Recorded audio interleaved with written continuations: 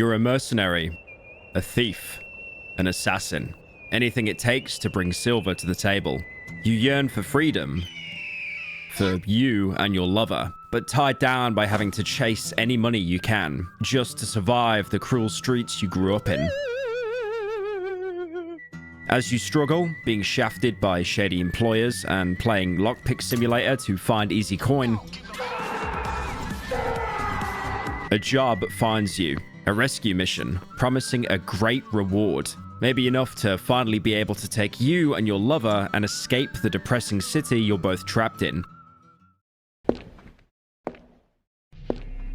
As you descend into the dungeons, you feel an unnaturally dark presence. Doesn't matter. Anything they can throw at you, you can outsmart and trick your way out of. That's what growing up on the streets always taught you. As you search through the rooms near the entrance, you hear footsteps echo down a hall.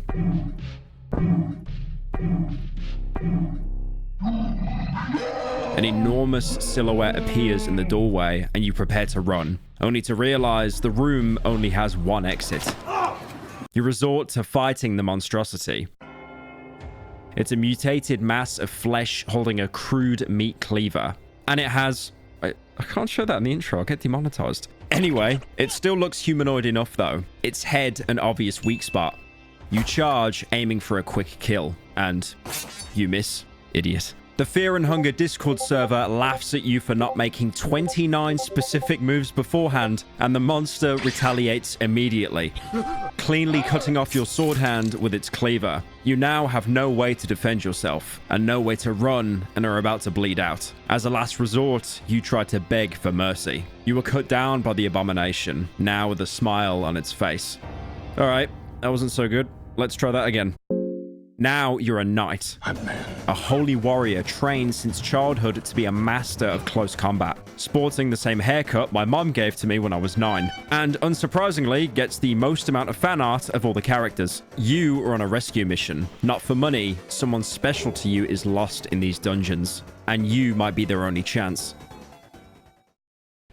Entering the cursed place, you too feel the darkness. But again, you press on. As your mind and hunger slowly drain, you believe that nothing in these dungeons can match your ability. You're not some mercenary for hire. I'm like, what do you say fuck me for? The abomination falls before you, dismembered. One after another, you clear away the halls, somehow having more stamina than the lowest possible endurance build in Dark Souls 3. Oh shit, that's me? That is, until you come upon a ghoul, a product of the dark arts. This is no challenge for you, as you easily hack away its torso, but in return, it manages to nick your hand with its mouth. Surely it's nothing to worry about, right? But soon after, you start coughing, your heart stops, and you collapse. The infection which began in your arm has spread through your entire body. A progressive but slow death. Alright, this really isn't working. Third try. You're a dark priest, uncaring for holiness or fair combat, unlike the knight. You might realize it's better to avoid fighting altogether. It's not like your frail body could wield powerful weapons anyway. You instead rely on magic, using the arts from various gods, like devastating black orbs that can one-tap even the most powerful enemies of the dungeon. And not to mention the most powerful spell of all, talking to bugs. I'm over here stroking my dick. I got lotion on my dick right now. You're not drawn to the dungeons to help anyone or for coin, but to pursue knowledge and secrets hidden away inside. Learning from your past mistakes, you don't rush inside. Instead, searching through the courtyard for supplies, hopefully for something that would cure an accidental infection. While searching a crate, you hear barking getting closer and closer to you. Before you can run into the dungeons, you're ambushed. You try to evade as a hound lunges at you, but suddenly, you feel like somewhere your luck just flipped on you. That was such a good joke. I'm so hilarious. You now start to realize that achieving anything in the dungeons is practically impossible. Surviving 5 minutes more than your last playthrough is a total victory. So now you become the Outlander, a man hardened by the tundras of the north. The game won't explicitly tell you this, but he is from Sweden. That's also the same country where the sad wheelchair man's from. You're here to reclaim a sacred object that could avenge your fallen comrades. and you won't give in until you get it back. This attempt seems the most promising. It's your 4th playthrough now. You evade, scavenge, anything to stay alive. Dodging enemies is easy now. You've learned their behaviors and can rely solely on outsmarting them rather than brute forcing them, treating them more like a puzzle that needs to be solved. As you focus on what paths the guards are taking, you don't look where you walk and step on a rusty nail. All right, can't be that bad. It was literally a pixel on a screen. Oh God. Despite that, you won't succumb to the infection like the knight did. You're forced to saw off the infected leg. It's a huge sacrifice, but you're still alive. Only to forget the nail was there, turn around and step on it again. Now you've got to saw the other leg off and you're crawling around and you realize you might as well just restart the entire run. Seriously, did you not see the Sideshow Bob bit from The Simpsons? Also, if you don't want to wait 9 years for another video, I have a second channel where I upload much more frequently and I stream hilarious content like this. Just imagine FNAF crew as your commissions. Well, they wouldn't fit through the door if that was the case, I think. Funnily enough, you say that. Funnily enough, I would be very safe if that was the case. New check-in. If any of that sounded like an enjoyable gameplay experience, you're a psychopath, and Fear and Hunger is the perfect game for you. You might also suffer from extreme masochism, but that's not for me to judge. This game is genuinely one of the most brutal and unforgiving experiences I've ever played through. Headless, by the way! But the real reason why Fear and Hunger is so talked about is because your character never actually improves at the start of each run. You do, by repeat playthroughs and learning more about the game each time you die. Your first and 50th playthrough, you'll start off the exact same. The only difference being the knowledge that you have starting the run. Look at this comparison to a first run compared to an expert with over 9,000 hours. Look how differently the two play out. The first run, the player takes too much time investigating things that aren't important. And then because of that, their hunger and mind slowly drain. Meanwhile, the 9,000 hours player knows only to interact with enemies that will actually have a benefit in doing so. The pro player also knows strategically which limbs of what enemies to remove to make the fight even easier, and also which specific dialogue options to pick to get the best rewards. Now let's look at a side-by-side comparison. Here's the new player and the pro player up against the Crow Mauler, a terrifying enemy. Both players do a coin toss in the same place. The new player picks heads. Unfortunately, it's tails, and he loses his head. Heck. Now, the pro player knows exactly what to do. He has studied thousands of hours on this game, and he knows that if he fails this coin toss, he's going to die. So he picks tails while using a lucky coin to double his odds. The lucky coin is put into play. It's 2 heads. Unlucky. He loses his head as well. The game will regularly give you a coin toss at certain points, heads or tails. Failing these can be devastating. The best of times, you'll fail to find a completely game-breaking item in a bookshelf, and at worst, an enemy will commence an attack that will either one-tap you or take at least 90% of your health. And then you'll die in the next turn anyway because you forgot to treat the doornail that you stepped on. Fear and Hunger is a game made by one guy, which is immensely impressive when you consider the game's different layers and endings. It was made almost exclusively in RPG Maker, which is pretty common for solo devs, especially the creation of horror games like that Aoni game that PewDiePie played 12 years ago, where he does that bit that if I repeat it, the video will get taken down. It's right. Miro Havarinen, the developer, who is Finnish. You know what? I'm actually really noticing a trend here with Finnish people making unhinged games. Anyway, he made Fear and Hunger in 2018 and is the first game he sold. Other than that, he hasn't really done much other work outside this series. Bruh. So for a first game, why is something so grotesque as Fear and Hunger? Well, apart from being Finnish, it's evident that there are inspirations drawn from horror game classics such as Silent Hill, Amnesia, and Soul-likes. Hearing him name those key points makes sense in the tone he set. He wanted to create this atmosphere of emptiness, hopelessness, and despair, and he has definitely achieved that. Not that, again, you need to try very hard when you live in Finland. His idea for Fear and Hunger was born during school. It came from him and his classmates asking each other questions about moral standings in a morbid setting, like a gross, grungy, probably horribly smelling dungeon. Fucking animal. Being in school led him to be able to work on the game while also furthering his thesis paper. Even though he was busy, he worked hard to make sure this game came to light. You might procrastinate your papers by scrolling TikTok, but Miro procrastinated by making the hardest, most rewarding game imaginable. Like, if you think about it, he really made a dark, morbid game about losing your limbs just so he didn't have to do his papers. That is god tier level of procrastination. As you may have already noticed, the game is a top-down survival horror, just like that game I talked about the other month. The big difference being that Fear and Hunger is made in RPG Maker, and because of that, it's very mechanically similar to JRPGs like Amori, the PewDiePie game, and early Corpse Party. Combat being the big difference between this and Darkwood, as instead of having to fight and dodge enemies in real time, all enemy interactions throw you into a turn-based combat arena. Because of this, combat doesn't require reaction times, so you don't have to time dodging enemy attacks or weave in shovel hits. But just because you don't have to have reaction times to win fights doesn't mean they're easy. If anything, this game is much harder, because in Darkwood, once you learnt an enemy's pattern, they were fairly easy. You could even take some damage in the process learning how they worked. But in Fear and Hunger, one wrong mistake will usually result in you having a life-threatening injury that you'll have to carry with you for most of your playthrough.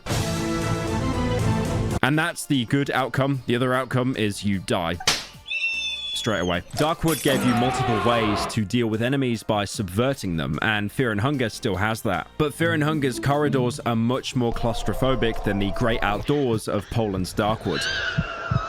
So combat is much more inevitable, and there's only so little you can do to an enemy in the overworld. Late game Darkwood, you could rely on gunning down enemies from afar with hunting rifles and AKs. But now, more than likely, you're going to be forced into turn-based combat. And if you don't know exactly how an enemy works through trial and error, you're going to be making a huge sacrifice in some way. That is, unless you brought the child with you, who's so useless, she's basically just a meat shield, hoping that she takes the hit so you don't lose a limb. You always have to spend your turn as effectively as possible, because every enemy knows the best way to kill you, and they're very good at it. Every decision, and especially every mistake you make in a turn, can have horrible lasting effects, which you won't even know about until you feel them. Even if you played the game multiple times, know the exact pattern an enemy works to beat them while taking 0 losses, there is always a chance that you can still miss, whether that's with swinging your weapon or watching as your 9th coin toss in a row goes tails, once again not letting you save when you're standing there with 10 health left.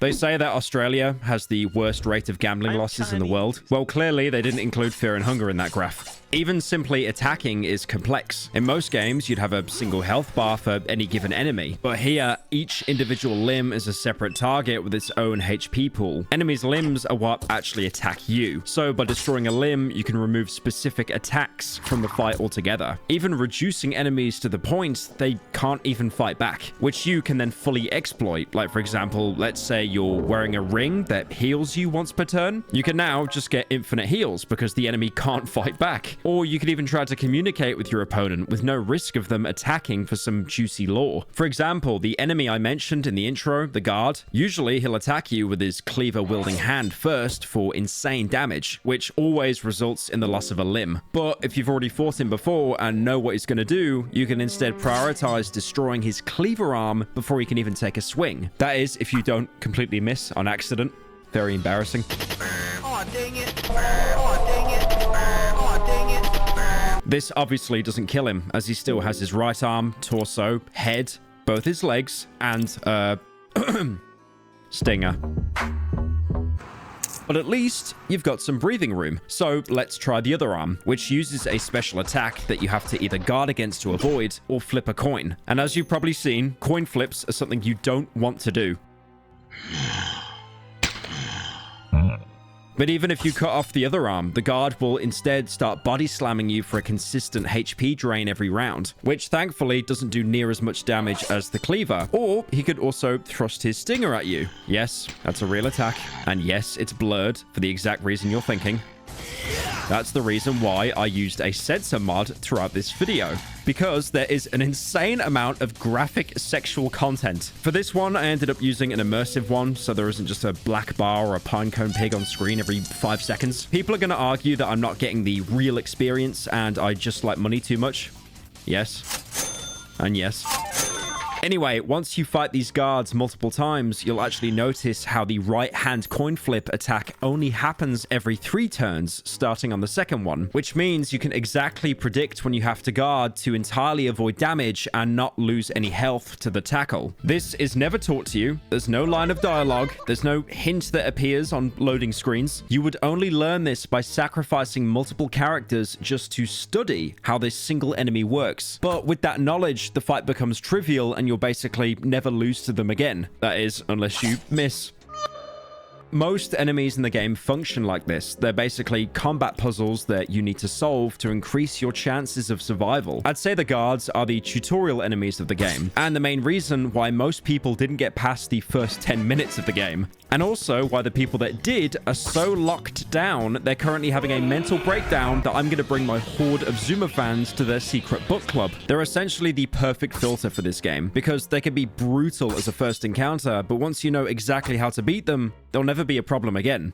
Oh, look at that. You see that T-Rex with a head bigger than its entire body? Surely that's easy to hit. Oh, congrats, you did it. But it did nothing and you died anyway. Jesus Christ. Oh my God. Holy fucking AIDS. AIDS? So the safest approach is almost always to dismember first. Just like what you're trying to do to enemies, they'll cut off your limbs. Lose an arm, you can't two-hand powerful weapons or carry both a weapon and a shield to protect yourself. Lose 2 and now you're basically dead weight. Lose 1 leg and you'll actually be alright. That's pretty much the only limb in the game that doesn't really have many penalties. But lose both and you'll be crawling across the game slower than Roadhog can heal in Overwatch 2. That was a joke for the 7 people who still play that game, by the way. Some enemies can also target your head, and if they do, yep, it's GG's. Apart from losing limbs, most inhabitants of the dungeon can give you 1 of 15 all different, all amazing status effects, which include, but are not limited to, Infection, which needs to be cured with herbs that are relatively rare compared to the amount of times you get infected from random rusty nails. If you don't, you'll drop dead after a couple on-screen transitions. Blindness, which literally turns your entire screen black, making the game completely unplayable. Oh my God, that jump scared me. That is, unless your autism is so powerful, you've already mapped out the entirety of the game, or have one specific item to cure it. That is probably a bug, and I will talk about that later. And of course, my personal favorite, severe anal bleeding, which is, for the most part, incurable, will stay on your character until you die, and is a general pain in the ass. Most playable characters have the ability to guard, despite sounding incredibly boring. It's absolutely essential if you don't want to pay the dungeon health tax every single encounter like most games. Guarding gives you a damage reduction, useful if you don't trust yourself to down the enemy in the next turn. Yet another example of if you have the knowledge to predict the attack, you can completely counter the biggest dangers inside a combat. But that's about where Fear and Hunger's fairness and counterplay end. Down in the dungeons, the real enemy is RNG. And you can't guard yourself against RNG. Coin flips to save the game, coin flips to avoid falling through the floor, coin flips to be able to get more valuable items, which range from absolutely unusable dog shit to instantly winning the game, which are, of course, all randomly placed. Even the layout of some of the dungeon changes with each new playthrough. The general structure of the rooms and where they connect stay the same, but the actual pathways and the entire room's alignment can be different. So the game relies heavily on randomness, which you can reduce with knowledge and metagaming. But when you think about it, isn't life also random? Unboxing your favorite food, crafted by your favorite influencer, only to flip a coin and there's going to be mold on the inside. Maybe if I buy 1,000 of them, finally I can get one without any mold. I mean, that joke definitely won't be dead by the time this video comes out. To me, Fear and Hunger is a true simulation of life. Imagine going to sleep on a bench in London, and given the current housing market, that's not really out of the question. Now, there's a chance that you'll be allowed to sleep peacefully until morning, letting you recover your strength and create a divergent point in time that you can go back to later. But there's also an equal chance that a malignant presence with a strong killing intent appears before you, disturbing your sleep. In that situation, you could do nothing but sacrifice your rest and exercise your God-given right to carry an unlicensed butter knife. However, there are still options. Combat may not be necessary. If you had something you could offer the attacker, like the forbidden scroll of iPhone 16 Pro with unlocked contract and 1 terabyte of storage, maybe, just maybe, the assailant could take it and part ways, avoiding the encounter entirely. Exactly like how you can sometimes avoid combat in Fear and Hunger by offering items or picking certain dialogue options. So then you might ask, if Fear and Hunger replicates life so well, why play it at all if I can just experience life firsthand? Well, for one, most people have already done that. That's why video essays on this, like my personal favorite, the most unfair chungus you can never call a bomb threat on, has nearly 5 million views. Meanwhile, the game itself has only a peak of 1,000 players. And two, the story is really good. It's basically like if they took every Dark Souls item description and turned it into an actual game.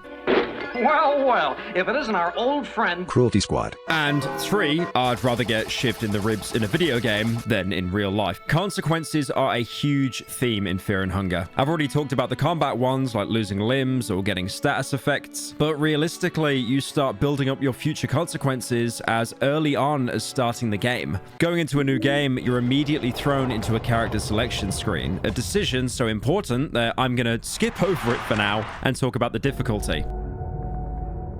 The game has a very standard difficulty select menu. Fear and Hunger is the standard experience. Then there's Terror and Starvation, which additionally spices up the game, adding more special events, all designed to make an unfair game even more unfair. There's also hard mode, which, and there's no other way to say this, is absolutely rigged against you in terms of difficulty. Let me make an example here. You watch me, right? No. So you probably know what Fallout New Vegas is, the funny trans game.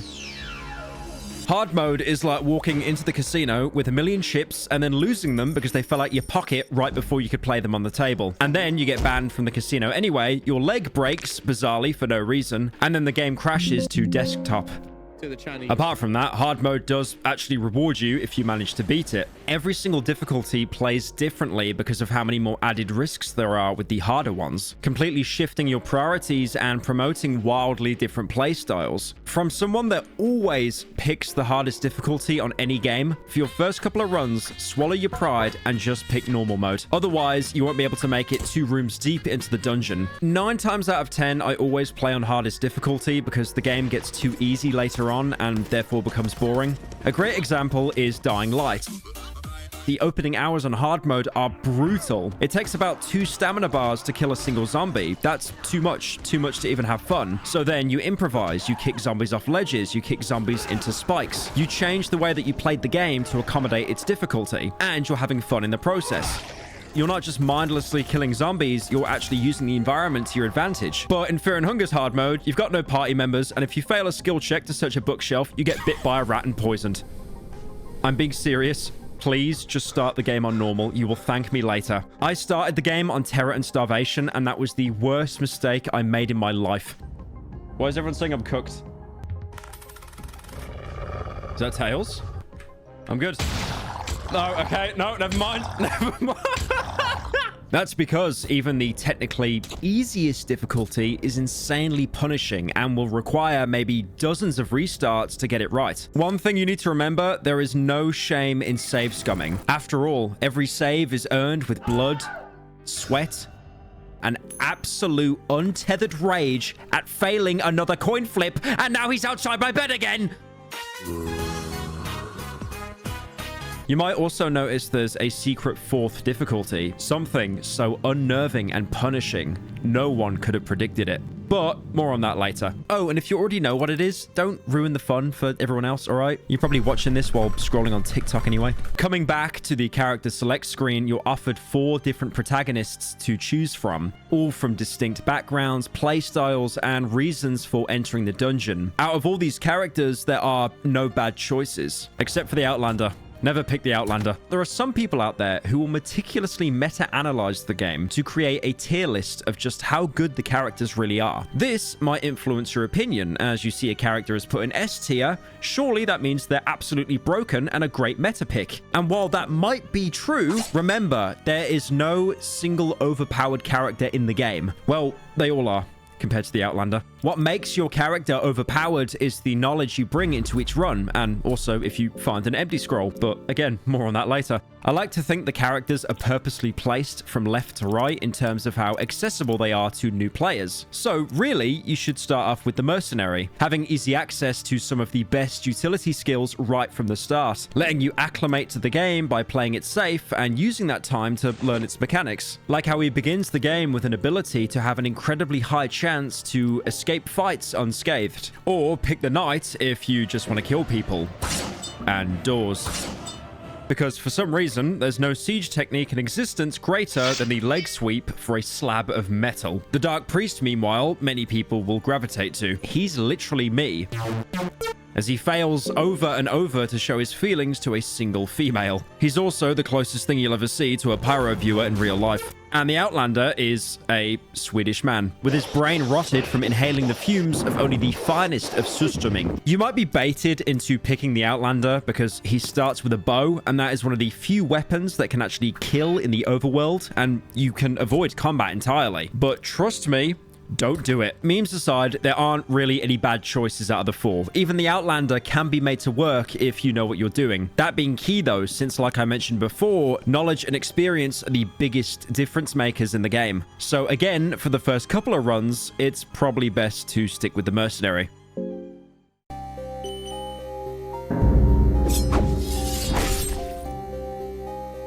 After you pick a character and a difficulty, you'll be served with a "so fast you'll miss it" choice box, asking if you want to play the intro.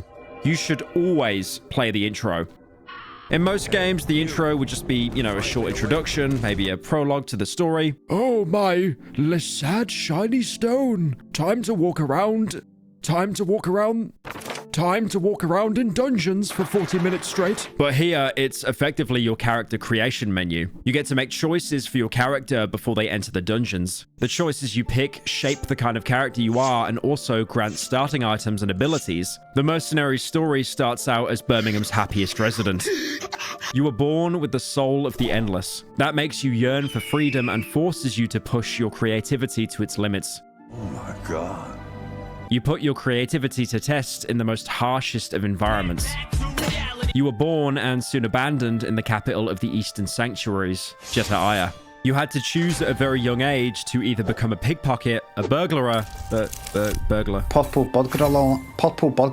burglar, or try to struggle and lead an honest life. Becoming a pickpocket lets you learn steal, letting you take items from enemies during combat. This is an amazing ability because it allows you to get some of the best and unique loot in the game. Becoming a burglar lets you instead learn lockpicking. Your life spent learning thievery certainly didn't go to waste. You learn to live with constant fear and danger over the years. The crude streets of Jeta'aya teach you valuable lessons. A fairly useful skill, letting you get past locked doors without having to either go around them or destroy them. So now compare these options to picking an honest life, where you just get money. You struggled through your early life, but managed to get by as a merchant of sorts. Your skills of haggling and speech improved over the years, and you also managed to gather some savings. However, your endless soul yearned for more. You couldn't just become a family man, grow fat, and make a living as a mere merchant. You were destined for more. Money that, spoiler, you won't actually be able to use until you're halfway through the game. Money really has next to no value in this game. As you grew older, you took part in various mercenary armies and learned the dirtiest tricks to stay alive. You were taken in by a notorious veteran highwayman, and you joined his little band of criminals and ex-soldiers. During one of your many raids, your brigade got ambushed. The odds were seriously against you. You could have just abandoned your comrades and kept your life, or you could have fought to your last breath. You get a pretty clear moral choice here. Are you an opportunist who will give up anyone for a chance to escape? Or are you honorable and will stand your ground with your fellow men? Dishonorably running away instead lets you learn escape plan, which is one of the best abilities in the entire game. It's completely passive, functioning effectively as a stat boost, raising your escape chance so high you'll almost never fail to run away from an encounter. Every character has the option to flee an encounter, but only the mercenary can improve his chances in doing so. This is incredibly strong since most enemies don't drop any worthwhile loot, and choosing to kill them always carries the risk of having your HP taxed. Moreover, there's no XP or direct leveling up in the game, so killing regular enemies for the most part is pointless. So if you can run away from every encounter you come across, you'll end up in a much better position. Standing your ground and defending against the ambush once again rewards you with money. Money! Not many survived the ambush, but that just meant the mission rewards got less takers. You were one of the lucky ones. So great, all you got for being honorable and fighting valiantly were some more coins. This is for you.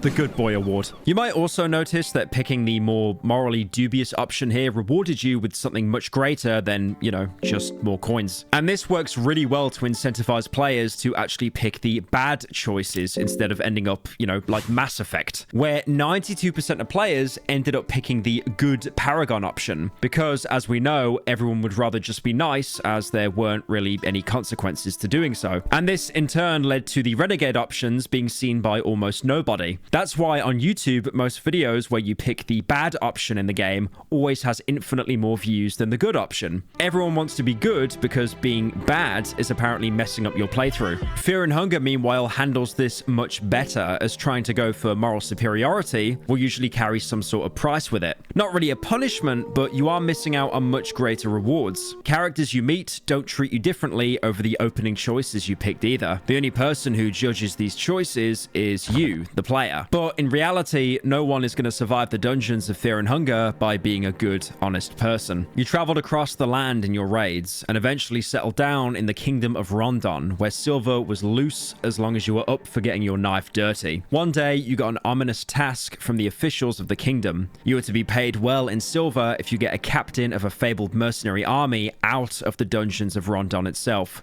from the dungeons of Fear and Hunger.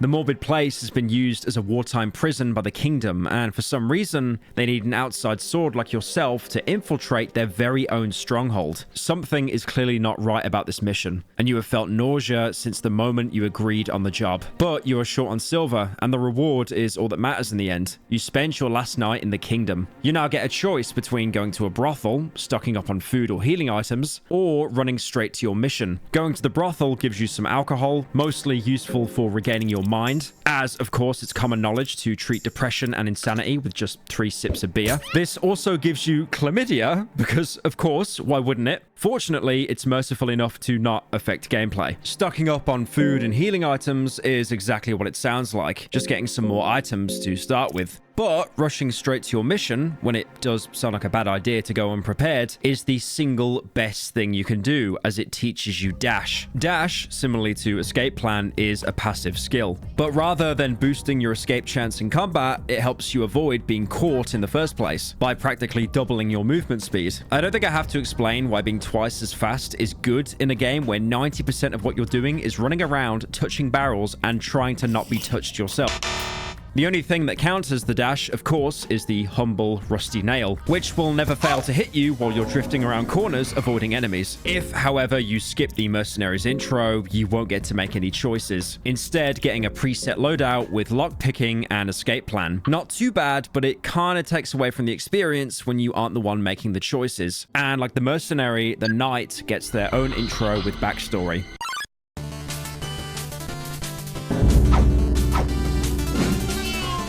You were born with the soul of domination that makes people around you bend to your will. You are a natural leader, but you might often end up blind to self-criticism. If your birth sign wasn't enough to warrant a future of greatness, you were also born into a wealthy, noble family. At an early age, you were sent into training to become a holy knight of the kingdom of Rondon. Bloody hell. Training to become a squire was a harsh school that spared no one, no matter if you were from a noble origin or not. A practice sparring match between you and a well-seasoned squire took place at the central training grounds. It is said that a fighter shows their true colors in their first fight. This applied to you too. When you saw the sword coming your way, you... Instead of being a desperate mercenary that can do the funny Sonic run, the knight has been trained for combat her whole life. You even get to choose what style she'll go on to adapt, either dodging away, focusing on movement and learning fast attack, or blocking the attack with your shield, learning defense stance. Now, you might think, using simple logic, that defense stance would be some sort of damage reduction, while fast attack would let you completely dodge attacks with your mobility. But in his infinite wisdom, Miro, the developer, has decided that actually, putting your shield up is much more effective at completely evading attacks than, you know, being fast. Meanwhile, fast attacks have nothing to do with dodging, despite the option literally being quickly stepped aside to dodge it. Instead, buffing your agility and giving you an extra turn for the rest of combat. That motherfucker's cheating! Don't get me wrong, this is still very, very useful, but the choice of words doesn't really make a lot of sense. But then again, not much in this game does. As time went on, you proved out to be a gifted fighter and a valuable asset to the kingdom. However, the kingdom of Rondon claimed to follow the will of the gods in its pursuits for more power, but all the rewards seemed to fall into the laps of the elite and the noble, sitting comfortably behind the castle walls. Ruthlessly, the kingdom would expand its reign, reducing the feeble citadels to ashes and bloodstains, enslaving the poor women folk whilst every man is slain. I hate them! Only to spare a child or two, that its legend may grow. Your devotion was shaken. You were all but ready to retire from the army, but your family insisted, no, they demanded that you stay as a holy knight, or else you'd bring great shame to their noble family. You are now given what sounds like a major life-defining choice. You can either take the easy way and stay as a holy knight, earning a completely useless gift of 20 silver from your family. You swallowed your grief and doubt and decided to stay as a holy knight. In the end, you could try to fix things from the inside, you figured. I mean, I don't talk to my family. They're irrelevant. Your family gave you the gift of 20 silver coins. Just as things seemed too dark, you saw a light in the darkness. Or you can rebel and break ties with your family completely. At this point, family ties weighed no more than strangers you met at the dirty streets of Rondon. You completely cut ties with your family without hesitation. Just as you're about to flee from the army, things took an unexpected turn for you, for which it seems that you gain literally nothing. Like I said before, morality doesn't pay in the world of fear and hunger. You met a captain of a small mercenary army who seemed to share the same ill will towards the kingdom of Rondon as you did. The common folk were starting to gather around the charismatic leader, Lagarde, who shared humble origins similar to farmers and villagers alike.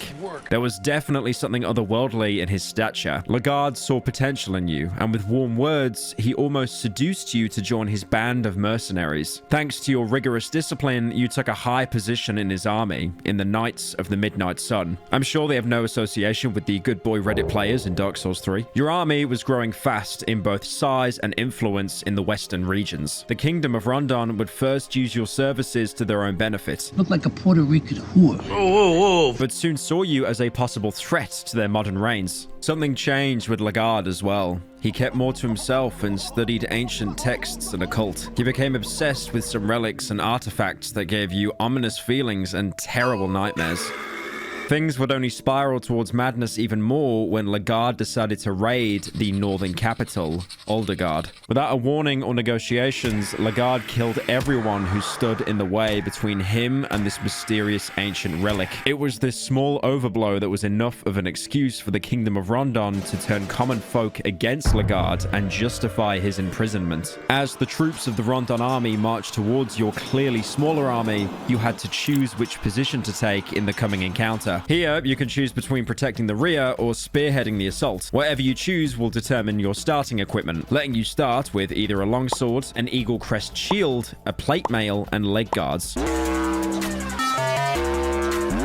or an iron spear, an iron cuirass, and arm guards. You'll probably want the latter set though because of the arm guards. These are very valuable since they prevent arm loss, and a lot of enemies have attacks that specifically target them. Leg guards do the same for legs, but they'll usually be pointless since there's almost no attacks in the game that specifically target your legs. No matter what you choose though, the outcome of the battle stays the same.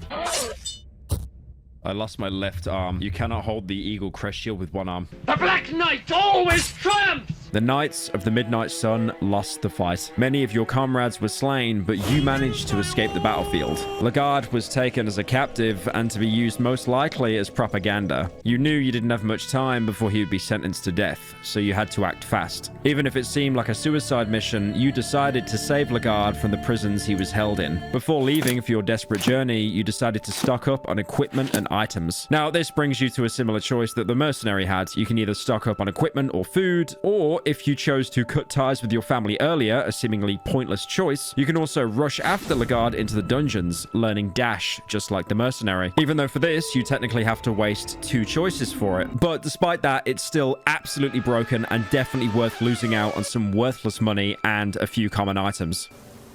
What the fuck was that?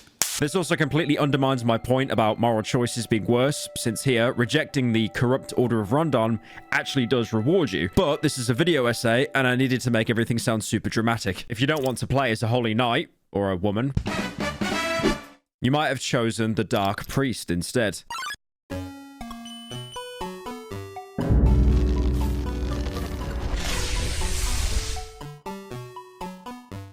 You were born with the soul of the enlightened. You were always seeking restlessly for new knowledge and secrets hidden from the common folk. This trait started to show itself at a very young age, as you were chosen to become a dark priest upon the birth of you and your twin sister. There's 2 of them! Typical to such occult rites, you were pitted against your sibling with ritual daggers and challenged to fight each other to the very last breath. Unfortunate for you, you were born with a fragile body, and your sister easily overpowered you and had her dagger on your neck, waiting for the final blow. She, however, showed mercy and withdrew her dagger. She stepped away from you as your high priest masters glared gleefully at the event unfolding before their very eyes. Now, instead of having a cozy life with your rich parents, focused on training, you're thrown into a battle to the death against your sibling right from the start, and you lose. Which actually foreshadows how absolutely useless this character is in physical combat later. Your sister spares you, and you're given a choice. You can either be an absolute dick and backstab your sister in the spine like a spy from TF2 the second she turns around. You stroke your dagger to the spine of your sister, and she collapsed to the ground. The High Priest seemed especially pleased with this and prepared you for your Ascension ceremony. In the Ascension ceremony, you were to resurrect your deceased sister with necromancy and use her as a ghoul. You did this, and the cold corpse of your sister brought a smile to your otherwise emotionless face. After your ascension to Dark Priesthood, you were to leave the temple grounds and learn occult on your own in the Dark Pilgrimage. Now, however fucked you think it is to stab your own sister and raise her corpse to serve you, this probably isn't even in the Watch Mojo top 10 of bad things in this game. You're also given the option to accept defeat instead, admitting to yourself just how useless you are. The Dark Priests got no place for the weak, so you were thrown down to an underground well. There, you were meant to quietly wither away. Instead, you fed on insects and other small critters that shared your fate down in the darkness. With time, you learned to understand the language they spoke. The Industrial Revolution and its consequences have been a disaster for the human race. With the aid of your new slaves, you eventually grew strong enough to climb up the well. You creeped upstairs to the temple and noticed it was the nighttime. At least now you have the chance to get your revenge. I will have my revenge! By locking the exits and burning the entire place to the ground. Burn it to the ground! Vengeful in how you'd been treated, you set the temple on fire, jammed the exit door so no one could escape, and then ran away. Only muffled screams could be heard coming from the temple. This will teach you the pyromancy trick, or alternatively, you can run away like a little bitch and get an alchemy book. Whatever you do, you end up on a path of gathering knowledge alone. You even pick the god of which you want to dedicate this important time to. Watching live leak videos and tweeting more than 5 times a day improves your affinity with Grogaroth. Dressing up as a femboy and drinking none other than Monster Zero Ultra aligns you with Sylvian. If you thank the Lord above more than Twitch's most performative Christian, you'll gain affinity with Allmare. But if you reject all these well-known temptations and delve deeper to realms that have been lost for so long, then the god of the depths will smile upon you. Whichever path you choose, they all lead to the same place. You traveled across the Western continent, learning about different gods, deities, blood magic, and all known sciences. Your studies didn't come without their merit. You were acknowledged by the top scholars of the modern times. You were finally granted a pass to the great libraries of the Kingdom of Rondon, and now had the collection of all known history and science at your grasp. You learned of a certain man who was prophesied to begin a new era for mankind, a man meant for greatness. But why would you need to share the spotlight of the gods with any mortal man? Prophecies are only for those who are weak enough to bend their sorry fates. You need to find this man and learn more. To your current knowledge, he would be found imprisoned at the notorious dungeons of fear and hunger. I do like a CinemaSins bit, but they haven't been relevant for 7 years. Yeah, you could do like a CinemaSins bit, And title. Ding. That kind of thing. You decided to stock up before your travels. Again, you can choose to pick up some items to start out with. Or if you chose to admit defeat and didn't burn your temple down, you can pick Dash, which again is always worth it. This is the reason why you have to make some sacrifices to be able to even unlock it in the first place. So those are the 3 decently powerful characters. But then there's the Outlander, who in the first sentences of his intro foreshadows how it feels to play as him.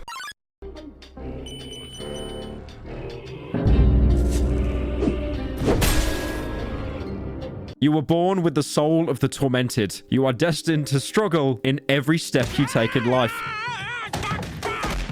You know the game is good when it immediately tells you that you're destined to get screwed over. Ultimately, this makes you stronger physically and tempers your iron will that rivals the will of the gods themselves. You had a balanced childhood in the city of Aldegard, with both of your parents always present. Your father taught you the art of war. Your very first step was to choose your weapon. I'm not sure whether the Art of War is the actual Art of War from Sun Tzu. I'll be honest, I've never read the Art of War in my life. I just remember the soldier from Team Fortress 2 referencing it. You can either pick a bow and some arrows or an axe and shield. It honestly doesn't matter too much. But at least with the bow and arrow, you can later learn a skill that lets you one-shot enemies in the overworld instead of being forced into regular combat, so it's probably the better pick. Winters grew colder and summers shorter, which resulted a great hunger in the north. The fine men of Aldegard set sails to the unknown west in a desperate attempt to find food and riches to feed the people. You had grown into your manhood and boarded the ship. After months of sailing, the sea saw no end, and the crew was struggling. Some laid weak under the deck, while some embraced the cold, dark sea. Hello, how are you? As the weak met their fate, the rest indulged in the greatest sin. You can either cannibalize your comrades, learning Devour, or try to not give in to the hunger and learn Bloodlust. Both of these are, to say the least, completely worthless. Devour is less useless as it lets you eat corpses of enemies, and that restores some hunger. Although make sure to search the corpse before eating it, since apparently the Outlander is just so hungry, he will eat any loot there might be to take.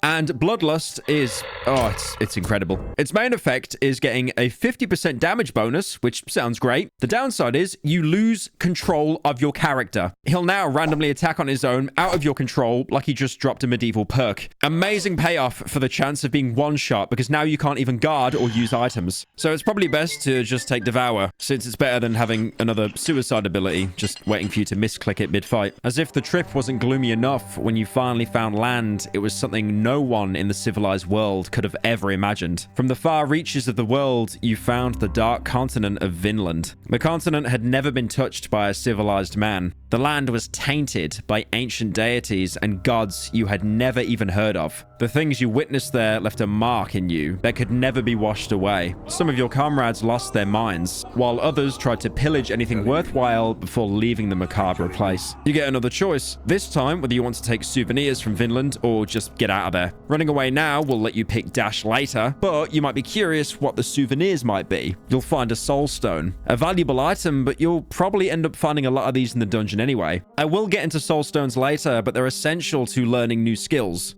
But on top of that as well, this is the only intro choice that has a coin flip. If you want the soul stone and fail the coin flip, your character gains a huge permanent debuff to evasion and damage taken, meaning you're suddenly in one-shot range of most common enemies. This is of course very fair and definitely worth risking for what is effectively picking the binoculars in Dark Souls 1 as a starting gift, despite the fact that you could find them 5 minutes after starting the game. An ancient artifact was bought from the Dark Continent. You knew it was a mistake, but the choice wasn't in your hands. You knew something bad would follow sooner or later. The bad omens would soon reveal themselves, as sometime after your return during one of your many hunting trips, you came back to your village, only to witness your worst fears come to life. A mercenary army had raided your village. You witnessed your home village burning, your family slain, and the artifact stolen. Those who survived the raid described the army and its captain. He was the famous captain from the fabled mercenary army, Knights of the Midnight Sun. You immediately packed and left after him. The man would witness the iron will tempered both in the freezing north and in the dark continent of Vinland. You learned that the man has since been taken into the dungeons of the Kingdom of Rondon, into the notorious dungeons of Fear and Hunger.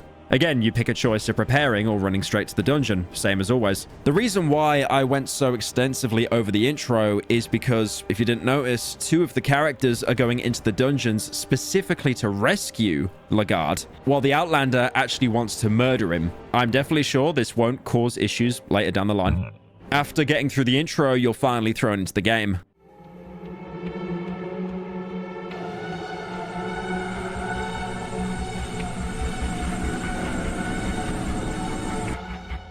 There's no more introductions. Right as the game begins, you're stood outside the dungeon entrance. I've already talked way too much about how brutal this game can be, so you might rightfully be tempted to want to prepare before heading down. There's some crates and whatnot around the entrance. I mean, it can't hurt to loot a little, even though you're probably definitely going to die. But as you keep searching barrels, you might see this small little text at the bottom of your screen.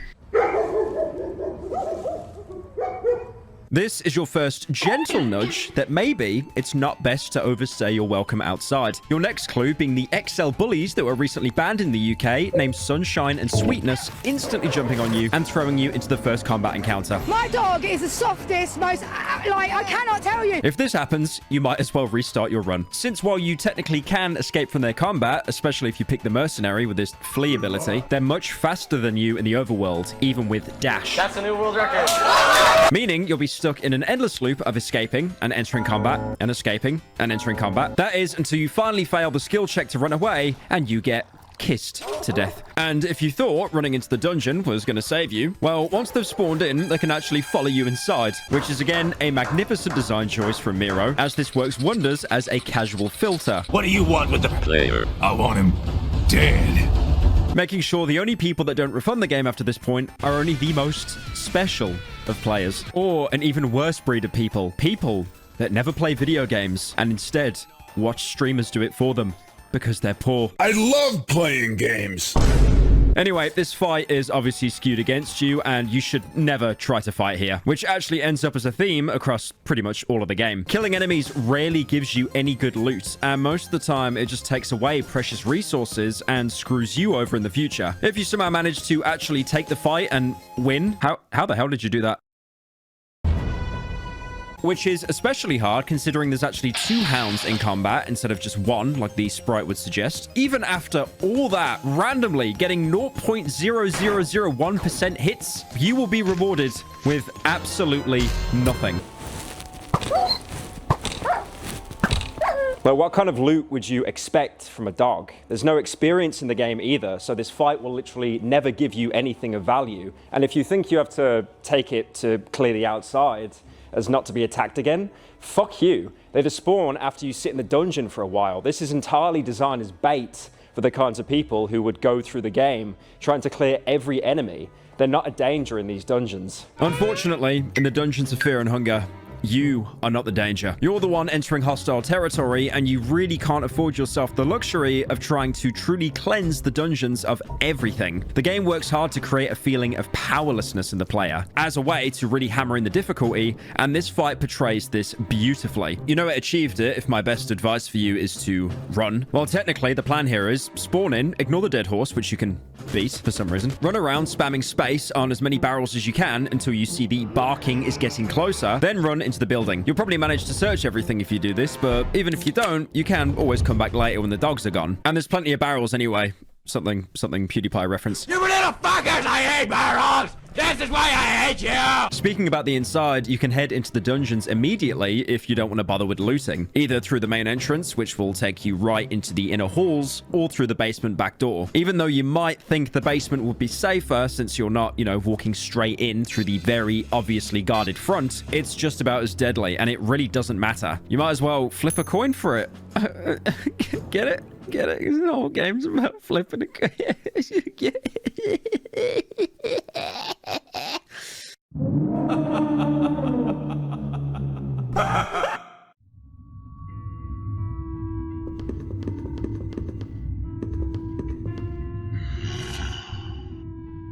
You step inside the darkness.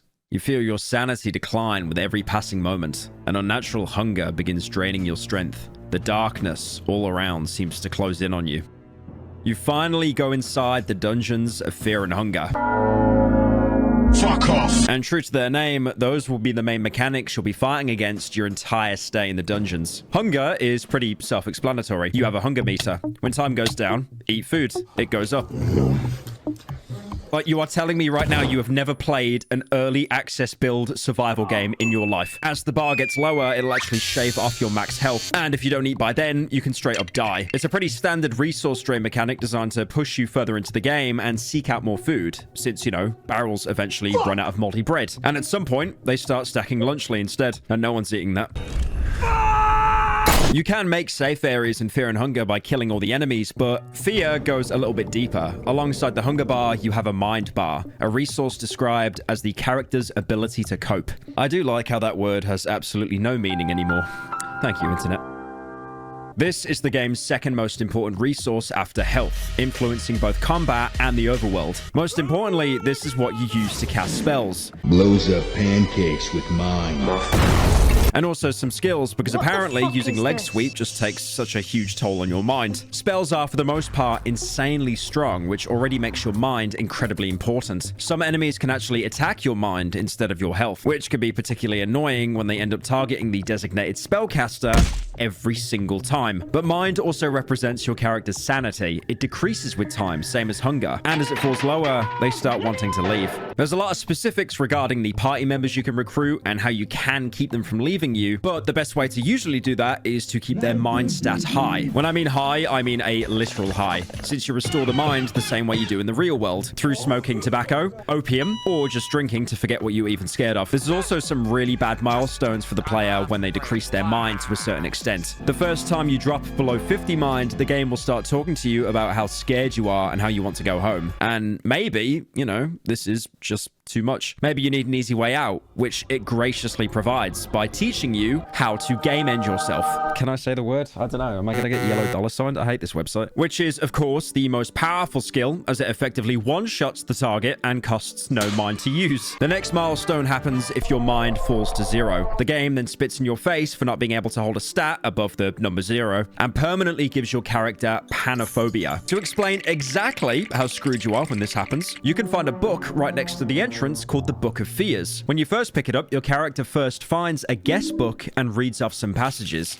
The nightmare has taken a toll on me. I'm devolving into something far less than the man I once was. All the high morals and ethics have no value here. The things I've done to survive. There was no place for a little miscreant like me in the warmth of the sun anymore. I am part of these dungeons now. Part of this never-ending nightmare. Just a one more cog in this machine of fear and hunger. In a way, I find it comforting. I have a definite unfortunate place in this wicked world, but I'm writing this here as a warning for anyone who happens to step down into the darkness. Do leave if it is still possible. These are clearly the writings of someone who's had to endure the dungeon for a long time, broken by its nightmares so much that they couldn't even resist name-dropping the game yet again. You could also interpret this message in a meta sense, as in someone who's already gone through the game and, let's be honest, the genuine torment it can induce, warning us about it. It even fits that people who would play Fear and Hunger definitely do not go out into the warmth of the sun. Trust me, if this game had like any kind of messaging system like Elden Ring, you would see stuff like this everywhere. That, or they just try to write out Mr. Beast over and over, or Fortnite. Elden Ring players have two jokes. I want to go home and then edge. Under the guest book is the Book of Fears, which kind of, but not really, teaches you about another mechanic: phobias. Your starting character will always have one, randomly selected from the ones inside the Book of Fears. Necrophobia, fear of death, dead, and corpses. A perfect example is my subreddit. Phasmophobia, fear of ghosts and ghastly figures. Not to be confused with the game where you run around for 20 minutes trying to scan ghost orbs only to get one-tapped. Rhabdophobia, fear of magic and otherworldly powers, which is exactly what people will claim that they have when they get banned for spamming 27 slurs in a row in ranked chat, claiming that the ban was otherworldly powers. Come on, game. Get your priorities right. Erotophobia, fear of sex and genitals. I mean, you're watching this video, so... Zoophobia, fear of animals and beasts. This is a reference to a YouTube video Leafy is Here made 8 years ago where he talked about a woman that wanted to sleep with her dog. Teratophobia, fear of monsters and malformations. Cry of Fear had a game before it called Afraid of Monsters. And in a secret ending in Cry of Fear, the protagonist of Afraid of Monsters can be seen running over the protagonist from Cry of Fear. The conclusion? Fear and Hunger and Cry of Fear are in the same universe. Now, sometimes in combat, you might see that someone in your party has a little yellow exclamation mark next to their name. This means the enemy you're fighting is triggering their phobia. So, for example, fighting the jagged jaws from the start of the game would trigger zoophobia. This applies a negative 50% evasion buff, as well as increasing the damage taken from physical attacks by 50%. Obviously, this can be crippling, especially with enemies you're forced to fight like bosses. So you end up having to play around your party's phobias and making sure the characters that have their phobias triggered are on full health so they don't just get randomly one-tapped by a regular attack. Phobias are one of the few elements in the game with each character that is random. The beginning choices you make determine your character's belongings and also what abilities they start off with. But phobias will always be randomly generated. They're not tied to any character or preference or choices. It is random every single time. So in theory, if you wanted to, you could create an entire party that was scared of furries. You might notice though that panophobia is missing from that list. That's because it's not a phobia or something specific. It's a fear of everything. So once your mind goes to zero, you better get used to that yellow exclamation mark because you'll be seeing it every single fight. Yep, have fun never dodging an attack again and getting one-tapped by every single rusty knife in the building. And before you ask, no, there is no way to cure it, even if you raise your mind afterwards. You can technically remove it in a few ways, but this is about as much as a technicality as it is an exploit. You come up with anything?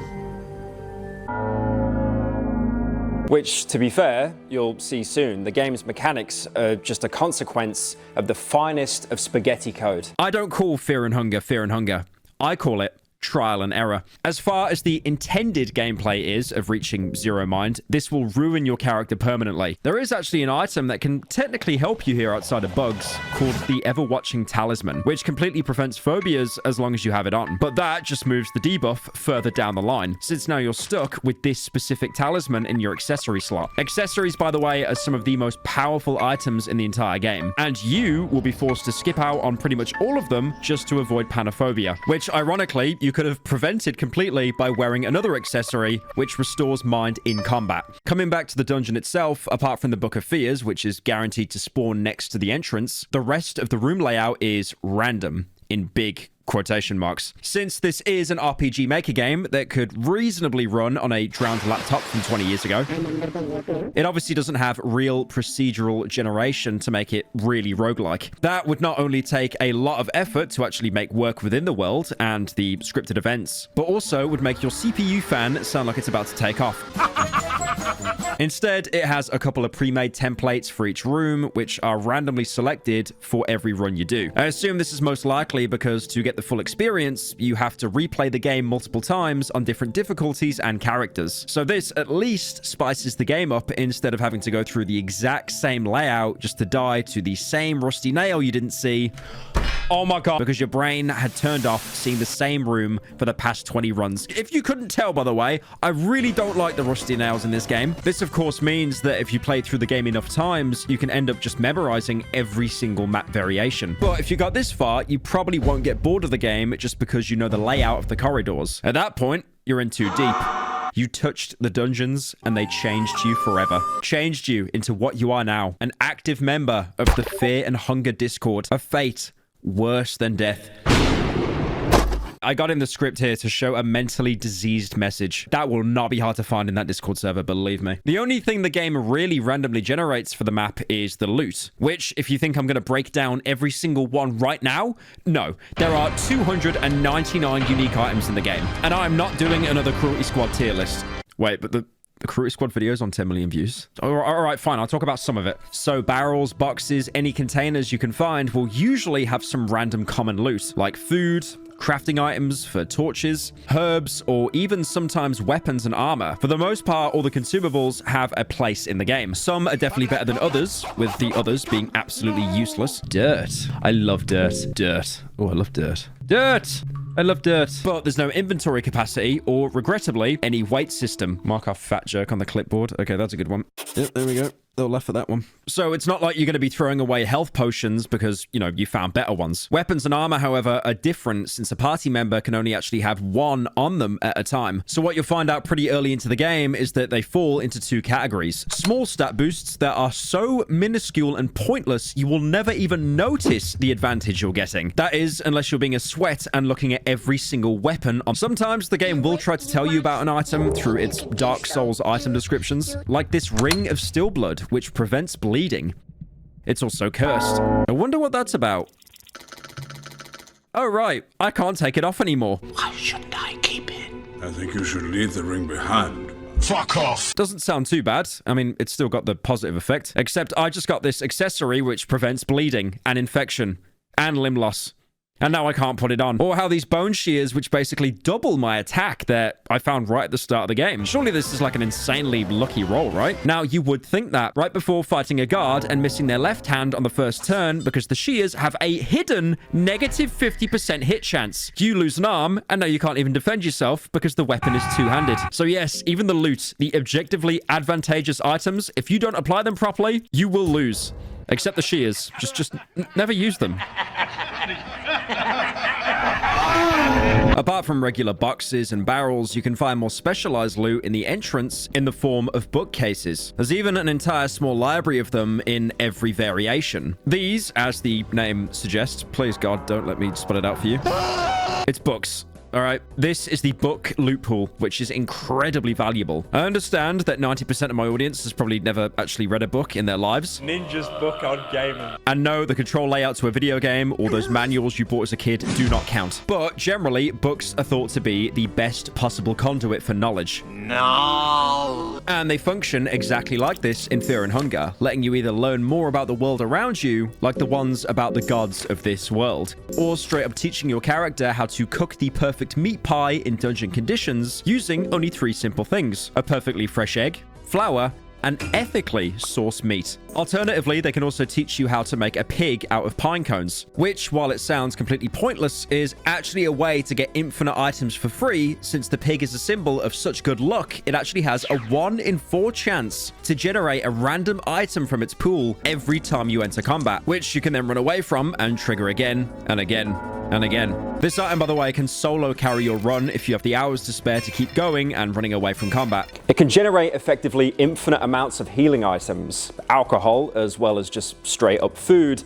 since it also has raw meat in the loot table. So even if you aren't lucky enough to pull dried meat for cooking, you can just conjure up some actual fresh meat to grill, all thanks to the Pinecone Peak. And to be fair, you can always cook more meat pies with the ethically sourced meat. Not ethically made, ethically made. But this is mostly just common loot. What you're really after with bookcases are the coin flip ones. There's another small mechanic I actually haven't mentioned yet called lucky coins. These exist solely to trick you into thinking you have any kind of hope when flipping a coin. It doesn't increase your odds at all, but instead adding another coin to flip. So keep in mind, heads or tails is 50% because there's two sides. But then if you want to pick heads and you flip your coin with the lucky coin, you still have a 25% chance of getting tails. So one of the rarest items in the game effectively halves your chance of failing. But there's still a chance of failing. The only saving grace is your character, no matter what choices you picked, will always start with 2 lucky coins. My favorite thing to do is predict heads and then somehow get 2 tails.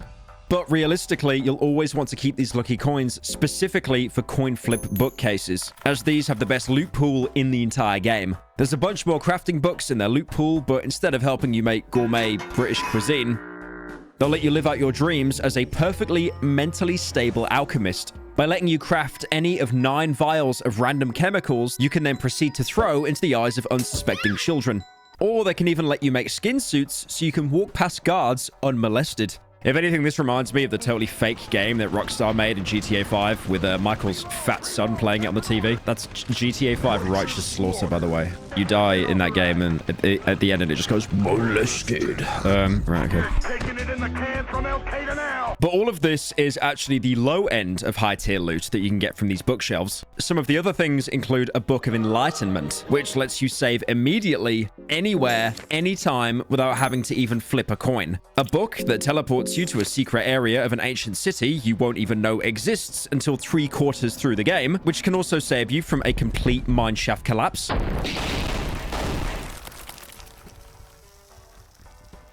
The literal Necronomicon, which also has a coin flip in itself once you read it to straight up kill you. Boobs. Or gives you a random magical ability from one of the gods, Grogaroth. And on top of that as well, don't like the ability you got? Just save scum to completely mitigate the issue. Use a coin flip on a bed to then do a coin flip in a book. Great game design. Or you can get any random scroll which will teach any character you want the spell that they're inscribed with. That is, unless you find the empty scroll, which sounds bad, right? I mean, it's a blank scroll. It has no magic on it. It's useless. Except if it's empty, that means you can write anything you want on it. Literally anything. As long as you find a literal piece of paper and a quill, which, guess what, you'll probably find in the next few rooms because it's regular crate loot. Because the items are randomly generated, that means you can technically go up to a bookshelf in the starting room of the game, flip a coin, and get a literal cheat item that lets you get anything in the game. Like, for example, the very fair and balanced spell of being able to no-clip anywhere you want. Is that not enough? Well, maybe get another 7 empty scrolls from the same bookshelf, because the loot generation system that takes up the rest of the game is absolutely bugged. But this, of course, goes 2 ways, since you can either waste all your lucky coins on bookshelves and still fail the coin toss because the game has no fun allowed on its Steam page, or you can succeed the toss but get your 7th copy of the Scroll of Bloodlust, which I already talked about earlier being one of the objectively worst spells in the entire game. This is also where Fear and Hunger differs from other games like it, as there's no actual item progression. I mean, there can't be, considering it's all randomly generated. Other RPGs, you'll often have planned roadblocks that require you to get some sort of item to progress, or even have loot containers with exactly what you need for the next fight. I'm told that this is called game design, but here it just doesn't matter. A run can be doomed from the start simply because you rolled wrong. This also extends to pretty much the entire game. I mean, I've talked a lot about how difficult the game is. What? But it really does all come down to a coin flip. Randomness decides half the game, and the other half is just a knowledge check you probably won't be able to pass unless you've already played through the game before. This, I completely admit, is unfair. You're never really going to get better at this game unless you put a huge time commitment into it. But this is exactly what makes the game special. I mean, there's also the comprehensive story you discover after you read every single book in the game. But most people know about that, not from the game itself, but by watching video essays, kind of like what you're doing now.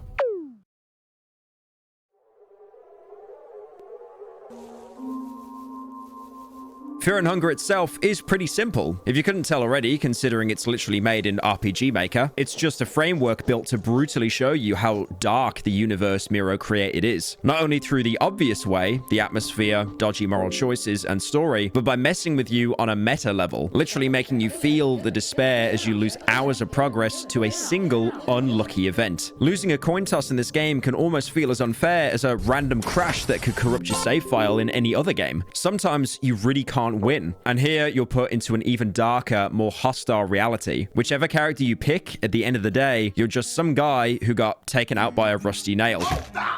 And you're going into probably the most dangerous place in the known world. From the start, you're in a losing position. There's a sort of human compulsion to do the impossible, and this game does an amazing job of making you feel like it genuinely is, while also spitting in your face and calling you a bitch boy. But after going through all of its jankiness and genuine attempts to make you miserable, you can legitimately say that the odds were stacked against you and you still managed to beat them. And there is really no better feeling than playing against something unfair and still coming out on top. So yeah, if all of that went over your head because you weren't actually queuing for a game, TLDR, book good, phone bad.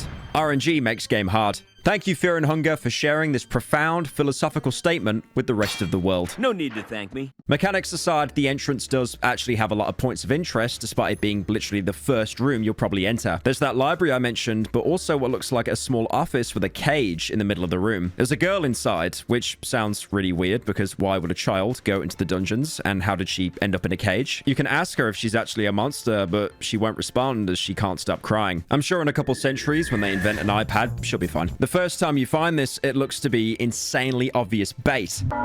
When you interact with the cage, the game even says the girl is hiding her face from you. So it sounds like, you know, the standard horror trope of le spooky child is actually le monster. Something one of my favorite games growing up, Fear, shamelessly stole 13 years earlier. But regardless of all that, it actually is just a child. So if you didn't free her here, you are officially the villain of the game and get yourself the worst ending possible. One of those statements is true.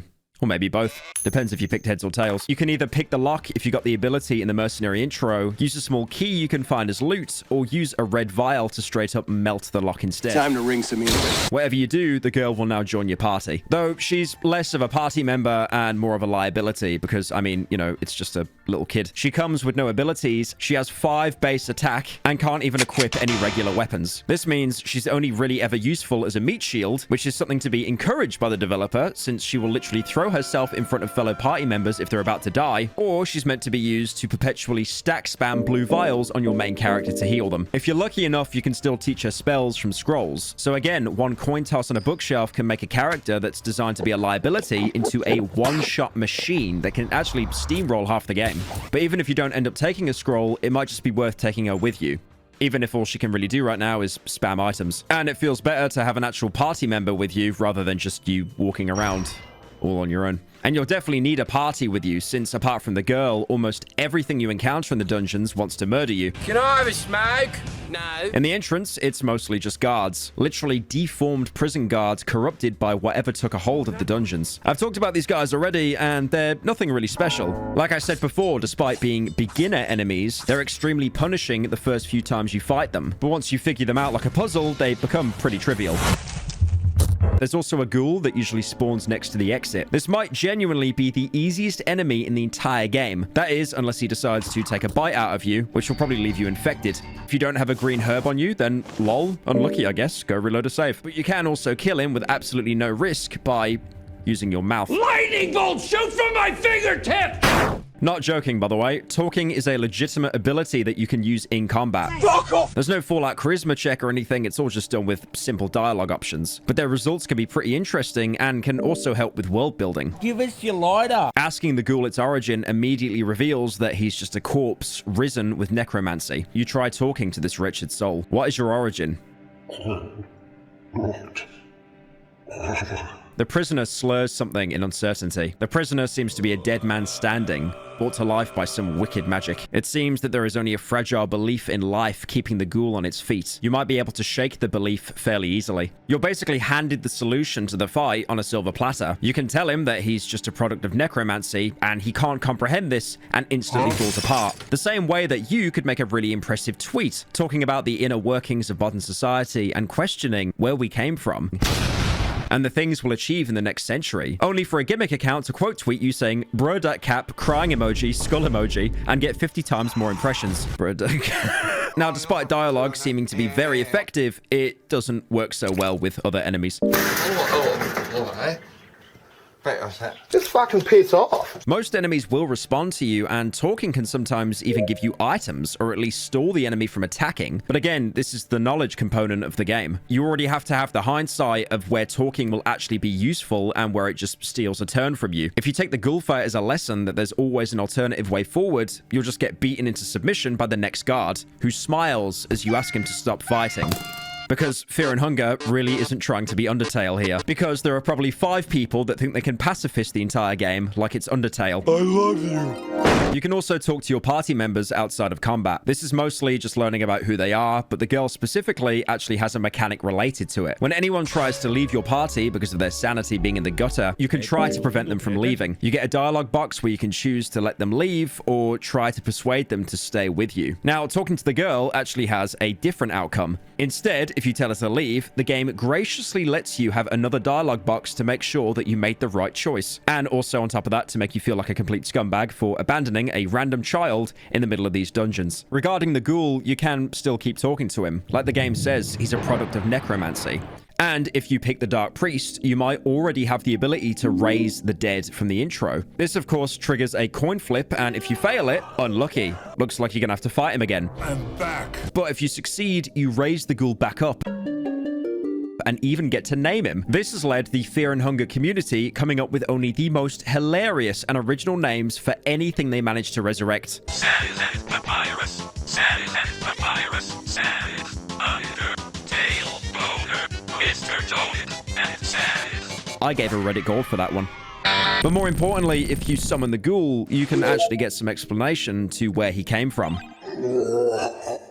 Skibbity Chungus tries to form words. He would like to tell you about his tragic past as a human sacrifice for the older god Grogoroth. How Skibbity Chungus worked as a guard in the Rondon prisons built inside the dungeons of Fear and Hunger. Without his consent, Skibbity Chungus was dragged to the lower levels where the Dark Priests drained him from all his blood. It's horrible enough to have been unwillingly taken as a sacrifice for a god, but they actually had to raise him from the dead just so he can complete his guard quota. Exploring more of the dungeons, apart from the office, there's also a kitchen where you can cook any raw meat that you can find. Pretty useful again, since hunger is one of the main elements in the game. There's also a section of wall roomed off by collapsed rubble. The hallway is collapsed here. Makes you wonder how the rest of the old fortress holds up. Now, you can blow it open if you have an explosive vial, which sounds like a very bad idea considering this corridor caved in already, and exploding it probably won't help with the structural integrity. But it does actually end up working and nicely clearing you a path. Inside, you can find another coin flip bookshelf, a chest, which is another coin flip container, and a bed, which is another coin flip. You can either save the game if you succeed, or get attacked by one of the enemies in the room with you, which makes sense since it's not like there's a safe zone around the bed. But what happens if there are no enemies left? Not in the entire dungeon, but just in this room. Well, technically, the game isn't supposed to ask for a coin flip at all. I don't really want this. If you clear the room that you're in, you actually get an area of respite where you aren't constantly in danger and can get a good night's sleep. Spaghetti. However, because the game is so completely broken and people will cope that this is a feature, if you try to sleep in the bed before clearing every last enemy out, it will still keep asking you for a coin flip even though there's nothing to fight you anymore. So instead, you'll be woken up to a strong sensation of killing intent, apparently coming from thin air. And if you want to retry the coin flip because there's no danger, you can't because of the adrenaline you got from being attacked by nothing. So you'll have to walk around the area until you manage to hit the correct trigger that decides, okay, you can go back and try and sleep again. Now, this seems like a small pet peeve. I mean, if anything, it's an annoyance at most. But also, it's definitely an oversight having to deal with a planned punishing feature, especially when some elements of the game are actually tied to how quick you can make certain progress. There's also another small chamber where you can find some symbols on the ground. One of them you might already recognize, since it's the icon of the game and also appears on the tail side of the coin that you flip. This is a ritual circle, and there's even a book in the corner that tells you what it does. Okay. Sacrificial circle for the elder gods. To appease gods or gain favors from them, this is the place to offer your gratitude. Grogeroth, the destroyer of men, yearns for human sacrifices. Sylvian, the god of fertility and love, wishes nothing more than the act of love in her name. It's bringing love. Don't let it get away. Break its legs. Interacting with the circle now gets you some options: sacrifice and show love. I want to point out, at this stage of the game, you should not use this. Your only party member right now is a literal child, but that somehow didn't stop deranged psychopaths from trying it anyway. I will now place myself with this girl. Thankfully, at no stage in the game can you ever do this, and apparently, before the game was even released, you would get instantly one-shot by the gods instead. The other option is to sacrifice her, but this will give you nothing worthwhile at this point in the game, since all it really does is increase your affinity with one of the gods. Increasing affinity is great and something I'll go over later, but it doesn't actually give you any abilities directly. Apart from that though, this is the first place where the game starts pointing you towards the gods, powers that rule the world of fear and hunger. I'm gonna go to bed. The two mentioned here, Grogeroth and Sylvian, belong to the old gods, representing the primordial forces of the world. The old gods as a whole are not considered to be around anymore. And I'll see you guys tomorrow. At least not as the main driving forces. German 985 here. Worshipping them can still connect you to them, and certain actions you take in the dungeons will let you use their power, but they don't really rule this world anymore. Though you can still see their influence from long ago. That symbol on the tail side of the coin, like I said, belongs to Grogeroth, which just shows how deeply he pervades society even now. The book next to the ritual circle tells you a little bit about the gods, but if you want to get even deeper into the lore, you'll have to get a library card and go looking for unlooted bookshelves. It's a pornography store. I was buying pornography. Thankfully, since this is just lore, you won't have to flip coins for it. To give room for new generations, for new trees to grow and usher, the prior forest needs to be burnt down. Such is the rule of creation. Creation and destruction. One does not exist without the other. The destruction is called Grogeroth, the destroyer of men. A man fears destruction, because a man gets accustomed to peace and quiet. The man grows fat and afraid of change. But change is inevitable, just as is Grogeroth. But there is no need for fear, as the destruction is of pure kind. This is pure. It does not target one man specifically, it just exists. Interesting note on Grogeroth, he is a curious kind, more so than many of the other older gods. To relive the feeling of fear, Grogeroth wears bodies and skin of men and women alike. $45 thermal from Zara. Micro penis, 35 euros. He might still be walking among us, for God's sake.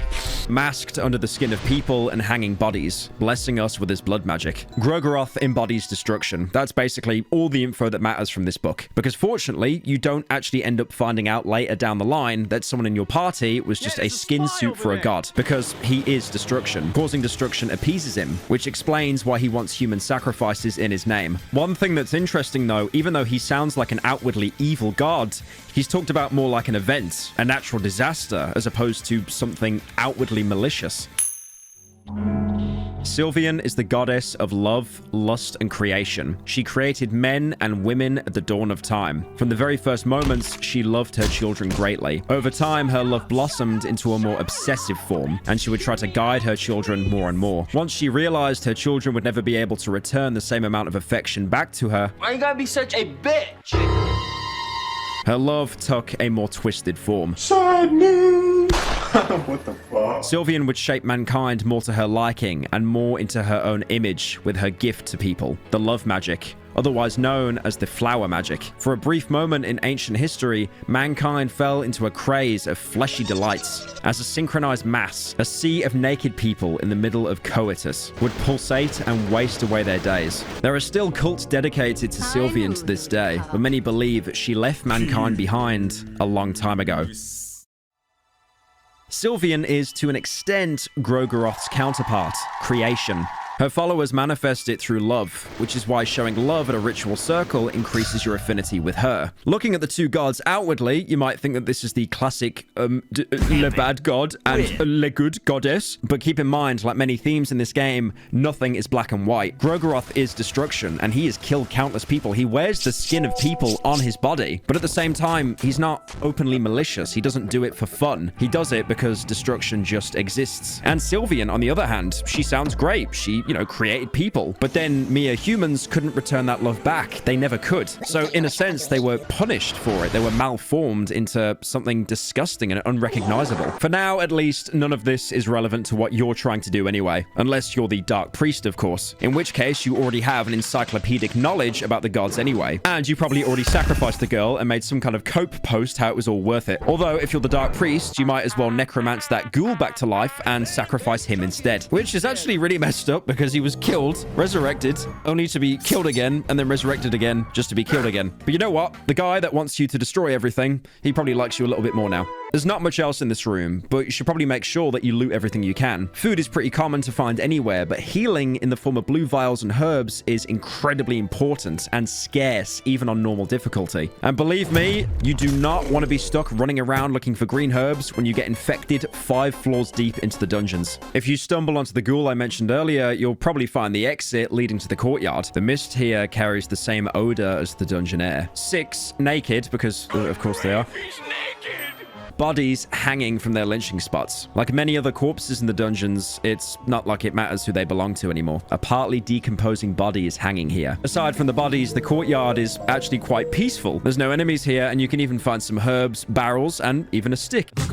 There's also a well that you can look inside. There's a well here. It reeks of death inside. Now, you're given the option to jump in. If you've been listening to me ramble about how unfair and brutal the game is, your neurons will fire, and you'll arrive at the simple conclusion. Don't do it. Stuff like this is surely just put out as bait to test how immersed the player is. Because if you really put yourself in your character's shoes and you're really in the game, you probably wouldn't risk getting one-tapped by full damage. Otherwise, though, you'll probably just press it because the monkey brain sees interaction. And also, it's kind of funny to see what happens. It appears to have been a mistake jumping down here. Is that it? Am I actually soft-locked? Is that really... Like, there is no way out? Even though I really do want to press that button, I do want to jump into that well. I'm not going to risk it, and I will come back to it later. Don't! Or else!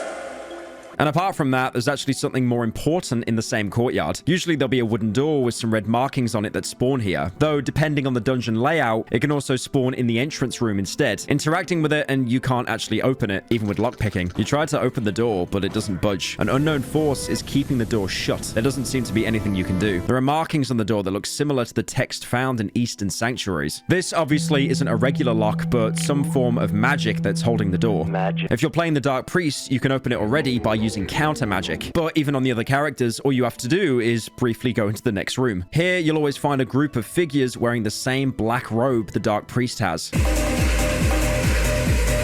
They're interesting enemies in their own right, but I'll talk about them later. All you need to know for now is if you kill 2 of them, you're guaranteed to find a purifying talisman and a soul stone on their corpses. Interacting with the door now, and the talisman reacts to it. Purifying talisman seems to react to the markings on the door. Using it opens the door for you, though it does also destroy the talisman. Behind the door is a small chamber with a book and a weird pedestal. The hexen creates a connection to the gods, both new and the old. To get closer with the gods, you must work your way up and gain their affinity. With each circle, you get closer to them. The new gods only pass on their knowledge to those who share the same birth sign and soul with them. Iterating with the pedestal, you get 2 options. Use the hexen or curse the equipment. Choosing to use the hexen brings up this huge chart showing the abilities of the gods. This is your main progression and leveling system for the rest of the game outside of items. Fucking Yakuza! The actual chart can be a little bit unreadable at first, considering it's in 240p.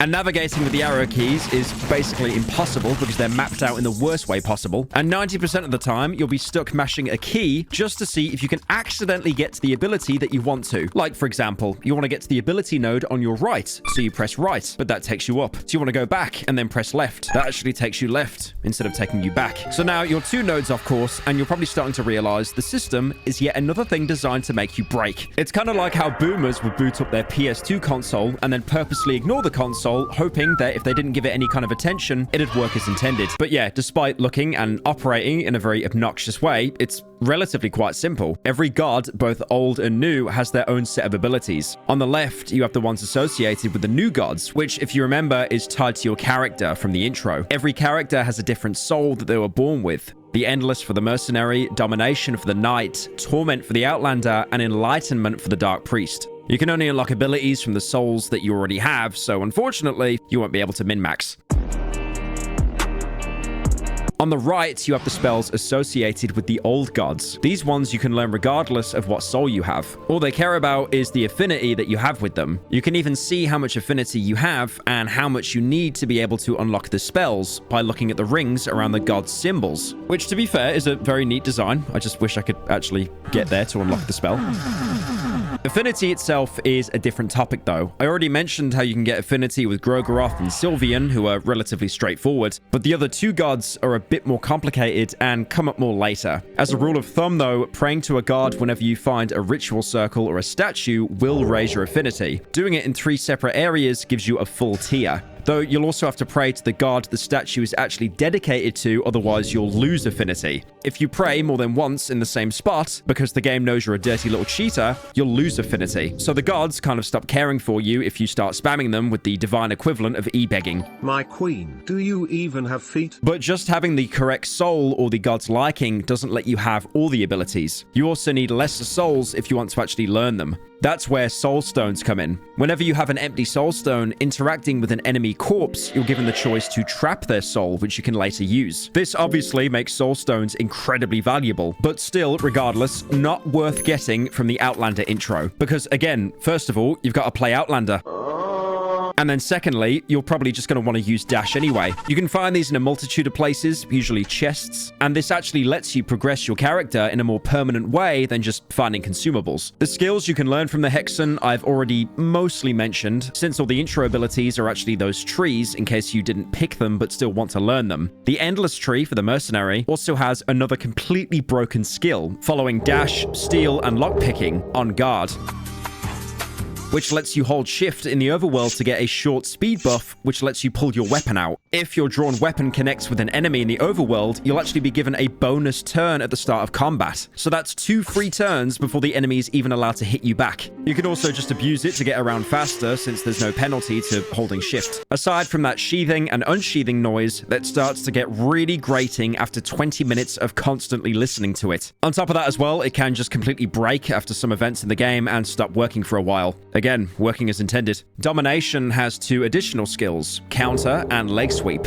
Counter gives you the counterattack buff for the rest of combat, which makes your character hit back every time they're attacked. Except, not really, because for some reason it only works on physical attacks, and a lot of enemy attacks are coded as non-physical, which makes this ability almost completely useless. On the other hand, Leg Sweep is insane because it instantly removes enemies' legs. The doors in the game are also for some reason coded as legs. So yes, if you learn this ability, you can bypass any door in the game that has HP and completely obliterate any reasonable sense of progression. This is, of course, another intended feature. Like, I'm not joking, 90% of the speedruns in this game are from people using the Leg Sweep feature to break down doors and get to the end of the game in about 5 minutes. The Tormented Tree, blessedly, doesn't actually include Bloodlust. So if you didn't pick it in the intro because you're a normal functioning person, you won't be forced to waste precious souls on making your character worse. But you do get 2 other skills, Warcry and Marksmanship. Warcry is very special because it also actively makes your character worse by making the enemies focus completely on you. This is amazing to use if the Outlander is your main character, and you can't be asked to press escape and quit to menu.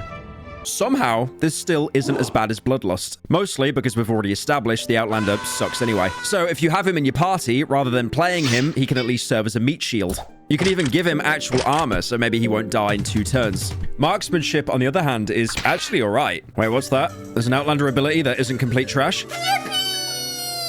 It teaches your character how to use a bow properly, since normally shooting a bow at enemies in the overworld, you'll probably only take off a limb or 2. But with Marksmanship, you can actually one-tap most regular enemies, so you don't even have to risk combat to clear the way. Except when it doesn't, because some enemies can be immune. But these instances are so rare, it's not like you'll be wasting your arrows very often. Still, it's nowhere near enough to make me want to pick Outlander. And then there's the Enlightened Tree, which has only 2 abilities, mostly because Dark Priest also worships the old gods, and you'll already have max affinity with the one that you choose in the intro. The abilities here are Counter Magic and Greater Blood Magic. Counter Magic you'll have by default on the Dark Priest. I mentioned it earlier, all it really does is let you open sealed doors like the one that you used to get into the Hexen, and also instantly dispel necromancy, so you can one-shot that ghoul earlier if you're too antisocial to talk to him. Greater Blood Magic is more interesting as it doesn't actually do anything by itself, rather improving other abilities. It only affects Grogorath spells and not even all of them, so unless you have affinity with him, it is completely useless. And even then, all it does is lower the spell cost and remove the coin flip from necromancy. It's alright for consistency's sake, or if you don't have a reliable way to restore mind, but otherwise it just wastes your soul stones. But that doesn't really matter, since, like I said, if you have the Enlightened Soul, you want to be using Old God spells instead. I won't talk about them yet, since you'll probably only start unlocking them much later, but generally each set of a god's spells is connected to what they represent. Grogorath mostly has spells that cause destruction, or use that destruction in the name of creation with something like necromancy. Sylvian's magic mostly keeps you and your party alive, healing them or even forcing enemies to attack a specific target. Allmare has exactly one spell, and it won't come up until later in the game, so I'll leave that for now. And the God of the Depths only cares about the ultimate supreme life form, the beetle. So his spells let you command insects and also birds for some reason. The birds will make a certain noise telling me the bran muffins are here. I don't have to go to the front. Apart from spells, the Hexen can also let you curse weapons. This usually costs a lot more lesser souls than unlocking abilities, depending on how strong the weapon is when you're trying to curse it. Curse weapons will usually have a bit more attack than their regular version, and also get access to otherworldly damage types, which in turn let you deal damage to ghosts. But most of the time, it's kind of not really worth it. The damage boost itself is nice, but most fights, you probably won't even notice the difference. And throughout the game, you don't actually end up fighting ghosts very often. So I guess, if you don't have enough affinity with Grogorath to get otherworldly damage spells, cursing a weapon for cheap just to have it is probably not the worst use of a soul stone. Going back to the inner halls, and maybe pretend for a second that you didn't kill the priests. Instead, you can get some more exposition by talking to them. You try starting a conversation. What is your origin? I am but a wretched being on holy pilgrimage. All the priests of the Western world dream of delving down these dungeons. Which god do you serve? We serve all the gods. Despite the common folk blaming the dark times on the older gods, we also value their teachings. Grogorath, Sylvian or Allmare the Ascended One, the original destroyers and creators. Grogorath? Grogorath, he who is followed by death and destruction. Sylvian. The goddess, she is the separate to Grogorath, and brings forth new life and love. The Ascended One. He who died for our sins, he who binds us all together. New gods. Roughly 800 years ago, mankind decided to take reins in their own hands. We had suffered long enough because of the neglect of the older gods. New gods will bring us closer to the paradise. What are these dungeons? The dungeons of fear and hunger, a nexus for different planes of existence.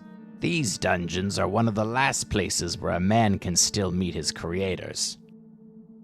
So these priests are here because the dungeons seem to be somehow connected to the world's gods and its magic system. They also explain more about the divide between the new gods and old gods. While the old gods were the original divine entities, they seem to have been neglecting humanity. The new gods instead are human-made, either completely created by humans or just humans who ascended to divinity. Fighting the priests, by the way, is really easy. They have two attacks, throwing their lantern at you or chanting to the gods to smite you down back to your last save. The chanting will only start on turn 4 and results in a coin flip attack. Funnily enough, you can completely stop it by either using counter magic, which makes them remark on how you're one of them. You are another priest of destruction, it seems. But alternatively, you can literally just talk to them, which completely breaks their focus and causes them to scream at you. Do not disturb my chanting. You are ruining the summoning. How rude of you to interrupt them killing you like that. And the lantern attack, while kind of dangerous since it does set you on fire, only has a 33% chance of actually being used. And considering how you can one-tap the priests by attacking their torso, you'll probably be fine. But if you're the mercenary, since they barely ever attack you, you can easily take a turn to steal, which can often result in getting a Book of Enlightenment. Which, you might remember, I already mentioned before, it's incredibly rare coin flip bookcase loot. Basically letting you save for free without having to flip a coin. It's good to have one of these in your inventory if you're barely clinging to life and don't want to afford to fuck up another coin bed flip. Yeah, bro, don't sweat it. I only have 2 party members. I'm sure we'll be able to one-shot the skin grand. I died. All good. I saved with a Book of Enlightenment beforehand. Oh, all right. Time to restart the run.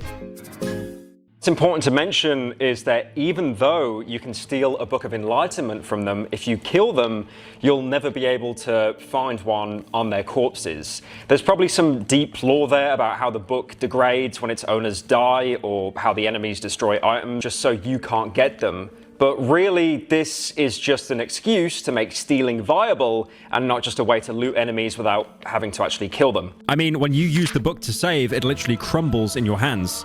But also, if you do kill them, there's a completely different loot pool to what you could steal from them. There's a talisman and a soul stone which were relevant to the Hexen, but they can also drop their weapon, the priest's lantern, and their robes. The lantern isn't actually a weapon, but a throwable. It only does around 30 fire damage, but it always hits its target, which means you can just go for the head, and in most cases, end the fight in one hit. Definitely worth saving just so you have the chance to one-tap an enemy if you're about to die. While the priest's robes are kind of shit at actually protecting you from anything, they supposedly give you magic defense, which it turns out is a pointless statistic that doesn't actually change anything. Actually, the defense statistic is exactly the same. These do literally nothing, by the way.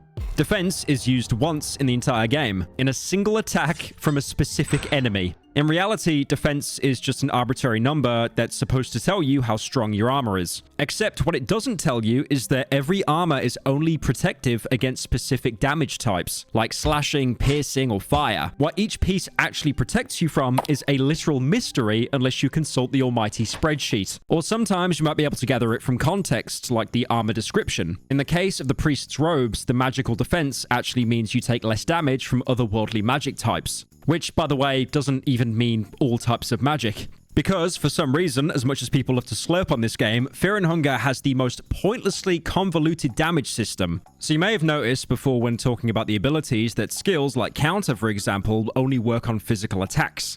Now, this isn't the damage type, but more of a category, I guess. It's not really meant to be known to the player, it's mostly for game logic. Now, the existence of the physical category implies the existence of the magical category. This neatly groups attacks into 2 separate categories. So now every spell can have an element that would usually be associated with physical attacks. So the spell, Chains of Torment, for example, is magical piercing, because it's a spell that pierces enemies with chains. Alright, so far, pretty logical. Except when you look at that spell, when it's used by an enemy later on in the game, it's not magical. It uses a secret 3rd category, Certain Hit. And this is where most of the bugs with combat abilities come from. They were designed to deal with specific categories of attacks. I mean, it makes sense that a counter stance won't do shit to a guy throwing magic at you, but then you have an attack like Tackle, which is what most enemies will use on you when they run out of arms. Obviously, this is physical blunt, right? Well, no, fuck you. You can't evade a tackle from an enemy approaching you from a distance that can't even keep proper balance because he doesn't have any arms. The guard trying to thrust you with his stinger? Surely it'd be easy to avoid. He has to aim with his hips, and surely he can't control it all that well.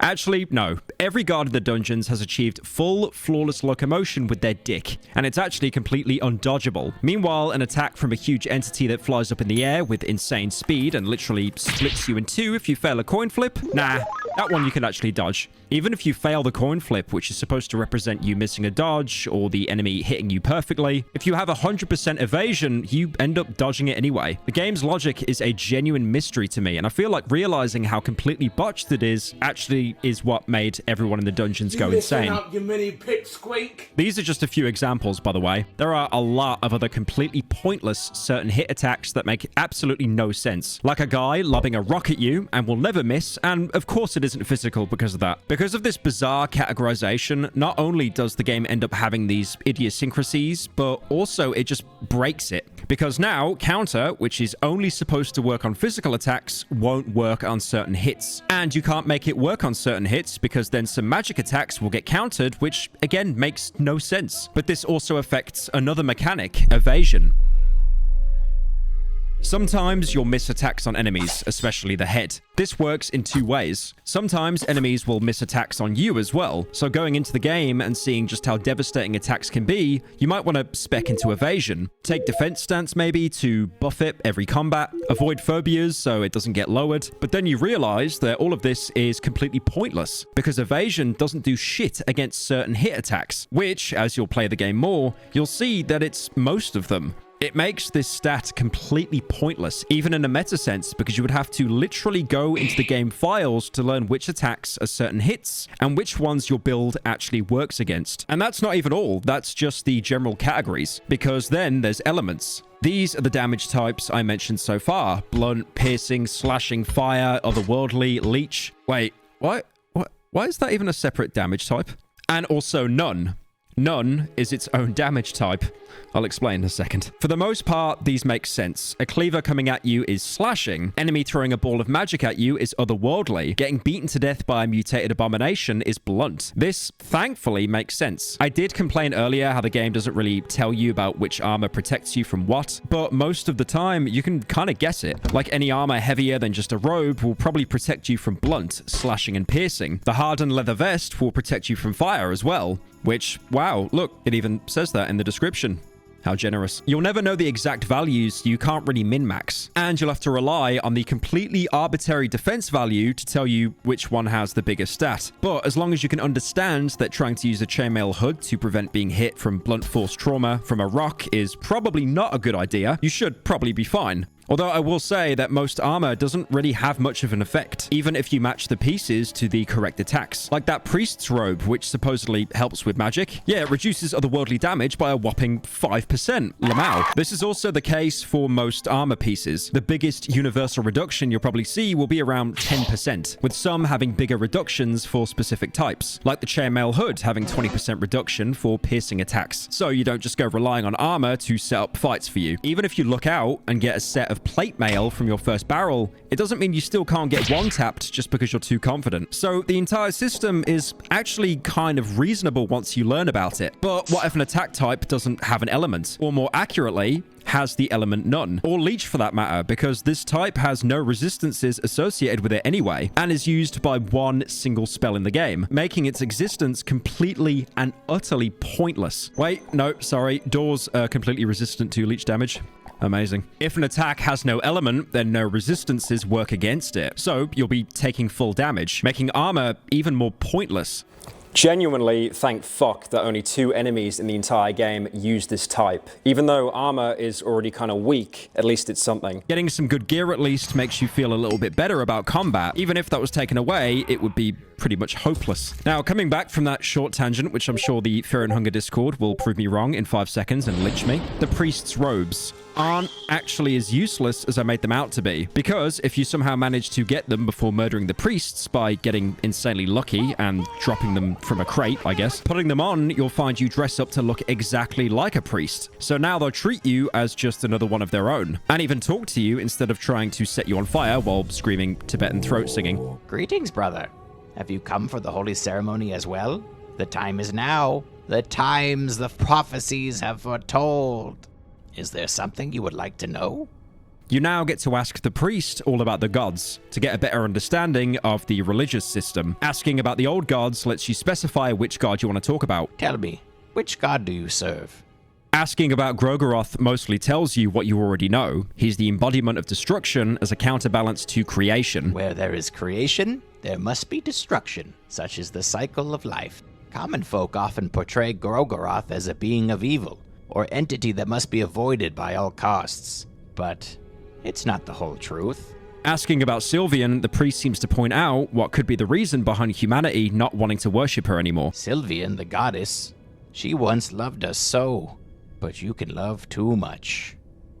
That is when lust Sex and addiction take a form of disfiguration. This is an obvious reference to the goon baiting TikTok streams you'll see recommended every 2 seconds, where lonely randoms donate thousands of dollars just to have a woman say their name. The idea about a goddess of love being depraved and disfiguring her followers is not actually unique to Fear and Hunger. The most popular example actually being Slaanesh from Warhammer 40k. Technically, they aren't specifically the goddess of love, rather being the embodiment of excess in the name of pleasure. But also, they were literally created because an entire spacefaring race started holding continuous ketamine-fueled orgies. So, you know, in a sense, there's probably a parallel to Sylvian to be drawn here. And most of Slaanesh's followers actually end up growing crab claws for whatever reason. So there's also the aspect of disfiguration there. You can also ask about Ulmir, also referred to as the Ascended One earlier in the priest's combat dialogue. Ulmir is the most recent of the older gods, but that's only because he made himself apparent at such a late age. He has existed for eons as a seed of his father. You can also ask about the other old gods, long forgotten so that you don't even know their name. Yes, there are countless older gods, less known in these parts of the world. God of the Depths has an especially strong influence in these dungeons. Everything here said about the old gods is not really new information, but asking about the new gods gives you a literal info dump about exactly where they are. The older gods have left this earth for us to suffer. There are but traces of them left anymore. We don't know if it's a trial for the mankind, but they left us in ruin, in what feels almost as out of spite. The new gods are for common men and women. They ascended to power to bring an end to the era of darkness. The new gods offer values of greed, lust for power, inhibition of sex, and desperate seek for new sciences to replace the old. They are the saviors of our time. So the new gods really are just people ascended to godhood to replace the old gods who abandoned humanity. The priest hails them as saviors of humanity, but then again, even from the characters' intros, you can tell the world is still corrupt and doesn't seem to be getting any better. It might be connected to the values the new gods bring, being greed and lust for power, which are usually considered bad in most media. But, you know, I'm not really a philosopher. Talking to the other priest gives you less of a lore dump, fortunately. He actually explains some more mechanics to you. I am a wretched worshipper of Ulmir, the Ascended One, the Christ, the one who died for our sins. On the empty scrolls I write the name of our Savior. Oh, Lord, as the next verse I would plead him, give, as the final third verse, I would ask for cheese, lantern, short sword, or even a book about our Christ. I could ask for anything, and that is exactly what I would get. This is how empty scrolls work, the same empty scrolls I mentioned earlier as being literal cheat codes for the game. If you got one early into the run and used it before talking to this guy, you probably ended up losing it, since if you make any mistake writing it out, they immediately get consumed and you get nothing. How do you spell moldy? Does it have a U in it? I'm not spelling it wrong, man. This is as easy as putting in a space in the wrong area by accident, and the scroll will just not work. Even better, you have to know exactly the name of the item that you want. So for now, it's probably best to just leave the scrolls be, since what item are you even going to want at this point in the game? I mean, yeah, they are literal cheat codes, but without knowing what can actually help you, there's no point in wasting them. I mean, you could get an endgame accessory right now, but it most likely won't actually carry you through the game on its own. And you don't even know any actual strong items yet anyway, so it's best to save it for when you learn more about the game. Talking to the priest also makes one very obvious reference clear. Ulmir is basically Jesus. I mean, he literally just called him the Christ, saying how he died for our sins. The ritual these priests are conducting literally involves someone being crucified onto the statue, and if you interact with it, you actually get the choice to sacrifice the guy for yourself. Doing so gives you one prayer's worth of affinity for Ulmir, which is pretty worth it since there's not many places you can actually pray to him aside from ritual circles. There's one more tidbit about the two priests as well. When you go into their inner halls, you'll be able to hear their chanting straight off the bat. Again, like I said earlier, I called it Tibetan throat singing. And that's not even a joke, because what you're hearing is actually a type of chanting practiced by Buddhists in some monasteries. It also has a very small mechanic associated with it. If you kill a priest, the chanting stops, which makes sense because they're the only ones singing. But if you kill one and leave the other alive, you can still hear the chant, but now it's much less frequent. Obviously, this is a very small thing, but what's funny to me is that you can actually see this attention to detail in small things like this. And on the other hand, the rest of the game is barely holding on against all the bugs. Apart from the two chanting priests, there can also be a third priest depending on the version of the room that you got. But if you talk to him the priest robes, he'll just make a prayer to Allmere.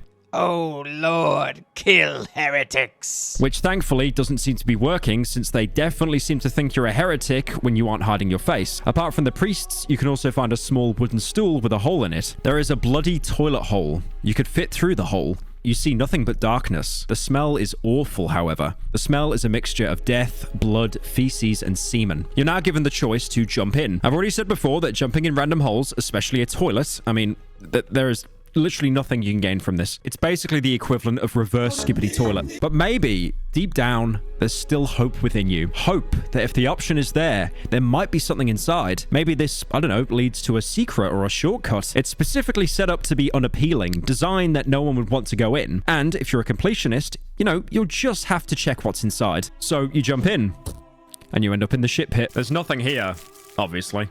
Seriously, if anyone actually falls for the most blatant bait ever in their first playthrough after experiencing the entire beginning of the game, there might actually be no hope left for them. Stupid! Just like there's no hope for you now, since you actually can't leave the shit pit. It's not like you can climb the slick, feces-covered walls. But Fear and Hunger wouldn't just let you get softlocked like that. You know, it's not their style. It does actually give you a way out by teaching your character game ending.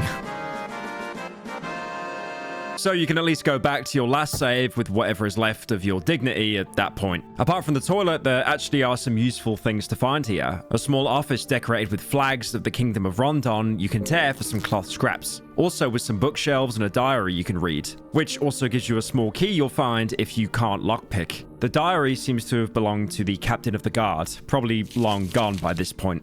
Captain Rudabere, 16th of January, 1590. Torter once again went too far with his wicked methods. The prisoner was but a child, but already he had to go through so much torture that he shit himself more than he bled. I must say, I'm afraid of Torter to a certain degree. Sometimes I think I would do this world justice if I just offed him with my blade. Very few know, but Torter used to be a famed holy knight of Rondon back in the day. He was able to achieve great fame at a very young age, but during our holy campaign against Eastern territories, he was captured.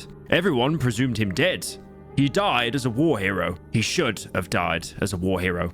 But 5 years later, when we occupied the eastern capital, Jetataya, we also found what was left of Torter. He was but a shadow of his former self, a disfigured hunchback man with barely any resemblance to the great heroes so many adored. I am sure during those 5 years, he went through every method of torture. He now puts to use himself. Just to honor the memory of Torter the White, I let this monster live today, although I see great contradiction in my words here. I mean, seriously, it's so bad the captain of the guard is scared of him. Whoever Trauter is, it seems he's a rare instance of a monster created outside the dungeons who was drawn here for whatever reason. Maybe he was just hired to torture the prisoners by the kingdom, seeing as he'd be adept at working with the tools after having used them himself for years. And his methods are in line with the rest of the game, brutal and cruel, taken to the edgiest possible degree. Apart from the office, there's also what looks like another ritual room, except instead of a circle, there's a huge amalgamation of people in the middle. Bring us more food, human. Asking it what it wants to eat will only give you another option for getting rid of the girl. We want that fresh girl, mate. Give us the girl, you prick. I mean, you could do that, or you could take one of its heads instead. There's also the option to leave. Oi, where do you think you're going, you prick? At this point, it's probably better to just kill it instead. So you rip its head off, except that does nothing because it has 30 more spare. Fortunately, the human Hydra does absolutely nothing. It just keeps talking shit as you keep removing its heads. What the fuck do you think you're doing? If you don't stop, we're gonna wreck you up so badly. Hey, seriously, man? Oi, you fucking stop, can't you see I'm suffering? You want us to beg or something? You're the one who's gonna die here, fucker. But let's say you pity the creature. Cursed with a British accent, it was doomed from the start. Or maybe you think it's some sort of quest. Maybe you'll even be rewarded for it. That's what your mama said afterwards. No, again, this is just complete bait. If you do this, you get nothing. Technically, there's a little bit of a special dialogue later if you manage to feed it again, where it tells you how it was created. Bring us more food. What do you want to know for? We wants the same as you.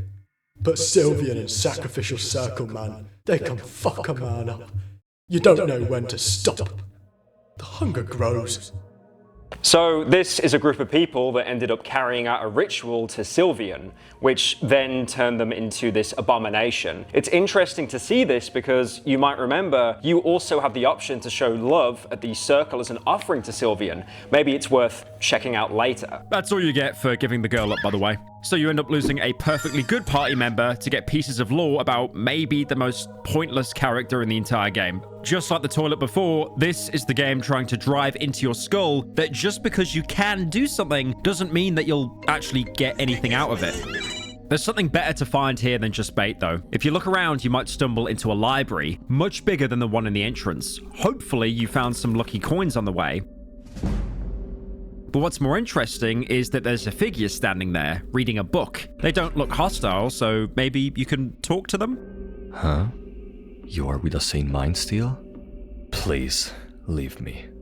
I'm not here to make acquaintances, and I fail to see what worth chatting with you would bring.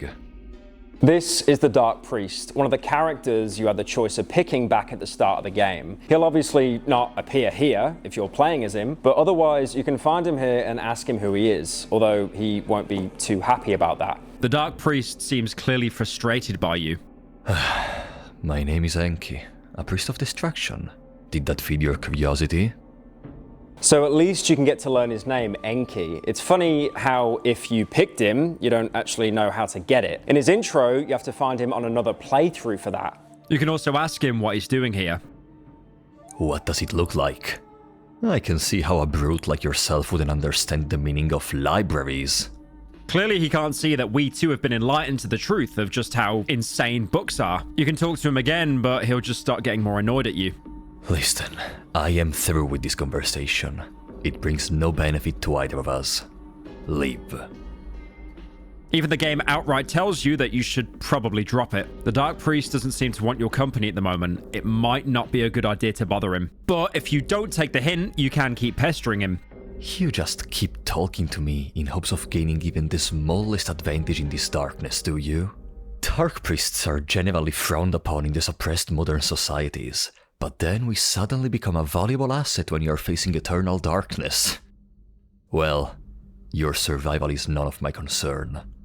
In fact, you would most likely be more valuable to me after the horrors of these dungeons have had their way with you. I'm through with you. You seem to have angered the Dark Priest. At this point, he stops responding. You can still attack him, but there's not really any point to it. He doesn't drop anything interesting, and you'll just end up losing health for nothing. Yeah, nice one. Although if you fight him, you might notice he'll be using the spell Hurting on you. Funnily enough, you can actually find an empty scroll right next to him with the words, "Oh Lord, teach Hurting." It's small, but kind of funny how he's using an attack he only just learned himself. You can also interact with another similar lectern nearby, but this one wasn't used by Enki, rather having some weird book pages you can take with you. Apart from the books and the priest, the library is also special in another way. This is one of the rooms where the game decides to remind you about managing your resources, as walking in will trigger a mind check for your entire party. In this case, the girl. If she has less than 50 mind, she'll break away and not want to continue. The girl is holding her head and shaking visibly. She seems hesitant in continuing at all. Asking her what's wrong will show you how bringing a child deeper into the dungeons maybe wasn't a good idea. The girl is looking at you with teary eyes. She looks to be in complete shock. If this is the first time she's had a fear episode, you'll be able to comfort her and she'll power through and continue with you. Or you could just straight up tell her to leave. She's looking very distraught. She's almost bursting to tears. This is where if you talk to her a lot, a dialogue box will show up making sure that you made the right choice. Truly amazing how useless it is. Otherwise, if you've already talked her out of leaving before, you'll just have to leave her here. She'll now leave your party and stay in the library, and she won't be able to join back unless you give her some pure vodka or high quality zins. 90% of the time, this probably won't be an issue, since the only reason her sanity was so low is that you just forgot to refill it. So you can talk to her and she'll join back like nothing happened. But if you manage to run out of anything that restores mind, you've probably lost a party member for the rest of the game. You'll have to leave her and look for something that restores sanity, like alcohol. But once you leave the room, there's actually a 25% chance that she'll die every time you transition to a new room. Presumably of a, I don't know, fear-induced heart attack. Which, as you know, isn't optimal, since unless you know necromancy, there's a limited number of party members you can have. But this actually ties into a sort of exploit you can do with the entire party leaving mechanic. There's a limited number of party members you can recruit, but also your party size is limited to 4, including your main character. So if you go through the game and recruit the girl, who can't really fight, and have 2 other decent party members, you won't be able to recruit anyone else that might be more useful than just, you know, spamming vials or guarding every turn. What you can do, however, is get her mind low. Bring her to a place like the library and make her leave the party. If you aren't a monster and don't want her to die, you can just give her something to restore her mind, but not talk to her again so she doesn't join back, thus opening up a spot and keeping her safe from dying of fear and hunger, since she won't even have to eat while she's waiting on you, which means you can beat the game's title if you do this, securing another complete mental victory. Just please make sure to actually restore her mind before leaving so you don't accidentally come back to a corpse. There is actually one more thing to find in the library. If you search all the bookshelves, you'll find one of the books is actually fake. This is a mock-up bookshelf. None of the books are real. If you look through all the bookcases back in the entrance, you might have found the one specifically rigged to contain a mock-up book. If you bring it here, you can put it into an empty slot inside the bookshelf. Mock-up book fits perfectly to an empty space between books. Holy mother of English. I have learned how to spoken today. This causes the bookshelf to move, revealing a secret path leading outside into the backyard.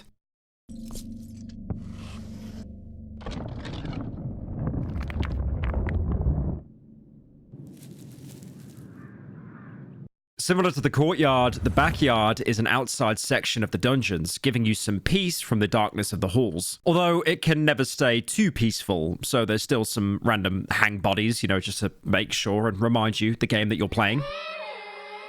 There's some herbs on the ground you might want to collect, but before you do, you'll stop by an arrow almost taking your head off. Hold it! I see. Seems like you still retain your sanity. In a way, it's reassuring to see that I'm not completely alone here. Tell me, are you evil? Realistically, you'll probably want to say no here, and you can get a regular cookie-cutter response about how only time will tell. Or you can straight up tell him that you're a danger to society, at which point it turns out the question was completely pointless, since he ends up coping how everyone is evil in the dungeons. Is that so? Well, I suppose no one in these dungeons can call themselves saints exactly. After coping, he'll just tell you what you probably already know. You're going to die. But your presence here just means these dungeons will claim one more victim. And the evil residing here will grow that much stronger. If I were you, I'd try to escape these ancient walls by any means necessary. For your sake, I hope our paths don't cross again here. None of this is really new information, but hey, it's, you know, good to see another actual human in the dungeons, not counting the Dark Priest who gets pissy after more than 2 seconds of social interaction. You might also have noticed that this is another one of the characters you can pick in the intro, the Outlander. If you did everything right, you should always have this cutscene whenever you start a new run and reach the backyard, as this means your main character isn't the Outlander and you have a chance of not being curb stomped. As a character, the Outlander is actually pretty chill.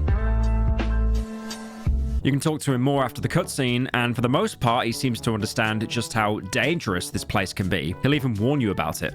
Stay cautious in the dungeons. The evil in this place is of pure kind. It's not here just to torment us. It's not here to spread its roots into surrounding world. Even if the dungeon's vile traps and decrepit monsters would lead you to believe otherwise. Its interests already past this world, and this place is a mere relic from its long history. You can ask his name, and just like Enki, this is probably the only way you'll actually be able to find out, since it's never mentioned in his character intro. You can call me Rangvalder. I'm an outlander. You can also ask him why he's going into the dungeons, but we've already heard about it back when talking about his character intro. I am here to find a relic that a certain person took from my people. This man is imprisoned somewhere deep down below.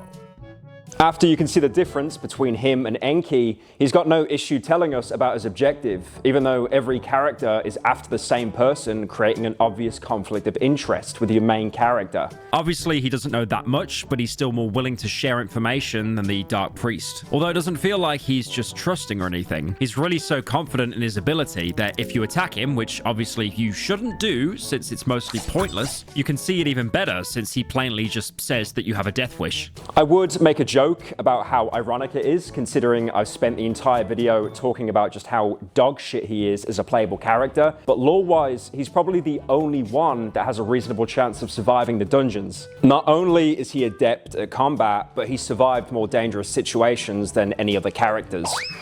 I mean, he even has the experience with the same evil that has tainted the dungeons. You can ask him about him being familiar with whatever is down here, and it will bring up the trip to Vinland from his intro. Yeah, yes, my kind. The northern people of Oldegård. We found the dark continent of Vinland from the far reaches of the west. The moment you lay your eyes on the crooked mountains and the twisted forest of those lands, you feel the presence of a greater evil.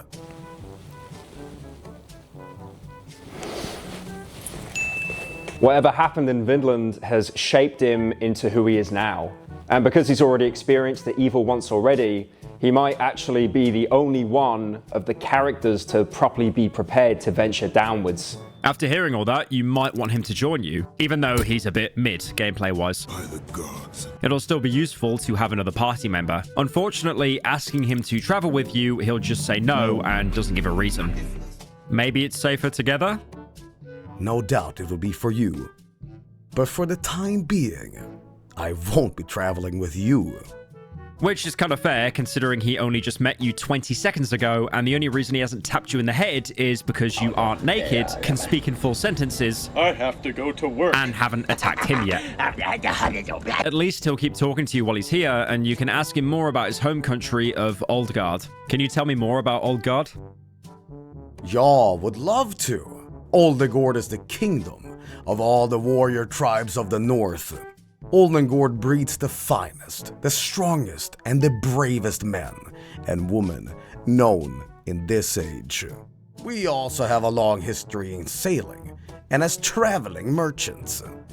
There's some obvious parallels to Scandinavia, in case you didn't notice with his name and the way that he talks. After talking to the Outlander, you might find that the backyard is just mostly empty. There's some barrels and crates, of course, a lot of herbs, and a small dagger on the ground. A simple dagger is laying on the ground. It reminds you of your childhood, when your father used to teach you swordsmanship with a similar dagger. It might be a suitable weapon for children, but for adults, it's too small. Funnily enough, this text will show up every time, no matter which character you're playing with, which means that canonically, every character had a father that taught them to fight, even the mercenary who was explicitly abandoned soon after being born. This is either a mistake, which after witnessing the game so far wouldn't be too surprising, or maybe he had an adoptive father at one point that we just never learn about. This is never brought up in the game, by the way. It's just interesting to make the connection. Once you pick the dagger up, you also get a choice to give it to the girl, which makes for a nice, heartfelt moment. You give it to the girl, and she seems surprised to get a gift such as this dagger. Seems like she's not used to kindness of any kind. In any case, the girl seems excited about the dagger. The game saying she's not used to kindness of any kind just makes her sound even more tragic. Not that we really know any of her backstory, but considering she's ended up alone in a cage inside probably the most dangerous possible place, It couldn't have gone well for her. In the middle of the courtyard, there's also a huge statue, very reminiscent of a crucified figure. This is pretty blatantly dedicated to Olmir, as I've mentioned earlier, so you can get some more affinity by praying to him here. You can also see much more of his resemblance to Jesus. I mean, it's not like this wasn't obvious already, but it even goes as far as to have the halo and stab wound on his side. One stab wound. This kind of implies that the crucifixion might have gone down a similar way as it did in the Bible. In which case, is the Bible canon in Fear and Hunger? God? Real? I mean, a lot of the events surrounding Olmir just happen to reflect exactly what happened to Jesus in the New Testament, apart from the overwhelming parallels I've mentioned already. There's also a hidden spell you can only learn through either a scroll or by asking Olmir for it directly with an empty one, which literally lets you multiply bread and turn water into wine, not only giving you practically an infinite source of food and effectively refunding its 15 mine cost, but also making me go insane after I realize how completely shameless the references are. There's also another spell that's only available in scrolls that straight up lets you walk on water. I actually don't know what to do with this knowledge. It has no impact on the actual story of the game, but stumbling on these, in-your-face references feels both amazing and incredibly idiotic at the same time. Subtlety is dead. Olmir aside, there's also an NPC you can find behind the statue. Like everything else in the backyard, he's completely non-hostile. He just asks you to leave him alone. Leave me be, please. I'm turning into a butterfly. You can talk to him more, but he won't elaborate on how he's supposedly going to achieve that. He'll just repeat that he's going to be a pretty butterfly. You can also attack him like pretty much everything in the game, but it just feels cruel. He'll keep begging you for mercy and asking you why you're doing this, which, to be fair, he does have a point. It's not like you actually gain anything from killing him. In fact, by killing him, you're locking yourself out of a unique reward, as if you come back here after progressing the game far enough, you'll find a shiny item on the ground where he was standing, implying his transformation actually worked. The item is the butterfly soul. It can't be used at the Hexen, but instead as an accessory. Its effect is pretty strong. It buffs your evasion by 50%. At least that's what you'd think, because so many attacks in the game are actually certain hit, and it totally ignores evasion. It's kind of funny looking at it, knowing the soul is useless, since it was clearly meant as a good reward. Like, killing him is supposed to get punished by locking you out of a nice item, but realistically, it's just completely pointless anyway, and killing the butterfly will have barely any consequences on you in the first place. There's one more important point of interest here, which I can only talk about thanks to the existence of this Fear and Hunger sensor mod. In the left corner of the backyard, you can find a group of naked people in masks mid-orgy. Pretty blatantly, these are worships of Sylvian, bringing themselves closer to their god by having sex in a random field. Interacting with a woman at the entrance, she'll give you an offer to join them. Welcome to the meadows, O traveler. Let us ease your suffering. The first one is free. These are the bunny masks, and there is an actual purpose to them, even if you aren't a degenerate gooner. If you decide to join them by going up to the guy in the middle, you... Stop fucking... Which, of course, fully heals your entire party and increases your affinity with Sylvian. After the first time, you can join them again, but since only the first time was free, now you'll have to make a coin toss. If you do actually fail the coin toss, you get stuck in a trance like all other bunny masks and can't snap out of it. I mean, to be fair, this is probably the least gruesome way to die in these dungeons. That's all there is in the backyard, but if you have an explosive vial with you, you can actually access a hidden area closed off by this rubble. This leads into another hidden backyard area where, oh my god, not again, man! You immediately get thrown into combat because somehow there's dogs sitting and waiting in this random area with no food, no water, and the only way out was caved off decades ago. Heroic Fear and Hunger dog doesn't eat or drink for 7 years to sit and wait to bite the player character. If you want to search the hidden backyard, you'll have to deal with them. And now you've been in the dungeons a while, you might have got the hang of things and be a little bit more prepared. Mechanically, the Jagged Jaws are relatively simple enemies. Just like the guard, they have a coin flip attack you have to guard against on your second turn and every third turn afterwards. The dogs only have one other attack, which is a pain to deal with because it can cause both bleeding and infection. direction. Both the coin flip and bite are used by the head, so you can't even counter them by attacking their legs. You might as well try to go for the torso kill immediately, but it's also important to mention that you'll always be fighting 2 jagged jaws at any time. The dogs will always attack every turn. There's no mechanic to use here. You're just put in a damage race, and your only hope is that you have enough blue vials and girls that you can throw at them to sustain yourself. But if I have to give Fear and Hunger one thing, it would be that it is really creative with its combat, because there's one more thing you can try here. Talking. Obviously, you can't talk the dogs into diplomatically leaving, but trying to interact with them lets you try something other than screaming.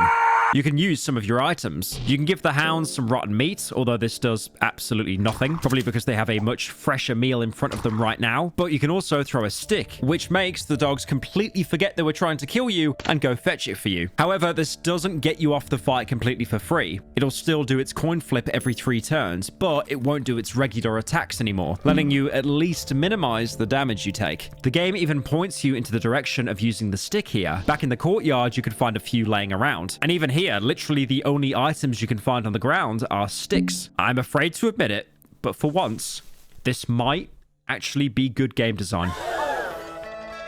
Once you kill the jagged jaws, you might realize that there's not really anything hidden in the backyard. I mean, there's sticks, some weird mound thing, which the game just calls a thing. You can inspect it more, but it is literally useless. Not even late game, it has a purpose. It's just a squishy, warm, anthill shaped thing that smells of tobacco. It has no use and absolutely ties into nothing. Absolute cinema. But, if you're a true Funga follower, there's actually a singular breadcrumb left for you regarding this. You might not know it, but Fear and Hunger didn't actually start out as a game, rather being a YouTube role-playing game. By that, I mean Miro would create a story with his own world and would let the YouTube comments decide what the characters would do next. The entire project and idea is super interesting, and it's definitely worth checking out. It only ended up being one 5-minute long video and gives you a look at how the game's story actually started out. Anyway, in the video, after entering the dungeons for the first time, the main character sees it, an anthill-like object in the corner. This is it, the secret backstory. Truly an amazing journey it has taken to find this. It's a slot to put your hand in, but it doesn't matter. This is the absolute peak of lore, and it's shameful that there aren't any game theories on this subject. Apart from the thing, there's also that tree in the middle, with corpses feeding into its roots. Obvious Darkwood reference here. Something, talking tree. This is all actually a dream. Wolfman, my beloved. Instead of burning it to the ground or kicking the corpses, you can go inside it, which is an interesting idea, considering that you can literally see people be consumed by it. But what else is there to do here anyway? Going inside takes you into the thicket, a huge mass of roots and vines creating green walls around you. The first room is just a corridor. The next room is just a dead end, with a messed up mushroom man standing there menacingly. Again, another Darkwood reference down for the count. It doesn't seem like you can really go any deeper through here, or maybe you just don't know how to yet. At this point, it's probably best to leave it for now and go back to the inner halls, since there's actually an entire section still left to explore out there. Walking around the halls, you'll eventually stumble into a room full of torture devices. This is where you're actually supposed to go, since the backyard is technically a secret area. Going up to the torture tools lets you take a skinning knife with you, which now unlocks the ability to skin enemy corpses. This is completely useless, by the way, as many things are in the game, unless you have the Assassin's Handbook, one of the books from the rare loot pool. Reading it lets you craft skin suits out of guard skins and pale skins. Equipping them makes you hidden from guards and ghouls respectively, which means they'll never even aggro onto you. You'll still go into combat if you touch them, but this does open up a possible stealth mechanic within the game. Very worth making use of it if you manage to get the book, even if it's just to save yourself the time of going into an encounter you've beaten so many times before just to get stinged for 20 HP anyways. There's also another kind of guard you can find in the inner halls that the skin suit really helps with, the Elite Guard. He's not exclusive to this part of the inner halls, although I didn't mention him before since he's got a pretty low chance of actually spawning. The main thing about him is you shouldn't fight him. just don't. In general, fighting enemies in this game is pointless since they don't have any good loot and you could just end up losing health even if you play it perfectly. But in his case, it's not even about losing some health. He's basically a raid boss that will really mess you up most of the time. Unlike the regular guard, there's no easy cheese strat here. You can't remove his attacks since he has 2 weapons instead of just a cleaver, and his arms have just enough HP that at this point, you probably don't have a chance to one-shot them. In general, these guys have way more health than the regular guard, do much more damage, and are basically impossible to completely shut down unless you have a strong party or spells that do enough damage to kill him instantly. If you get unlucky enough to have him spawn here, honestly, just run. The skin suit comes in clutch, of course, but if you don't have it, don't even bother trying to get close to him. Also, an interesting interaction with this guy is that if you use steel on him, you can take his Morning Star, except he doesn't give a shit and just keeps hitting you with a weapon that you've just stolen from him. This is also the case with the regular guards, but at least with them, it's plausible that they have another meat cleaver attached to the, their loincloth or something. But this guy apparently just has another Morning Star hidden under his armor, which is, again, genius game design. As long as you outrun the elite, or maybe even bait him to a different part of the room, you should be free to explore the rest of the torture chambers. As you walk through the corridor, a man will come running at you. Ah! No, wait. You're the sane one, right? Right? Yeah, of course. I'd be dead otherwise now. I don't have time for this. Listen, I've been lost in these dungeons for what feels like a lifetime. My sense of time has become blurry. It might be years, months, or I fear even just weeks. I just cannot handle it any longer. I feel my mind giving up already. I just can't. I don't know what business you got here, but if I were you, I'd run out as fast as possible. If escaping the place is even possible anymore, that is. What was that? He'll run away to a side room, leaving you in the hallway. There's nothing actually coming for you, by the way. Though, if you go back to check what he was running from, you'll step on a button that triggers an arrow trap, which I want to point out, the man didn't actually trigger, despite running at you in a straight line through it. On one of the layouts, there's no arrow trap. Instead, the back wall is replaced by iron bars. You can make out a figure standing behind them, but nothing else. Wait a minute. Is that a Silent Hill 2 reference? Did they reference my Pillow Man game? There's something waiting for you on the other side of the bars. It's probably for the best it's stuck on the other side for now. You can go back and talk to the guy from before more since he just sits in the cell. Apparently running away 5 meters was enough to escape whatever was chasing him. His name is Buckman. No relation to the Australian sex tourist in Far Cry 3. We're not all savages here. We're just businessmen, responsible capitalists. Why? This is relentless. Behind every corner, something new awaits to harm me.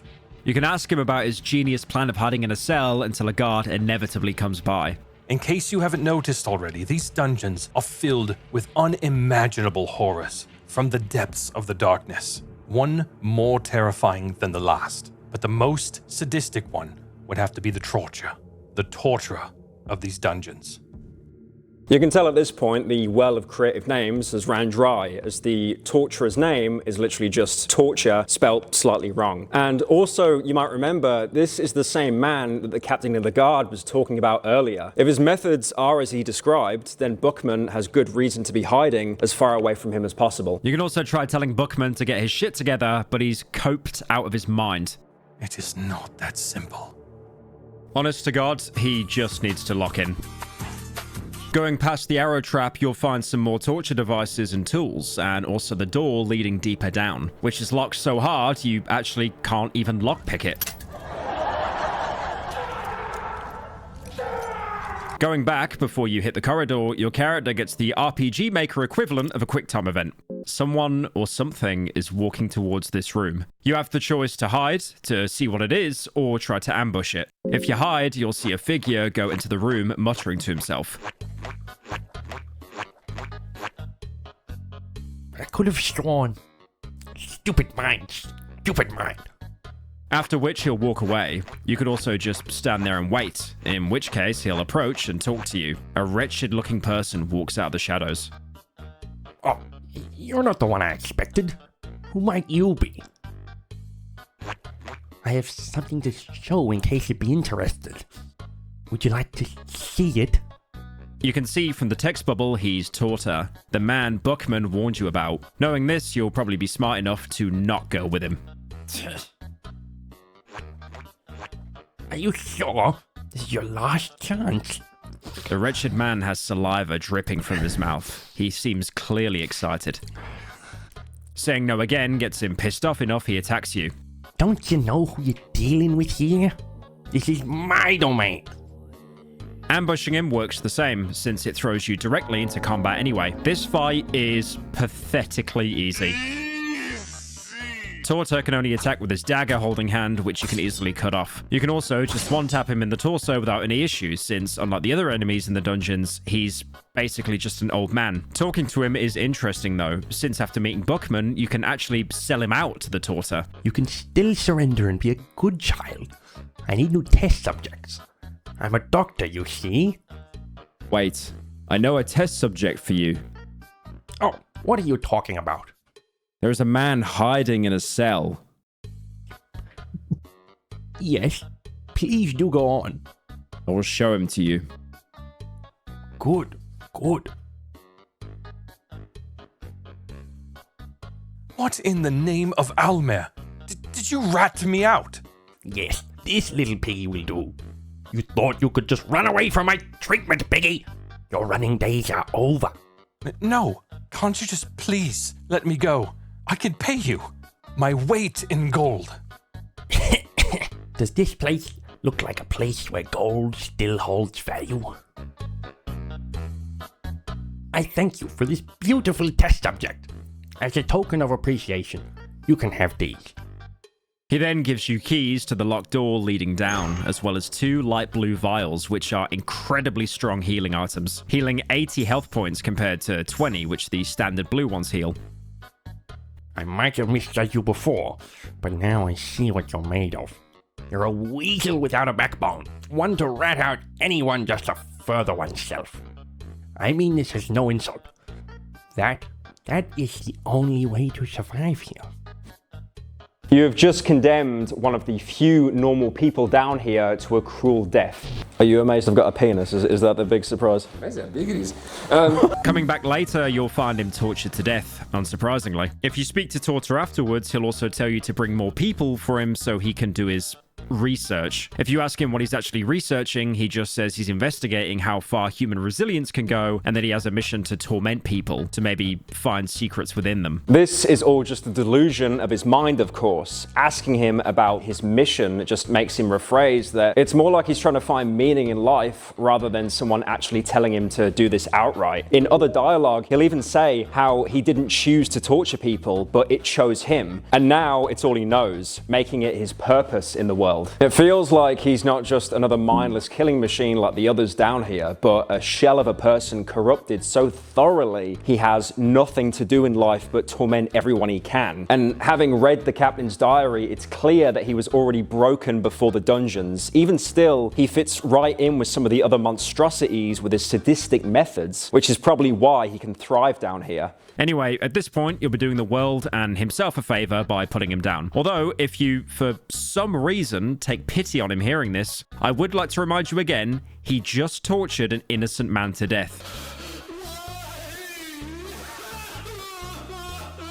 I mean, he gave you some good items for giving him up, sure, but is it really worth it to leave Buckman to maybe the most painful death possible for 2 light blue vials? Because, spoiler, you can actually get the keys by killing him anyway. And even better, if you make different choices, you can also just end up on the torturer's table instead. Because guess what that thing was that Torta wanted so desperately to show you? Another thing you could have done as well before even walking out of the cell Buckman's hiding in is to save by sleeping in the bed. Failing the coin flip here, you'll see Torta visiting you while you sleep, and you won't even get the chance to fight back before he throws you onto his torture table. Like, again, seriously, just kill him. It's healthier for everyone. It's like the only choice in the game that has no downsides. You can just take the keys off him and go your way, although you can also speak to Buckman first to tell him you got rid of the torturer. You managed to get rid of that wretched torturer. Absolutely magnificent. But the dangers of this dungeon don't end here. He'll have regained his composure, but he still won't want to talk too much, even if you ask him exactly what he's even doing down here. Well, it's complicated. Let us trade words later in a more secure environment. You can also ask him to join you, but he's not ready to go deeper down yet. Ah, you're heading towards the darkness. I apologize, but not this time. I will catch my breath here for a while. Once you leave the room, he'll disappear to wherever the dungeons can be considered secure. After getting taught his keys, you can get to go deeper down into maybe the most blatant shock value location in the entire game. Level 2, the Blood Pit. It's not actually a pit, instead being a straight corridor, though it is filled with coagulated blood and bodies, so that kind of tracks. The naming conventions only get crazier from here. The level, by the way, refers to literally the floor level. You've officially gone deeper into the dungeons instead of just bumbling around on the ground floor like earlier. If you want to go even deeper, the only real point of interest in the Blood Pit is a huge hole in the ground. If you haven't learned your lesson about jumping into random openings yet, this is the perfect time to hammer it right into your skull, since going down completely destroys your legs and leaves you down in the caves with no way to get back up. So yes, unsurprisingly, jumping down into an unknown pit is actually a bad idea, and is also for some reason a reoccurring theme in Fear and Hunger, because this is, I think, the third pit already, and this is still very much early game. The hole obviously isn't the best way to progress, but the caves are level 4, so technically this does take you further in. So maybe for now it's worth coming back to later. You might instead be tempted to search parts of the Blood Pit. You know, maybe there's some items still left on the bodies. Doing so, you immediately get told that your character has a bad feeling about this. Again, the game is outright breaking the fourth wall to tell you, do not do this. Just because you have the option to do something in-game doesn't mean you should do it. If you go against your character's better instincts, you'll meet a fun new character called Nazra, a talking head belonging to a supposedly incredibly powerful wizard. Shut up, you dickhead, now fuck off! Who disturbs my sleep? Can't you see? I have not retained my whole body yet. You insolent fool! I need more fresh blood for the ritual!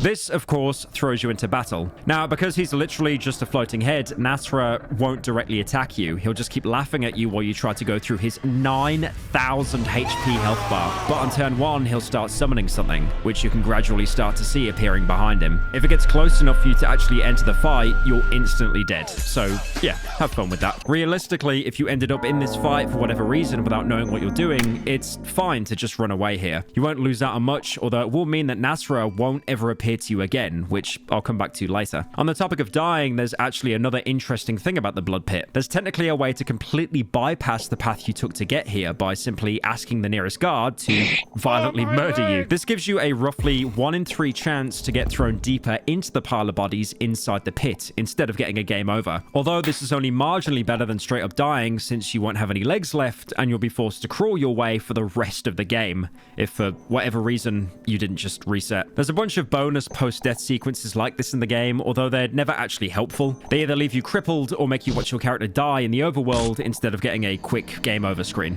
They make for good bait, since if you're on your first playthrough, they don't give that glimmer of hope that maybe dying just puts you back somewhere instead of wiping you out, only to be forced to watch an even more brutal murder of your character. Oh, by the way, there's also a randomly spawning enemy here, the Lizard Man, who will of course kick your shit in at this point in the game. He's got some standard dismembering attacks. His head applies poisoned, nothing you haven't really seen before, but which will still completely kill your run. But he also has a fun little mechanic with his shield, which applies counterattack. This ability is special since it's the only thing in the game that actually uses your defense stat. Yeah, remember that stat that I said that was absolutely useless? Well, here it basically determines whether you take literally no damage or get immediately killed the second you attack the Lizard Man, since his shield applies counterattack to himself, just like the Knight ability. So technically, alright, I take it back, defense isn't fully useless. That is, if you're planning on fighting the Lizard Men, and I think there's like 2 or 3 in the entire game, aside from some out-of-bounds areas you aren't even supposed to know exist. The design of the Blood Pit is wide enough to let you avoid him completely, and it's just pointless fighting him. His loot isn't too bad. He drops a pretty decent two-handed sword, and maybe sometimes you'll pull a Ring of Wraiths, which lets you restore health in combat, which, don't get me wrong, is insanely good, considering doors also count as combat encounters, so you can just keep trying trying to force one down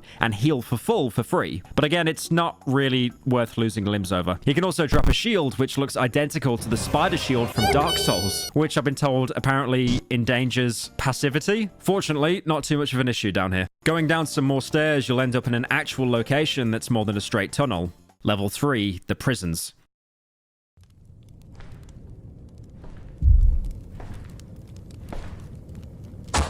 Wow, it's the prisons. And weren't you looking for a guy imprisoned here? Well, you know, fuck you, he's actually in a different prison entirely. This one just has 4 trillion guards and these little flying pieces of shit.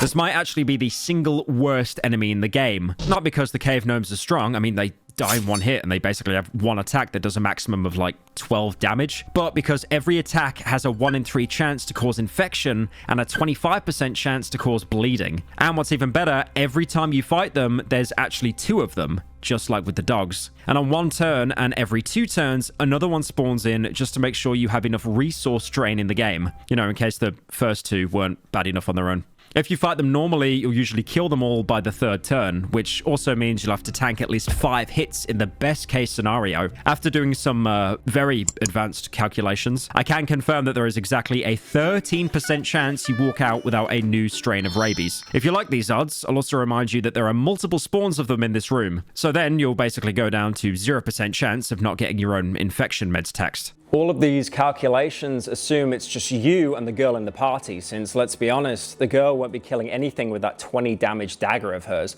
Best she can do is tank an infection, since unlike us, her missing legs don't slow the party down.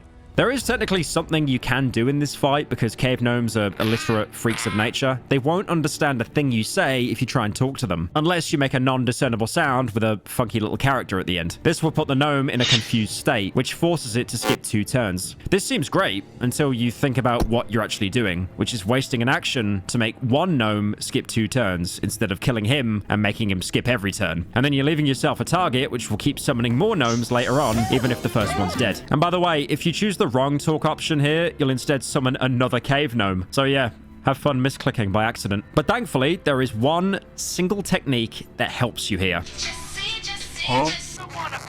This is how you counter the gnomes. Since apparently their vision is entirely based on movement, I've mentioned before how usually it's worth it to just not fight enemies most of the time. And yeah, this just blatantly reinforces it. I actually don't know if this is a bug or not, but honestly, it does feel intentional, since what else are you going to do with these guys? If you keep running away, you'll hit the your party couldn't run jackpot eventually, and then you'll have to tank the attacks anyway. Just absolutely no counterplay to this enemy except to dodge and weave around them and never actually get into combat. Cave gnomes aside, the prisons themselves are pretty interesting. Most of the time you're walking on metal walkways over some gigantic chasm, probably connected to the caves, hence the cave gnomes appearing here.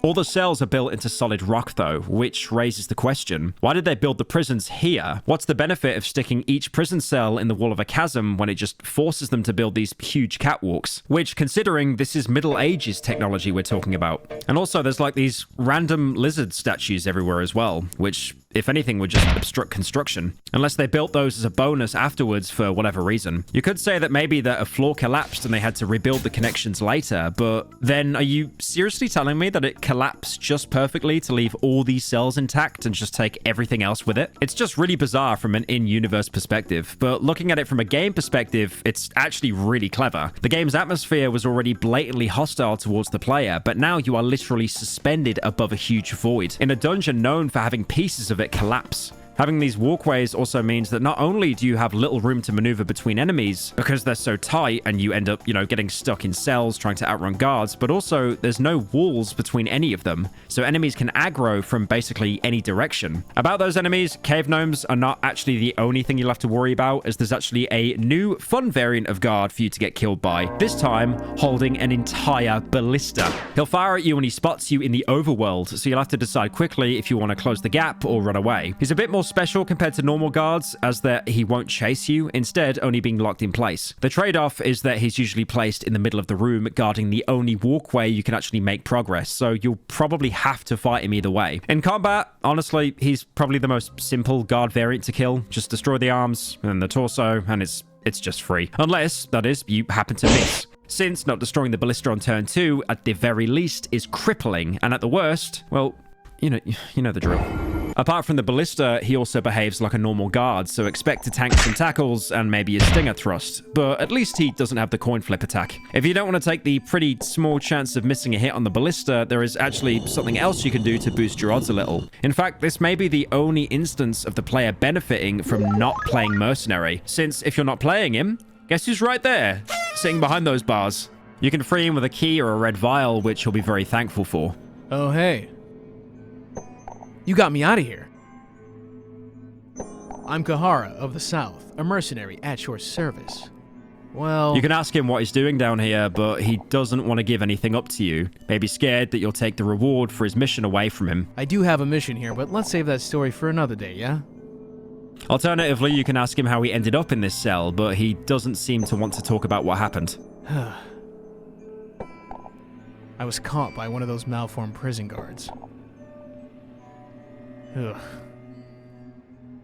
Your conversation took an awkward turn for some reason. Whatever you ask him, he'll ask to join your party straight after. Would you mind if we traveled together for a while? It's a bit suspicious considering how he was dodging every question just before, but you might as well get another party member that can actually fight for you, right? He's at least better than Enki in that he'll join you instantly rather than getting pissed that you even dared to talk to him. He's kind of dog shit as well as a party member since he doesn't have a single ability and you can only really use him to attack, but I guess it's better than the girl since, you know, he can at least do some kind of damage. After getting Kahara, you can guarantee an easy kill on the ballista guard, which frees up the entire area to explore. He'll also usually be right next to this huge office area, which has a couple of crates and what looks like a lever. Although, unfortunately, it does have an elite guard standing right in the middle. And if he sees you, he'll set course immediately to chase you. So you might think to try baiting him, you know, maybe put down a bear trap, since for some reason those are in the game. Normally, they'll take out an enemy's legs, so you think you'd be able to bait him and then just walk in and one-shot him in the head, because if the legs are taken out, the head is much more easier to hit. But this guard, for whatever reason, he does not care. He will simply levitate over the bear trap and completely ignore it, not even setting it off. So for now, it's probably best to leave him for the time being. Although you can at least easily grab that book from the table without attracting his aggro, which gets you another part of the captain's diary. Captain Rudimir, 30th of April, 1590. It was a mistake to take this position in these dungeons. It's next to impossible to keep any kind of order among troops here. There are powers at play here that we as mere mortals cannot fight against. I've come to accept this madness.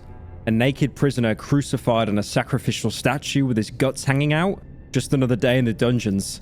More and more troops are committing suicide every day. More food for those left. Orders to let some cultists do their wicked rituals here? Anything goes. All the gore and macabre scenery has become trivial to me. The High Priest demanded that we give them our prized prisoner, Lagarde of the Midnight Sun. I hesitated at first. After all, his worth in propaganda alone cannot be underestimated. But those priests somehow convinced higher-ups of their ways. Lagarde was transferred to the lower levels, below the mines. I have no idea what the purpose behind this is. Nothing good can come out of it, but orders are orders. I feel bad for the poor man. It's obvious the Kingdom of Rondon backstabbed him just because he was gaining influence at such a rapid rate. And now his story ends here, defiled in some unholy practices. At least we get an explanation of why Lagarde isn't in the main prison complex. I guess this just means we have to keep going deeper. It's also interesting to see another actually sane human being's perspective on the dungeon's deterioration. Like, the things we've been encountering are genuine insanity, but having someone in-universe actually point that out instead of just being generally scared of everything like Bookman was, it's quite refreshing. It's also kind of funny to think that this diary kind of mirrors the new player experience. At first, you're surprised and probably disgusted by how grotesque the game is. Even at the very start, death and bodies everywhere, bizarre rituals, they all give you whiplash if you're going into the game blind. But after playing for a while, you start getting used to it. Just like Rudimir ended up getting used to seeing random gory rituals and having his own soldiers kill themselves. Attuning yourself to this is necessary for surviving in the dungeons. But when you think about it, it might also be how the madness starts taking hold of you. After all, if all this death and blood is just normal down here, why not spill some more yourself? Outside the office, there's also this weird cage-looking thing with a door that you can't lockpick. Obviously, this is supposed to not be openable since you can't use a red vial or a key either. But since you can go into combat with the door, the knight can technically leg sweep, one-shot it, and no joke, skip half the game. You probably shouldn't do this though, as you'll be losing out on some truly amazing experiences, most of them involving losing limbs and getting RNG kills, but experiences nonetheless. But again, it just goes to show how badly the bugs manage to mess up the entire structure of the game itself, not just the mechanics. Dark Souls comparison incoming. It's like if you used the Master Key in the new Londo Ruins, but instead of taking you to the Valley of the Drakes, skipping a few hours of the game, instead, it took you straight to Anor Londo, the midpoint of the game. Now, there's actually 2 doors like this in the prisons, although the other one you can actually get open without exploiting the game. Back in the inner halls, right before Torta's corridor, there's actually a singular tile you can step on that immediately collapses under the weight of the copious amounts of moldy bread you ate beforehand. You get a quick time coin flip, but even failing it doesn't actually hurt your character. It just forces you into this locked out section of the prisons. There's nothing really special here, just more loot and a chest buried under some rubble you can clear with an explosive vial. Loot-wise, there's also a bunch of cells you can open and steal the contents from. If you don't have lockpicking and don't want to waste precious vials, you can actually just kill one of the roaming guards and get the cell keys to open them all for free. It's mostly just beds for saving and the occasional ghoul, although there is another chest in one. In Kahara's cell, you can also find a small doll, which, just like the dagger, you can give to the girl. A simple, crude doll depicting a long-haired man is laying on the ground. The doll gives you chills and an eerie vibe can be felt from it. You give it to the girl. It's a nice touch that it lets you bond with the girl a little bit, unless, you know, you're a complete scumbag and take the doll for yourself instead. You take the peculiar doll. The girl seems saddened by the fact you took it. This actively harms you later in the game, by the way. I mean, seriously, why would you do that? There's nothing really more to find, but there's a couple more less fun interactions that happen here. Since these are prisons, you can usually get taken down here after being killed by a guard. Although, instead of being locked up, he does the birds and the bees with you in an unconsensual way. Come over here and kiss me on my hot mouth. I'm feeling romantic. Yeah, I mean, at this point, there's not even anything surprising about this considering everything else in the game. Amazingly, this doesn't make your character any less sane, nor does it even kill you. Instead, it gives you severe anal bleeding for the rest of the game. That is a real stat that they put into the code, by the way, which makes you bleed out of your rectum randomly every couple of seconds, completely dead stopping your character just to make sure you can never run away again. You might also remember that when interacting with Kahara, he was acting awkward when talking about being taken here by the guards. It's all but confirmed that he also went through the exact same encounter, although he did manage to avoid the bleeding. I'm sure this has some implications, but at this point, I'd rather not really think about that. The only clear way forward right now is this set of stairs, although for some reason it leads up, so it doesn't really help you in trying to get deeper. Oh, never mind, lol, you're still at level 3 somehow. This is the basement, being mostly used as storage space for the dungeons. That is what you would be focusing on if you didn't just realize that Kahara was a complete scumbag and ran away from your party after robbing some of your items. This was, of course, completely unpredictable since, you know, it's not like he's the only character you play as that can learn steal from his intro and even abandon his comrades for a great benefit before the game's events play out. I mean, yeah, he's a dick, but you learned that from the character intro. Anyway, the basement.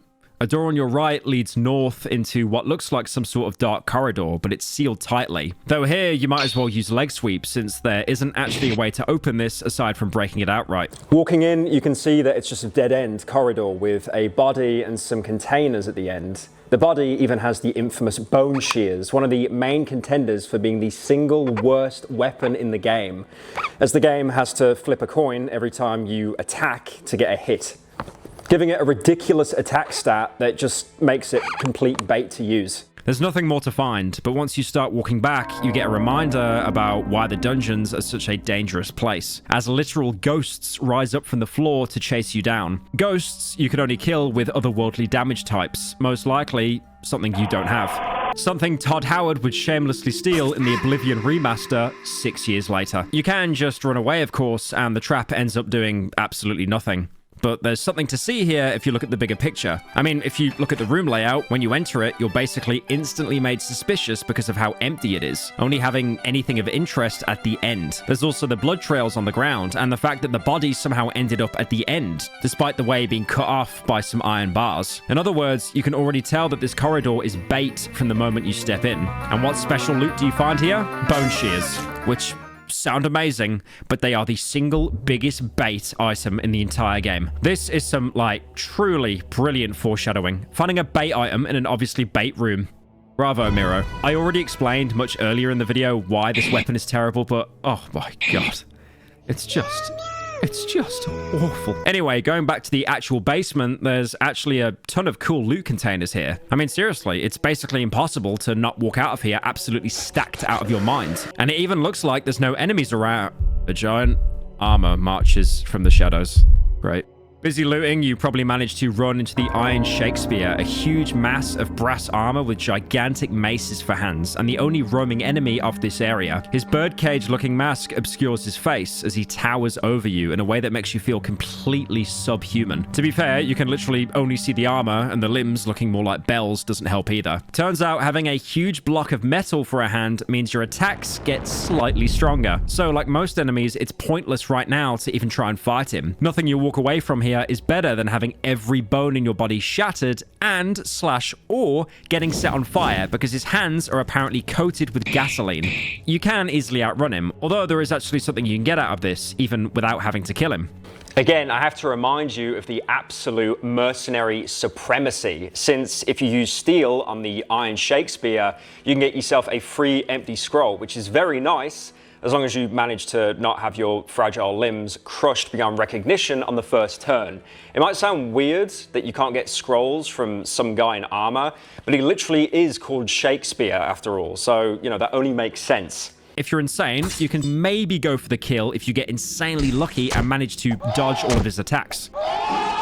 If you kill him, you do get access to his special soul if you have a stone for it, which is pretty alright. It multiplies the damage reduction you have against slash, pierce, and blunt damage types by 1.3. There's also a small room with a bed and a bizarre-looking statue inside. Going to sleep here gives you a different message than usual. This room feels somewhat safe as a place can in these dungeons, that is. This is the only bed you'll find early on that doesn't actually force you to flip a coin, at least for the first time you sleep in it. It's a legitimate safe haven, and maybe the only place down here where you can get a guaranteed save.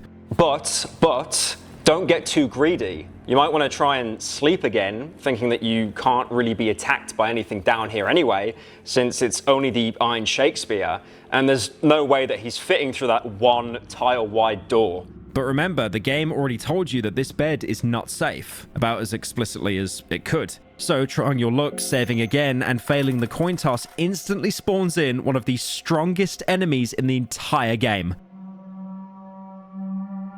This is the Crow Mauler, slightly foreshadowed by that statue with a crow on it. Also foreshadowed in that one layout of the inner halls where you would actually see him standing behind the bars waiting for you. I'm repeating myself, and I probably will about 30 more times in this video. Do not fight the Crow Mauler. He is worse than basically every single enemy I've mentioned before combined together, having a ridiculous amount of HP and even a dedicated one-shot attack that doesn't even ask you for a coin flip. So if you get to this point, swallow your pride.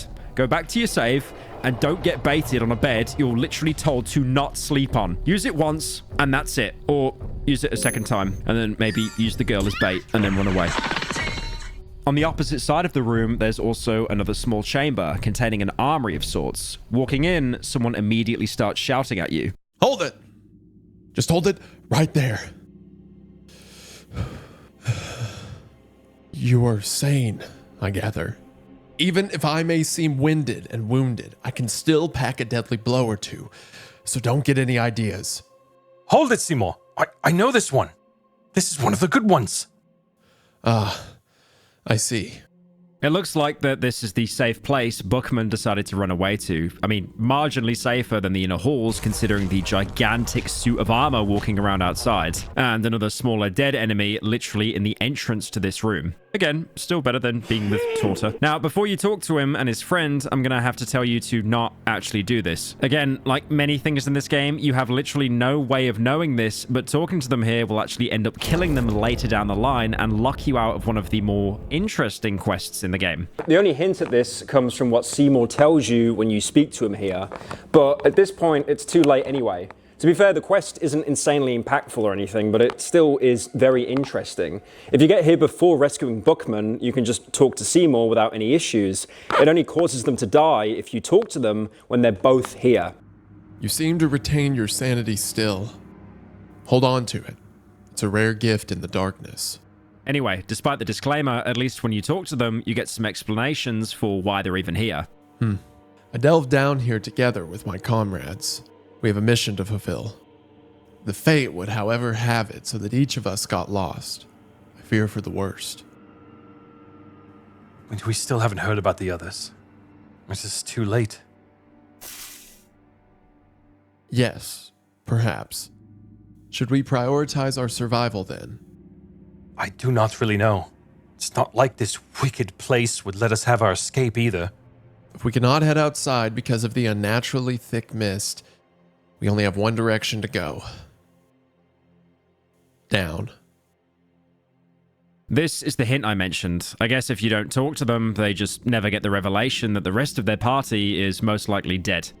If you didn't help Bookman, or even better, if you intentionally sold him out, he'll instead talk about having to find him. Now, my priority is to regroup with the Crown Prince, Prince Ludwig Buckman, and with the rest of my party as well, if possible. You can tell him you've actually already met Bookman, which may or may not be a good idea if you helped get him killed. You have? Tell me. It gets even better. You can literally admit to it in front of Seymour, which, to the surprise of no one, You what? immediately throws you into battle with him. Which, surprise, surprise, early game, you're probably not going to win. You can also cope about it being the only way for you to survive, but also you could have just one-shot Torta instead. It's really not that hard. What weakness? Weakness of mind? Weakness of moral? I'll let the dungeons judge your fate. I have more pressing matters. But at least with this option, he doesn't kill you outright. Or you could be more vague and tell him that Bookman just got caught, and depending on how you phrase it, Seymour might or might not even suspect you're involved at all before crashing out about Torta. Torture?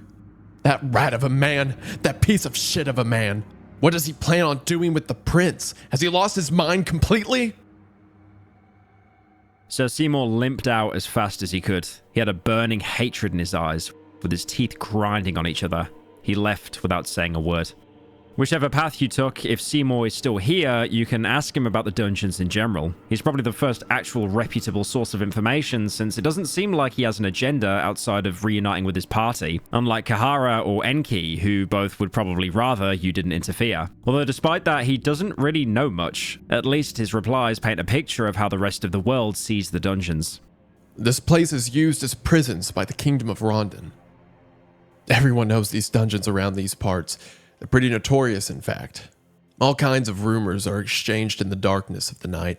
The rumors speak of unimaginable horrors. Who knew they were not just pesky rumors? There's not any more lore he can give you, but you can ask him about any tips he has for surviving the dungeons, which are actually pretty good as general pointers to the game's mechanics. Any tips? You seem like the type that can handle yourself just fine. Just stay on the defensive side and you might just make it. Whenever you get a bad feeling, guard. It's better to be safe than sorry. Another good pointer would be to behead anything that comes close to you. As tempting as that might sound, it might be a tricky feat to pull off in the heat of battle. Try to shake the balance of the enemy first. Maybe attack their legs, and only then go for the finishing blow when you know the enemy won't be running around wildly anymore. Patience is definitely a virtue in combat. Guarding whenever you get a bad feeling obviously refers to the coin flip attacks. The bad feeling usually manifesting as the enemies preparing for something, or acting differently than on normal turns. And going for the head is something I mentioned right at the start of the video. Just like Seymour says, it's extremely tempting since headshots are just basically one-taps, but you're probably never actually going to manage it unless you destroy the legs first. It's a very good intro to the game's mechanics in case you haven't picked up on them yet. I think the only actual kind of guide you can get in the entire game, which might make you wonder out why it's so far down in the basement instead of somewhere near the entrance, and that will come up soon. Seymour's interesting and all, but there's also your good old friend Buckman, who's still really grateful that you helped him out, grateful enough to reward you with one of the most useless items in the game: money. Money! Greetings, brave one. You really helped me out there by getting rid of that wretched torturer. Let me reward your bravery. You get 40 silver coins, which is terrible, especially compared to the 2 light blue vials Torta would have gave you if you sold Buckman out. But at least, you know, you did a good choice. You are a good person. Here you go. Here's some Reddit gold. You are the one who also killed Tortura. The world really is a better place after he's gone. Both Seymour and Buckman seem to think that Torta is the literal worst thing down here, considering how rent-free they are about him. Buckman, I guess, is fair, since he did almost just get tortured to death by him, but you can still ask him if he at least knew him beforehand. Yes, I knew him somewhat. He was one of the higher officials in these dungeons, believe it or not. He had that disfigured shape long before coming here. But this place has certainly had an enhancing effect to his looks and mental state. The lunatic tried to have his way with me too, before you meddled with his plans. Frustratingly enough, you can't ask him to join your party, even though back in Tortoise Hall he said he needed to catch his breath. Although, at least he'll now tell you what he's even doing down here. We delved into these dungeons with a small party. We came here for a certain person. One could say we came here for a rescue mission even. But that was before we knew better. Nothing survives here. There's a blank expression on Buckman's face as he says that. His eyes got no liveliness or glimmer of hope. Out of every single NPC that ventured down here you've met by now, I think the only ones that weren't here to rescue certain persons, I think, is the girl. They have no agency whatsoever, and they don't even know why she's here.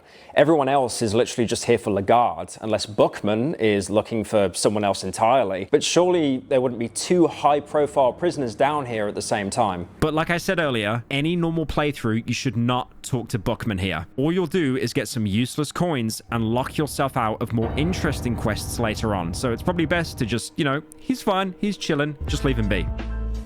There's also some armor and weapon stands next to them that you can coin flip to loot, which can get you anything from completely horrendous weapons that are objectively worthless compared to your starting equipment, or an armor that gives you a 20% protection from 1 or 2 damage types, which means occasionally you'll survive 1 more hit if the stars align and the enemy you're fighting actually uses that damage type. Looking over the rest of the basement, you can find out that I completely lied when I said the Iron Shakespeare was the only enemy here, because there's also a random elite guard spawn to keep you on your toes. Thankfully, since the basement is very open, you can kind of just walk around him with 0 difficulty. Aside from all the above, there's not really anything more special. Apart from the copious amounts of loot, the basement altogether is actually pretty small. There's also no variation of this room or anything, so it's always the same no matter what your playthrough is. Loot-wise, there is a ridiculous amount of mushrooms and some herbs to find here, which of course you can turn into a delicious stew if your bookcase luck is good enough to actually learn the recipe. Something Minecraft would shamelessly steal 8 years earlier.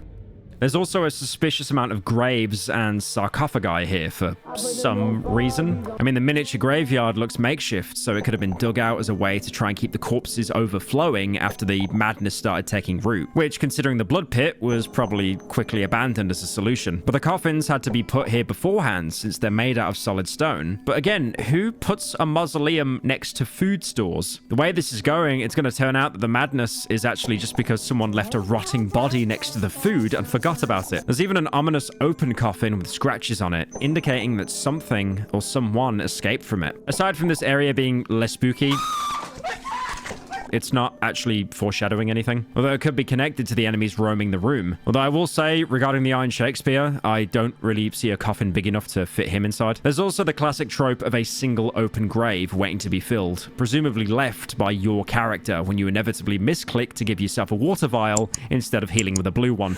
Going down lower, you actually end up higher, since now you're on the level 2 basement. Seems counterproductive, but at least you've got more rooms to explore and loot. The level 2 basement is fairly similar in structure to level 3. It's built like a storeroom, having even more crates and mushrooms to pick, even having some wine barrels that you can use to fill your glass vials with precious mind-restoring alcohol, while also taking after the blood pit by being filled to the brim with corpses. And I genuinely do mean to the brim. Like, there's a locked door you can't actually open from this side with a mountain of corpses behind it. The way you get through and to the chest behind is actually by dropping down the well back in the courtyard. Wait, I dropped down somewhere and it didn't kill me? That's crazy. Surely I'll try it again with the shit pit.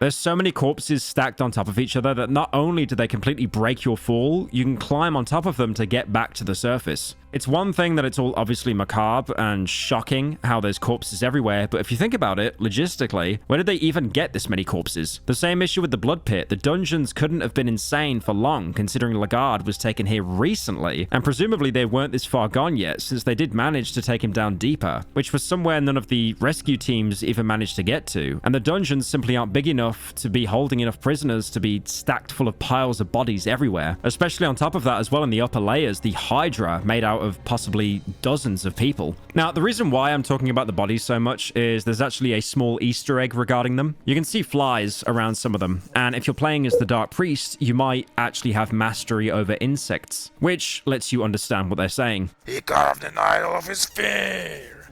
One's the captain of humans. This seemingly references the Crow Mauler, who seems to have some connection to the basement. There's actually a locked door with an emblem of a crow on it that also connects to the Mauler, but it's too sturdy to force your way through. Although it's almost like you can hear something through it. Come and find me. Let the blood flow. The Whispers of the Flies also mention a captain, which could be referencing the captain of the guard, Rudimir, whose diary you found earlier, but so far there's not really anything even connecting him to the basements. Also, an interesting thing about the Whispers is the line about carving an idol of his fear. This is also the line the priests repeat whenever you go into combat with them, which makes me think that it's not really metaphorical or symbolic, but rather an actual thing, or more likely a ritual that they carry out to purge themselves of fear. Apart from the flies, there's actually also another new enemy you can fight here, the Manaba. It's basically a jellyfish if it took as much trenbolone acetate as the average fitness TikToker. And even then, it's really not that threatening. They're not even really aggressive towards you. Mostly they just float around the room and they're pretty easy to avoid. There's also absolutely no point in fighting them since they never drop anything as well. If you do get into combat with them for whatever reason, just aim for the head. Despite what Seymour told you earlier and what I've been telling you a lot through this game, in this case, the head is the only viable target since it's one of the few enemies in the game that doesn't have high evasion. But if for whatever reason you miss, you'll find that even though these guys are easy, they can still punish you for the rest of the game. Getting attacked by the tentacles only does damage, which, you know, I mean, it's not even that much. Look at it. But if you get injected by the head, you will immediately get infected with parasites that double your hunger rate until you cure them. How do you cure them, you might ask? You have to first find this semi-rare item called worm juice. Good luck pulling that out of the huge item pool, however.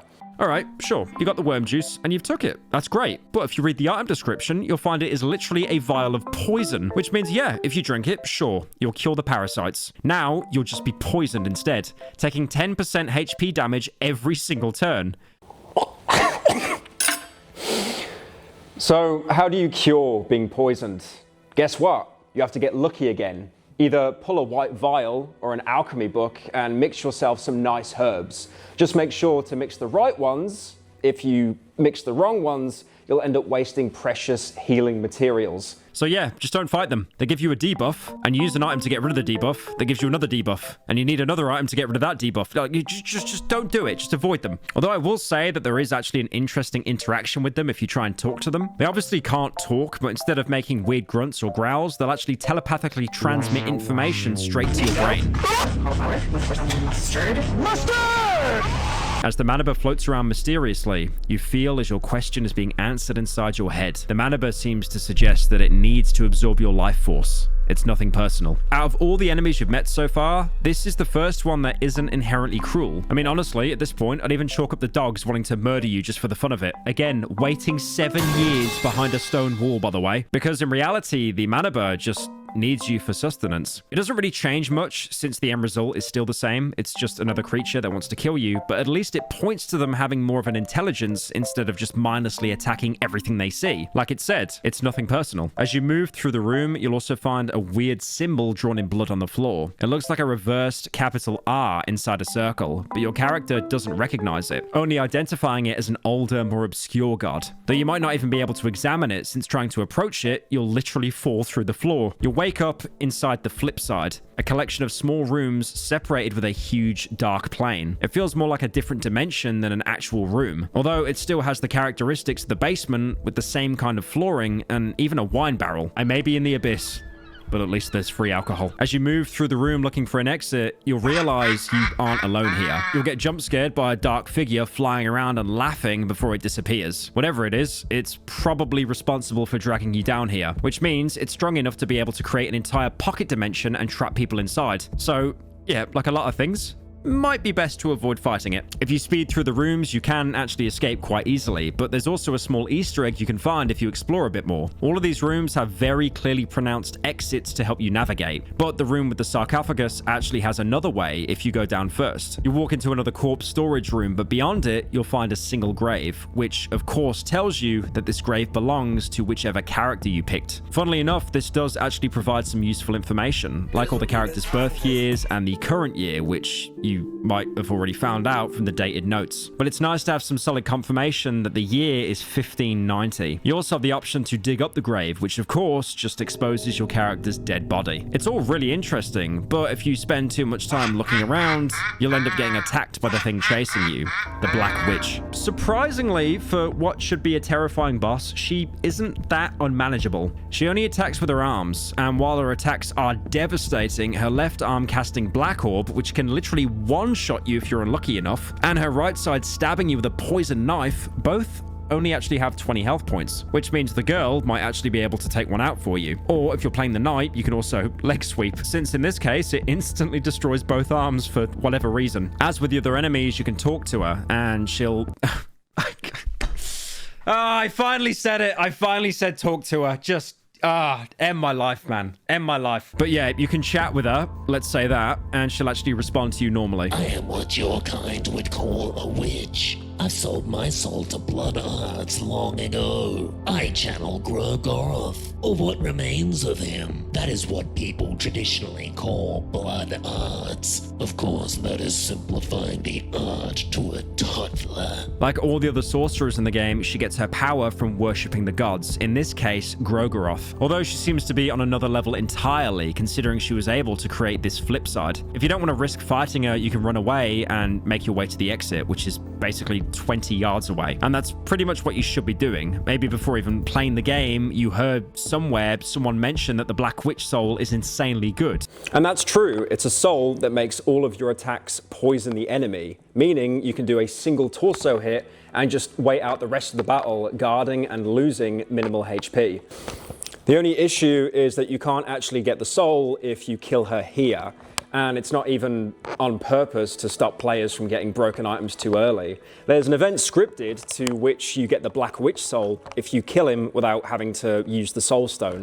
Except, of course, like everything in this game, it's bugged. So killing her in the flip side gives you absolutely nothing and only risks you taking 90 damage or getting poisoned. Although you can of course ask for it through an empty scroll, since it can generate almost all items in the game by just typing, "Oh Lord, give me Black Witch," which gives you it for free and solves almost every single combat for the rest of the game. Incredibly balanced. However way you get out the flip side, the only way to go now is through that doorway there, which leads to what is basically a larger staircase leading up. Going up the stairs, you can find out that this actually wasn't a way to progress at all. All it did was take you back to the start of the game.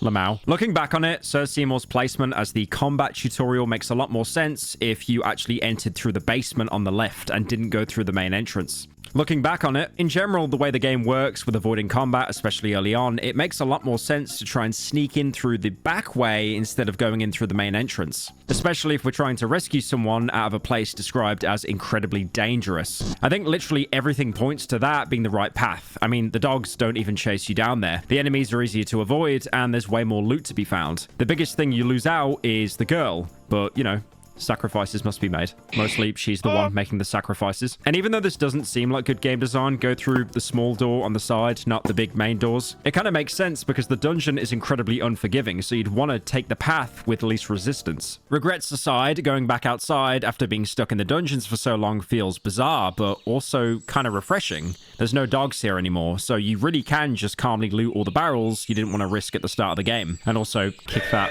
dead horse for some reason. What's even better is there's actually a merchant here that you can trade with. What are you buying? Hello there, dweller. Your eyes, they are starting to have that absent gaze in them already. A little bird told me that these dungeons just swallowed a new set of poor bastards. I just saw a business opportunity, that's all. So, what shall it be? I guess those silver coins actually weren't so useless after all. You can only buy from him once, so you'll have to be really careful, picking between a potion of full healing, potion of full sanity, and a potion of life. They're all pretty self-explanatory, and after walking all the way through the dungeons, you'll definitely need them. And who knows when you'll get the opportunity to spend your silver again. After you buy your potion, the merchant will leave, probably knowing that you're too much of a brokey to be able to afford more than one. You could save the one you bought for later, but let's be real, you're probably sitting on about 10 HP and 3 sanity after having to run away from one too many cave gnomes. So you drink it and immediately get poisoned because you'll soon realize that what you drank wasn't an actual potion, but rather limited edition Gamer Girl bathwater, which is lethally toxic to all life forms. So now you have to use a rare white vial or you're screwed. Restart. Hey, you. Fearless in full, and live on knowing not to buy weird drinks from strangers. I know the first time you fall for this, it's incredibly infuriating, especially if you save the potion for a big fight or something. But I think it only complements how unfair and brutal Fear and Hunger is. Like you thought for a second you'd have some respite, maybe even some hope, only to get completely scammed. It's truly a cathartic experience watching new players go through this after being baited yourself. I thoroughly recommend getting your friends with no knowledge of the game whatsoever to play this and watch them get scammed firsthand. Trust me, it's completely worth it. Got a phone call. Right, I'm just gonna have to quickly take this phone call. Sorry guys, I'll be back in a second. Don't touch anything, okay? I'll be watching you. Is he gone? Perfect. So obviously this wasn't the way to progress. Any potion you buy from him will just give the same poison status effect. Unfortunately, the only way to make actual progress now is to go deeper, all the way back in the prisons. You might remember earlier in that little office room with the elite guard, there was a lever. You couldn't really get close to it since before, you know, elite guards that one-shot you, kind of in the way. But there's something you can notice about his behavior. As long as he's not aggroed, he'll just sit in place and only turn around occasionally. You can actually just wait for him to have his back to you, run past him, dash, and quickly get the lever before he turns back around. Even once you do though, it's not really clear what the lever's supposed to do. Nothing obvious changes in the prisons. But if you explore the adjacent room, you'll find that the huge hole in the blood pit actually has an elevator inside it now. So instead of breaking your legs, you can safely descend deeper into the caves.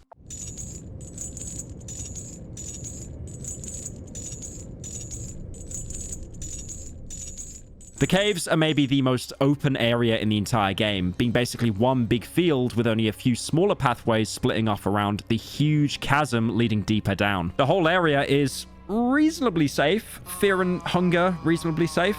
Okay, we are cooked. Aside, of course, from more cave gnomes, who have about 3,000 different spawns, which, to be fair, why are you surprised? They have the word cave in their name. The moment you land, you can immediately see some sort of shrine sticking out of the ground. Normally, you'd have to guess who it's dedicated to. I mean, it's pretty hard to figure out. It's not like it literally looks like a giant penis. Anyway, after praying to Sylvian and dodging past more cave gnomes, you'll find a small bridge to the other side of the cave. But the second you walk off it, you'll be attacked. This is Moonless, a cave wolf. Unlike the other dogs you were attacked by earlier, she's attacking you alone and is nowhere near as dangerous as them. Although realistically, you shouldn't really be trying to fight her at all. Instead, if you talk to her, yes, talk to a dog, and then offer her rotten meat, do this one more time, and congratulations! You now have another party member. You're welcome, by the way. I hope you didn't accidentally one-shot her before doing this. Moonless is one of the best companions in the game. Not because she's the strongest. She actually does horrendous damage, usually less than you at the beginning of the game. But her main ability is urinating on every single pillar and fence post the dev decided to put into the game. Real talk though, Moonless is a pretty decent party member, especially considering how early you can get her. You can't control her actions whatsoever. She'll take every turn by herself every time. But she doesn't just take actions randomly. In fact, she'll always target your enemy's weakest limb. To compensate for the lack of control though, she does have one big advantage. She gets 2 actions a turn instead of 1. Notice how I said actions, not actually attacks?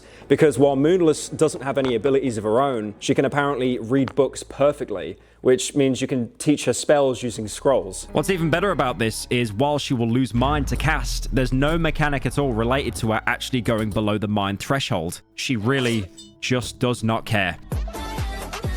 She's also completely immune to poison and parasites, meaning you can feed her endless supplies of worm juice and moldy bread. If you wanted to, you can cut off her paws with a bone saw, and this will end up giving you a cave wolf paw, an accessory which gives you luck, which, by the way, like most open stats in the game, doesn't really do anything. So this is all fun and great, but not everyone is lucky enough to pull a scroll of the dark arts from their first bookshelf. If you can't teach Moonless a good spell, then surely she kind of sucks compared to a regular party member. Technically, yeah. At the start of the game, when her attack is only around 80 damage, on average, she'll be underperforming. Her attacks do have a 60% chance to also cause bleeding, which is nice, but she'll still probably have less DPS than your main character. But if you walk around with her and let her urinate as many times as possible, eventually she'll level up. Now she'll do almost double the damage that she did before. And if you stick with her for longer, she'll level up again. She'll get a decent damage boost, around 150% of what she was doing before. Moonless aside, this little rock-shaped island has one small thing to offer. There's something chained up to the rock wall that you can interact with. There is a huge creature chained up on the wall. It's not dried up, but it's uncertain whether it's alive or not. If you have a glass vial, your character will also notice this. Its breasts are oozing yellow mucus, which lets you milk it, giving you a yellow vial. You could argue about the safety of using liquid harvested from random things chained to the wall, but I think the game has normalized enough so far anyway. The yellow vial, by the way, is just food, which is only slightly helpful since at this point, you probably have looted enough moldy bread. Oh, and for some reason, you can only use them in combat. I'm guessing that in anything less than a life or death situation, starvation is preferable to eating whatever delicious gruel slop is in these. And if you thought you could have an infinite food glitch going on with just farming these yellow vials, you can only fill up 2 before the creature is emptied completely.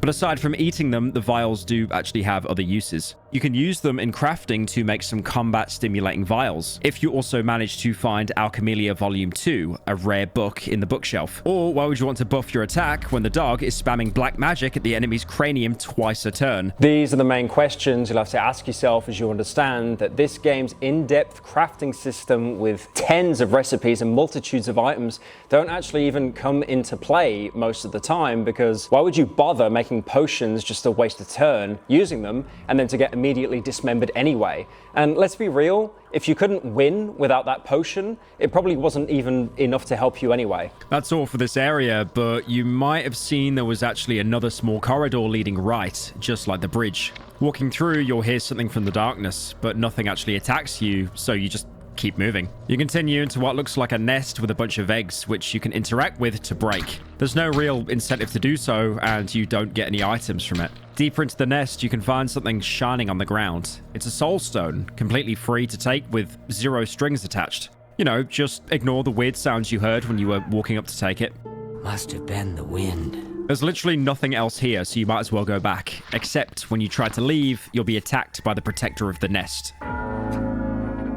The Cave Mother. This is the first proper boss of the game that you actually have a decent chance against. She only has one main attack, the Tooth Bite, which doesn't do much damage, but it can take off your limbs, which means you'll want to kill her as quickly as possible. Unfortunately, she also has one more ability. As long as she has her breasts, that is not a joke, she'll keep summoning cave gnomes, making sure you don't only lose your arms and your legs, but you also get infected and bleed out. There's two ways you can win this fight. One is the usual, target the torso, run out the health bar. Pretty simple, and she doesn't actually have that much torso HP, so you'll probably take her down in around 2 turns. Especially if you're lucky and Moonless actually targets the limb that you want for once. Or you can target the wings, since taking both of them out will actually also end the fight, since the Cave Mother won't be able to keep herself in the air. Although they do have much more HP combined than the torso. Other than that, you can also completely mitigate her damage if you really don't want to risk anything. You might remember using the red vial to melt locks. So imagine what it would do if you poured it on someone's eyes, or in this case, a limb's eye. Anyway, if you throw it at the torso, the Cave Mother won't ever be able to hit you, and you can just close out the fight without any risk. Except winning here isn't enough. She still manages to run off. If you try to walk back out the main cave, she'll rush and attack you again, this time charging at you with her wings gone, even if you didn't take them out. And if you didn't take out her breasts in the first phase, I hope you like fighting some more cave gnomes, because oh my god, they spawn every single turn. Now she actually has her head as a separate body part. I guess she couldn't have it separate before, since it would be a bit hard to justify her coming back to the fight, you know, if she got decapitated. So no head? Her attacks don't change. It's still the same tooth bite, but now it's the head using it. So you can still just use a red vial and be fine. You may also notice something weird. If you use the red vial in combat earlier, you'll actually still have it in your inventory. I mean, yeah, the game's bugged. Nothing new. Apparently, using red vials in combat doesn't consume them. How nice. I mean, eventually you'll do it. You'll kill the Cave Mother. And this time, she'll actually stay dead instead of running away. Searching her body, you'll find some gnome eggs, which confirms what was already highly suspected. This is the source of the cave gnomes. Killing her might be the single most morally positive thing you've done in the entire game. You can actually loot multiple eggs from her, although they don't actually seem to be used for anything. Aside from that, you can also use that soul stone you got earlier to get the Cave Mother soul from her body. I mean, it's alright. It multiplies your attack by 1.1 times, which sometimes might give you just enough damage to one-shot a limb, but most of the time you probably won't even notice it. Unfortunately, there's probably some more Cave Mothers out there, so at this point, it's probably better to cut our losses and move on. And if you thought the Cave Mother was bad, up ahead is one of the most despicable, degenerate characters in the entire game. Well, hello, stranger. How are you doing on this wonderful day? This is Pocket Cat, possibly the first person you've met down here that actually asked about your feelings. How nice of him. And you even get 3 amazingly expressive responses to pick from. What is so wonderful about it? Depressed as always, and my personal favorite, I want to die. I want to die. The more accurate response after having played this game is, of course, the third one, to which Pocket Cat has a truly perfect reply to. Don't we all? Don't we all? Life sure is peculiar like that, huh? You can break the flow of the conversation to try and get to the point, but if you've been spam leveling your charisma on the side, you'll know to play along with him. Who knows when you're, gonna get to talk to another sentient being that doesn't instantly want to kill you, and also has probably some of the most quirky dialogue in the entire game. Life is peculiar when you're peculiar. Life is peculiar when you're peculiar. Got that right. I'm liking you already. I know we just met, but I feel the connection forming here already. I hope you don't mind if I ask this straight. Living humans are divided into 2 groups, yes? There are children of light, those destined to walk under the bright sun. Those people do well in all hardships of life. They have dear humans who they want to return to. Even in the darkest hour, they can feel warmth of their loved ones in their heart and gain extra courage from that. Then, in the opposite end of the spectrum, there are people of darkness. Those people are often driven to depression and sorrow because of life's peculiar ways. But they have learned to live with those feelings, in fact. They have grown to love the ever-pressing darkness within. Those humans are able to draw energy from darkness. They are not dependent on other people. They only need darkness. Their old friend. Darkness, their old friend. Holy Reddit line. So, humans of light and darkness. Which one are you? Considering the character you're playing, I don't think any of them can really be classed as humans of light. They all ended up down here after all, either from desperation, pursuit of the dark arts, or seeking revenge. None of those really apply to humans of light. Darkness. Yes, they all are. I suspected as much. I'm glad you were able to be so honest with me. Tell me, do you love me by chance? You might be tempted to answer yes. I mean, you should be. What's not to love about Pocket Cat? But if you do, he'll immediately call you out. Right. So you really aren't a human of darkness. You just said so, because you thought that's what I wanted to hear. But that's all right, really. However, you must always remember to be yourself in every situation, even if you love someone, because if you base your love on a lie like that, it won't end well for you. Well, it probably won't end well anyways, but that's life, peculiar as always. Surprisingly sound advice from a random guy sitting in a cave. Telling him no instead has him praise you. Ooh, very good, very good. I love honest words, even when they hurt me. I say that now, but I'm probably gonna feel really awful later on. But don't you worry about that. Really. I have grown to love this feeling of being rejected. It's a bit sad to have to hurt him like this, but, you know, at least you were honest. Well, anyways, I'm a merchant of sorts. I sell precious items and weapons for those in need. Okay, I know what you're thinking. I lied. There's actually an easily accessible merchant just sitting in a cave. Silver is now really important. You're going to go back to Bookman right now to get that silver and buy Pocket Cat out completely. Except there's one small issue. The funny thing is, though, I don't want your gold or silver. I will trade items for human children. Bring them to me, and I'll make it worth your while. My pockets are very deep, you see. Yeah, never mind. This guy's mentally ill. You might be tempted to give him the girl, maybe thinking that she's only a drain on your resources, which is mostly true, actually. It's not like she actually does anything, even in combat. And Pocket Cat wasn't lying about having deep pockets. He sells some genuinely amazing gear, like a claymore which has 80 attack, being one of the best weapons in the game, especially this early on. Or the Ancient Book, which is actually the literal Necronomicon I mentioned earlier, which lets you coin flip between getting a random overpowered Grogoroth spell or straight up dying. You can also go simple and get the Book of Enlightenment. Having a free save is always great. Good. Or you can get a Book of Forgotten Memories, which gives you one of the abilities from your character's soul tree. By the way, this book is a complete scam and useless, especially if you've already learnt all of your abilities. So yeah, just pick anything except this one. Now, most of these seem pretty enticing, and yeah, they would definitely help you advance through the dungeons. But even trying to talk to Pocket Cat with the girl in your party makes him seem much worse than what he's letting on. Well, hello, stranger.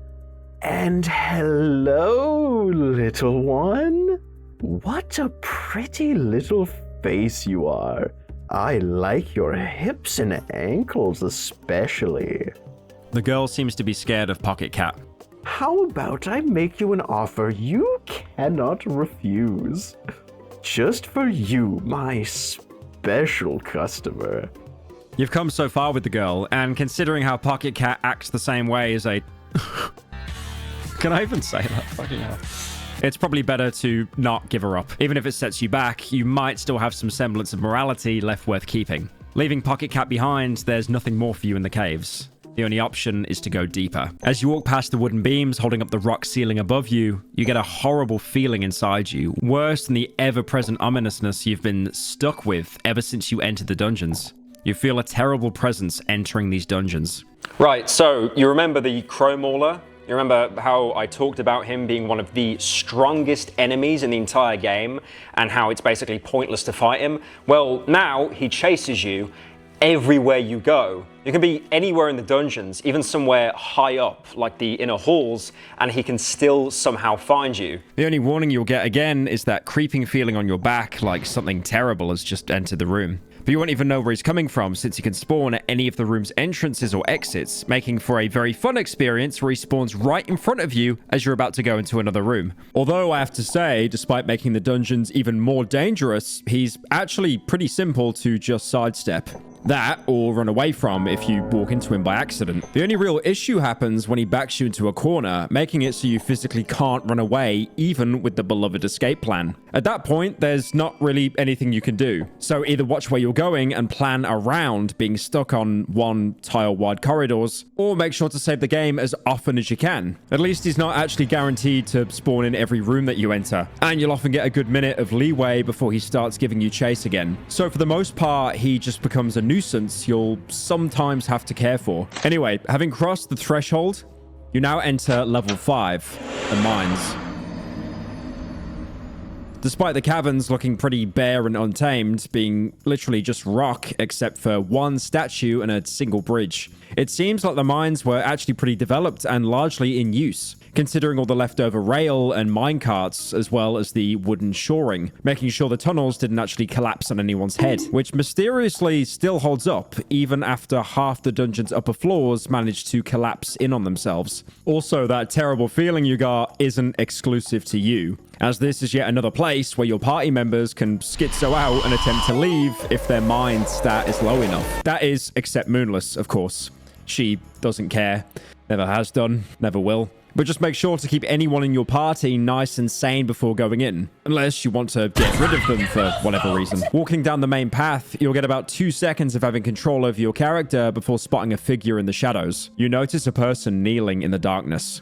The person doesn't seem to radiate immediate danger or aggression, and your presence seems to remain hidden. You now get a choice to either wait them out until they walk away, or show yourself and potentially make yourself vulnerable. This is a mirror of the situation with Trauter. Only back then, all you had was the sound of someone coming your way. Now you can actually see the person in question, and since they don't seem threatening, it might be worth trying to establish contact. Maybe, at least, they're more sane than Pocket Cat was. Oh. New visitors. My name is Nosramas. I'm an alchemist living down here. Pleased to meet you. You cannot quite tell if the alchemist is a woman or a man. Something about his stature seems almost otherworldly or ancient. You get to choose to be courteous and reply to him with a greeting, or still not be immediately trusting and say nothing. Whatever you choose, Nosramas will quickly take his leave, using the most cliche excuse possible. My apologies. I left a kettle on and I'm in a bit of a hurry. Let's meet again. Just like that, he's gone. And by the way, I know the game describes Nosramas as androgynous, just like that one level in Cruelty Squad. Wow, great reference there. But most of the dialogue relating to him ends up using male pronouns anyway. Like this little bit appears if you let him walk off. The person disappeared into the darkness. The echoes of his footsteps sound distant before vanishing into the moist air. His gender aside, it's weird to hear that not only he's a sane human, being that he's survived coming down here, but that he actually lives here. Earlier, the only human being that actually lived in the dungeons was Trauter, and with him, it's a struggle to even call him human still. Whoever Nosramas is, there's definitely much more to him than he lets on. Now that you actually have control of your character, you can freely explore the mines. With its claustrophobic mine shafts that are about 2 tiles wide, as well as randomly placed dead ends. It's ridiculously easy to get stuck between a wall and one of the enemies. The first of which you'll probably encounter being the Night Lurch. It's a variant of the ghoul, meaning if you made a skin suit out of pale skin, you'll be able to not draw aggro from him. Otherwise, you'll really want to be the one to initiate combat, since if you let him attack you, he'll jump on you and... I can't say it because I don't want YouTube to take down the video. Oh my god. Shelled look great. Now, apart from that being a complete fear and hunger moment, you now have the unique stat of severe anal bleeding, and it lasts the rest of the game. In combat, he's also a pain in the ass to deal with. You guys get it, right? You get it. Because he connection. He'll try to bite you with his head, which of course causes infection, and he'll slash you with his arms, which not only does up to 40 damage, but also always causes bleeding, can give you an infection same as the head, but also has another unique debuff associated with it, critical state. Getting hit while in critical state will instantly take your health down to 1. Technically, this means you can't get one-tapped while in critical state, which is a bonus, but most of the time, this just means that you're losing 60 valuable HP because unlucky, I guess. Thankfully, after combat, the debuff disappears. The anal bleeding will never disappear. One interesting thing about the Night Lurch is that they are completely blind. Something you can kind of exploit in the overworld to avoid them, although that doesn't stop them from sensing you sometimes and instantly lunging at you. This only really ends up mattering if you were going to try and cheese him with a red vial, maybe to try to at least stop his head from giving you 40 different strains of syphilis. But again, like, he's already blind. Making him more blind probably won't do anything. As for the actual strat for this fight, you have a couple of options. Just going for the torso will probably kill him in 2 turns, which will unfortunately guarantee you take a lot of damage as well as getting infected. You'll maybe even get severe anal bleeding because... have a guess what attack he does on a coin flip turn. I was by a bug. Instead, you can try a more strategic approach. You can try and talk to him, but anything you say will be met with Night Lurch's crotch horn hardens. But, just like the cave gnomes, actions speak louder than words. So if you have some rotten meat on you, you can throw it in his general direction and completely distract him for a turn. Which means now anyone in your party get a free turn of killing limbs, since they only have 20 HP. All you have to do now is get the head vulnerable and one-tap it, which, surprise, surprise, you don't even have to destroy the legs to do like most enemies. You just have to get the horn, which I assume is what he uses as replacement for his eyes. So now, either spamming the meat for a few turns while another party member takes out the horn and head, or just getting lucky with Moonless. You can easily kill him with pretty much no damage taken. Alternatively, if you still have the Priest's Lantern left over from the inner halls, you can just throw it at the head in 1 turn and kill it. Since the Priest's Lanterns, for some reason, are very well known for being innately pulled to any kind of craniums they encounter. But killing him doesn't actually give you anything interesting, just a few silver coins. But at least it clears out a hallway so you don't have to worry about getting randomly jumped and forced to, let's just say, reset the run. Oh yeah, except in some versions of the map, by the way, the hallway he spawns in is just a dead end. So again, killing him can sometimes be just fully pointless. So again, fighting enemies and the entire combat system is once again completely useless. There's also another fun enemy that you'll probably run into called the Night Spectre. Running away from it is guaranteed, and that's really all you should care about because you're not going to kill it. Not because it's some sort of endgame boss like the Crow Mauler, but because he's a ghost. Ghosts, as you know, are really scary, so you can't actually hurt it with regular weapons since they'll be too scared to actually hit it. Instead, you need to get something with the otherworldly damage type. If anything, these things remind me of that Rugrats PS1 game. There was one level where you were running around at night, and there were these, like, PNGs of ghosts. Wait. What's that? You got lucky and got a scroll that taught you a spell with the exact damage type that you need? Well, go on then. I'm sure your black orb will easily take it down before it can even attack you. I mean, it does like 450 damage total on average. That's enough to like one-shot most enemies in the game. Oh, right. I forgot to mention. He has around 10,000 HP. So, yeah, just run away. It's really not that hard.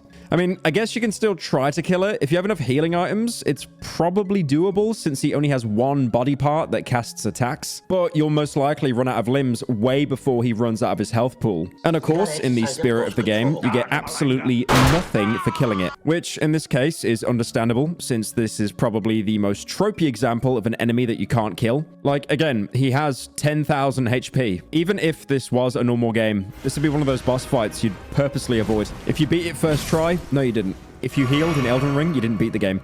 Anyways, the enemies suck. I think I've repeated it enough times in this video. I'm pretty sure someone on Plebit will run up a counter of the amount of times I've repeated myself by saying that you should just run away every single time. But on the other hand, it's not my fault the entire game is designed that way. You know, you can take that up with Finland. Fortunately, there is more than just enemies down here. In the side of one of the corridors, you can find a small passageway with a lock-pickable door, leading into what looks like an underground lake. There's also the usual corpses left around, but at this point, it's just to be expected. Just barely off the shore, there's something shimmering in the water. Maybe we got lucky. and there's some good items to find here. Unfortunately for you, this is Fear and Hunger. The second you reach for it, a gigantic axolotl comes out the lake and immediately attacks you. This is called the salmon snake, which is an interesting choice considering it has exactly zero resemblance to a salmon, a snake, or any mixture of the two. I mean, a lot of enemies in the game are named after things that they resemble, I guess. Like, for example, Trauter, because he tortures people. Get it? Now, for this fight, I would say run away, lol. But you actually can't run away this fight. I guess the door behind you just mysteriously locks itself since there's no way the salmon snake could stop you from just walking away. It doesn't even go on land. It just sits in the water. Surely you could just back up 5 meters and be completely safe. Unfortunately, reason and logic do not work in the dungeons, so you kind of got to make do with what you're given. And what you're given is a torso with 1,250 HP. Again, okay, it's not as bad as the 10,000 HP pool the Night Spectre had, but this is still a pretty healthy boss. Now, you'd think it's got a big head. I could probably hit it. And you probably can, to be fair, but the head alone has 1,200 HP. To compensate, the salmon snake doesn't really do much in the way of damage. Its arms, both of which have 800 HP, will constantly try to smash you into the ground, dealing around 30 damage a turn, which isn't too bad. But there's also a 60% chance they stun whoever they hit for 2 entire turns, which in effect means you'll have your main character stunned turn 1, wait 2 turns for it to wear off, just to get hit again, and then get stunned 2 more turns. And then you realize you're playing a game surgically designed to engineer an aneurysm inside your brain. Uninstall the game and delete your Steam account in an attempt to bring yourself back to the light and become a functional member of human society. Oh wait, no, you can't do that because you just got stunned again, and now you've got to wait 4 turns to try and make a single attack. Fun and interactive gameplay aside, the arms only have a 50% chance of attacking you, which you can actually lower to 25% if you target the eyes. The only body part with a reasonable HP pool of 150, probably enough to one-tap with most weapons. After the eyes, you can try to take one of the arms out, but like I said, it's kind of pointless considering they have 800 health each. And even if you somehow manage to take out the arms, he'll just start headbutting you instead. But if you really don't want to risk taking damage or even being stun locked, you can try talking to it and find out that the cave mother wasn't actually completely useless, since you can use those gnome eggs you got from her and feed them to the salmon snake, stunning it for 2 turns every time you give it one. This, from what I found, is pretty much the only use of the eggs. So you might as well save them here for this boss fight. I mean, you don't really need them anyway. Now, there is another interesting mechanic, that is with the tongue. Each turn, it'll attempt to extend further, and if it's left unchecked, it will start throwing insta-kill coin flips at you. Normally, this would be pretty dangerous, as the only thing you can do to prevent it from extending is damaging it to force it back and prevent it from extending. But that, of course, takes away from the damage that you could have used on any other body part. And if you've got no friends, I mean, come on, you're watching this video, and you're running the party solo, this becomes a real issue. Thankfully, if you've got Moonless at this point, she'll always attack the tongue after the eyes are dead, and does enough damage each turn to force it back completely, meaning it'll never be able to extend enough to even threaten you. So yeah, those 2 pieces of rotten meat I gave the dog earlier, they are paying dividends. With that, you can take the salmon snake out pretty reliably. You'll probably get hit maybe once or twice, but if you haven't been taking on too many fights you shouldn't have, you'll probably have enough blue vials to heal back up. After finally killing it, you can check out the item that baited you into the salmon snake boss fight in the first place. It's called the Stone Crown, which acts as a helmet. Despite being basically a sculpted ring of rock, you put it on your head. It actually does some pretty good protection against slashing, piercing, and blunt damage. Not sure if it was worth the boss fight, but I guess it's better than another coin flip or something. And more importantly, there's the salmon snake corpse, which, surprise, surprise, actually has worthwhile loot for once. First of all, the soul you can get from it if you have a stone is one of the most versatile ones in the game, preventing bleeding, infection, burning, and critical state, while also making you unable to lose limbs, which is really useful. But prevention isn't the only thing it does. If you equip the soul on someone who's already infected or bleeding, they'll get cured instantly. So it's not only a good defense item, it's an infinite use cure for some of the most frustrating status effects in the game. So yes, you now don't have to anxiously walk around looking for green herbs anymore, making sure you have just enough to cure yourself of any potential infections. Same with the 30 cloth fragments you've probably been ripping off beds. Although you might as well keep those since there's no way you'll actually run out of them for the rest of the game. And it's faster to use a consumable than have to deal with the menu where you unequip the soul, go to a party member, equip it, unequip it, re-equip, You know, it's a great soul, but having to go through the entire menu just because I got a paper cut or I stood on like a rusty nail, it does get a little bit annoying. The only downside is it doesn't cure missing limbs. So even though this could be bugged, it's not bugged enough in my opinion. To be fair, knowing this game, there's a 50-50 chance that this is a bug or it's an intended interaction. And finally, the thing you killed, the salmon snake, it's basically a giant fish thing. It's one of the few rare animals that doesn't actually look corrupted by the dungeons. I mean, if you consider a giant salmon snake not corrupted. So if you loot the body, you can actually get its meat. You can get up to 6 pieces, provided that you have the skinning knife. Each piece of meat restores 30 hunger, and they can be eaten raw without any issue, which is a great food source because at this point, crates are getting a little bit scarce. The salmon snake meat is actually so rare that there's no recipe for it in the cookbook either. So, you know, once you eat that, you'll probably have to survive on meat pies. But hey, it's not all bad. At least you can cook the salmon snake meat, but Gordon Ramsay will probably just call it raw anyway. Fucking raw! Continuing to explore the mines, you'll find that there's another ritual circle here. The 2 options of showing love or sacrificing should probably still be avoided, but as usual, you can get some affinity by praying. In fact, if you prayed to Ulmir or Sylvian at the first ritual circle and didn't fuck up the statues, you can actually advance a tier of affinity here with the 3rd prayer. Which is great, but at the same time, I'm not hauling my ass up 5 floors just to find out that either the abilities I get from them suck ass or I don't have enough souls for them anyway. Walking out of the claustrophobic corridors into a big open chamber, you see a little yellow fella. What's this little fella doing? Oh, wait, my screen is right. Apparently, I just lost my leg and now my arm. And now I can't even try to crawl away. I'm just limbless on the floor.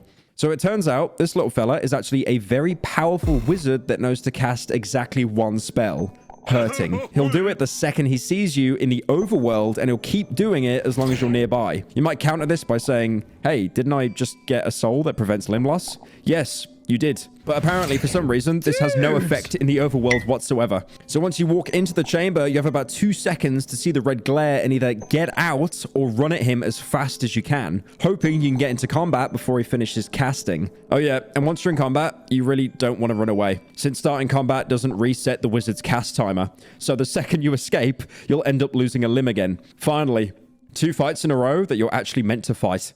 This is the Yellow Mage, an enemy more akin to the priests than anything else. Despite being a piece of shit and dismembering you on sight, he's still human, and can even talk to you normally. Although, before you do, you might want to take out one of his legs and a hand, since obviously he's not going to stop casting hurting just because you entered combat with him. So as soon as you see him performing a ritual dance, you either have to go for his legs, or say goodbye to yours. Oh, and also, if you're playing the Dark Priest, you might want to try going for the counter magic to try to stop his spells. You'll get text saying you managed to disrupt his ritual dance, only for him to immediately cast hurting on you anyway, because it's almost been 5 minutes since I last talked about the game being bugged. Also, because he can only cast hurting by dancing, if you destroy both his legs and run away, he actually won't be able to attack you in the overworld anymore either. So if for whatever reason you want to be a pacifist or whatever and let him live, that's a viable option, I guess. Aside from hurting, he can also cast Locust Swarm from his left arm, which, just like the salmon snake, can stun you for 2 turns each time it hits. If he's down a leg already, there's no chance he'll be able to actually kill you with it, since it only does 12 damage at most. But if you want to talk to him without interruptions, you might as well take that arm out as well. Now he's down 2 limbs, you can comfortably talk to him without him constantly trying to kill you, despite the fact that you just permanently disfigured him. Apparently, he actually won't mind too much and will continue to nicely and calmly respond to your questions.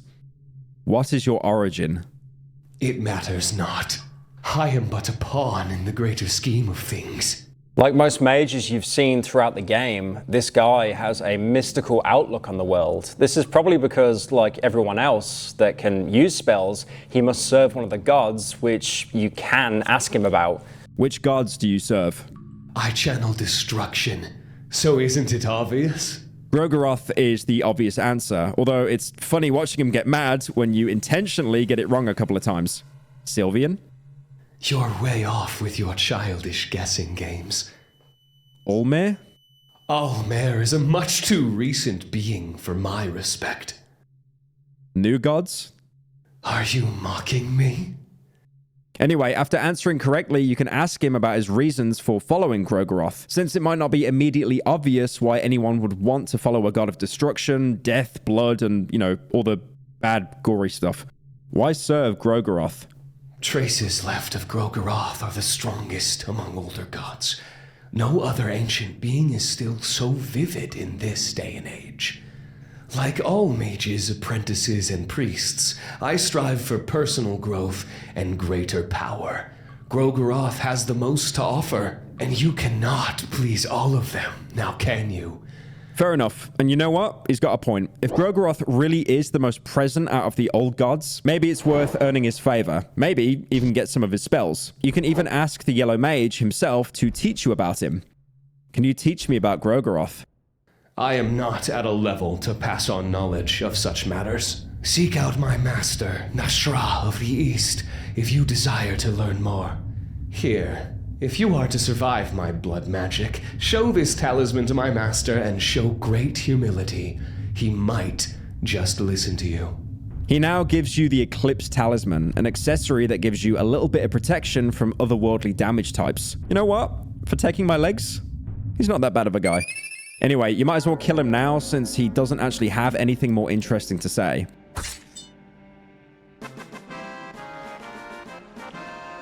And as another rare occurrence for the game, he does actually drop pretty decent loot. You can get some standard consumables like opium powder, an elixir of mind, and maybe even a soul stone. But he can also drop more accessories. A sorcerer's stone, which restores mind in combat. A soul devourer necklace, which reduces otherworldly damage by 30% instead of the Eclipse Talisman's pretty pathetic 10%, and a scroll of black arts. Weirdly, the scroll doesn't teach you hurting, instead letting you learn black orb. Thankfully, if you don't have Black Orb by now, you definitely should, because the damage is ridiculous compared to hurting. It basically does twice the damage output, and its damage is also spread over 3 hits, meaning you can target the enemy's head every turn of combat. And since most heads only have around 40% magic evasion, you'll basically have a 93.6% chance to just one-tap them in a single turn. And because you learn it from a scroll and not from a hexen, you can give it to anyone in your party. So if you have the girl at this point, finally, she will actually be of use, apart from a literal meat shield. Obviously, this will be at the cost of some mind, but, you know, that's fine. Just give her some opium every now and again. Or, surprisingly, you can teach it to Moonless and watch her spam it twice a turn. Although that can become an issue when she decides that legs are actually a more important target than, you know, the head, the thing that ends the battle. Past the Yellow Mage, you can usually find the exit to the next room, but there's also another corridor you can explore. There's a huge stone coffin in the middle with an old set of armor laying on top. You can either examine it or attack. Naturally, attacking it is probably a bad idea, considering the past experiences with combat in this game. Examining it just tells you that there's something underneath the armor. So it's pretty obviously foreshadowing that this isn't just an empty suit. Regardless, it's probably best to leave for now. There's also an archway you can find nearby, but trying to cross it stops you dead in your tracks. A presence is not letting you pass. So yeah, you're gonna have to destroy the armor anyway. Once you attack, you'll realize that it's exactly the same as the Night Spectre, only less ghostly and more an actual real suit of armor. Despite this, your instincts from before might tell you to run away immediately. Usually, this is the right reaction, but with this fight, running away is actually completely bugged. So, without the mercenaries' escape plan, it's only 40% chance of running away. Already, that's not too great, but surely escape plan would help. Well, actually, no. If you have escape plan, it lowers the chance to run away to 0%. So if you want to get out of combat now, the only real option you can use is run from the menu rather than your character's ability. I didn't mention it before because it's practically useless, but if you press escape in the main battle menu, you get another prompt to run, which doesn't take into account escape plan and instead calculates a chance to get away based on your party's average agility versus the enemy's, which 99% of the time comes down to a 50-50 chance, since your default agility is the same as most enemies. I mean, you'd always want to use escape plan if you have it, but in this situation, you can't because it's completely bugged. I guess he's too busy working on Fear and Hunger 2 at the minute. Now, this fight might seem threatening, especially after experiencing the Spectre, but it's pretty simple to survive without taking any damage. He has the exact same attacks as the Spectre, but unlike it, actually divided into body parts. So taking out his sword arm removes his attack entirely. To actually win the combat, you have to take out every single body part, but that isn't much of an issue when he can't attack and every body part only has 20 HP. The problem starts though on turn 3. since his Spectre joins in to try and gank you. With the Spectre, you can't just cut off its arm, but defeating the Old Knight itself will actually make the Spectre despawn anyway. And since you can take out at least 3 armor pieces each turn, it's trivially easy to just take him out before you can even get hit. You can even not bother with taking every limb out one by one. Just use an explosive vial, since they can actually be used in combat as an AoE attack, hitting all limbs for 50 damage, literally one-shotting the Knight. Like most enemies, you can try and steal from it. And if you do, you'll actually get yourself some legendary diamonds. Now, these are amazing until you find out they're completely useless. Seriously, you can't even trade them for silver. They sit in your inventory and they do absolutely nothing. But no matter how you did it, after killing the Old Knight, his presence dissipates and finally lets you pass through the doorway, inside of which you find your old friend and buddy, Nostradamus. Oh, you seem to have gotten through my servant. It's good to see you as well. My apologies, having to resort to brute force like that. My studies here are hundreds of years old, you see, and I cannot let just anyone pass down here.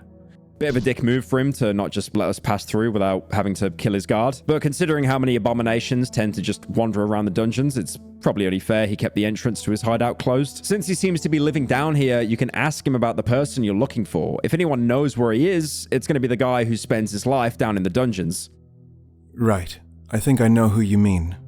I don't meddle with anything that happens in the upper floors, but I think the person you're looking for is located in the dungeons just a few floors down. I'd hurry if I was you. He seems to be an incredible person, but his time is running short. On the one hand, he's got a point. Lagarde's been trapped down here for a long time now. Any more might actually push him over the edge. On the other hand, though, rushing through as fast as possible will usually end up getting you killed. So it's probably better to still move through the dungeons slower and take care. You can also ask Nostradamus about why he would voluntarily choose to live in the dungeons, which generally seems to be a suboptimal location for a delicate alchemy laboratory. Why? What a silly question. This place is actually very crucial to my studies. In all my years here, I have not found a place where you could still feel the presence of the gods so vividly as here. As far as the inconvenience of having a laboratory underground, well, people are suckers for convenience. They think the more convenient, the better, and they end up throwing away what is truly good. Limitations force creativity. You can ask more about if he just stays here alone. Well, I did have a servant with me, still a moment ago, but you took care of him. Him. You noticed it was a he, didn't you? He was no one anymore. He was but a soul bound to armor.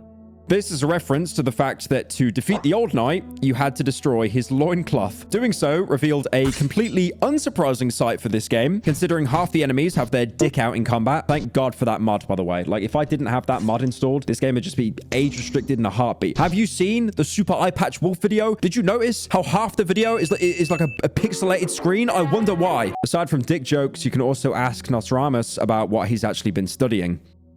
My studies? I study all fields of knowledge, just like all scientists should. My studies have taught me much about blood magic, deities, gods, and other such obvious subjects. At the moment, I'm most interested in nature and the heartbeat of the earth. People in this age don't notice that nature is being lost and that they are heading for extinction. That is one reason I stepped down to this darkness. There is still a primal rule of nature very much alive here. There's an obvious parallel to be made here with the real world, where rampant industrialization has constantly contributed to destroying nature, the very thing supporting life on this planet. And what's your answer to that?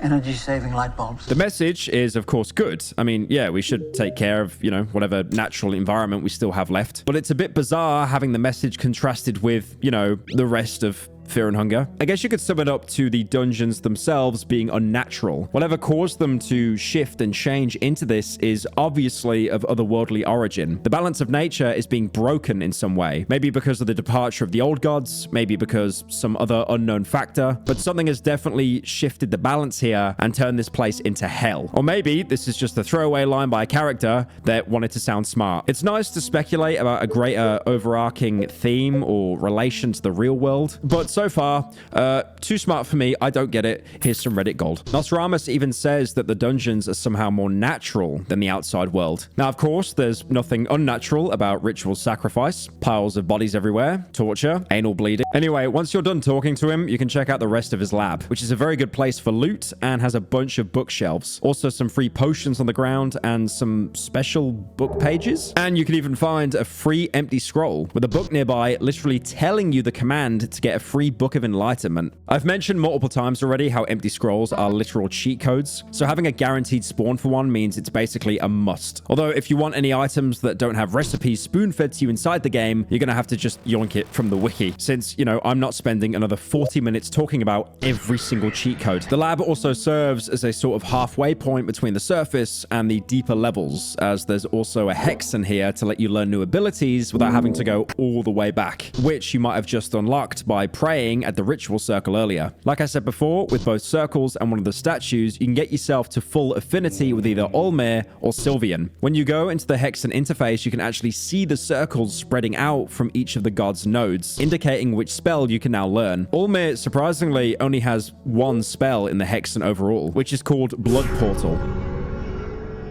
This is your main and only method of fast travel in the entire game, so learning it as early as possible is necessary unless you want to waste time, food, and sanity walking back every time you're forced to backtrack. It's also really simple to use. All you need to do is go to any ritual circle and cast it. You can now fast travel to any other ritual circle in the game that you've already discovered. This, of course, means you'll have to go all the way back to the inner halls if you want to be able to fast travel there, which is probably not a necessity for now since, spoilers, there is a shortcut you can take to get back up anyway. But if you really want to have the option, you'll have to backtrack all through the enemies that you didn't kill. And don't forget to actually open the blood portal in the mines, because if you don't, you'll have another immensely fun experience of manually backtracking your backtracking. I swear they did that in Cry of Fear with the fuses. God, I hate backtracking. Sylvian, on the other hand, has two spells in their tier 1 affinity: Loving Whispers and Pheromones. Loving Whispers heals any party member for an average of 80 HP, which means it's effectively just converting mind into health. And this is a pretty good rate as well, because it only uses 30 mind, meaning your tobacco now converts into a light blue vial at the low price of 1 soulstone. Pheromones, meanwhile, are really strong. Casting them on any chosen character will force enemies to only target them, meaning you can give the girl some armor, cast pheromones on her, and make her keep guarding for the rest of the fight. And you'll only ever really need to heal one person who basically does nothing anyway. Or if you're playing the Dark Priest, you can cast it on your skeletons or ghouls, since there's always going to be more corpses to revive. The only drawback is that your main character has to actually cast it, so you'll be losing an important turn of damage, meaning in most regular encounters, this is pretty much pointless. And you have to make sure the pheromones party member doesn't just get their limbs one-tapped. If you're going to play like this, whoever's going to be the bait, probably best to give them the Salmon Snake Soulstone. But there's also one more drawback to the Sylvian spells in general. That is, if you pray to Sylvian at the circles, you won't have enough affinity with Olmir to get the blood portal. So you have to be careful here making the trade-off. Do you want to play it safe by getting a replenishable way of healing and making combat much more consistent? Or do you want to build a network of fast travel points so you don't have to walk around so much? The choice might seem simple when I put it that way, but in my opinion, the earlier you get blood portal, the better, especially if you've been avoiding enemies. So this can definitely be a hard choice, unless, for example, if you interacted with the bunny masks all the way back in the courtyard, since that actually gives you a full tier of Sylvian affinity for free, which means you'll have Loving Whispers and Pheromones accessible anyway, and you can either take blood portal or try to get Sylvian's second affinity. Sylvian's second tier only has one ability, Healing Whispers, which do exactly what you think, except they heal less than Loving Whispers. But this is a group party heal. It heals everyone. So it's better to use this in combat than to target a single person. But other than that, unless you're all about to die and you haven't saved for 2 hours for whatever reason, what's wrong with you? But it's probably not worth casting in the overworld, since if you're getting hit by AoE attacks and you run away from the fight and you heal in the overworld, the healing of 30 HP will probably be less than what the AoE attack did to you damage-wise. And these kind of attacks are only really reserved for late-game enemies and bosses. And again, if you go second tier here, you'll be trading away the blood portal. Look, man, I just like fast travel, okay? I don't want to walk through 20 areas I've just walked through and then I step on another fucking rusty nail, okay? Apart from all that, there's also a single chest right by the entrance. Upon interacting with it, Nostradamus will kindly ask you to not touch it. If you ignore his request and open it, you'll just get regular chest loot. Jeez.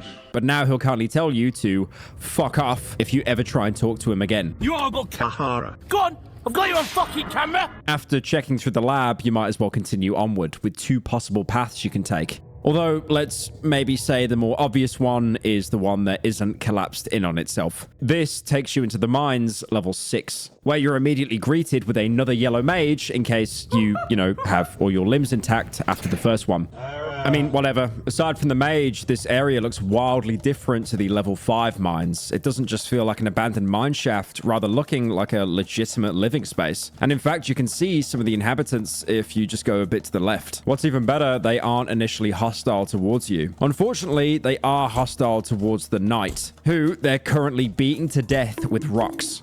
Obviously, you'll want to try and save her, so you attack the cave dwellers. What you don't know is that you'll be now cutting yourself off from ever interacting with them peacefully again, but I'll get into that a little bit later. Fighting them is pathetically easy, seriously. All they ever do is smash you with a rock,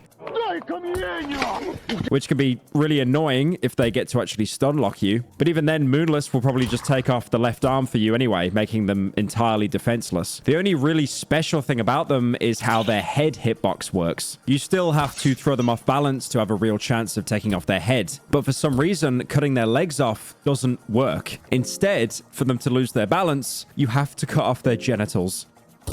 This game makes no sense, and I'm sick and tired of trying to excuse it time and time again. Anyway, these guys are pretty easy to kill. They only ever attack you one at a time and drop no items whatsoever. If you steal from them, you can get some food at least, like eggs, which because of their rarity are some of the most prized possessions, or no milk, which actually restores hunger at a small cost of your dignity, because we now know where the no milk actually comes from.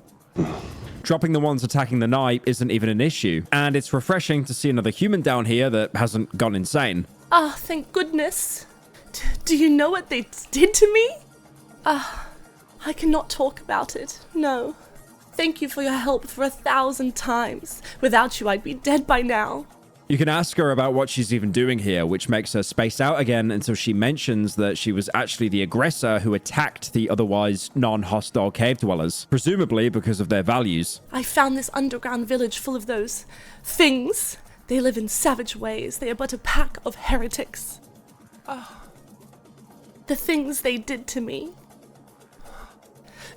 When I got to see one of their primitive rituals, I had to step in.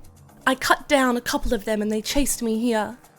Instead of asking her, you can just straight up say you wanted to murder the dwellers, which, being a holy knight, she has no issues with as long as she can call them heretics. Oh, well, thank you. You did well. Those monsters deserve to be massacred. Whatever you said, she'll now introduce herself. My name is Das Catalyst. I am part of the Knights of the Midnight Sun. Her face starts to radiate the moment she starts talking about the knights. I apologize in advance. My manners might seem a bit strict for lowly commoners. I originally had an uprising in the Kingdom of Rondon as a royal knight before leaving with the Knights of the Midnight Sun.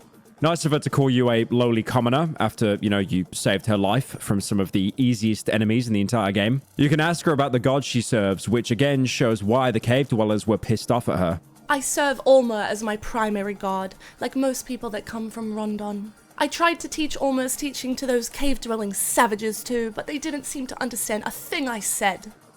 And if you ask her what she's doing here, she'll actually be honest with you. I stepped down to this darkness to save my captain, the captain of the Knights of the Midnight Sun. Maybe you've heard his name. It's Lagarde. If you ever met him, you would surely remember him.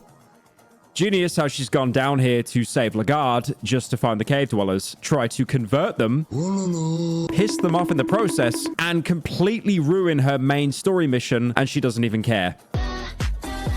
And now you can ask the main question you've probably been waiting for. That is, if she wants to join your party. Yes, please. I mean, that would be the wisest thing to do, obviously. I would gladly join your party until I can fulfill my mission here. And holy shit, she actually joins you with no issues and no complaining. This is the first regular party member that doesn't have some stupid mechanic attached to them. It's really that simple. Kill some local villagers, and a squad mate you can now fully control with good damage and actually decent gear. She even has abilities learned by default, which you'll recognize from her character intro. Fast attack and defense stance. Defense stance especially is very good at making her into a tank. Even better if you've got pheromones learned on your main to make the enemies target her. She also starts off with one of the best armors in the game, the plate mail, as well as the best shield, the eagle crest. So now you can steal the armor from her and put it on your main character. Because if you die, it's over. If she dies, you're a rounding error. But also at the same time, this gear plays into her role as a tank even more. Overall, Das is, I think, the best squad mate in the entire game. Genuinely, she's very strong as a party member, and she's the earliest actual squad mate you can get as well, which is probably one of the main drawbacks of actually playing her as your main character, since you'll have to wait a bit more until you get the normal, party together. So everything's great, but now you might be tempted to check out the rest of the level. After all, it looks, pretty civilized down here. You've got some actual houses, lootable urns everywhere. Maybe the cave dwellers can be traded with if they manage to, hold up a functional society. Unfortunately, you'll be stopped before you can even enter their village properly, since the earlier completely non-hostile dwellers will now instantly aggro on you. By saving Das, you've completely cut yourself off of any way you can interact with them. And guess what? They did actually have a merchant you could trade with that actually uses proper currency instead of children, and also doesn't sell you potions that end up killing you. You can view this as a choice. Either you get to trade with the dwellers and keep up good diplomatic relations, which gets you access to such amazing things like multiple human sacrifices to be found everywhere, or this one house where the cave dwellers are busy at work, so to speak, and interrupting them, of course, turns everyone hostile. Or on the flip side, you can get one of the best party members in the entire game. Or even better, you can get both, because there's nothing stopping you from going to the village first, stealing everything from their houses, buying out the merchant entirely, and then going back to free Das. Although before you do that, there is one more important thing to find in the village. On the far side, there's an entrance to another smaller area called the Altar of Darkness. A couple more human heads on pikes is nothing special. What's a bit more bizarre is the huge creature just kind of sitting there with its mouth next to a wooden bridge. Interacting with it just says it's dormant, but surely this has some blatant foreshadowing. There's also a small hut you can go into with a single dweller standing guard. This guy isn't as worthless as the regular dwellers, since instead of trying to beat you with a rock, he does actually have a poison spear. Despite that though, he still gets one-tapped, so it's not like it really matters. If you kill him, you can even get his spear, which despite having a tip coated in poison, is still exactly the same as a regular iron spear. So it just comes down to being an okay-ish two-handed weapon. But the guard wasn't posted here without purpose either. In the next room, you can find a pedestal with something on top. Inspecting it just says it's an ancient-looking cube. Following the tradition of robbing the dwellers of everything they have, and you'll of course want to take it, only to realize this again makes them immediately hostile towards you. Although this time you can actually completely avoid it by wearing the stone crown. I'm guessing it's supposed to be some sort of symbol of authority for the dwellers, since if you wear it in the village, they'll actually all start bowing down to you. That is, as long as they aren't already pissed off at you for other reasons. Since the crown only actually lets you take the cube without having them attack, they'll still hunt you down if you kill one of them. So now you have the Cube of the Depths, an item that does nothing as far as you can tell. But to be fair, it does look pretty important, and clearly the cave dwellers care about it, so maybe it'll come up later on. I don't know. Check how long the video is. When you come back out of the altar, you'll also find Pocket Cat on one of the wooden platforms leading out of the village. Well, hello again, stranger. It hasn't even been that long, has it, my friend? There has been something bothering me lately. You wouldn't mind if we had a little one-on-one time together, would you? It's definitely concerning that he continues to follow you down here, but if he doesn't ask for the girl again, might as well talk to him. I have been thinking about happiness. Tell me, are you happy? Telling him you're happy despite being stuck in the most dangerous place on the continent will surprise him, and for some reason, he'll just call you old. Ooh, you do? This is most surprising. I feel like so many people lose the sight of happiness once they grow out of their naive little views of the world they had as younglings. But perhaps it is possible to feel like that, even as someone as old as you. While if you reply saying no, he just says unlucky. Yes. That is unfortunately the typical answer. Every day we strive to make our lives better, but almost as a curse, we are destined to repeat the same cycle of doom and gloom. I don't want to sound too cold or anything, my friend, but I would like to say I feel sorry for you. I would like to, but that's what everyone keeps saying, so no use going that path. Depending on the option you pick, you'll get a permanent status effect, either happy or depressed. Again, like a lot of things in this game, neither of them actually seems to do anything. It's basically just a little cosmetic quirk that makes Pocket Cat even more memorable. He then goes on to explain his own stance on happiness. Personally, I find happiness almost unreachable, as depressing as that may sound. That's just my nervous laughter. Please ignore it. I just mask my true feelings with it. Kinda like with this wooden mask of mine as well. Happiness sounds like a state that stays with you. It's not just a fleeting moment. If you are truly happy, you should feel it lingering in the background, even in your darkest hour. At least that's what I believe, really. Many mistake happiness with joy. Joy is something you might feel briefly when you kiss a boy or girl for the first time. You can feel joy when you're spending an evening with a close friend, drinking wine in the candlelight. Slowly, one of you reaches out with his leg under the table. But joy is just temporary. It's just a faint light in the darkness to remind you that not everything is necessarily surrounded by bleak emptiness. That is the difference between happiness and joy. And now he'll have differing dialogue depending on if you told him you're a human of light or darkness. Since you were a child of light, I imagine that you might actually be able to feel true happiness too. I envy you. Believe me, old chap, I really envy you.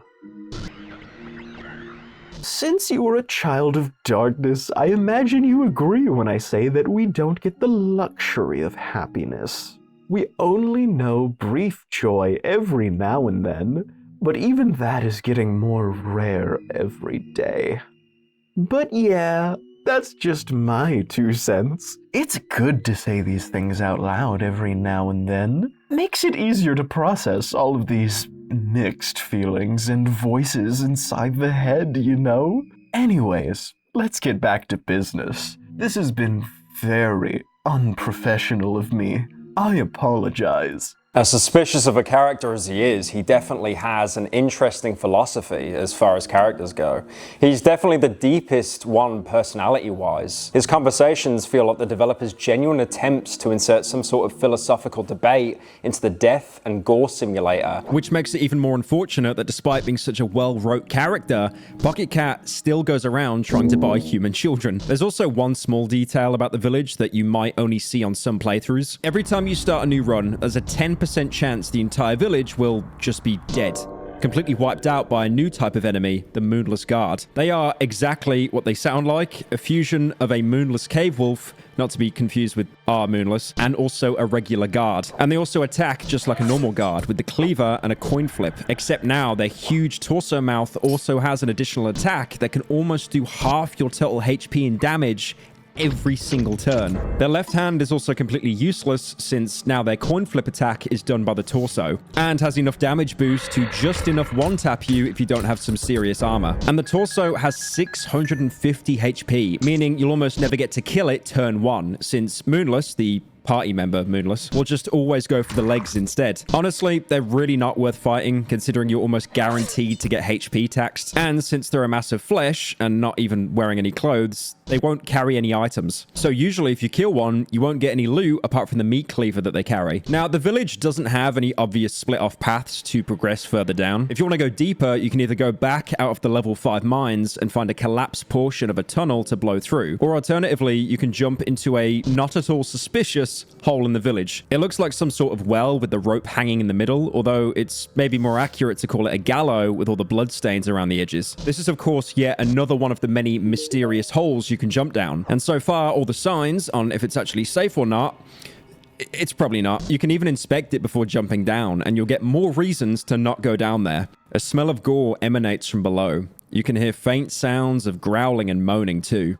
It's pitch black down there. There is definitely something living in the close proximity, judging from the growls and moans. If you happen to have a rock on you, you can also throw it down the hole to judge the distance. And at least it looks like the hole doesn't go too deep. So if you jump down, you'll probably get to keep your legs intact. Something that's more comforting, you can also find a rope in one of the village houses, which you can tie to the wooden beams and safely lower yourself down, which will provide a way back up to prevent a shit pit situation. Hey guys, it's me, Moist Critical. The shit pit situation is truly insane. Why would a developer ever do that to someone? So now at least you've got a little bit of insurance. This is where I tell you that if you fell for it and drop down, you're still an idiot and you'll die immediately. But for some reason, this is actually what you're supposed to do. You see, the blood-covered pit with growls and moans coming from it is actually in fact a good place to go in Fear and Hunger, because instead of a feral enemy instantly attacking you, it turns out it's just a group of cannibals. Fortunately, non-hostile cannibals. These are the wolf masks, the Grogeroth counterpart to the bunny masks. Instead of getting freaky and fully healing your party, they instead participate in a celebration of flesh, which comes down to basically cannibalism. But you know what? At least it fully restores your hunger. And unlike Fallout 3, you don't get any negative karma, and actually you get a full tier of affinity with Grogeroth. But the same as with the bunny masks, if you want to do it a second time, you'll be forced to do a coin flip. And considering there haven't been any beds for a while, and your last save was probably from a book of enlightenment you got from Nostradamus' empty scroll, it's not really worth the risk.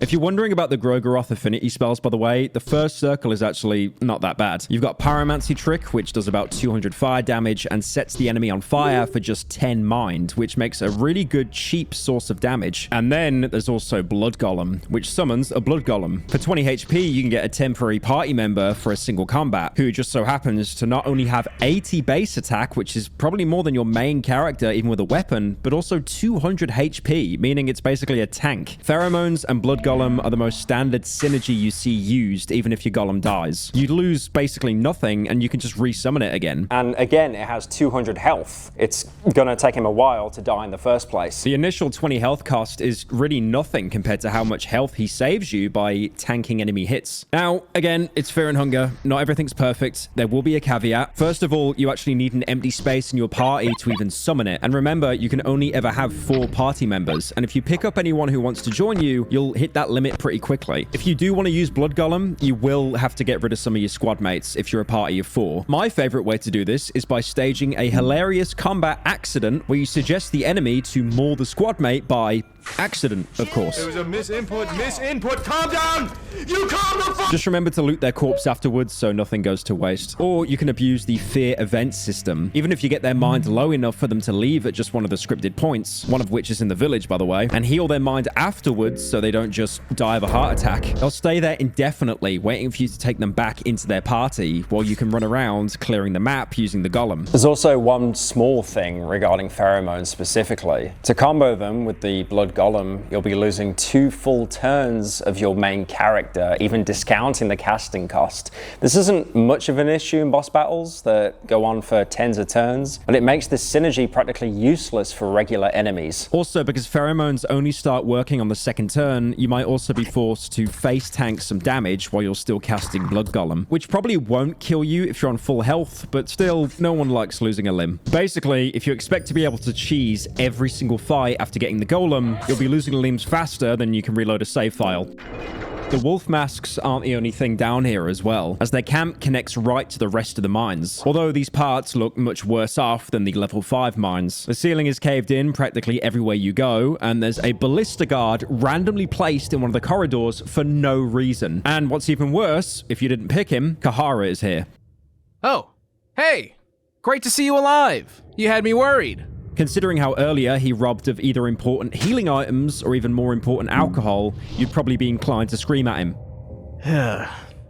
There's no avoiding it, I guess. This, like many other interactions in the game, throws you into combat, and Kahara just so happens to not only get 2 attacks per turn, not only have the only 1 attack that gently removes your arms, also not being able to heal mid-fight, but also he can just fucking steal from you while you're stabbed in the chest. And if you dare try stealing back from him, you'll get nothing while he just talks shit at you. Trying to steal from a thief, huh? Kahara smirks at you with a smug-like grin.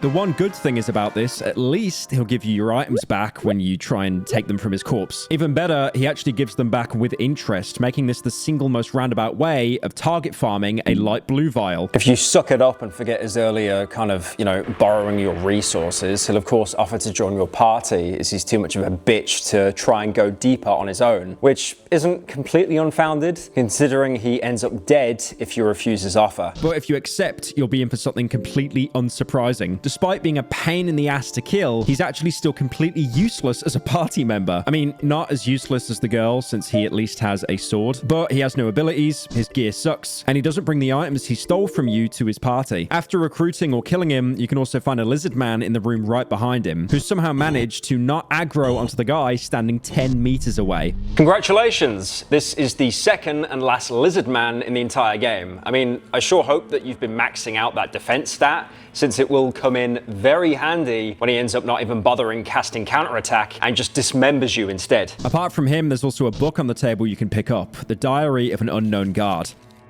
16th of August, 1590.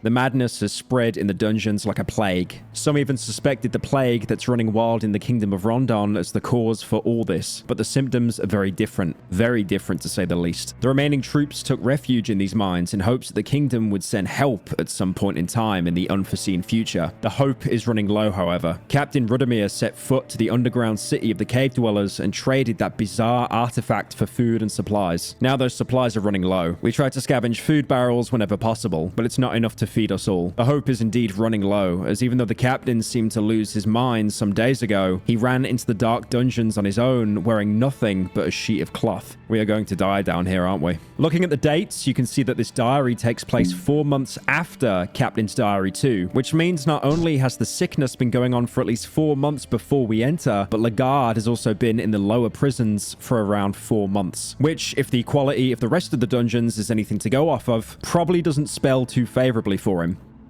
The note also mentions Rudimir trading an artifact to the cave dwellers for food, which most likely references the Cube of the Depths, which so far is a cube that does nothing.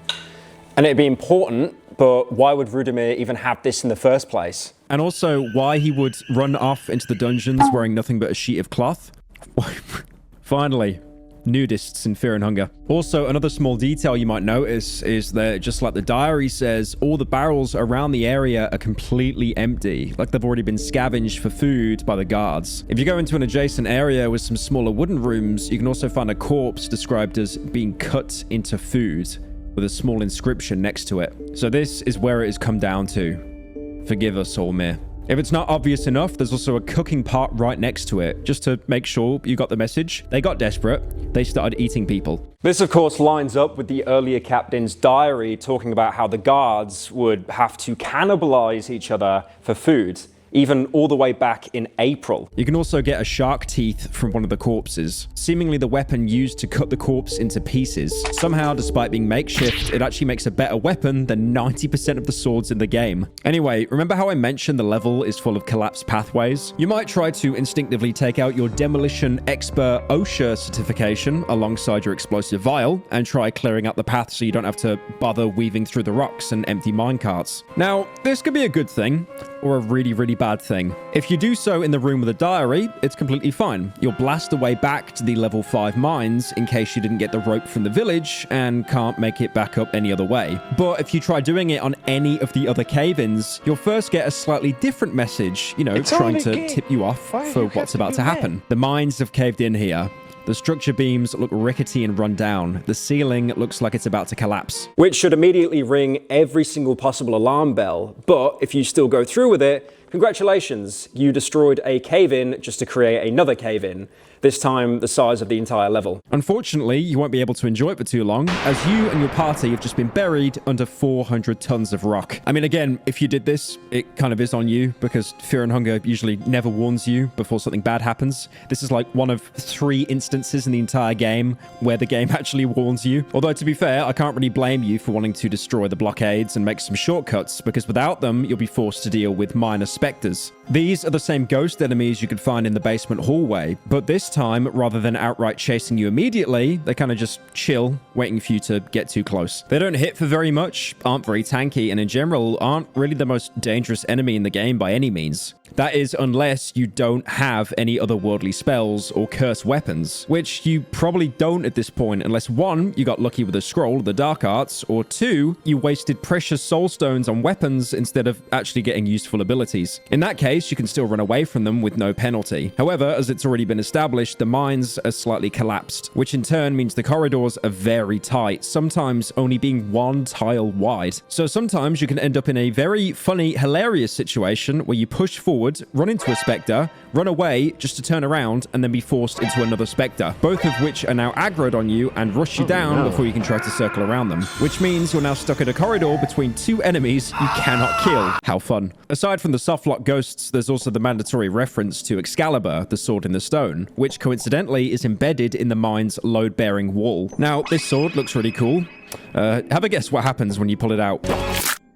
Now, there is a little exploit here. Exploit is in a game mechanic that no one actually taught you. You'll be able to see that the sword, Blue Sin, is actually kind of worth it, considering it's the single best weapon in the entire game. Well, technically, it's the 3rd best, going purely off attack, but the strongest weapon is actually 2-handed. The 2nd strongest makes the user basically do the fentfold when they use it, and neither have the otherworldly damage type by default. Neither can also be cursed, unlike Blue Sin, which gets a 70% burning chance on top of a small attack boost. The only shame about this weapon is that you won't actually get to use it, considering the rapidly approaching ceiling, but I will come back to that later. If you get through the mines without getting ghost soft-locked or rock hard-locked, you'll finally have made it where the game gets interesting, which, as it turns out, aren't actually catacombs at all. They don't have a single grave or anything, not even a mausoleum. Instead, they have a ritual circle, a prison, a huge purple growth with a heartbeat, a reasonably sized door, and a grass room and a staircase. Said staircase takes you all the way back up to the prisons. It's the same one I said you could open with a leg sweep, but you probably shouldn't considering you're skipping half the game. The staircase also contains the only instance of the schizo chair, which forces you to ask yourself why you're still playing this game.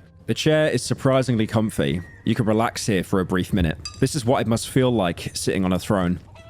The idea lingers to your mind that you came to these dungeons on your own free will. No one forced you to come here. You could have just slept late on that morning you embarked on this macabre quest of yours. There are countless things you could be enjoying at this very moment, but instead you sit in this chair, surrounded by the piercing cold darkness, sitting here knowing that the moment you get up, death might be waiting for you just around the corner.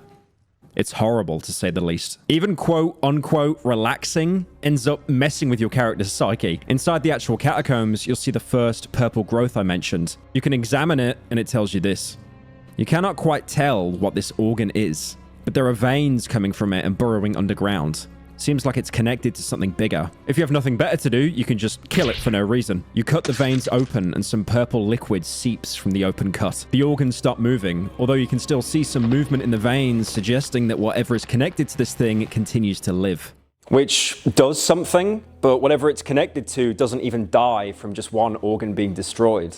You'll probably have to find more of them to actually achieve anything. Going deeper in, there's also that ritual circle featuring a beautiful mural of a city, a free book of enlightenment, the opportunity to pray, and now you've got some proper party members you can finally make love to. Doing so has one of the most unique effects in the game, and I think in general it's really interesting. What the marriage does is it merges you and the other person that you're making love to into a single abominable being. In fact, if you spoke to Buckman back in the basement when I repeatedly told you not to, you can even find him and Sir Seymour did the exact same thing and merged into what's called a marriage of flesh. The pathetic, bulky creature seems to struggle just to breathe.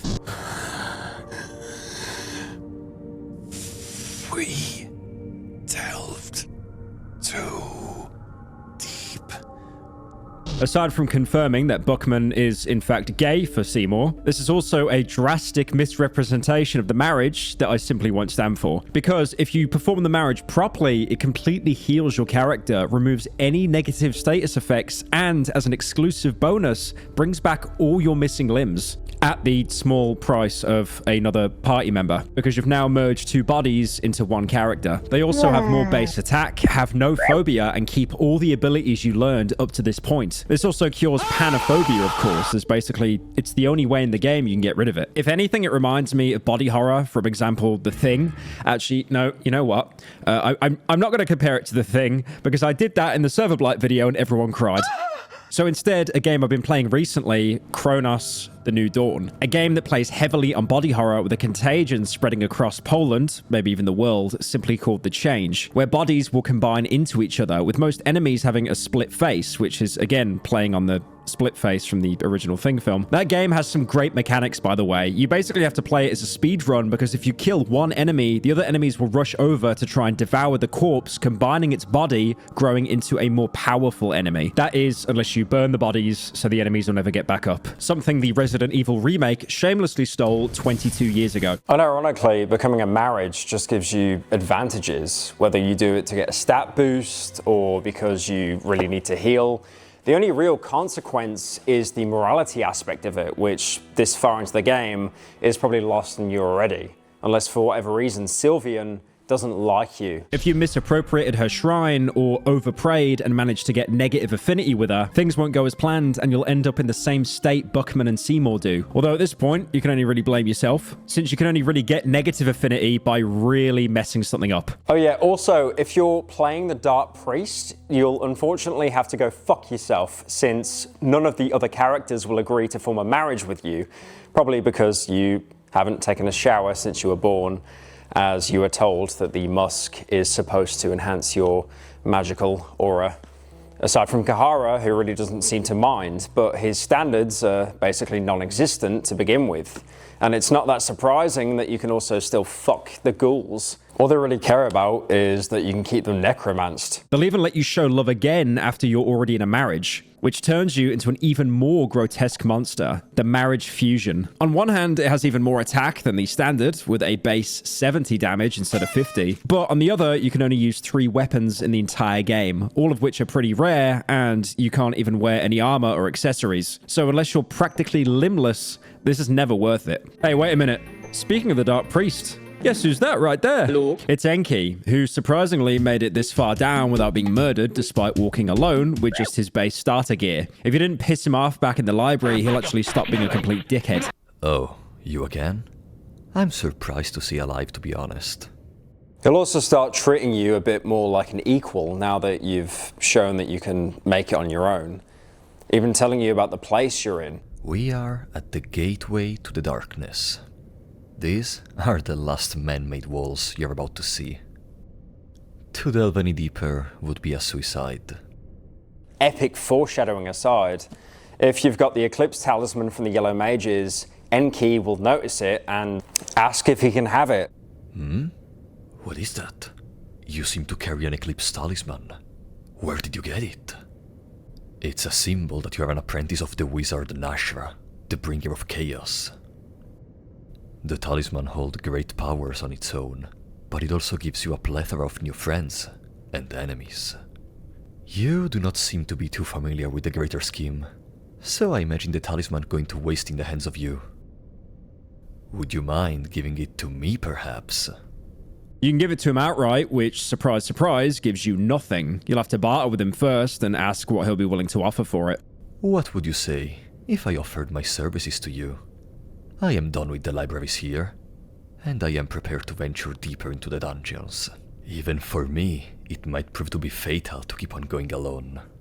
This lets you recruit him as long as you have space. It does technically cost you the talisman, but he'll have it equipped when he joins your party, so you'll just repossess it immediately. As a party member, Enki he's just kind of alright. He's got some basic spells like Hurting and Needleworm, as well as counter magic. Because he's a scholar and not a warrior, he can't use two-handed weapons or heavy armor. So he's not even that amazing considering how late into the game you get him. Since he knows Hurting, he can be a secondary source of magic damage to either pop heads or kill ghosts. So at least he's more useful than Kahara, which you'll notice is a trend with almost every single party member in the game. But that isn't the only interesting character to be found down here. In fact, Enki is probably the least interesting part of this floor, because if you just continue down the corridor, you'll find that you've actually made it deep enough to find who you're looking for. Unfortunately, he's got an elite guard right outside his cell that you can't easily bypass. If you've mastered evading enemies, then it is possible to skirt by with just enough time for him to not notice you. But if he manages to lock you into combat right before the cell door, he can actually soft lock you from entering it entirely. Killing the guard in front of the cell door will actually completely prevent you from opening the door,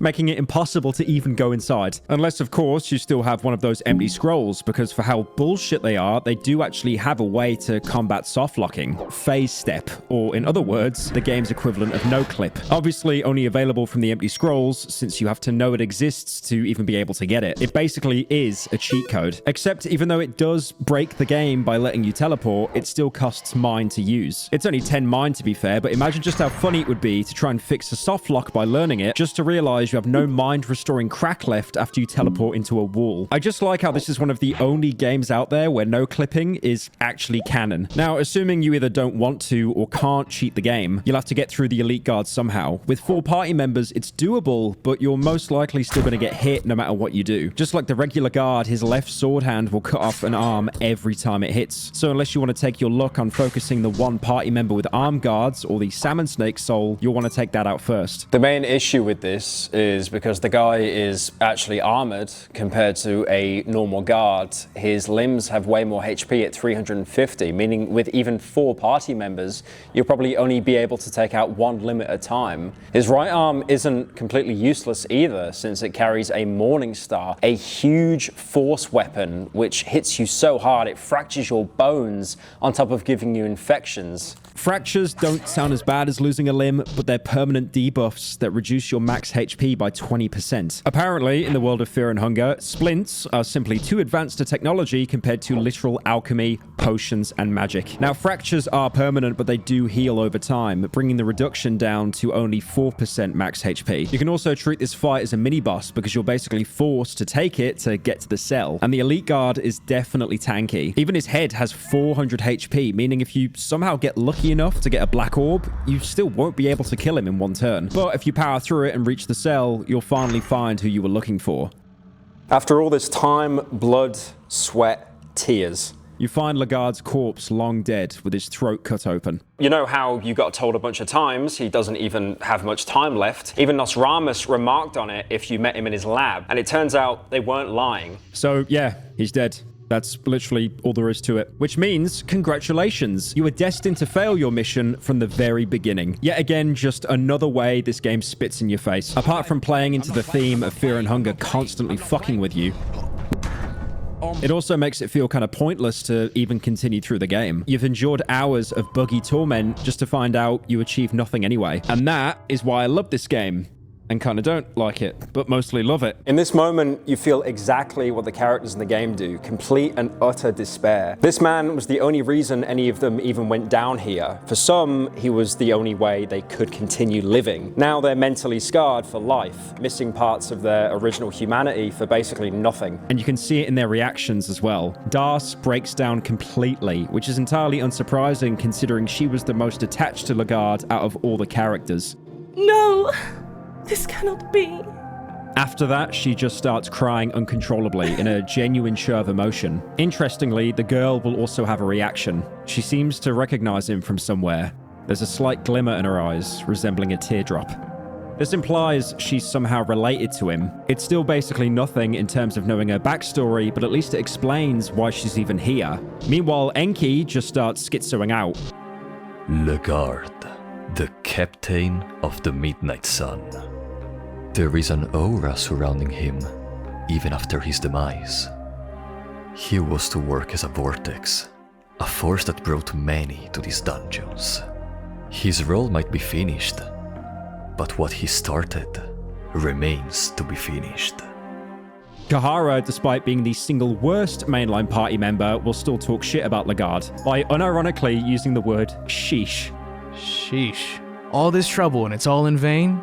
Dead as this guy might be, he annoys me. Which, as you can imagine, goes incredibly well for Das. How dare you? What's the matter, Dollface? These dungeons got your lover? Watch your tongue. I've cut down lowly bandits for lesser words. Whatever. Funnily enough, after this, he just forgets to give a shit about Lagarde whatsoever, and he just starts talking about the girl. Hey, little gal, don't worry about it. We'll be out of here in no time. After hearing out your party members, you also get this message. Your task in the dungeons is done. There is little to no reason in staying here any longer. So that's it. The guy you came to rescue is dead. It's unceremonious. He's just a sprite on the floor. There's nothing more you can do. The only thing you can do now is go back the way you came. You can even take that staircase shortcut I mentioned earlier. All you have to do now is go all the way back up to the entrance gate and you can just leave. Like that. Like nothing is stopping you anymore. You escape the dungeons of fear and hunger. Part of you still doesn't believe this to be the truth. You can still smell all the blood and the gore that seeps through the seams of the ancient stone walls of the dungeon. You can feel the gaze of the hundreds of past warriors sacrificed in the pools of blood, now left to rot. You can still feel the pressure of the never-ending darkness that the underground caverns offered. You can still hear the distant flapping of the wings. You still feel dizzy just imagining the rail tracks that led poor souls deeper into madness, all the way to the altar of darkness. You delve too deep. You know it yourself too. No man could ever return from that deep. You take one more look at the fortress just to make sure you really did make it out. Or is it? Ooh, maybe you never even left the dungeons. Ooh. Game is done. Amazing. 10 out of 10. Or alternatively, you could also, do the thing the game is hinting you to do, delve deeper. Don't give up on the dungeons just yet and maybe explore a bit more. The logical starting point would be this huge door placed right before Lagarde's cell. It's closed, but coincidentally, your ethically sourced cube of depths fits right into it. The cube pulses as the door opens before you and you step into the darkness of a massive tomb.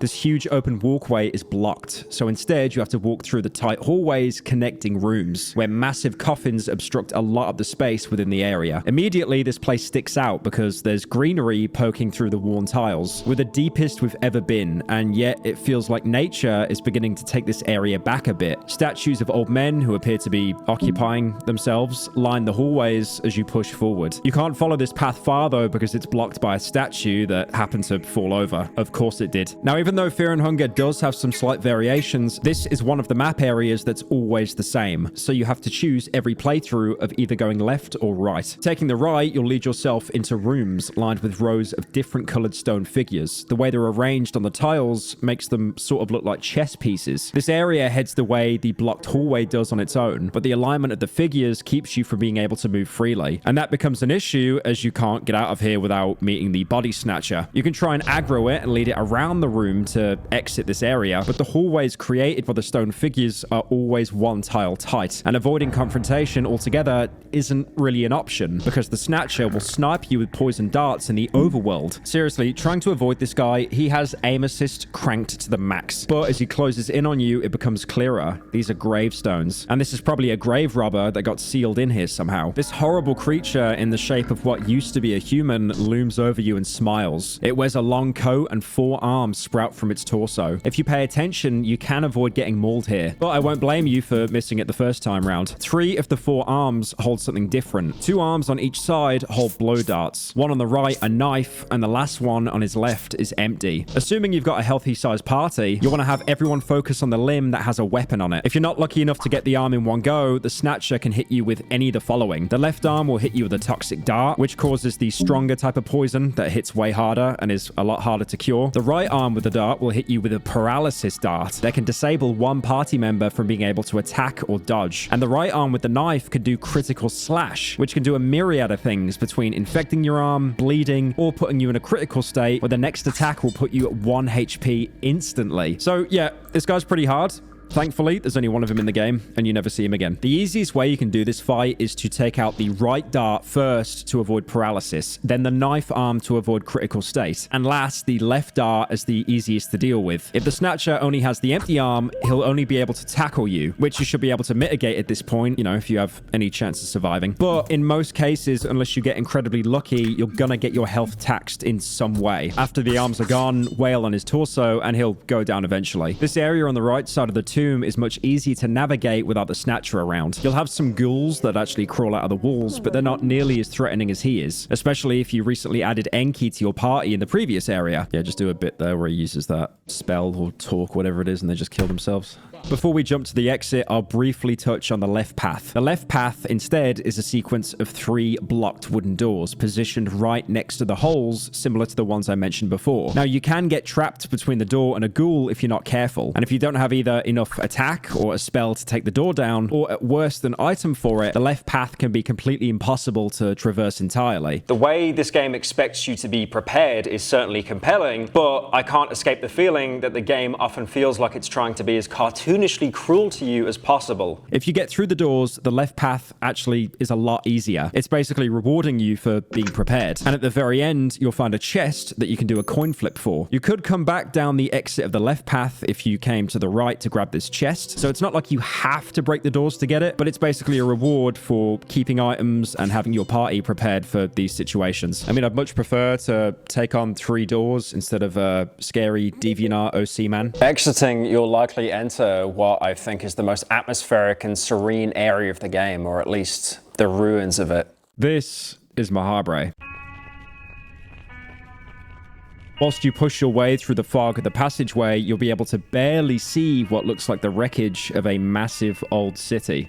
There's an empty ruined building with some bookshelves in it, but the books are too rotted to be useful. Everything here feels like it's long past its expiration date. Like this was a huge thriving city at some point, but you came too late. You're standing in the shell of a civilization that's long since fallen. Feeling that I came in at the end. The best is over. You proceed through the arches and enter the city square of the ancient city. There's some boxes for you to loot before pressing on. The further end of the map has a path outlined by pillars that's blocked by some sort of living stone bust, with a wide frame and a tiny head on the end of its long neck. A nameless figurine blocks your path and deems you unfit to enter the gates of eternity. It tells you to relish in the enlightenment that you can only come from torment and loss. And if you can keep your original ambitions, only then are you allowed to proceed. You can't press him for any clarification on what any of that actually means. He'll just stare at you and repeat himself. Get mogged, I guess.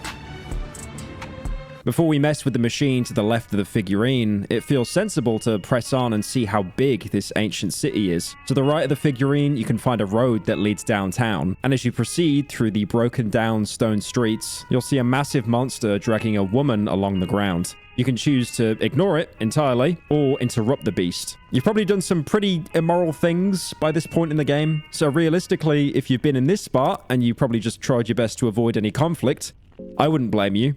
But let's assume you do interrupt him from finishing the woman off. This is the Lord of the Flies. His giant Yeti-like silhouette is imposing, but it is undeniable that this enemy's face is extremely reminiscent of Gordon Ramsay. You're making me mad! Fucking mad! This enemy actually isn't that complicated, but if you don't have the damage output needed, he can end this fight pretty quickly. The battle can even be opened with a coin flip prompted by the monster's awful stench, and if you lose it, your characters will vomit and take a little damage. Furthermore, after 2 turns and then every 3rd turn after that, another coin flip can happen, where the Lord of the Flies will attempt to grab you, and if you fail that one, you'll be crushed unconscious and stuffed into a cage. If you don't have a small key or lockpicking, this is death. But if you're able to escape, you can find your party members scattered around the ancient city. Otherwise, each arm is capable of doing an attack called Hairy Grasp, which doesn't actually inflict any crazy status effects, but it hits like a truck. He can also do it without his head for a turn, so it's best to go for the arms and then torso to minimize how much damage your party's going to soak up. Interrupting the Lord of the Flies is the only way to save the woman, Jean. She's badly beaten and missing an arm after what happened to her. Talking to her reveals that she was a part of Buckman's party and she wandered too deep into the dungeons. She asks for your assistance getting her back to the basement of the dungeon, and you're presented with yet another scenario where she will very obviously die if you don't assist her. If you do go out of your way to help her all the way back to the basement, one of 3 things can happen. If Buckman and Seymour are no longer present and busy she'll thank you and give you 2 elixirs for your trouble. If they're there still, she'll join them and tell you about another member, Sir Cyril, who is still missing. If they're still alive and they didn't do the marriage, she'll join them and tell you how another member, Sir Cyril, who's still missing. We made it. Jean, you're alive. Prince Buckman? I'm so glad to see you two alive and well. Yes, you too. I'm glad you ran into this noble warrior too. We never explored the lowest sections of this wicked place, so no wonder we didn't run into each other. I got lost in there with Sir Cyril. I have no idea where he is now or if he's even alive. Sir Cyril wouldn't let this place have its way with him, especially with the mission at hand. Did you find him? No, but we didn't find him dead either. I don't know which one of them is a tougher son of a bitch. Who is he? He is the man we came to the dungeons for. Captain Rudimir. He was in charge of these prisons. He is the brother of our comrade in arms, Sir Cyril. He is still missing too. We got an emergency message from these dungeons requesting aid, but seems like we were too late. You were still missing someone? You're still missing Sir Cyril, who was a member of our party when we first delved into the darkness. And we are also missing the man we came to these dungeons for. The Captain Rudimir, who is the brother of the said Sir Cyril. You can talk to Jean and she'll let you know to go back to the ancient city to find him. She says he's a big, dark, glooming knight and that he can't be missed. I mean, she's not entirely wrong. They didn't have the Cube of the Depths, so it's not too hard to get hold of him if you just comb over the inside areas of the present version of Mahab. He's in one of the inside areas of the ancient city, and you can inspect him before he's aggroed onto you. The eyes of the gaunt knight follow you intensively, and he doesn't seem to react to you otherwise. You're left with another choice that ends this side quest in one of 2 ways. You can either give Cyril an elixir of mind to stun him and then persuade him out of his aggression. Alternatively, you can just beat him into a pulp because he's wearing the second best armor set in the game. But if you're a good boy and you want those Reddit updates, you can rescue him, and then Buckman will have left a note of gratitude behind with a ring of wraiths enclosed inside. I mean, the entire party was reunited, so there was really no reason for them to stick around. The Ring of Wraiths is actually pretty solid. It restores 8% of your body every turn, but it's also in the treasure chest loot pool. So if you happen to get one prior, there's not really any reason to finish this quest line. But if you do have the ring, any encounter where you aren't getting attacked is actually a free opportunity to farm health. Like, for example, if you sit in front of a door, you can just regen HP for free. At most, Cyril's armor is really good, but without blood portals, this quest line requires so much traversal that you're bound to lose a decent bit of mind and hunger just walking around. Or if you're really unconcerned with being constrained to morals, and you already turned the Buckman into Trotter earlier, you can start a fight and talk to him again to turn Jean in, and he'll reward you with a vault key. There's really no need to do this if you're able to steal it off Trotter instead, but if you're just really committed to being an absolute asshole, it's not that hard to do. If you find yourself wondering what vault are you even talking about, then before heading back to Mahabre, make your way to the inner hall and use as many tinderboxes as you can to light torches in the area. You can actually get a hint from Trauter if you turn enough people into him. This key gets you my prized possession. It is what all this blood has been spilled for. Light all the candles on this floor. This will open the door to my secret chamber. You don't need the hint for it to work though. As long as you have enough tinderboxes to light them all, an entrance will open in the spot of the map where you get the Trauter fight. The vault door is just on the other side. And in it, you can find one of the most powerful pieces of equipment in the entire game, but it comes at a pretty heavy cost. You step inside the Iron Maiden-like device, and you'll be permanently equipped with the Penance Armor. The Penance Armor will greatly reduce all incoming damage and also reduce your chances to lose any limbs. It effectively makes your player character a tank, but they're also now going to constantly be bleeding because the Penance Armor's spikes are impaled all over their body. You can't really manage this by using cloth fragments over and over, as the bleed ticks pretty much immediately as soon as you start walking. Instead, if you have that beautiful little thing I mentioned earlier, the Salmon Snake Soul, if you keep it equipped on the Penance Armor's wearer, then bleed won't be an issue anymore. And you can also swap the soul outside of battles for other members when they start bleeding or get infected. If you didn't steal the key off Trauter earlier, turning Jean in here is kind of worth it, but you'll have yet another spot where her questline will just end if you make the wrong decision. Chances are you'll probably miss all of that entirely, because if you choose to abandon Jean, you'll miss this questline altogether and she'll be dead the moment you enter a different screen. Continuing east through the downtown area will bring you to the Tower of the Endless, but this map is also a massive relative to the areas prior in the catacombs. You'll have to wander through more streets to find a crack in the wall that you can pass through. But before you reach through, you'll likely run into the Scarab. We actually saw a Scarab earlier in the game where Sir Seymour killed one in the basement, but the people from his party being down there always kind of confused me a bit. How did they open the door without the Cube of the Depths? I mean, you could say a Scarab maybe sneaked through a crack in the door, you know, the door that was never meant to be opened without a MacGuffin. I don't know. I won't dwell on the Scarabs for too long, as it doesn't really have limbs to attack, despite its sprite having limbs. So you're kind of just left with an enemy that works a lot closer to a traditional RPG monster. The Scarab will poke you for pretty much insignificant damage, but if you don't kill it in 2 turns, its face will open and spit acid on a random party member, which can hurt pretty bad. The worst thing about this acid, though, is that it will melt a weapon and render it useless, which can be an absolute run ender this deep. The Scarab is functionally a damage check, and they move way too fast to consistently avoid. That acid attack, by the way, is coded very interestingly when you look at it from the developer's side, because for some reason, this is what the weapon melting event looks like. And that's not all. If you sort through the event's files in RPG Maker, there are 3 pages worth of if statements just for this one interaction. That's a line of code for every weapon in this game, rather than just one conditional that's applied to them all.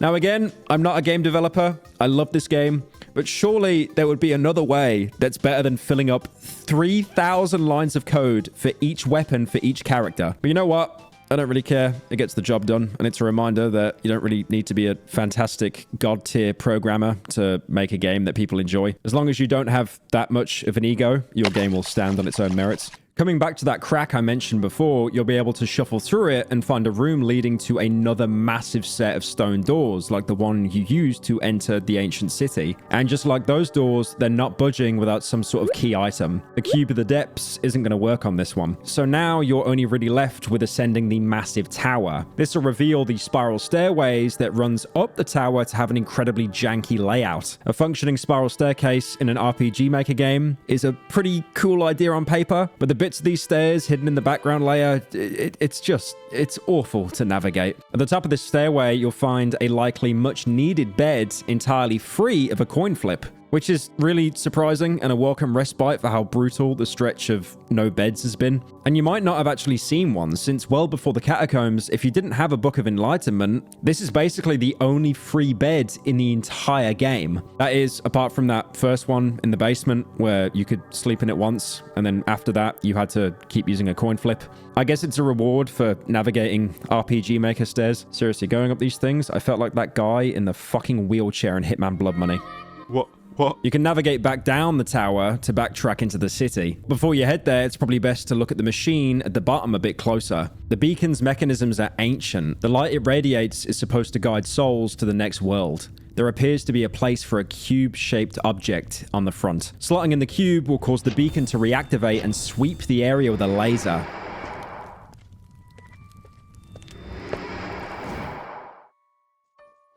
It feels alien compared to everything so far. This thing is powered by some sort of ancient electricity that still works despite the entire town being totally defunct. As its green lights blind you, you wonder what it would have been like to live here. Maybe things were some sort of semblance of normal once. The luster of the city is downright dazzling compared to the corpse you got out of it wandering before. But the distinct feeling that something is wrong never leaves you. The hairs on the back of your neck continue to stand. And before you continue, you gaze back up at the tower and wonder if you should take another look. Seeing the city restored isn't inviting at this point.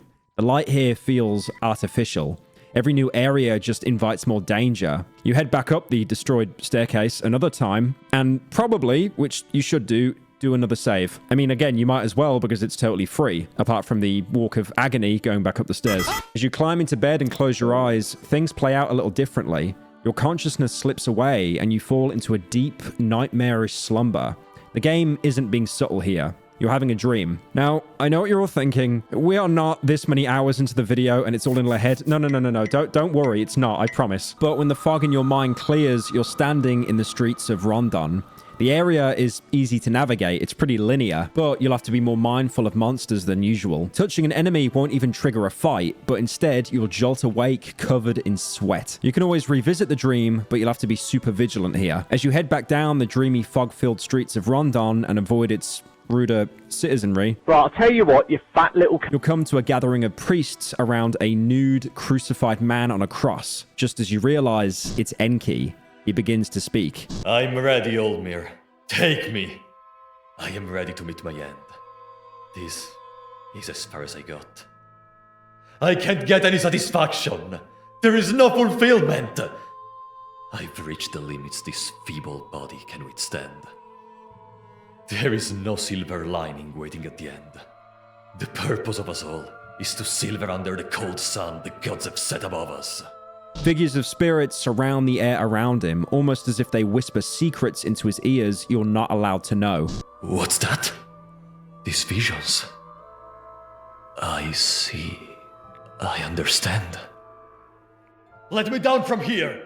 A white flash blinds you. Enki and the priests are gone, and only the cross remains, still soaked with Enki's blood in the places he was nailed to it. You can continue to wander the streets, and as you do, you might be inclined to treat this like a normal RPG city. Well, that's too bad, because every door here is locked tight. That is, every door except one. Wander around enough and you'll find one door that you can open, and the whole house is soaked in a red light. The atmosphere here is amazing. The little details in particular that really does capture the feeling of being in a dream, and you still know you are, but you're heading somewhere where you shouldn't. As you enter the doorway, the floorboards creak below you, and the rank stench of mold fills your airways. The rooms of this place are filled with ornate carpets, and the beds pushed up against the wall have a thin curtain, making it pretty obvious what these people are doing. Again, the only open door in this entire town is a brothel, go figure. And the funny thing is, if you've got the censored mod, they're not even doing anything. There's nothing to do here but to keep walking and avoid looking at anyone for too long. As you reach the furthest corner of the house, Kahara's voice speaks in panicked tones above the mixed sounds of copulation.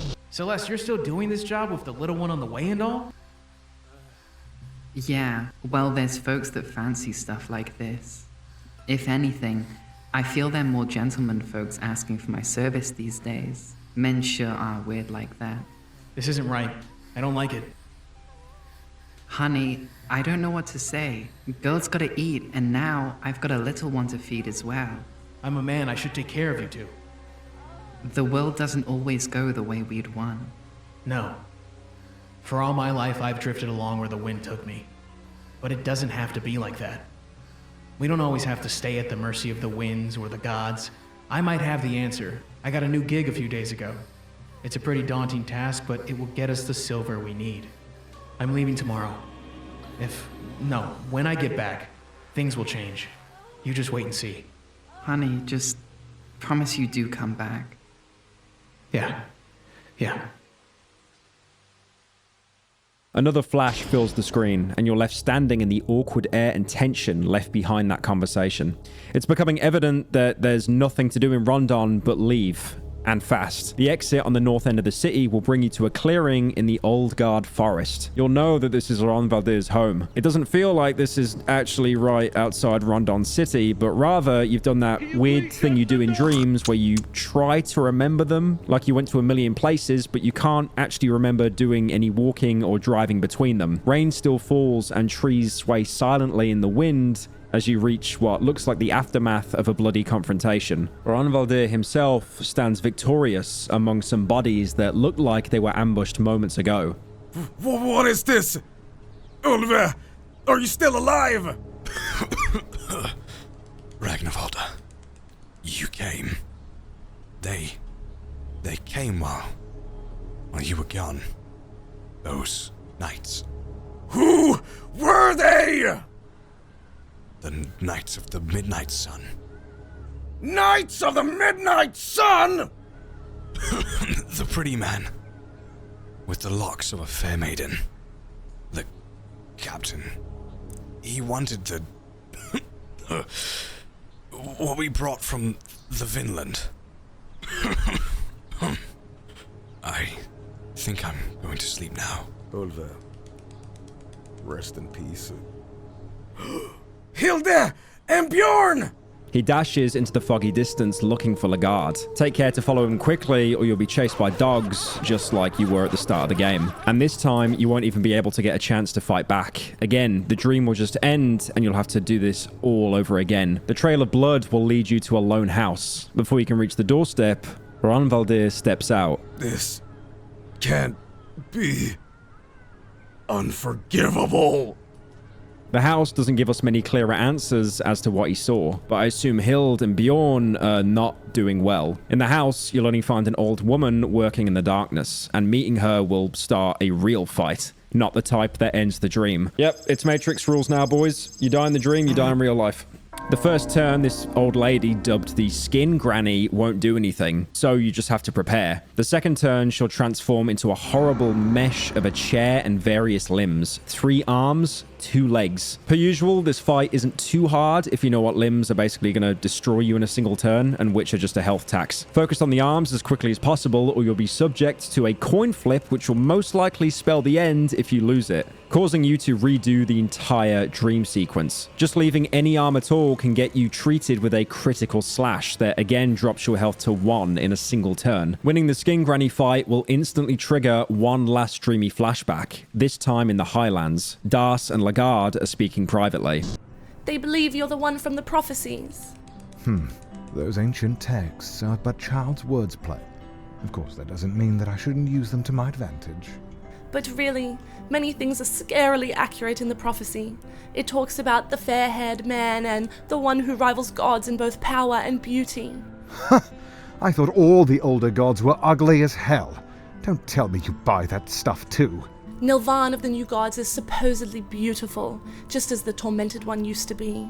The texts also speak, he who unites the warring states, not by the power of the golden staff, but the power of dozen pitchforks. Well, all the kings hate me at this point, so that one line I can agree with. I will strive to unify these, be it in the prophecies or not, no matter the cost.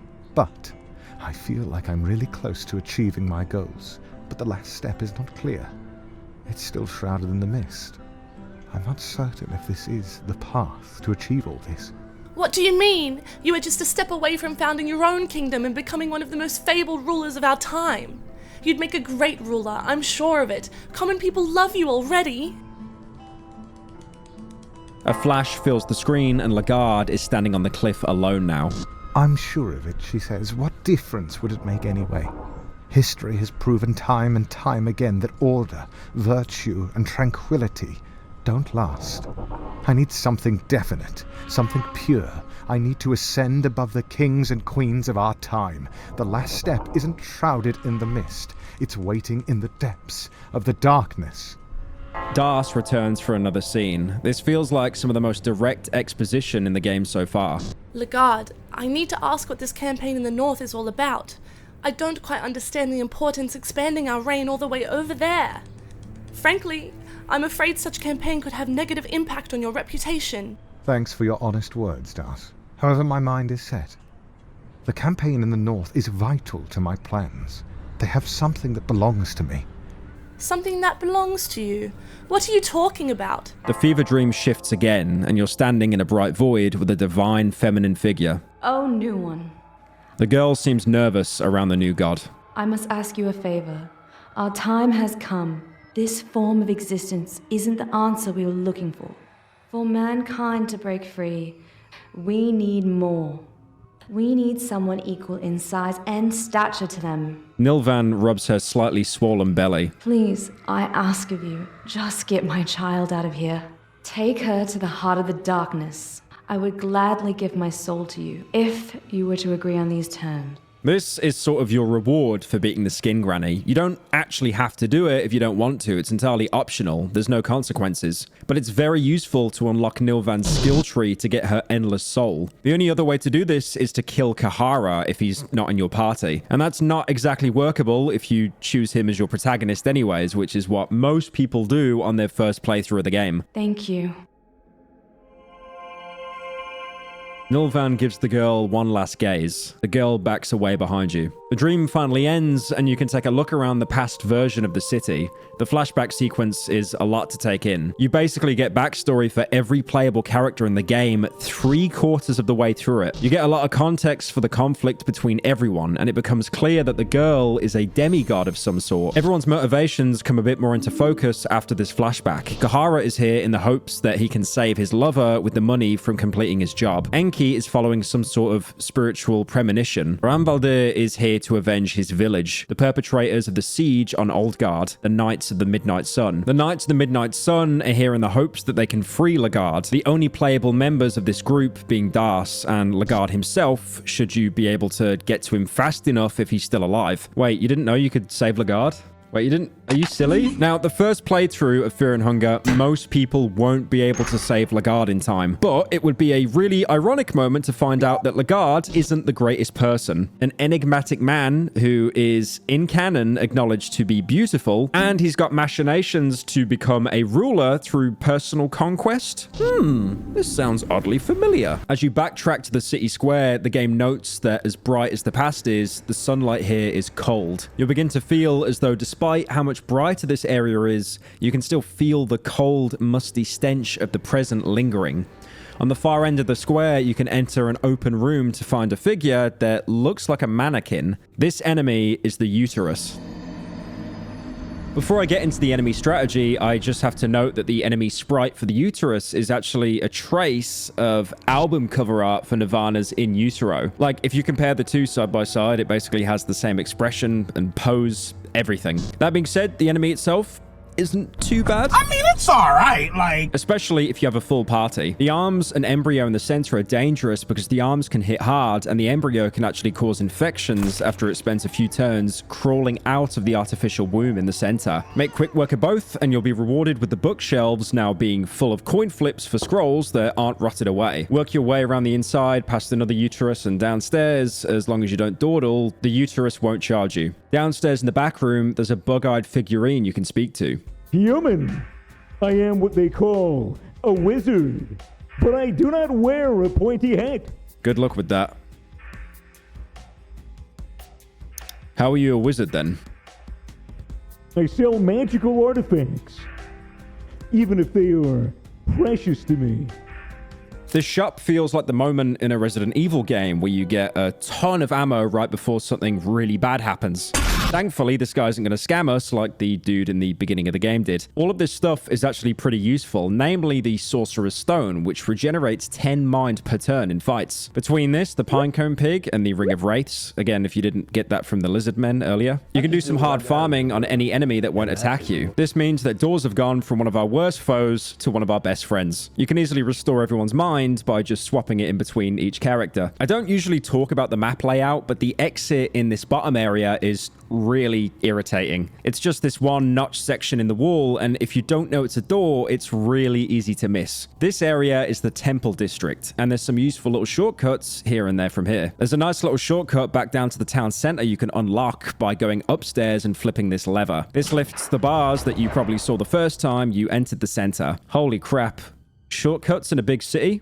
I love Dark Souls. You can use the beacon in the center to return to the present and explore the Temple District that way as well. Doing so, you'll find a blood portal, and this is the closest thing there is to a save in the Temple District. Follow these shadowy figures around the streets and try to avoid the Harvestmen. If you find a dead one, interacting with it will actually start a fight. And also yet another reference to Nirvana art. But the Harvestmen won't actually directly attack you at first, but they just go for the head or the torso. So if you don't kill it by the third turn, you're at the mercy of an instant death coin flip. If you lose it, you'll get a unique death animation where the Harvestman grabs your player character and breaks all of their limbs. And it's also implied he does something, limited ads, let's say, off screen.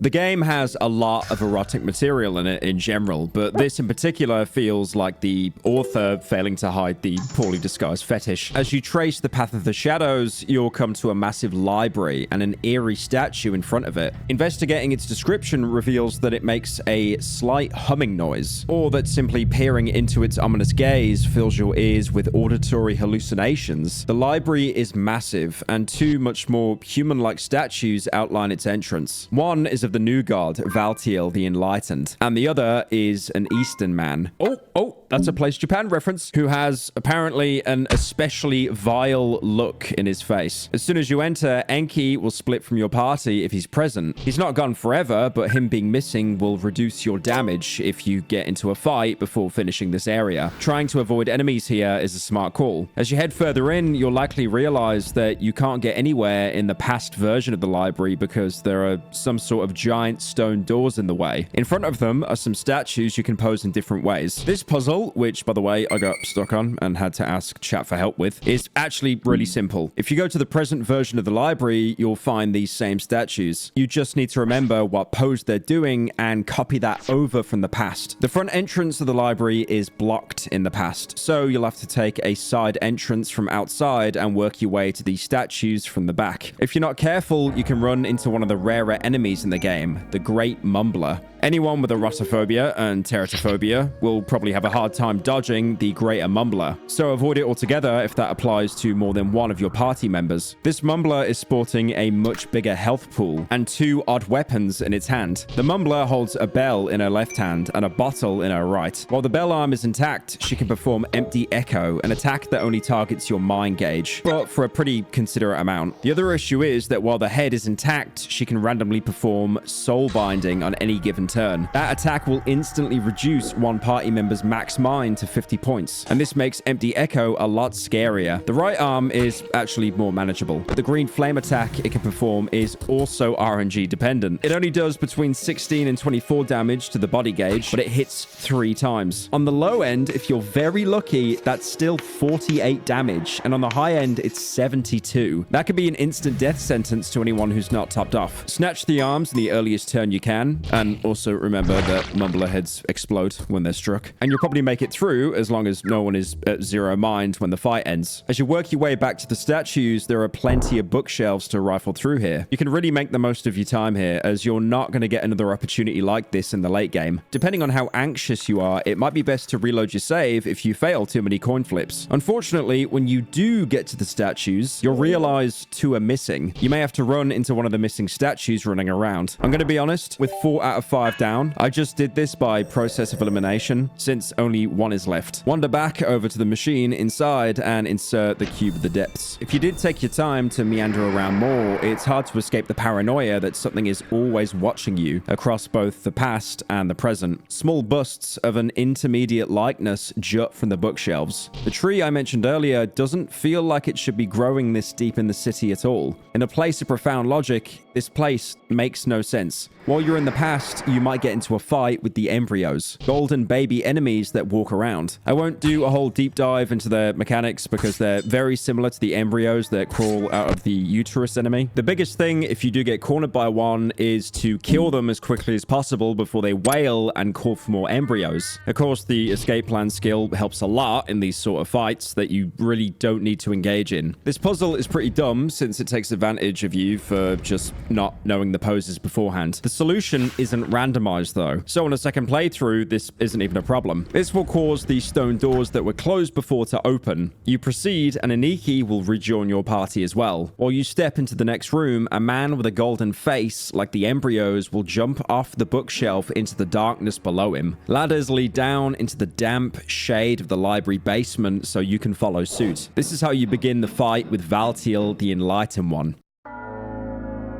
Now, Valtiel, unlike most bosses, is very random, so a save that's not too far from him is something I strongly advise before you work your way down the ladders. Valtiel is a floating head, so his body parts are a little bit different. You've got the right and the left sides of his brain, the head itself, and his third eye that opens after 4 turns. While the right brain is intact, it can randomly cast Hurting, which causes bleeding and often removes an arm. It will also randomly cast a black orb for huge damage. The left brain will sometimes headbutt, which is light damage to the whole party. The main issue is while the right brain is up, anyone who gets hit by the black orb will usually not be able to survive a headbutt as well. If you're unlucky enough to get consecutive casts of Hurting or black orb, you don't really have many options to mitigate the damage. So it's best to target the right brain first and then hope for the best. The problem is you're probably not going to be able to kill the right brain and the head before the third eye opens on the 4th turn. So you do run the risk of getting hit by the third eye's Whispers of Grogaroth. This skill makes your party more susceptible to spells, and it also curses you with a status effect very similar to Doom from the Final Fantasy series. This will make the afflicted character instantly die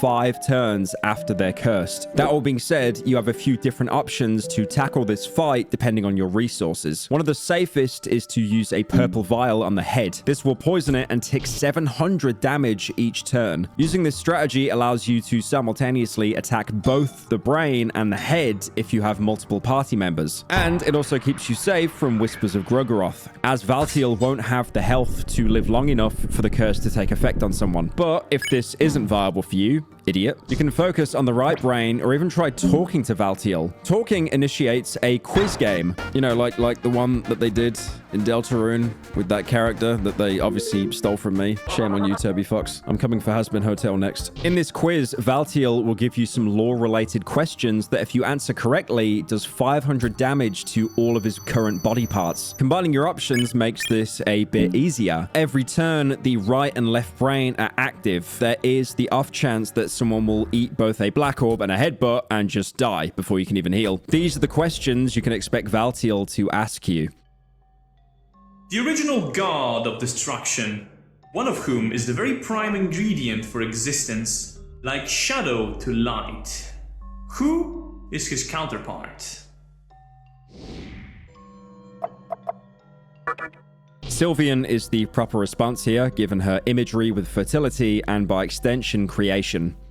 Among us, the new gods, I am Valtail to the enlightenment as Francois is to the domination. Who is Torment?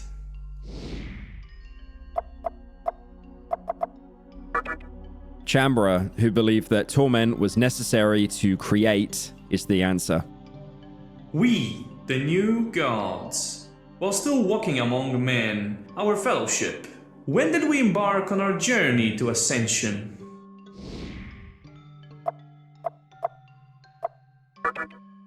In the year 809 is an answer you'll only know if you read the Fellowship, which details the fellowship of the new gods prior to their ascension.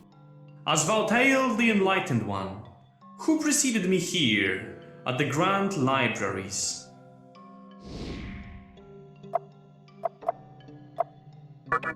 Nasra is the obvious answer if you've talked to him, but without that, this question is very hard to answer. If you're really on the ball, Nasra has a statue outside in his image. Almir, the Ascended One, the last of the older gods. What year marks the birth of his new self?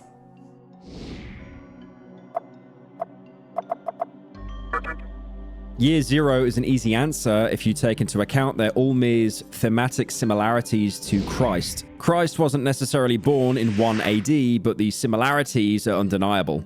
The Dark Continent, whence the darkness slowly leaks to the Western world, where the day only shines eternal darkness and grey gloom. What is it called among the people of Europa?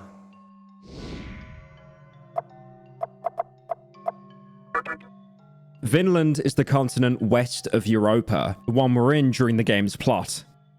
Rare, the god from the unknown beyond the blue skies. He has an effect on feeble humans. What is it called?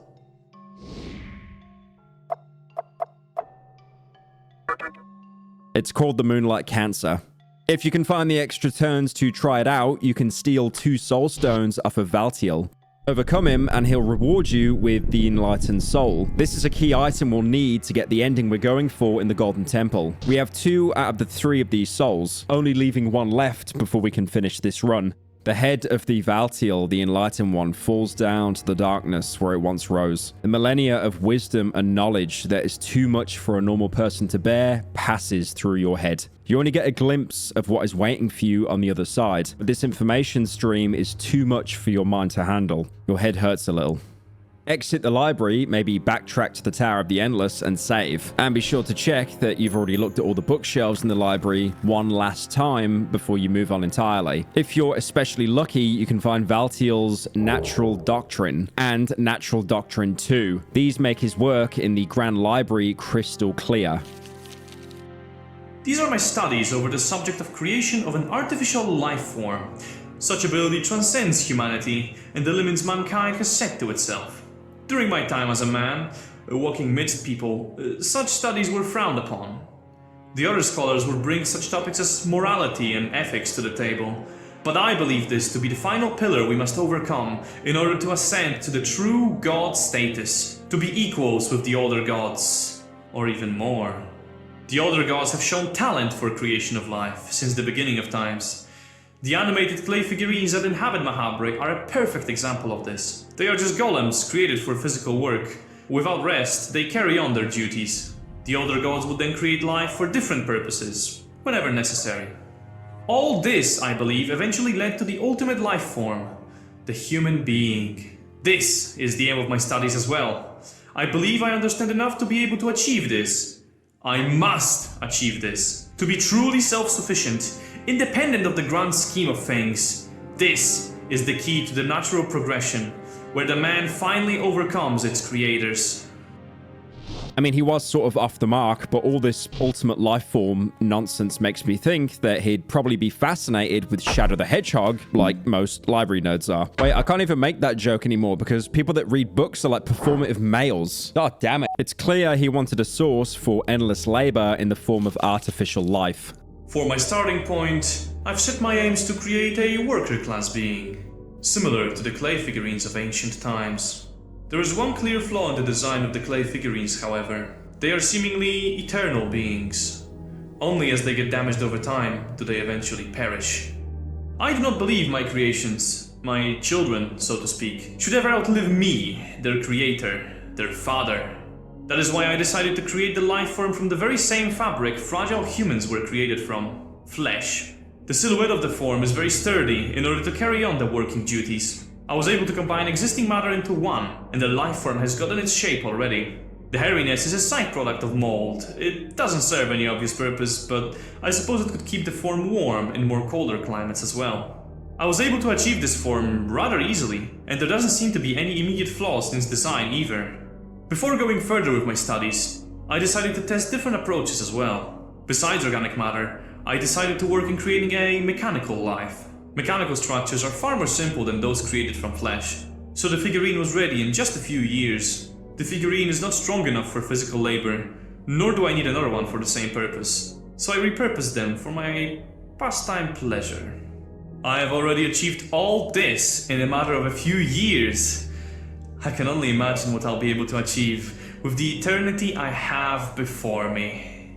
His ambitions didn't reach the massive scale he acted like they would, but the consequences of what he's done are still easily felt. You can see the artificial life all over the library, which means he's most likely the creator of the mannequins and the Lord of the Flies enemies. He's clearly obsessed with creating life, except instead of actually making something useful, he made whatever these things are supposed to be. Even though he's supposed to be enlightened, his best attempt at making life is terrible. It's malformed. The mannequins and Lord of the Flies are useless abominations, far detached from humanity and even further from a true perfect life form. As it seems right now, Valtiel is a complete failure. With this in mind, that secret lab under Mahabre must be older, made by someone truly competent and not the guy whose best attempt at life was making a walking uterus. Also, Valtiel, bro, you're literally a floating head. Skibidi toilet.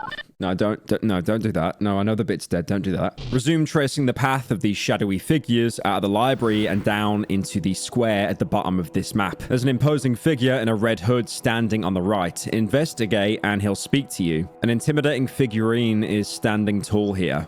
Human, I am what they call the Guardian. I was created to defend this city with my life.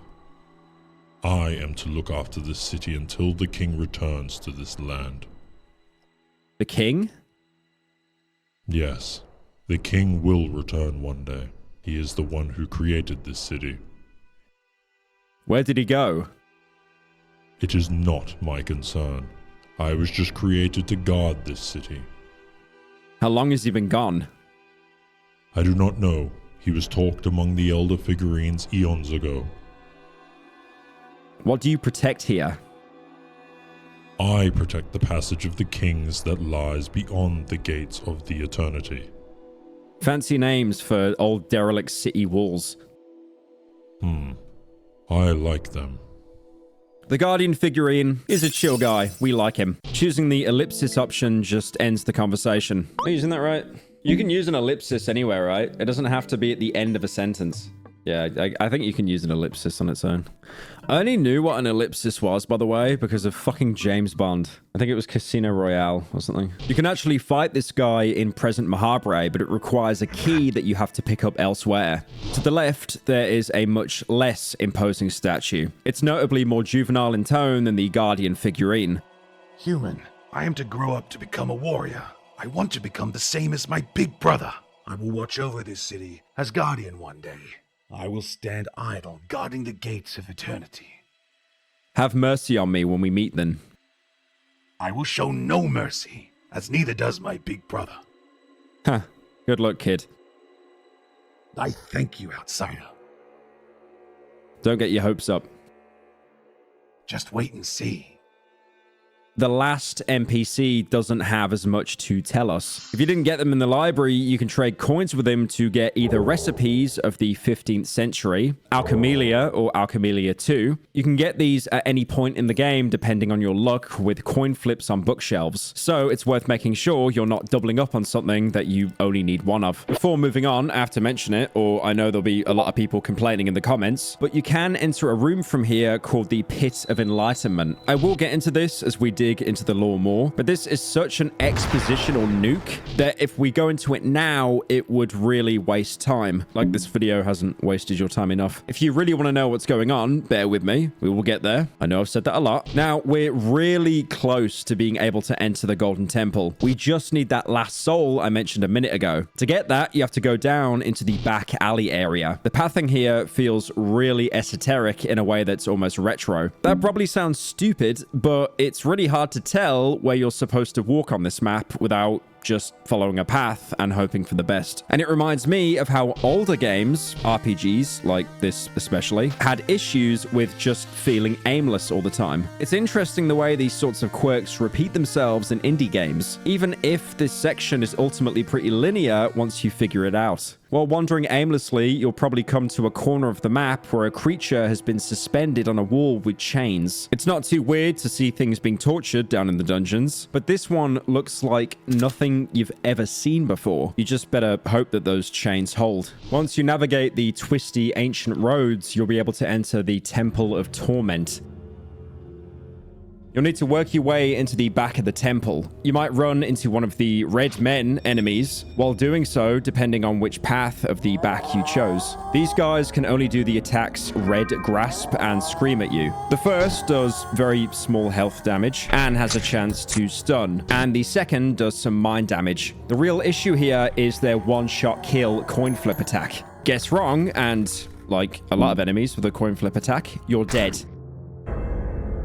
If you can't run, just going for the head is always the best call, but it's best to not engage at all if possible. They don't drop any valuable loot anyway, and even when you kill them, their bodies still pose an obstacle to your traversal. So yeah, just ignore these guys. The leftmost door in the entrance will lead you to a path that goes all the way to the back wall of the temple. There's a short cliff and some chains hang from the ceiling above. At the end, they've got some hooks. Investigate and the game will prompt you to make a sacrifice. You need a live body to put on these hooks. Even with Enki, a ghoul won't cut it. Before you're tempted to throw Darce on the chains before she can complain or smoke up all of your tobacco, there's actually a way to avoid losing someone here. Work your way back out the temple and to the beacon. Go back to the present and navigate back around like you're going into the temple. Along the way, you'll find a massive section of road is missing. Unlike most other pits in the game, if you toss a stone down, you can actually hear it bounce pretty close to you. This is a sign that jumping into the pit is actually safe. One of the few safe pits in the entire game. Shoutouts to the shit pit from earlier. This area doesn't exist in the past version of Mahabre. I think the idea is that you'd walk into the temple in the past, realize you'd need a sacrifice, and come back to the allies to explore the present. But finding this place is by no means intuitive. These caves are artificial, and golden mannequins stand in the way of the path all over the place. They're eerily similar to the embryo enemies, but actually your size. What's going on here feels like it's starting to become a bit clearer. Someone was trying to create artificial life here.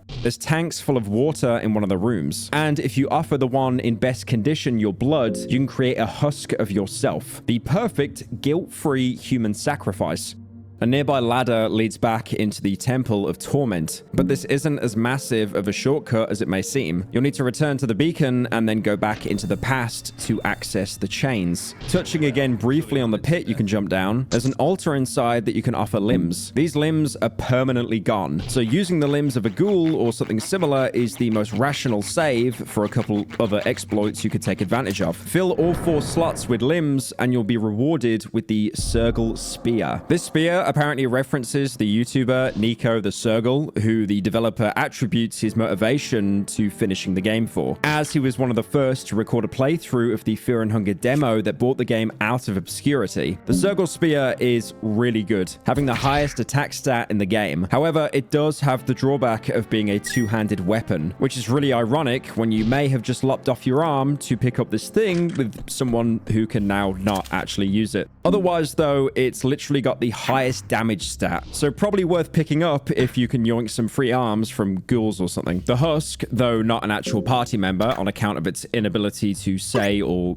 do anything but walk around, will follow you into the Temple of Torment. The Husk will helplessly trail into the room behind you. The game prompts you to make your sacrifice. Obviously, you ignore sacrificing the Husk and just sacrifice Darce again. But anyways, regardless of what you do, you make a sacrifice and a terrifying red figure will begin to pursue you. This is avoidable if you run around the room, but starting the sacrifice sets you up for this boss fight as you have to simultaneously juggle running away with tightening the chains on your sacrifice. And this is the final gate before we get to that last third soul we came for. The Tormented One is broken up into 3 phases.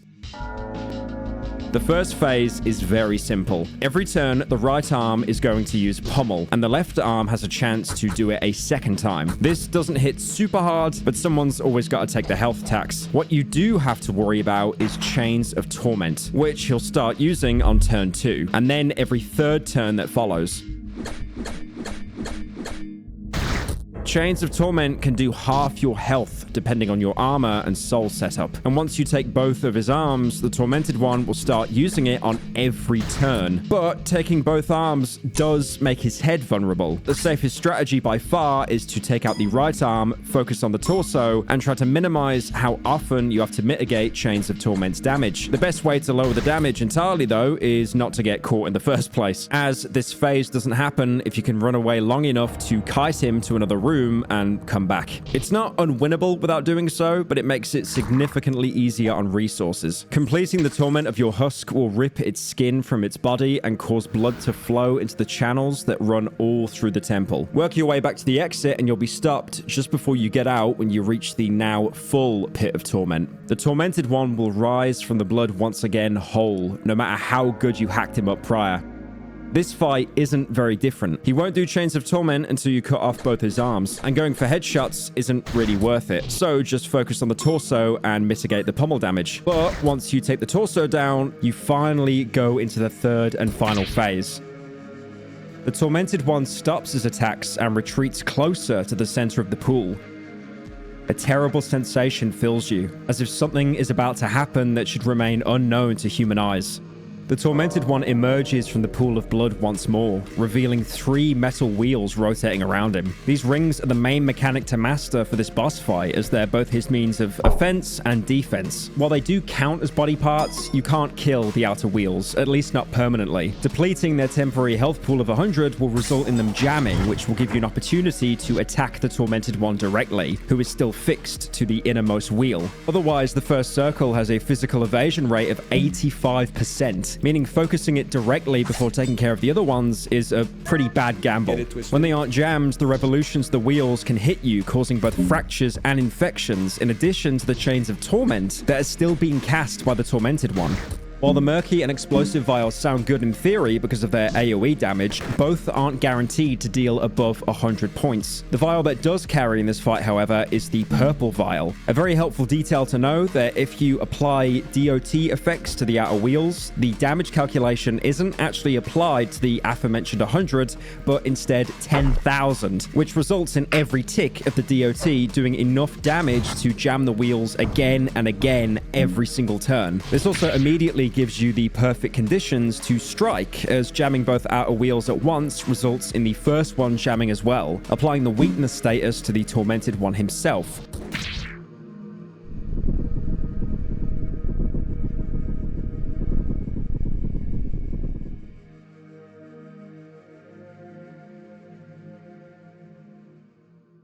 The wheels of torment, along with the Tormented One, sank into the pool of blood as quietly as they rose from it. You feel as if a millennia of torment just slipped before your eyes. You almost feel sorry for this tormented deity, but any feeling of pity is greatly overshadowed by your feelings of great accomplishment. Not just a personal accomplishment, but as if something greater has just started to change. The cogs of fear and hunger have begun to rotate on a larger scale.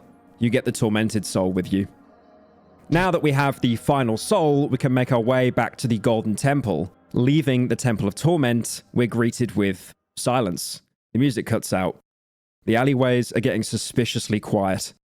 Making your way back, you're ambushed by a familiar face. This is the creature we passed earlier when it was still chained to the wall, the White Angel. His arms have extremely high odds to cut yours off and cause bleeding, and his coin flip attack, Helmbreaker, is a one-shot if it hits. Though notably, you can actually fail the coin flip and still be lucky enough to dodge it, as it doesn't ignore evasion like a lot of coin flip attacks. I do want to get into how I think this is a lot better, because it's much closer to how RPGs usually tend to handle these sort of big one-hit attacks. But I'm not doing that, the video's long enough. If both arms are intact, he can also use Blade Dance, which carries a high chance to take an arm off and cause bleeding as well. Notably, you can mitigate these odds with any of the endgame armors that reduce limb loss, and also the beloved Salmon Snake Soul. You can kill him by the torso, head, or heart, but anything other than the torso is pretty hard to hit with physical attacks. Splitting focus between an arm and either the torso or the heart is a pretty solid strat, with you being able to tip the odds a little more in your favor if you cast a spell on the heart, but even then, nothing is guaranteed.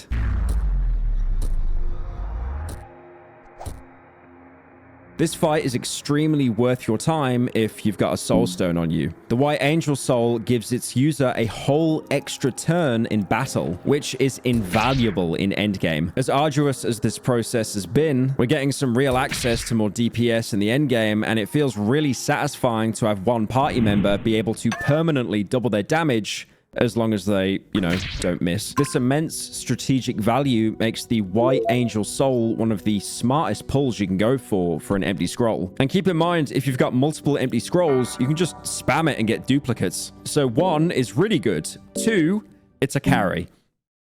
Take the shortcut you opened up earlier back to the center, and you can now finally open those locked stone doors at the top of the map. But it won't work, because for that, we'll have to go back to the future. You know what's funny about the second film? The future's set in 2015. What did we get in 2015? So, guys, we did it. We reached a quarter of Life is Strange. Oh, that was a video game. Ah! I shot myself! Back up! Back up! Gun! Hold on, Chloe. Anyway, in the present, you can now show the statue blocking the path with the souls you've gathered from all the bosses in Mahabre. Human, I see you got the Endless Soul, the Tormented Soul, and the Enlightened Soul. You possess all the required ingredients to pass through. As a last trial, I shall challenge you. What do you mean by challenge? An honorable duel to the demise of one of us. I'm ready. Prepare yourself. Hundreds of years without anyone passing by. My mind was already lost. I thank you for waking me up. Now you let us duel to the last figurine standing. I breezed over this, but it's worth mentioning that if you want to get the Enlightened Soul, Tortured Soul, and Endless Soul without fighting bosses, you can kill Enki, Ranvaldir, and Kahara, respectively, to get it. This means that you can only really do all 3 this way by playing Das, but you don't really have a need to do that. Despite the nameless figurine gatekeeping you from the final part of the game, he's actually really simple compared to those 3 bosses we just finished off. His arms have a massive health pool, and the attacks he does can't be evaded. He doesn't have a coin flip attack to worry about, so it's super effective to just focus on the head unless someone's close to death. Taking out the arms is a good idea, depending on what you want to do, but if you don't plan to do any optional fights, just punch his head right off his body and move on to the Golden Temple. Now, this next part is really easy to miss. If you hold off on charging into the Golden Temple after beating the nameless figurine, Pocket Cat will be present in the area only if you have the girl in your party. This only happens after Nameless is defeated, and it's easy to not even notice until you exit the Golden Temple. This is another section where Pocket Cat is going to be very pushy and demand you relinquish permanent custody of the child as he suspiciously fiddles with something in his pants. That's probably not a fidget toy. The more you refuse him, the more he'll begin to crash out. I came to a sudden realization that you happen to have that lovely little human girl with you, and I've been asking for such a thing for a while now. I think you should seriously consider my offer and just hand over the girl. How is it going to be, old chap? No.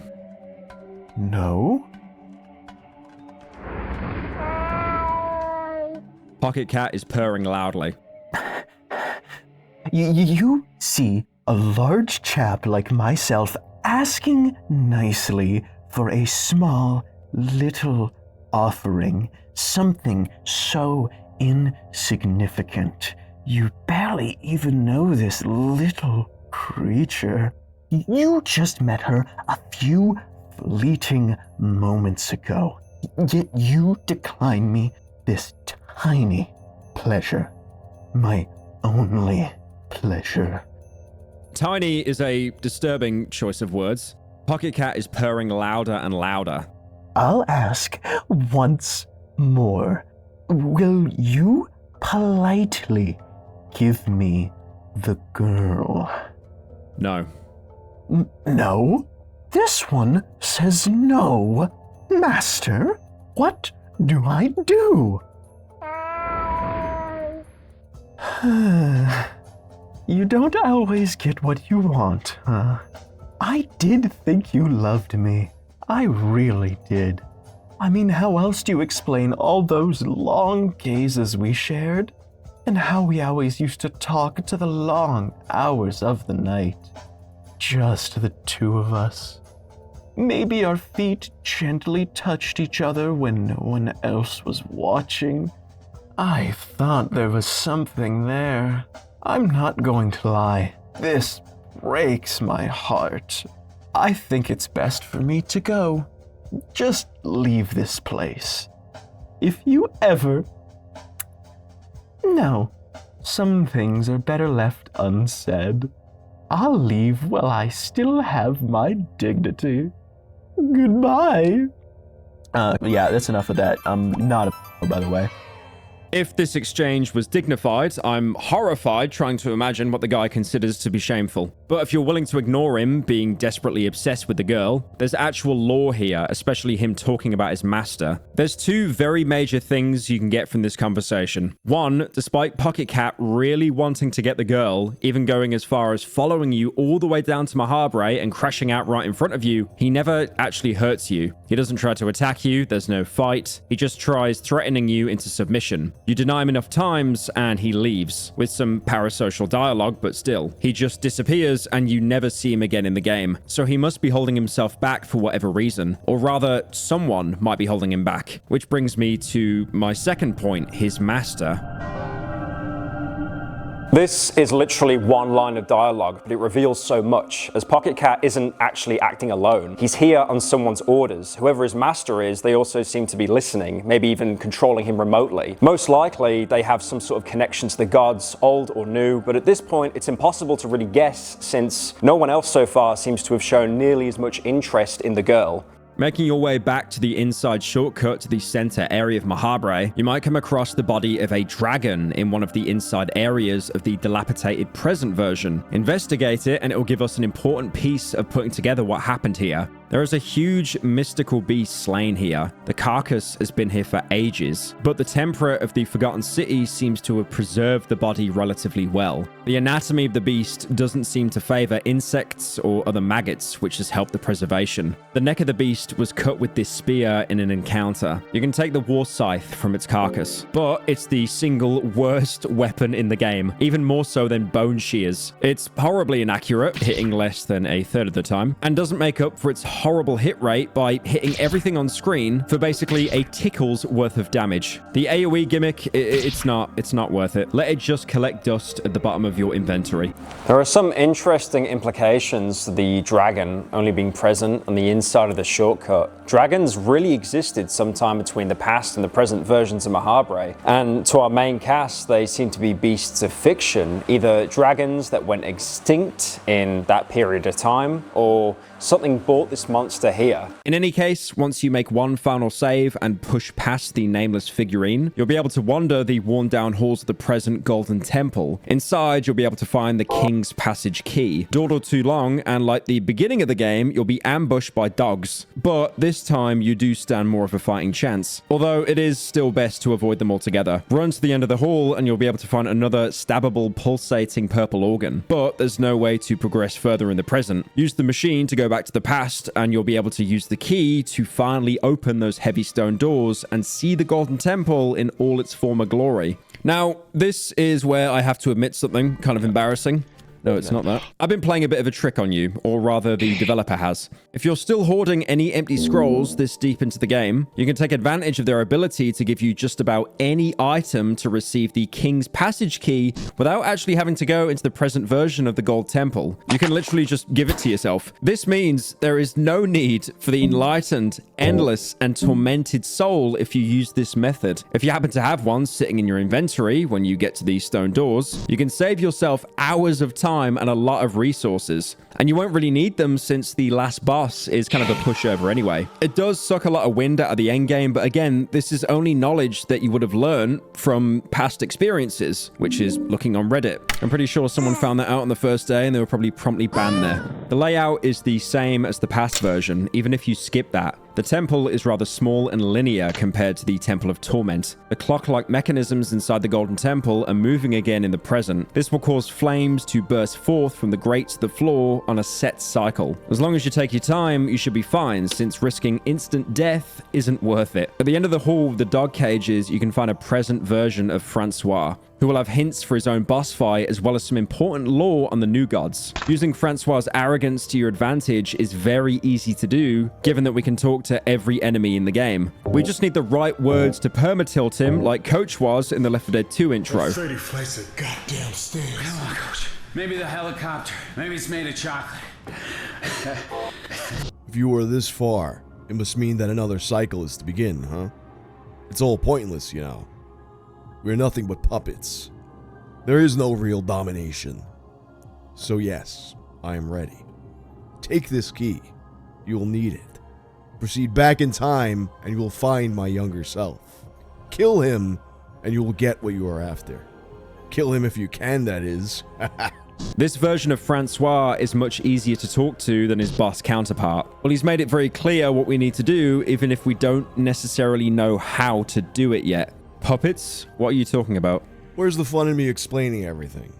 It took me numerous life cycles to understand the greater scheme of things. Let me at least enjoy your ignorance. It's one of the last pleasures I got left. He's pretty friendly for a boomer, but he still speaks in abstract language that's hard to parse like pretty much every NPC in this game. There's more to be said about puppets, but not anything we can extrapolate on what little Francois gives us in this regard. How do I kill you? I used to be quite a cocky one. Use that to your advantage. This is the important bit. I'll get into how to do it shortly. What are these dogs? I've used a couple of generations to breed this magnificent war dog. They're ferocious little bastards.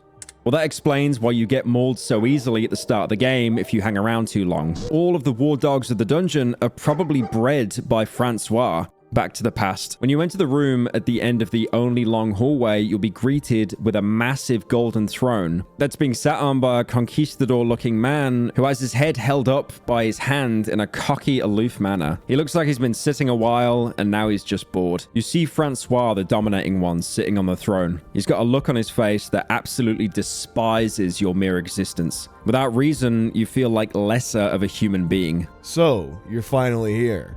You think you can overthrow my absolute dominance? We'll see about that. So begins the last fight with a new god. Now, this seems like it'd be really intimidating with the whole, he's the last of the new gods thing. But there's an easy way to keep Francois from being able to do basically anything. That's spamming the talk option. By doing that, you can keep Francois stunned for 2 turns, and you're able to repeat this infinitely. So if you rage bait him every time he'd start attacking, he'll be too pissed off to do anything. Prepare to die like a worm. I'm past life and death.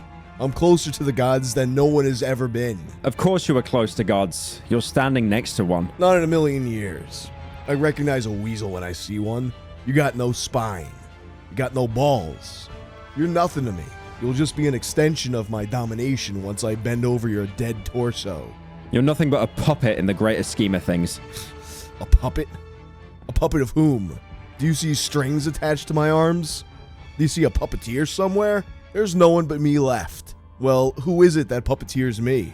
Why don't you reveal this secret knowledge of yours? How little you really know. You know nothing.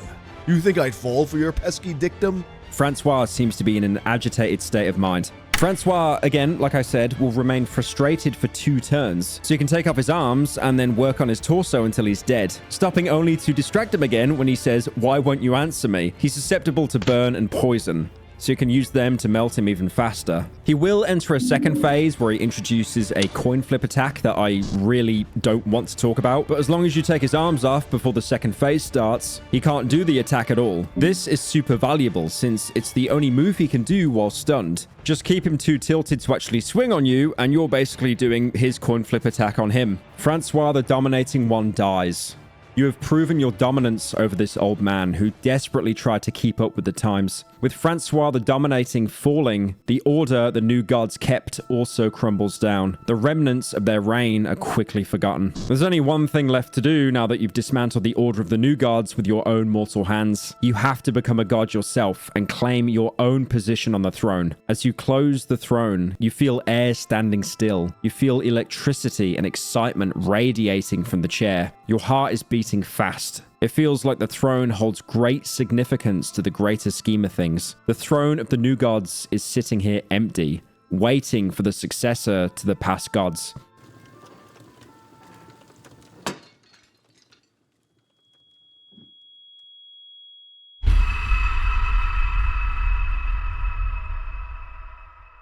When you take your seat, a blinding light fills your vision and a new world is laid forth beneath you. This is the last area of the game, and you only need to find your player character as an NPC and talk to them to get the ending. However, it sounds simple, but this is Fear and Hunger. So now you've got flying pterodactyl-like enemies named blights that fly around and instantly start a fight if you run into them. There are also enemies that wander and can poison you in fights called the Molded. And if you don't hide in holes around the void area, you'll be ambushed by a T-Rex-like enemy known as the Greater Blight. These are incredibly difficult to fight, with very little to gain from beating them. We can already gather that the new gods didn't build Mahabre. Valtiel was too preoccupied with reading books on how to riz women, and the other gods certainly didn't do it. It stands to reason that Mahabre is actually home of the Lizardman enemy. The cave dwellers already have a home, and their weapons and armor are much more crude than that of the Lizardmen. If the Lizardmen had a home down here, it was likely Mahabre. They probably built the temple and throne for some sort of spiritual purpose, and maybe Ascension fit into their belief structure somehow. From this, we can gather that not only are the Blights Lizardmen who have sat on the throne,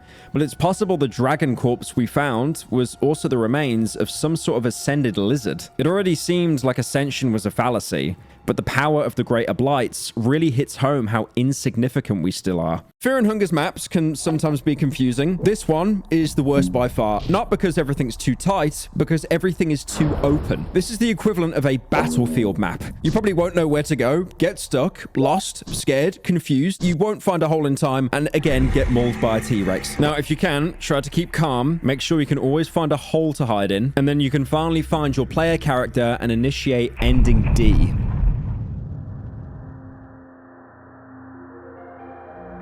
Kahara, you remember the moment we got our freedom for the first time?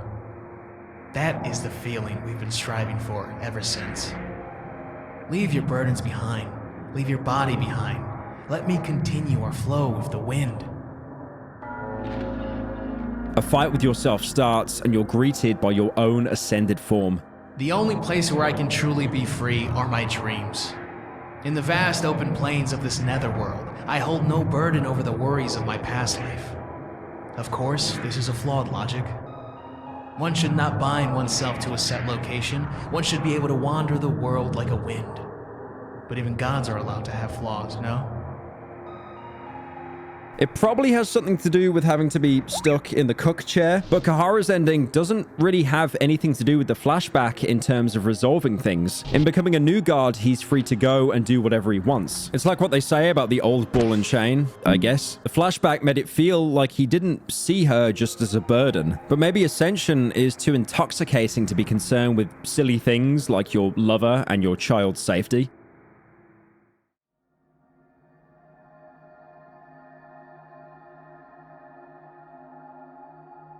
Darce, we've been submissive long enough. Can't you hear our soul yearn for more? We can dominate, you can dominate. Just leave your earthly body behind and let us ascend. Let me dominate those that need hurting. What is true domination? There is no domination if there are no weak. That is the law of the nature. There is no shame in admitting that you want power over the poor and the weak. You yourself have sought domination by getting this far. You wanted to prove to others that you've got what it takes. You wanted to dominate the oppressive and hopeless darkness. Darce's ending feels comparatively a lot more rational than Kahara's. She's always been playing second fiddle to someone when she's not the protagonist, and always starts with wanting to honor loyalty to Lagarde. The narrative certainly isn't kind to her just because she's a woman either. Less so, if anything. Ascension for her is about surpassing this narrative position she's always in, where she's treated like a subordinate. Now, she doesn't have to answer to anybody.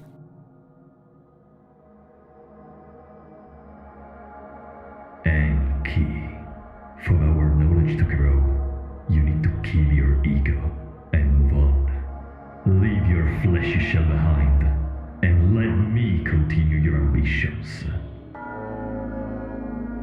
Knowledge.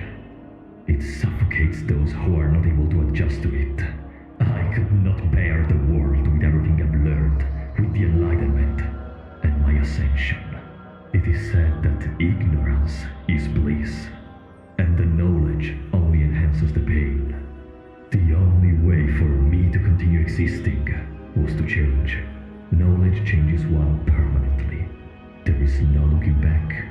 certain point. Enki's ending feels a bit more predictable to me. His whole character centers around an obsession with knowledge. It feels likely that Valtiel probably ascended for similar reasons, and Enki feels as though he's chasing that path in his ending. And then also you've got Rambaldir. I kind of forgot about him, to be honest. I think he's Swedish or something. Rangvalder, the torment has no end. It is our fate. You must have begun feeling the same as I. So don't try to abstain from the inevitable. Embrace the torment. Let me make sure your torment doesn't go to waste. I've grown to love my torment and suffering. I curse my place in this universe. I curse the fate that has been laid in front of me. But I've grown to love it as well. Suffering alters my sight. I can use the energy to my advantage. It is like an ancient secret that was revealed to me in my darkest hour. A secret only I am aware of. Now, if you're smarter than me, and you probably are, then you've realized that these endings all relate back to the path of one of the new gods. Ranvaldir's is the most obvious, echoing the Tormented One. No matter who you choose to be your protagonist, though, you'll have to decide how to handle your newfound ascension. You'll have to decide whether to share the news of your ascension with others, and between spreading your influence through either conquest or converting people to your new religion. As time passes, will you tell people about your monumental achievement and share your gospel, how you passed through all the hardships the dungeon laid before you, and about your eventual ascension? If you share the gospel, stories about your fabled endeavors are passed to people of all ages. Your tales inspire many in the times to come, from children to elderly. But then, if you choose to live in silence, your story is left unspoken and unsung. There are rumors here and there, but for the most part, the era of the new gods started to diminish with your ascension. In the coming era, mankind is at the brink of chaos. Diseases run wild and kingdoms wage war with hundreds of thousands of casualties on all fronts, both women and children included. You would have the power to interrupt and potentially stop this. You have the strength to stop the mindless killing, but that would require you to step out of the plane of this void. Instead, you could try to affect mankind through religion and beliefs. Affecting the whole culture means slow change, and its effects don't save those in immediate peril. But religion might have more long-lasting effects. Though living in silence is supported much more by narrative flavor text, either of these choices are viable to get a unique ending. One thing that immediately sticks out to me is how adamant every ending is that there is nothing you can do to ascend past the old gods in terms of power. Depending on your choice, you can make grand changes in history based on your authority, but the nigh infinite and terrifying strength of the old gods always remains beyond your reach here. If you combine sharing the gospel and then saving mankind with your strength, you get this. You leave your golden throne to disrupt the ongoing wars. With overwhelming strength, you crush entire armies that stand in your way. Kings and sultans of the time are left in terror before your power. Once you are done with your rage, mankind is left in a state of chaos. Common people have no one to turn onto, and thus they seek safety from smaller tribes and communes. By meddling with mankind, you ended up halting the technological and cultural progress. People are also less self-imposed because of relying on old gods in the past. The civilizations are back to an Iron Age-like structure where physical strength is the only thing that matters. You watch other deities and gods fall around you one by one as men revolt against old world order. However, your gospel back in the day was so strong that people remember it loud and clear. Your legacy had only grown stronger with you crushing the warring kingdoms before chaos began. Men fear you. You are known as the Fierce God, and because there are no other gods left to rival your power, you become the one and only God, despite your strength being limited to that of a new god. So this ending has a pretty big God of War flavor to it, I think. You're not unkillable, but your might and ambition is so undeniable that your legacy precedes you in a way that is much larger than your actual abilities. People remember you for a longer time than other gods, just because they saw your display of strength at first hand. But again, it does give that feeling the only reason you have so much power is because at this point in time, no one is actually stronger than you. And in the future, that could definitely change. Much much like how you started off as a normal human, you ascended the throne. Maybe someone else does that in the future and usurps you. If you combine sharing the gospel and influence through religion, you get this. Slowly, in times of despair, people start to turn to your religion in hopes for salvation. Many were killed, and every new victim feeds the ongoing plague and destruction. This age would be known as the Dark Age in the history books, but your light would become an important factor in the survival of civilizations. You are known to men as the Merciful God. New deities and false apostles rise as decades go by. But the foundation you laid during the Dark Age made you a pillar of morals for centuries to come. Even if your power is limited to that of a new god, your legacy would eventually rival that of the older gods. So this is basically a nerdy opposite of the previous ending. Though people lived in times of ruin, your influence is used to sedate the masses, despite the fact things are mostly your fault. But at least you'll have a legacy of people respecting you, similar to Ulmir, if anything. If you pick Live in Silence and save mankind with your strength, you'll get a similar ending to Share the Gospel and save mankind with your strength, but there will also be an extension where it doesn't turn out too well for you. The harsh times breed harsh men. Mankind is physically in its peak condition because of the warring tribes. Because there is no centralized civilization, creating a strong, uniform religion proves to be difficult. With all new understanding of morals and customs, people riot against the gods of older times. You manage to withstand against the oncoming forces for some time, but eventually among mankind, there appears to be a successor to your reign. You are beheaded, and your mutilated torso is put on display. You become a symbol of old. And in this way, you're remembered even in coming centuries. So, taking the absolute brainlit approach without sharing your creed leaves the world in a relative state of anarchy and peril, and you aren't even rewarded for it either. But if you pick Live in Silence and then influencing people through religion, you'll get this. Sadly, only few people find their way to your teachings because of your relatively less known status. At best, you manage to form a cult around your religion, but because anyone who follows you is condemned as a heretic in these times of great peril and prejudice, your followers resort to dark arts and dubious methods in order to survive. Centuries later, you still manage to hang onto your cult status. However, generations of degenerative methods inside your cult has led it to become very notorious around modern religions. You are considered far from the most notable gods, and generally your followers are spit upon on the city streets. With your legacy dying, so does your strength. You are dethroned as time goes on by the generation of new gods. You are forgotten in the sands of time.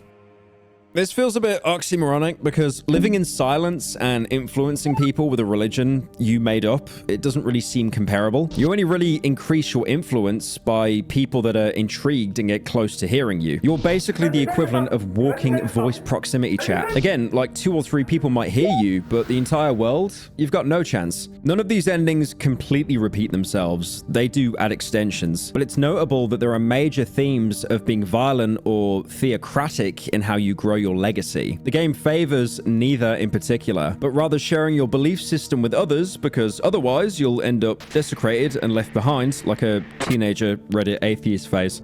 Now, after all this, making it through the ancient city, down into the void, and ascending as a new god, you might start to look back on your journey and the choices you made and where they took you. You might even begin to wonder what other paths there might have been for you to take. Going back all the way to the start, if you listened to me and didn't try to torment yourself by picking the Outlander, you may have noticed him missing all the way throughout the game. Every other main character makes an appearance, but he's just gone off somewhere. Aside from the single conversation he has with you in the courtyard. Well, you might remember that the same courtyard also has a small hidden part with this huge tree you can go inside. There's an entire area down there you can reach, but had no way to traverse before. You could think that maybe you need some sort of item to cut through the vines or whatever. Turns out, no, you just have to randomly spam interact on the wall to get an open path for you. So now you finally get to explore the thicket.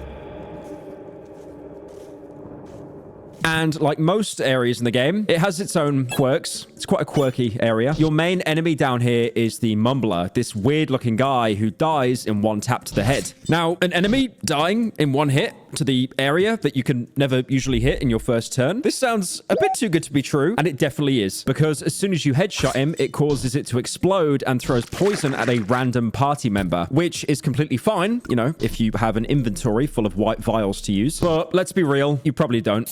That being said, you can kill the torso and you won't get poisoned. Its other attacks can't even outright kill you. Instead, they attack your mind, either just dealing a little bit of flat damage to it or even outright setting it down to 50, which, let's say, for example, you're sitting on 51 mind. It does absolutely nothing. But then, if you've recently restored all of your mind, absolutely debilitating, GG, you just wasted an item. But even then, mind restoring items are much more common than health restoring ones. So, you know, smoke that opium, drink that alcohol, you'll be all right. That is, unless you're playing the marriage, because for some reason, it'll get its mind completely reduced permanently instead. I have no idea why. Law scholars, I'm pretty sure you'll leave a 12-page thesis in the comments section explaining how it's part of the intrinsic law or something. It's probably just a bug. I mean, maybe in the old code, that's actually how it was supposed to work for every party member. It kind of would fit the, you know, punish the player as much as possible design.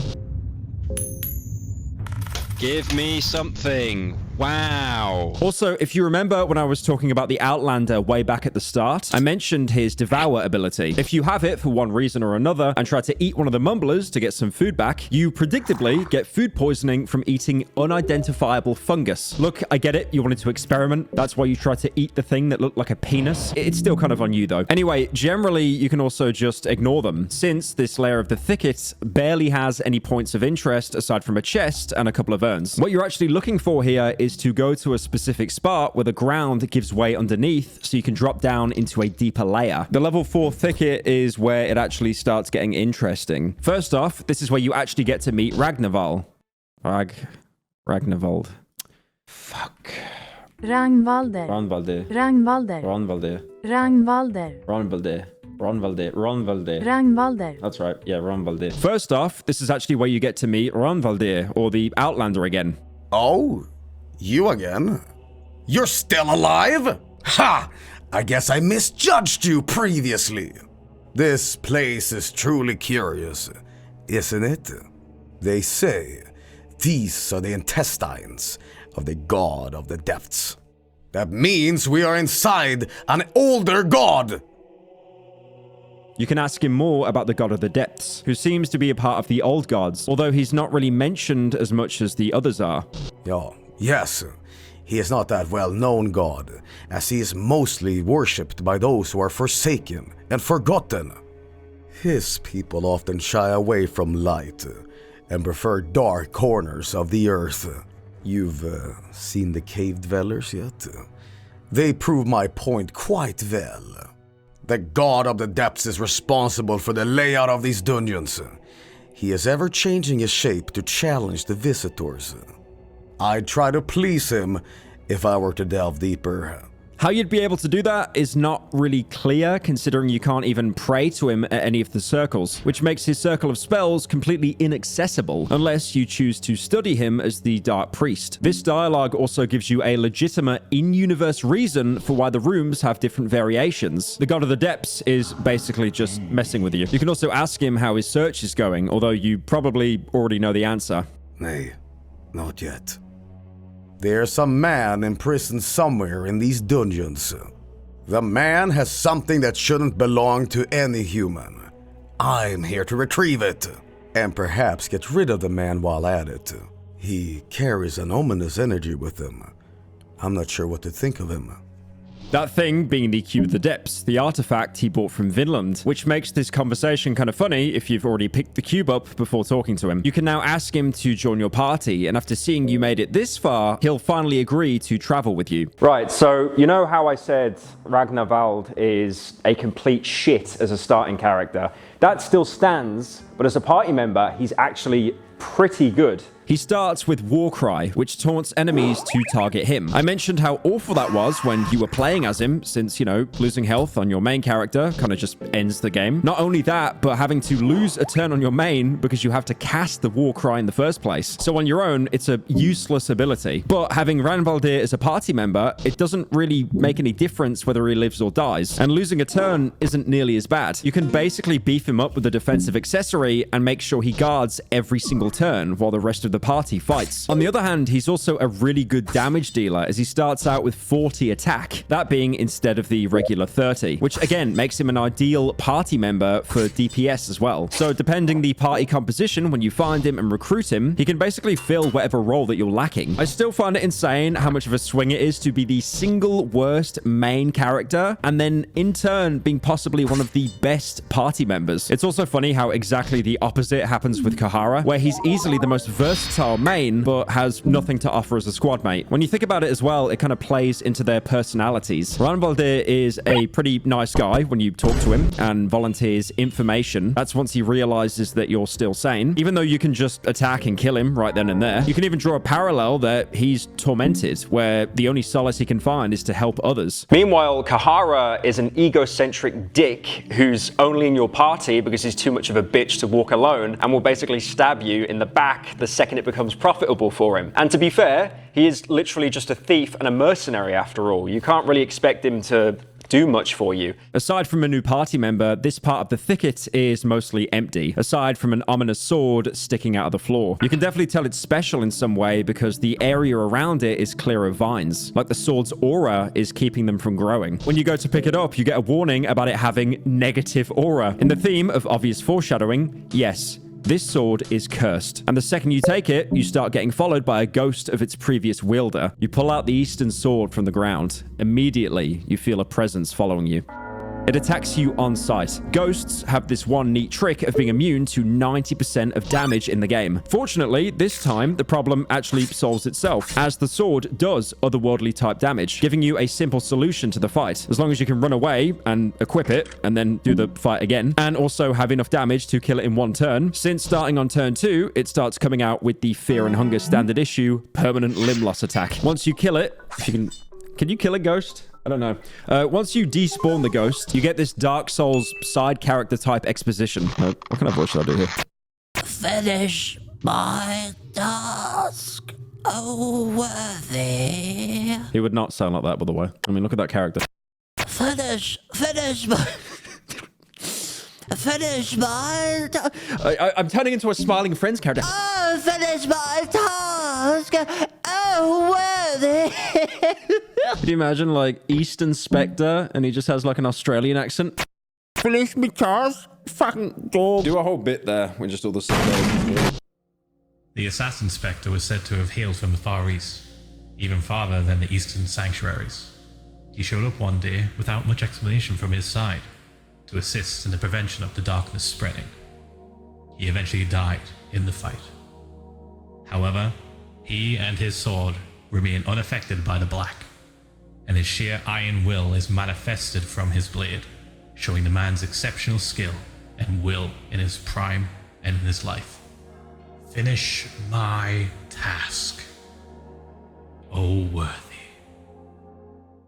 This task being fucknose, because this guy never comes up again. He shows up for his sword, cuts off your hands, asks you to finish his undefined job for him and leaves. And despite what you might expect, his sword's item description also doesn't have like a 20-page lore explanation of what he was actually doing here. At least the sword is actually pretty good. The base version has 60 attack, a really good base value for a one-handed weapon, as well as a bonus 40% crit chance. Like I mentioned earlier, it also has the otherworldly damage type, so you can use it to clear out ghosts in case you didn't randomly roll Black Orb from scrolls. The only downside to the base version is that the Spectre will keep chasing you, and not just in the thicket. Literally anywhere you go, he'll follow you. All you have to do to stop him is, of course, kill him, which on top of the vague dialogue will also purify the sword, also letting you know its name. The Eastern Sword was purified. The engraving on the hilt becomes clear to you now. Eastern Sword was purified, and it revealed its true name to you. the black steel of the East. Purifying it almost doubles its crit chance from 40 to 70%, but it does remove its otherworldly damage. So really, it's situational whether it's even worth purifying or not. Although crits in this game do triple the damage you do, so getting the chance as high up as possible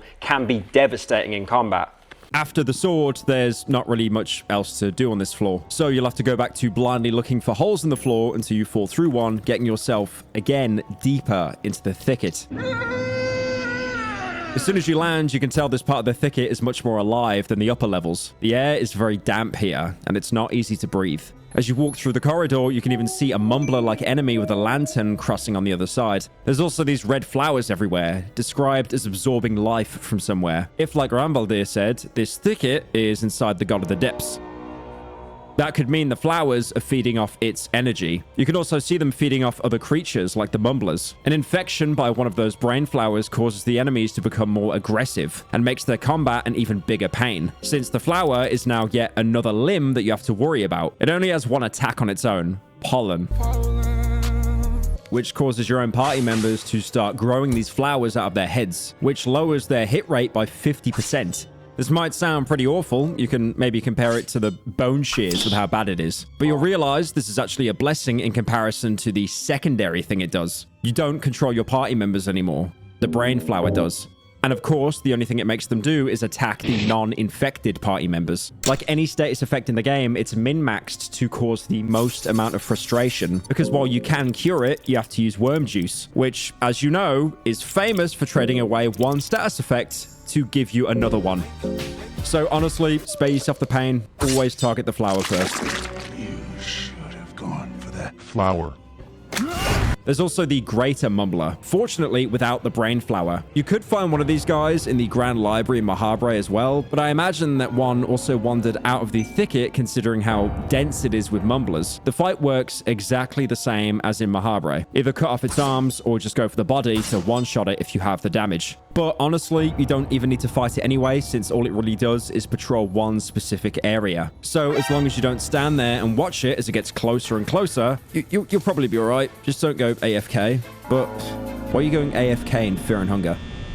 As for actual interesting things deeper in the thicket, there's another one of those huge purple organs you can find. The same as in the Catacombs and the Golden Temple. If you destroyed the other two, when you hit this one, you'll get the following message. The organ stopped moving completely. This must have been the last one. You hear a faint scream-like sound echoing in the dungeons. Seems like an older presence has died. Just the idea is monumental and almost too much for you to bear. So you definitely just killed something important even. Look, I get it. I know I've said that for a lot of things. We'll come back to it later. It's a long video. Why do you think there's not been like an upload for 6 months? If you already know the answers to your question, then why ask? Pig, fuck! Anyway, that's actually all there is to do down here. I mean, there's a soul stone, but that's really about it. When you compare the thicket to the standard route, it seems pretty empty, but there's a good loot pool. But to get out of here, obviously you can't backtrack up through the ceiling, so you'll have to find another hole. Doing that drops you back down into the overgrown room in the catacombs, completing the circular journey. I'm sure that there are maps that are explaining, the different routes you could have gone through, the dungeons, the prisons, and how the thicket connects all of it. I'm just going to show the windmill from Dark Souls 2. Damn! And it's literally just a windmill with a fucking straight elevator going into the sky. Just straight line upwards. It doesn't make any sense, man. There is one more thing in the thicket, though. 2 holes leading down. One leads to Ranvaldir and the Eastern Sword, but the other one leads you to an otherwise unreachable section. And that's where you can find this poorly rendered Silksong character sat in a chair. You can't talk to him normally, that is unless you have the mastery over insects, which I think is only obtainable for the Dark Priest in his intro, or if you use an empty scroll, since you literally can't get God of the Depths affinity before this. Speaking to him with the ability reveals that you are in fact talking to royalty. Greetings. It appears you understand us, but alas, you are not one of us, not just yet at least. Tell me, oh filthy human, do you want to kneel in front of me? If you don't kneel, he just tells you to fuck off. So for curiosity's sake, you might as well do what he wants. Your humility pleases me. Oh, yes. I might just make you one with our kind one day. Yes. But for now, you are a peasant. Say it. Say you are my peasant. He has a ridiculous amount of sass for being in the wrong video game. A peasant. There's a lowly being on the upper levels, a wretched being who wishes to be like us. The being wants to soar the skies, but we cannot allow that. Not from someone as miserable as him. Murder that being. I want to see its blood flow, and I shall reward you. This is the first instance in Fear and Hunger where you actually get a well-articulated simple quest. Just go and kill a guy.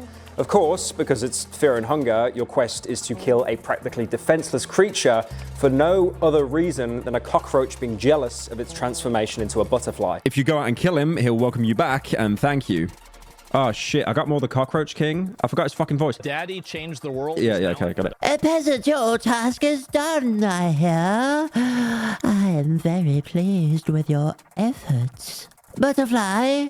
No, not in a billion years. Peasant, you shall rise in rank. You are from this day onwards a noble.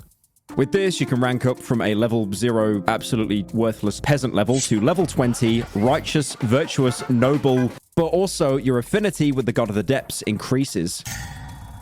This is the only way to raise it in the entire game, so it's definitely worth doing if you want to try out the spells. And the spells, as I've mentioned before, are pretty good, but taking this path to unlock them, of course, means you won't be able to get the Butterfly Soul. Now, if you're playing as Dark Priest, that's the end of the quest line. You can go on with your life and become, I don't know, a new god or something. I am the god of war. But if you're playing as any other character, you get another task. Noble one, I might have tasks for you, yes. There is an outsider in these dungeons, one with magical properties, yes. My people have always wanted a new flesh of a home that has magical properties. Murder this long-haired priest of destruction, and I shall reward you. Especially awkward to get this with Enki in your party, listening to the cockroach talking about you killing him. After completing your task by killing Enki down in the catacombs, where you usually recruit him, you get more praise and another rank up. Noble, your task is done, I hear. I am very pleased with your efforts once again. My people got their flesh of a home they wanted for so long. Noble, you shall rise in rank. You are from this day onwards a knight. Meaning the long grind is over and you are now the God of the Depths' most favorite human, giving you access to all of his spells. 2 of them you might already know. Mastery over Insects, which you'll already have, and Needleworm. It sucks. It's terrible. I'm not even doing an entire section on it. It is probably the single worst spell in the entire game. I mean, you can farm health with it when you need to. Great. But then there's the Circle 2 spells, one of them being a Flock of Crows, which does really good damage, only actually a bit less than the Black Orb. It also hits 3 times and inflicts blindness, which gives the body part negative 75% hit rate, which is incredible in fights where, for example, the head has the strongest attack. You know, for example, the hint, Crow Mauler. Also incredibly useless anywhere else, because instead of applying blindness to something, you probably could have killed already instead. It gets even better, since blindness only works on limbs on the turn after you apply, unlike just killing the limb, so you're literally wasting time doing it. And also you can apply it with a red vial, which is bugged to be infinite anyway. But you know what? The damage, it's alright. It's basically a discount version of the Black Orb. And then there's also Locust Swarm, which does absolutely pitiful damage, but applies confusion to everything. Skip 2 turns. By the way, this entire quest, which was really convoluted and hard to find and very specific, you could have got all of this if you picked the Dark Priest in the intro and then chose to study the God of the Depths. By the way, I mentioned the Crow Mauler earlier. This entire time I've been telling you to just avoid him, but you've already finished the game once. I mean, surely at this point you can get a save and then try to fight him.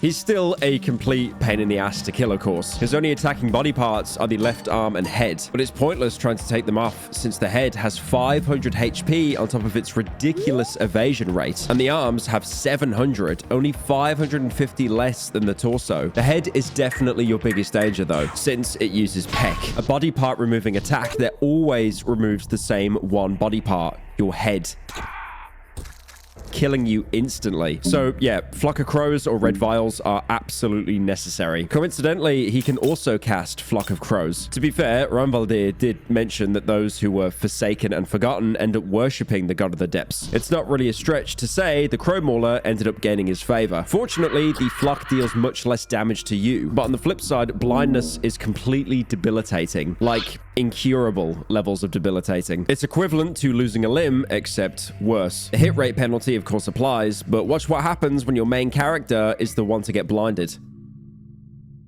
No, we didn't forget to edit this in. You are now completely blind. Your main character can't see anything, so neither can you. Your party members have no issue walking around blind since they can just conga line behind you. But once the leader is blind, everyone else is. Obviously, this results in a completely dead run. That is, unless you somehow blind walk to a ritual circle and create a marriage, but I wouldn't even bother trying. Now, there is one singular item in the game that will actually cure you, called the Iron Mask. It's technically only supposed to prevent it, but it just works like the rest of the game. But the mask isn't part of any loot pool. To get it, you'll have to backtrack a lot of ground. And first, you might as well try and finish off the Crow Mauler. Once you blind his head, all that's left is the arm, which will spam fractures and infections at you along with halving your party members' HP bars. But if you keep spam healing, you'll probably take the torso down in 3 to 4 turns. You can start the fight using On Guard, as well as he's just a regular overworld enemy, cutting down the risk of losing party members out to basically nothing. This gets you the Crow Emblem Key, but before you look for the lock, you can also take his soul, which appropriately to how much of a bitch he is really good, multiplying your attack by 1.3. Definitely up there with the Black Witch and White Angel soul. That key is used all the way back in the level 2 basement. You might remember this schizophrenic door that talked to you about letting the blood flow. Once you open it with the Crow Emblem Key, the first thing you see are a bunch of corpses, but apart from those, a lone sword sticking out, as if it alone killed everyone in the pile. You miserable mortal worm. You hear voices inside your head. The sound seems to come from the sword that's on top of the carcasses. Chaos, pain, and misery. Those are the reasons I was created. Do you want me? The only correct answer is yes, of course, which grants you the schizophrenic sword miasma. You might now wonder, what was so bad about it that the Crow Mauler himself had to seal it away? Well, first of all, it's really good, as it has the highest attack boost out of any one-handed weapon. But looking at its design and the fact that it talks to you, you can imagine there's probably a bit more to it. As you walk around with it a bit and let your mind deteriorate a bit too much, you might find the sword starts to speak to you, demanding blood. Once you hear it, the screen starts to go black and your character passes out. When you wake up, the bodies of your party members lie all around you. The sword possessed you and forced you to kill everyone in your party, giving you yet another reason to never forget the wine cope while down in the dungeons. If a party member had it equipped and had their mind go too low, they'll instead trigger an event where the sword starts speaking to them, just like before, asking for blood and sacrifices to be made of the rest of your party. Depending on the dialogue options you choose, you'll either have to fight them or they'll drop dead if you don't interrupt their talking to the sword. Except you can't actually fight them because the battles are bugged. Well, not bugged, they're just not in the game at all. Apart from miasma, there's actually a lot of content still if you end up backtracking to the early rooms of the game. First of all, the blood pit. You might remember the pile of corpses, which you're told is a bad idea to interact with, since it brings out the floating head of a beheaded wizard, which happens to be unkillable and guarantees to kill you in 5 turns. If you talk to the yellow mages down in the mines and you got the Eclipse Talisman, you'll actually be able to talk to him. If you also have the Cube of the Depths, he'll notice it and give you the honor of kneeling before him. If you do it, he'll actually join your party, but not before calling you a maggot and then making sure you know who's really in charge. I hate the idea that I have a brainless maggot like you following me as a pupil, but I might just need you this once. You see, I need to destroy the reign of the new gods. I want to rip off their spines and watch them slump down limp and feeble. I want to watch them bleed while they're being squashed by the very same arrogance that helped them rise to power. but my strength isn't quite the same as it once was. Make no mistake that I could crush you like the worm you are. But to get the job done, I need my body back. There should be a way to do just this in the ancient city that's below these ruins. I want you to aid me there. This, of course, references the laboratory hidden underneath Mahabre, where you can create husks of yourself, and where Nasra can recreate a body for himself. Once you get to Mahabre, he'll even hint at its location. There's a hidden laboratory in the back of the alleys of the city, just south of here.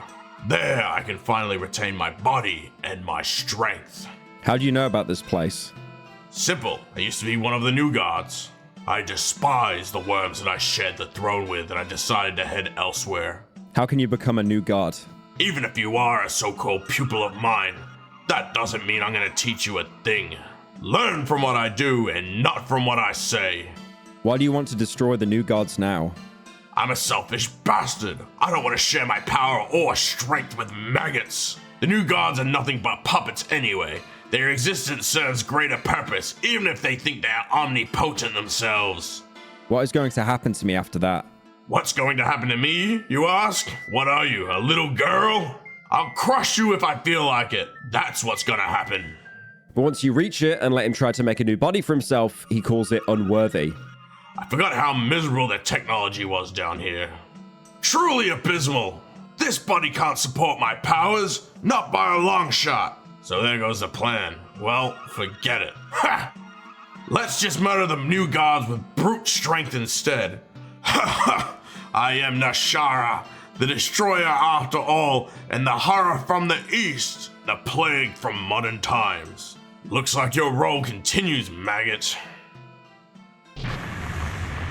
So now you just need to dispatch the new gods, which Nasra actually turns out to be very useful for as a party member. For a start, he is completely immortal, which is good because since he's a floating head, he can't equip any armor or weapons. To compensate though, he does start with the Black Orb, which I don't think we need to talk about again. It's very overpowered. He's basically a very strong damage dealer who you'll never actually have to worry about being low on HP or mind aside from having enough to cast. You might see this and think he's a perfect target for pheromones since he can't die. Unfortunately, trying to do this pisses him off and just wastes your turn. What is this bullshit you're spewing at me? Trying to make me a punching bag, you miserable worm? I've made people charred kebabs for lesser reasons. In fact, you'll find that his main function in the game is talking shit at literally everything and everyone. He'll have something to say whenever you kill one of the new gods. After killing Valtiel and coming back to find him in the present, he calls him a pedophile. You pedophile!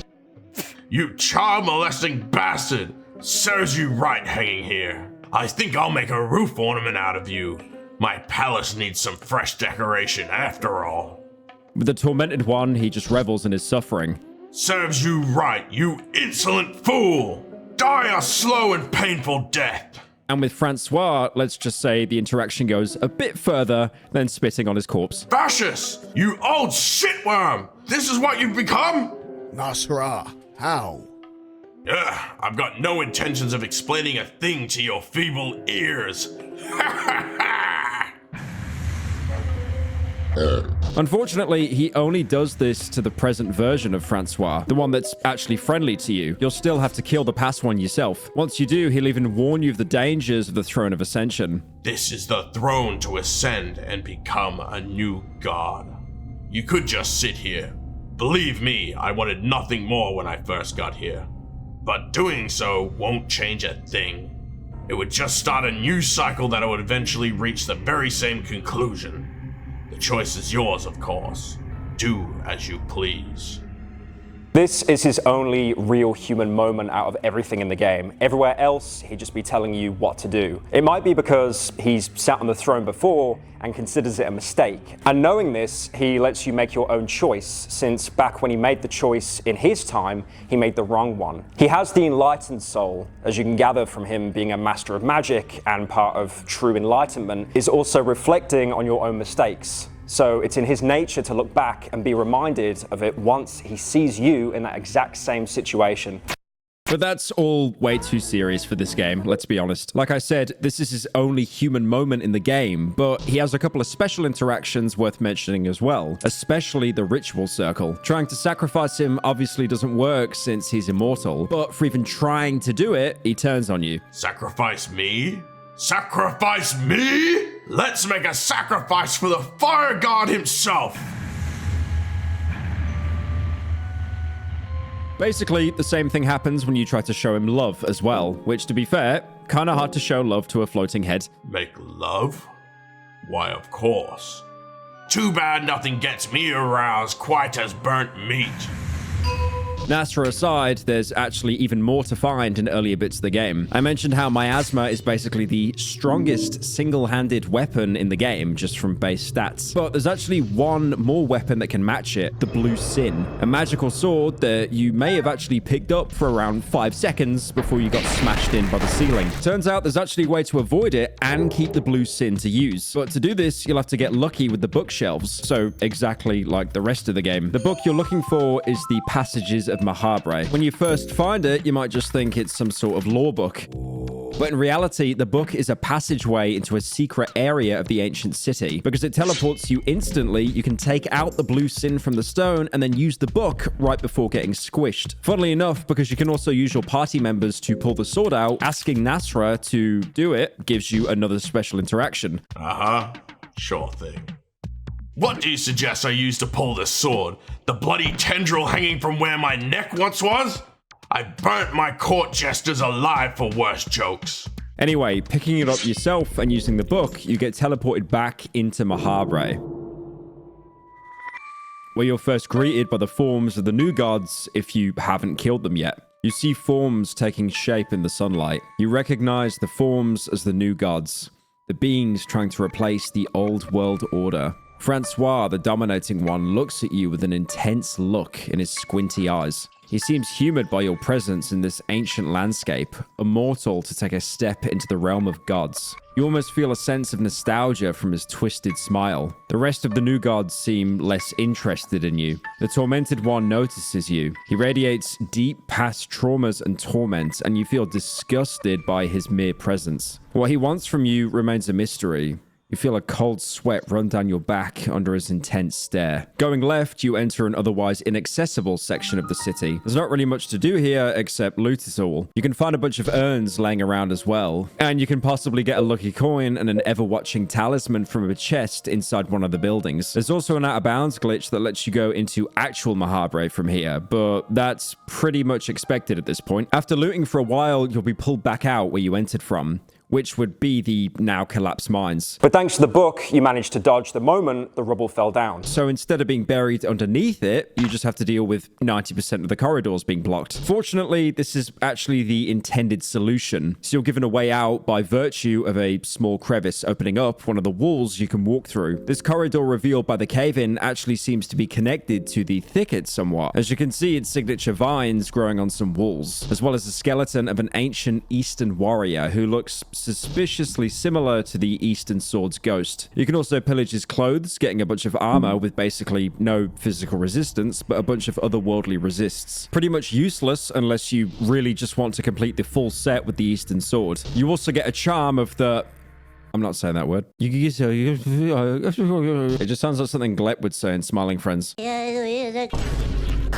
Anyway, this raises your crit rate, also playing into the sword build. You can navigate around and finally find a soft spot in the wall which takes you back deeper into the thicket. Since this confirms the mines are on the same depth level as the deeper thicket, this might actually mean the warrior's corpse is actually stuck in the roots right below his sword, which, to be fair, is a cool little detail to think about, especially since it lines up with both mines and deep thicket being on level 6. Finally, a small level of consistency in this game. So that gets you the Blue Sin. At base, it has 85 attack, just short of the miasma, and also deals otherworldly damage on top of slashing. Being one-handed and having no downsides, it's really good. But unlike miasma, you can also curse it on top of that. To do this, you'll need 4 lesser souls, which is a ridiculous amount because you could probably spend that on getting more spells. But if you're really dedicated to getting truly the best possible gear, you might as well. Cursed Blue Sin gives you 92 attack on par projectile with miasma, but also gets a 70% chance to burn the target. In general, dots are incredibly strong in this game, so having it in your main weapon is kind of ridiculous, especially with that high chance to actually proc it. But again, you'll have to decide for yourself if it really is worth 4 soul stones. There is one more thing that's worth backtracking for all the way to the very first room of the dungeons. Actually, on the point of backtracking, throughout the video, I've mentioned how the optimal strategy for enemies is to leave them and then run past. As you can imagine, this makes backtracking through those areas pretty annoying.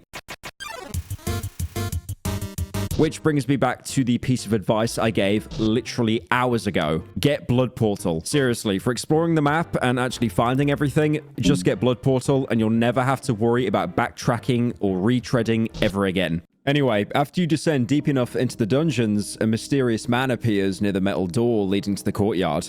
The mysterious man looks like a war veteran almost. His right arm seems to be missing, and there's something very intimidating about his stature. Who are you?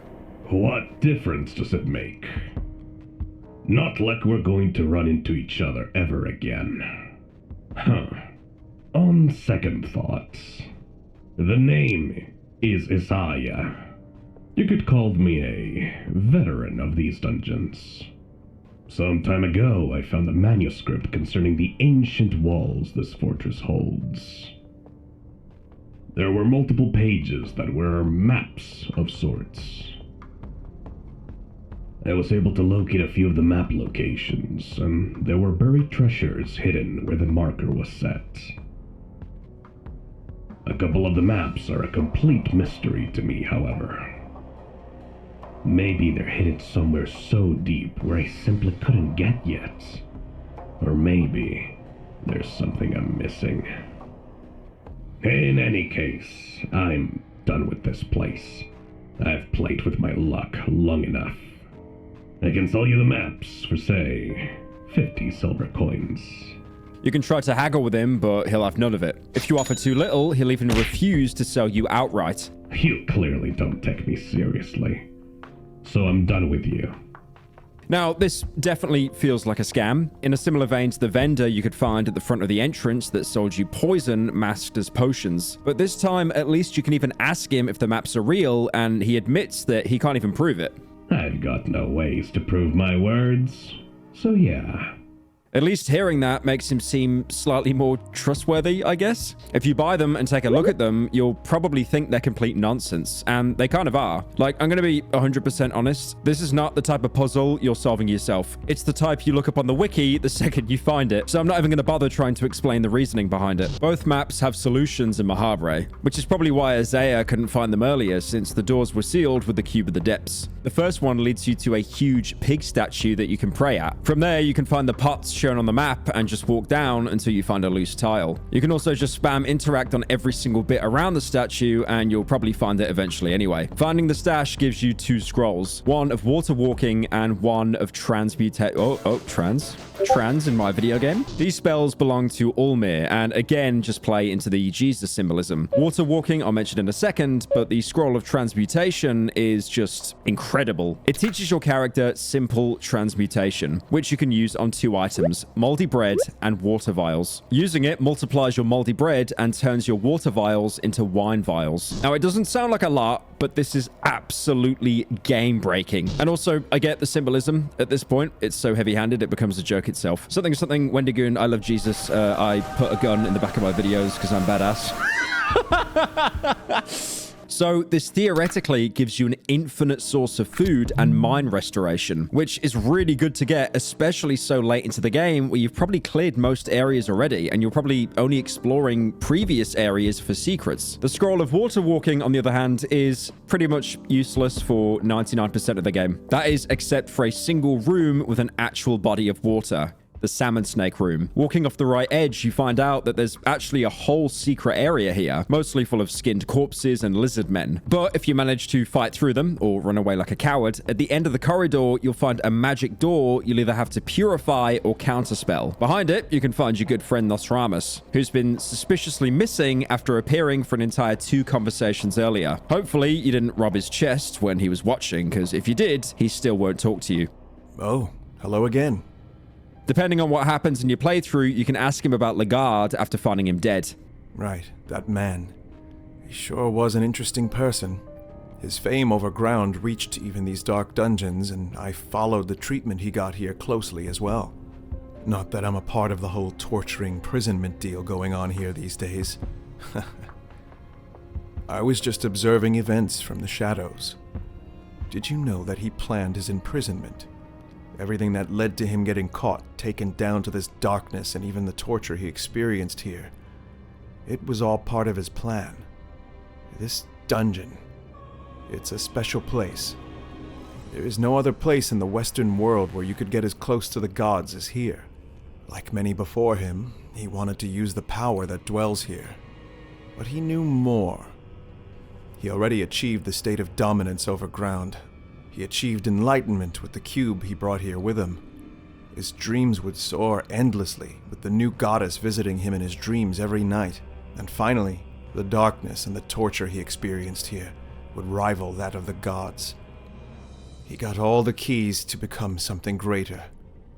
Not that it would necessarily be the right path for him, but it did make for an interesting event to unfold. As much as Lagarde's story is interesting, it's tragic. It ended with him dead in a prison. Maybe there's something he could have done. I mean, pretty bad foreshadowing from me aside. This dialogue exposes a lot about him that will come up later. You can also talk to him about Mahabre after opening the door with the cube. You got the doors to the ancient city open, it seems. The ancient city is what remains of the city of the gods, Mahabra. The presence of the gods is fading. Even the presence of the new gods is questionable. It was always just a matter of time. What do you know about the new gods? They have gotten to their position to rebel against the older gods and the old world order. But they are barking at the wrong tree. How can the older gods be responsible if they haven't been around for millennia? If they ever even existed? The truth is, the new gods come and go. They are the reason for the misery and the terrible shape that mankind has been for hundreds of years. Humans should blame themselves. Humans should take responsibility for themselves. It's definitely an interesting perspective on the entire situation with the new gods. This opinion is even perpetuated by Nasra when he warns you about the Throne of Ascension, where all becoming a new god does is start the cycle anew. The new gods aren't the solution to humanity's problems, they never were. All they do is perpetuate misery and create egomaniacs like Nasra that end up trying to take over everything. Even the new gods you end up facing don't really do anything. The Tormented One is just stuck in his temple, suffering and perpetuating the suffering of others. The Enlightened One sits in his library, occasionally creating life, in quotation marks, by making his awful constructs that don't really achieve anything. And Francois himself even understands this after years of being a new god. As he says, even the new gods are just puppets. There is no real domination when you're just doomed to be part of the cycle. Something Dark Souls, cycle repeats, shut up. The new gods aren't a solution. They're a band-aid created by humans to try to replace the old gods, but they never could. Nostradamus blames humanity for it, but on the other hand, what were they really supposed to do? After living under the old gods for so long, having them disappear almost completely left a power vacuum. Something had to fill eventually. Something had to change, and it's not like Nostradamus seems to give a better solution either. You can confront him about where he even knows this from, since when you think about it, it's just an old alchemist living in some random mines. You seem to know a lot. I guess so. Hundreds of years here, in the darkness, with nothing else to do but study and read, has its benefits. Nostradamus seems suspicious. Feels like he isn't telling the whole truth. Yeah, he's definitely not a regular human if he's lived here for hundreds of years, but he's not going to tell us anything more at this point. You could also find this information out if you read some of the books. I know, okay, I get it. For the average Pyrocynical viewer, this concept is completely unimaginable, but bear with me here. You know how books are really good in this game? Non-coin flip shelves usually have books in them that are just lore dumps. Well, one of them is the Fellowship series, a two-parter talking about the original group that became the New Gods. If you read the regular version, you'll learn about a fifth member who seemingly was used as a way to stop the rest of the Fellowship by the older gods, where a seed of doubt was planted into his mind. Then the Fellowship just prevails anyway, and then became the New Gods. The end. Written by J.R. Tolkien, directed by Peter Jackson. But there's another version of this story to be found, the original version. You can only find it in Mahabre, probably because it was archived by Valtiel despite not being present in the outside world. It's almost all the same, except for two things. The gender of the fifth member, which is of course vital information and necessary to understand the lore, but also this part at the end, talking about the old god's last trial. It seemed like the Fellowship had bested all the challenges gods laid for them, but at the most crucial moment, a seed of doubt was planted into the mind of the fifth one. The Forgotten One was a scholar of many arts and sciences, and as such, believed what was laid before eyes. The older gods would use this to their advantage and create a grand lie. A lie about the greater scheme of things. The grand lie told of the way the older gods directed the flow of mankind. That they had gone before the same trials as the Fellowship, yet nothing had changed for the better for men as eons went by. This suspicion created a drift between the Fellowship. In the end, the four other members proceeded with the initial mission, trusting fate and glory that was just inches away from them. The Fellowship tore down the legacy of the old gods and created a new world order, an age where mankind decided their own fate, an age of growth and prosperity. The Fellowship became the new gods that we know and love today. The Forgotten One was never again seen or heard. The fifth one simply disappeared in the dusts of time. So there was still a seed of doubt, but this version actually includes what the lie was, that the new gods weren't a solution, that many have come before the Fellowship and still achieved nothing. The Forgotten One is Nostramus, the one who saw the deception of ascension. This talk of the grand lie itself is just a way to dismiss him as an agent of the older gods. Meanwhile, he's the one to actually find out the truth. So yeah, Nostramus knows a lot because he literally was there when the current gods were created. And if he was smart enough to figure out the failings of the divine system, I'm sure he'd be able to figure out immortality. So yeah, finally, there's a genuine explanation to one of the billion threads this game sets up. I'm very sure there's nothing more to this character, and he will definitely never come up later. Lore dump aside, there's also a second map Isaiah gave you. This one leads to a square in front of the Grand Library, where you basically just have to hug the left side and spam interact until you get it. The stash gets you 70 silver, which is pretty decent, and a 40% return on your generous investment. Unfortunately, there's someone here to collect your winnings. Impressive. You actually found the treasure. I didn't know this ancient city existed down here. I can't even imagine the horrors and riches this place has in store. But I don't mean to stay down here any longer than I have to. So now, I'll be taking the treasure and returning to the sunlight. Which prompts him to attack you. Despite just being a guy, Isaiah is surprisingly tanky in his torso and the blade replacing his right arm. The easiest way to get rid of him, like most situations, is to black orb his head. Or even just regular attack, since it only has 55% evasion rate for some reason and only 20 HP. Otherwise, you're susceptible by being hit by an AoE arm loss attack, which is always fun, or getting the plague. As in, seriously, he gives you the plague. He does have a little bit of that plague doctor aesthetic, to be fair. Or I guess like Man in the Iron Mask. You know, the same one played by Edward Norton, the least racist man in America. You can tell his left hand has been doing something really unholy to look like that. So it's not even surprising he's using a mask to cover up his sickly face. Anyway, the plague does nothing. I don't know if it's bugged, meant as a cosmetic status, or just accidentally removed, but it does nothing. Now, it is pretty obvious his character is based on King Baldwin IV, also known as the Leper King. But if you go on the trivia section on the wiki page, it says the character is based on someone called Kill_Switch-X. Going on the channel, it takes you onto Battlefield and Call of Duty highlights. Not sure if that one's true. It's almost like anyone can edit the Wikipedia page. Once you kill him, you get an orange vial, which he probably stole from somewhere in Mahabre, as you can only get it from the Lord of Flies and Uteruses. You'll also get the Iron Mask, which, as I mentioned a while back while talking about blindness, this is the single item in the game that prevents blindness and also cures it for some reason. So if you get blinded by the Crow Mauler, just come find this guy, buy his maps, go to Mahabre, find 2 of his treasures, kill him, and you'll be cured.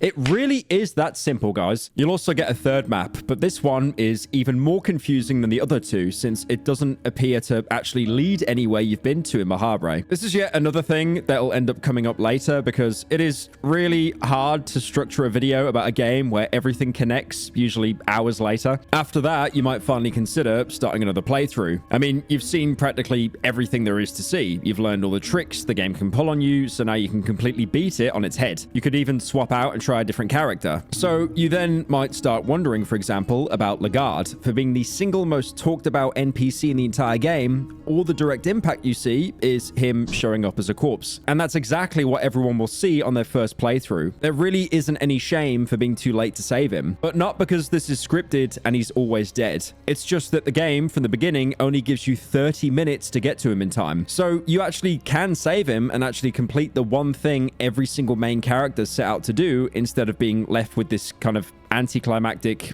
le dead body, le hope of improvement. Unfortunately, this is really hard to do without prior knowledge. For reference, if you play it slow and careful, which most people will, looting everything, sneaking around, which is what the game definitely encourages to do in the early hours, you'll probably take too long to reach him and he'll be dead again. Obviously, this just means you'll have to sweat out and try to basically speedrun the game to save him, which, yeah, on the surface seems like a nightmare, but already having experienced the game once, you'll know exactly what to expect.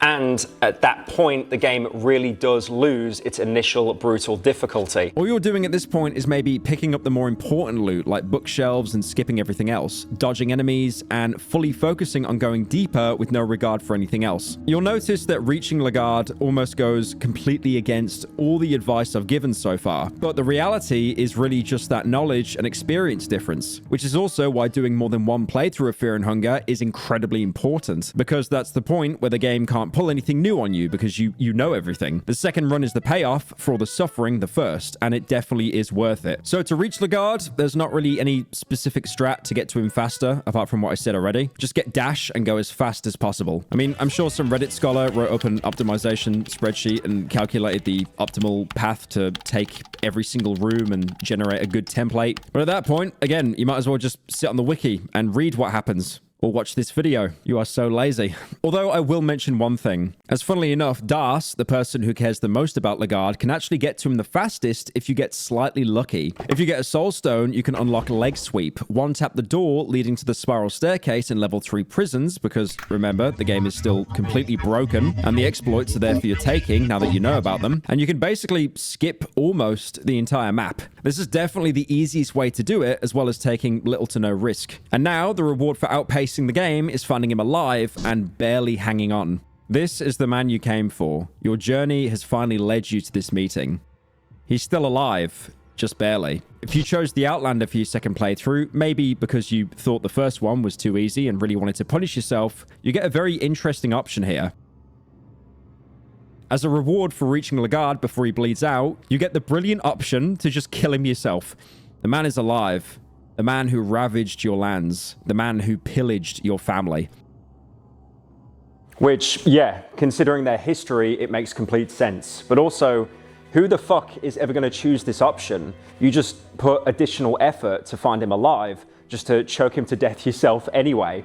Completely idiotic from a player perspective, although I have to admit the potential to troll people who just skip the dialogue along, clicking the option to kill him by accident, it's pretty true to the game and its aesthetic. Everyone else has the exact reaction you expect if you manage to pick them up for your party. Das still cries. The party member version of Rambaldir holds himself back from murdering him, probably in respect of your effort, since despite being the worst starter character by far, personality-wise, Rambaldir is probably the most human of them all. And the girl will have some more implications as to who she really is.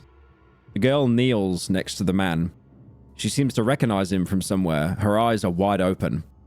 And then we finally get to hear from the man himself. The man gets up. Now that you see him better, you realize his body has gone through an intense torture with different scars and marks filling out his skinny torso. His gaunt cheeks and distant eyes only strengthen the idea that this man has seen hell and survived it. Who? What? Lagarde! I'm so glad to see you. Lagarde? I can't remember much, but yes, that is my name. You don't remember? I don't remember anything besides my name. I seem to have amnesia. Kahara will fittingly have some of the most worthless input imaginable. Of course you got amnesia. But Rambaldir, who's already obviously biased against Lagarde, will begin to suspect him. Rambaldir seems suspicious of Lagarde. It's not necessarily an amnesia per se. It could be possible for your mind to block recent, traumatizing events. Yeah. Maybe you are right. While the girl will obviously say nothing, but instead, you'll get a small moment confirming the connection between them. Lagarde looks at the girl and seems to recognize her. The girl looks back at Lagarde. At least now it makes sense for a child to have been stuck in the dungeons. If she's related to Lagarde, she might have been too much risk if left on the outside, or maybe she was even used to blackmail him. The girl aside, despite coming out of shock and being on the literal verge of death, Lagarde will actually casually join your party. So now the obvious, any character that isn't the Outlander is here to rescue him. So surely you can just bring him back up to the surface and then leave, right? So, you are about to leave? I'm afraid we must part our ways here. I still have unfinished business in the darkness. What do you mean, Lagarde? I can't explain it here. I must go. Fine, I'll go with you. You get a choice to turn back and to go back down, but this blatantly exposes that Lagarde is just lying to you. He clearly remembers at least some things about himself, and he's confident enough to attempt to go down into the dungeons by himself, despite, you know, just coming out of being tortured. But not only is he lying, this also implies that there's something he needs in the dungeons. Despite being sent here against his will, he clearly has a goal to achieve down here, which begs the question, did he get captured on purpose, just to place himself closer to his goal? Which, yeah, if you look back at the dialogue from the Tower of Endless, it makes complete sense. His goal, like he said, I need to ascend above the kings and queens of our times. He wants to ascend, just like the countless others before him have. Just like we can once we sit on the throne. And it's exactly what he meant when he said that the last step isn't shrouded in the mist, it's waiting in the depths of the darkness. He would have to not only go on a path of what is basically genocide to get the cube from Oligard, which is obviously necessary to open up Mahabre, but afterwards he would have to gambit himself into getting captured, risking it all in a chance to survive the darkness and reach godhood. So, having said all of that, you might as well help him, right? So you bring him to Mahabre, and Rambaldir immediately tries to kill him. This place. You, know this place? Of course not. There's something you are not saying. I don't buy the whole amnesia act. What can I say? I can't remember a thing. Rambaldir clenches his fists. He is seemingly suspicious about Lagarde. Not only suspicious, but there is an anger in his eyes as well. Yeah, I mean, it's definitely on Lagarde for letting it slip. Especially in front of a guy who's very obviously trigger happy and is already suspecting you. Unfortunately, what Rambaldir doesn't know is that it's actually 2-on-1, since if you let him beat Lagarde to death, Das will try to kill him in revenge. So you get a choice. Completely wipe the purpose of you coming here, or kill Rambaldir. Rambaldir is definitely in the right here, but unfortunately, him winning the fight isn't really good for content, so... Yeah, just show him being, like, absolutely molested to death. Okay, not actually molested, but you know what I mean. Alternatively, you can skip the fight completely if you go into Mahabre earlier and turn it into its past version, since the event wasn't copy-pasted into that one. Or if you're planning to rescue Lagarde, maybe don't bring the guy that desperately wants to kill him. I mean, you could have seen it coming a mile away. Now, you'll have to clear out Mahabre just as normal, which Lagarde is surprisingly very good for. Despite having been tortured for months on end, he somehow still has his plate mail. He also starts with leg sweep, so you can one-tap any door that you want. He'll also always prevent Das from leaving, meaning you can let her lose mind with basically no penalty. So all around, very useful squad mate. Good. Getting all the souls you need to pass should be pathetically easy now, as well as the experience of having done it all once already. So soon enough, you again end up before the Throne of Ascension. Before you can sit down, Lagarde stops you and steps in front of the throne. This throne. This is the moment I've strived for. This is the moment I suffered for. Lagarde, What do you mean?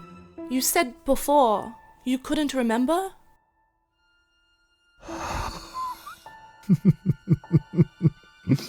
Darth, you remember our talk about the path. You might not understand this yet, but this is it. The path. I thought you said you couldn't remember anything. In order to reach greater heights, to unify the land, to bring upon the new era, I need this power. The strength of kings and queens is not enough. I need more. Something that lasts beyond me. Why would you look for power and justice in a place like this? Such pure virtues couldn't exist here. This place taints everything it touches. Do you think any of the grand kingdoms history books speak of stand on pure foundations? They were all built on bloodshed and violence. But what if there was a way that wouldn't require thousands of soldiers on opposing sides shedding their lives? What if such a grand kingdom only required one soul to succumb to the darkness? Only one soul to be tainted? Can anything so grand be built on rotten foundations? That's one flawed logic you got there, Lagarde. The reason all those kingdoms in the past crumbled down was not because of the lack of power or whatever, but because of that very same twisted logic you got. Ends don't justify the means. What does a lowly thief like you know? I have not suffered through all the horrors just to back down now. This moment is what the prophecies talk about. I am going to ascend higher. You ridiculous, self-indulged maggot! What are you even going to do with the power of the new gods, huh? Are you trying to push the new world order? An order where the cruelties of the older gods would only be passage in the history books? You fool! That's not part of the new gods. New gods, in fact, are just the creation of rules of the old. They are there to guide mankind like cattle into the slaughter ground. I'm sick and tired of hearing about the old world order and the new world order. Order is just order. The mankind is not meant for an order. Our place is chaos. Humans originate from chaos. That's 1 in a billion coincidence that we even exist. Why would you try and control our existence and put it under order?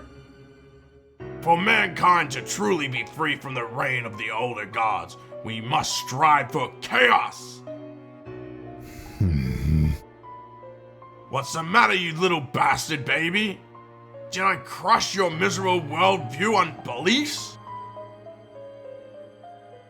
Just shut up. Just shut up. Just shut up!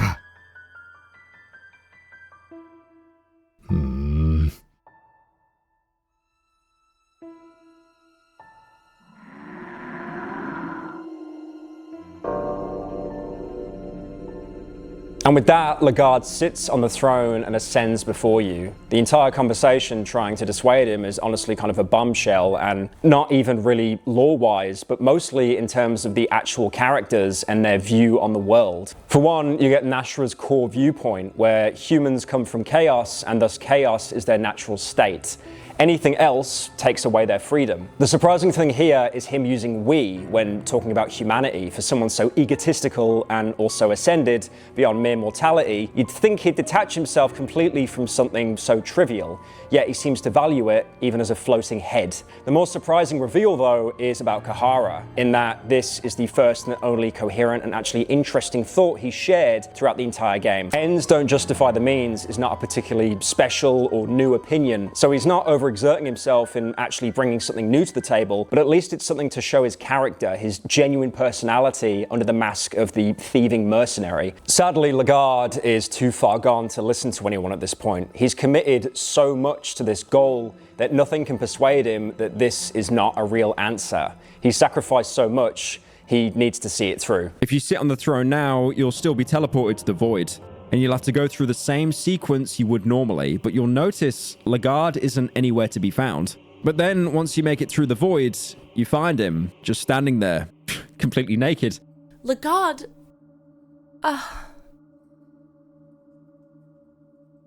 How long has it been? 100 years or so. Have you found what you were looking for? I found something. They say Sylvian created us according to her own image. But what if there is a god only in the abstract, whom we have made physical according to our own image? That would reverse our roles, essentially. Or is there a god at all? It's something we humans cannot rely on anymore. I don't know if you can ever understand my motivations truly, but this is something only I can go through with. I was always meant to go through this. I did try to live my life otherwise, but it was all with no avail. Das, you know this. We tried to make changes for the longest time. To live is the same as to suffer. To survive, we need to find some meaning from all the suffering. The truth behind it all is the contrast. Without suffering, there would be no bliss or paradise. It is my duty to craft paradise out of miserable existence of human life. Only I can do it. I mean no harm to you. I am your god after all. To show how much I love you, I will release you from this darkness one way or another. If you kneel to me, I will let you out. And so you get a choice. Kneel before him and accept Legard as your Lord and Savior. Yes, love your god. Upon which he teleports you to safety right outside the dungeons. Or you can reject him. I love you regardless. It is unconditional. And now you're forced to fight the god that you yourself created. A god who claims to only want to help you, even as you challenge him. Anyway, he's one of the hardest enemies in the entire game, mostly because you have to fight him with only 3 party members. So if you don't have the proper resources and don't have an optimal setup, you might just be cooked. Although if you came prepared and picked actual good party members, he's pretty manageable. He has the standard obligatory coin flip, in this case called Salvation. Despite being a god himself, he still has to crutch on Grogroth magic, with the only actual damaging attack being Black Orb. And honestly, fair enough. Black Orb is so ridiculously overpowered and it becomes such a crutch the second you learn it, I can't really blame him for spamming it. He also has the Snake. Kept you waiting, huh? Which will cast Healing Whispers, but the amount he heals will often be less than a single attack. He'll also summon these Asterisks, which will poke at you. If you have enough damage, you could maybe even just spam attack the torso, hope for good RNG on his attacks, and just outdamage him. But after that, you kill him. Maybe humanity's only chance to break the cycle of the new gods, dead before you. You defeat Legard, the prophesized one with delusions of creating a new era with his godhood. After his defeat, you wake up outside the vile fortress that trapped you before. It all seems hazy. Did those events really happen? You can still smell the blood and gore that seeps through the seams of the ancient stone walls of the dungeon. You can still feel the gaze of the hundreds of past warriors sacrificed in the pools of blood, now left to rot. You can still feel the pressure of the never-ending darkness that the underground caverns offered. Scarred for life, you run away from the dungeon. Hounds howl on your tracks, but you are way past fearing such small dangers that dwell under the sun. Horrors of the past never leave you alone, though. Every night you wake up from restless dreams. In my restless dreams, I see that town, Silent Hill. Where you're trapped forever in the bloody corridors of the dungeon. The dreams become more and more lifelike as time goes on, until you cannot tell the difference between a lucid dream and the real world. In the end, your fate was to dwell in these dungeons forever.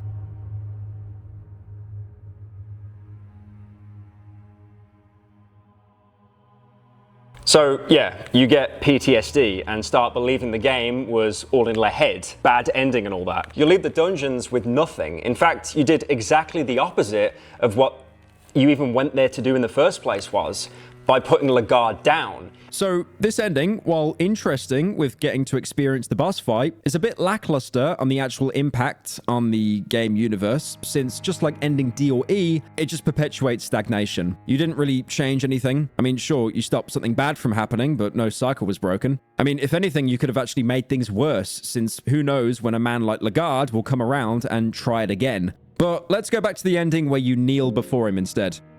you left the dungeons. Contrary to all common sense, you made it out alive. You returned to the civilization without festivity. You were back to square one, essentially. Your long journey to the black gained you nothing. The only thing you brought with you was the bigger understanding of all the darkness this world hid beneath the human eyes.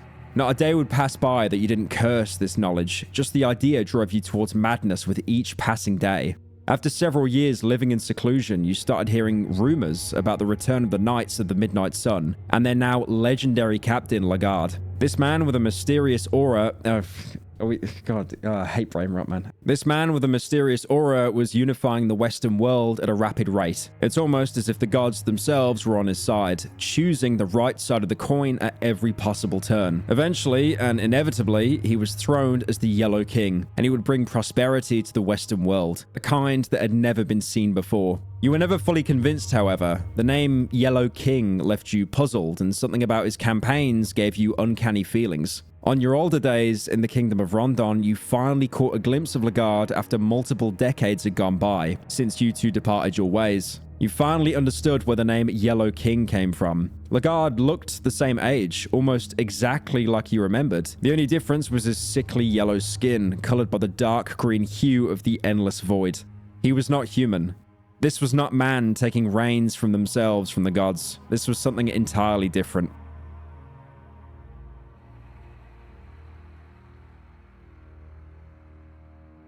You still come out of the dungeons with nothing but crippling trauma, but now something actually changes. Unlike the previous new gods, Lagarde, or the Yellow King as he now calls himself, doesn't actually perpetuate the cycle. He doesn't just stay in the darkness of the ancient city and doesn't stagnate in the dungeons.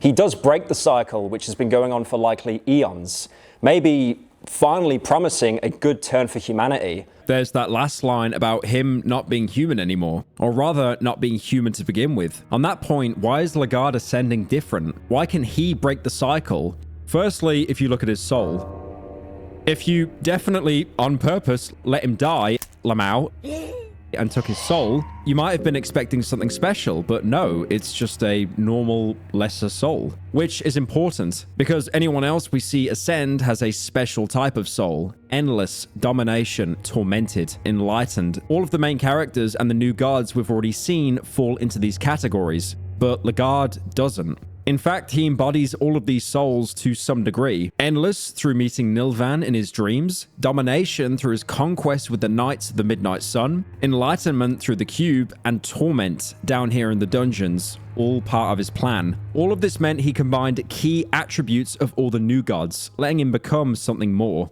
And this ties Lagarde's thread up pretty well.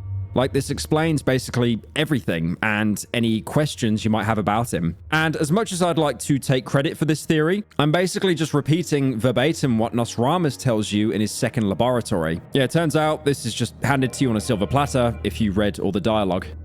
Even still, this is fascinating. I mean, out of all of the endings so far, this one definitely is the best one. Your main character is left on ice, sure, but you do survive until old age at least.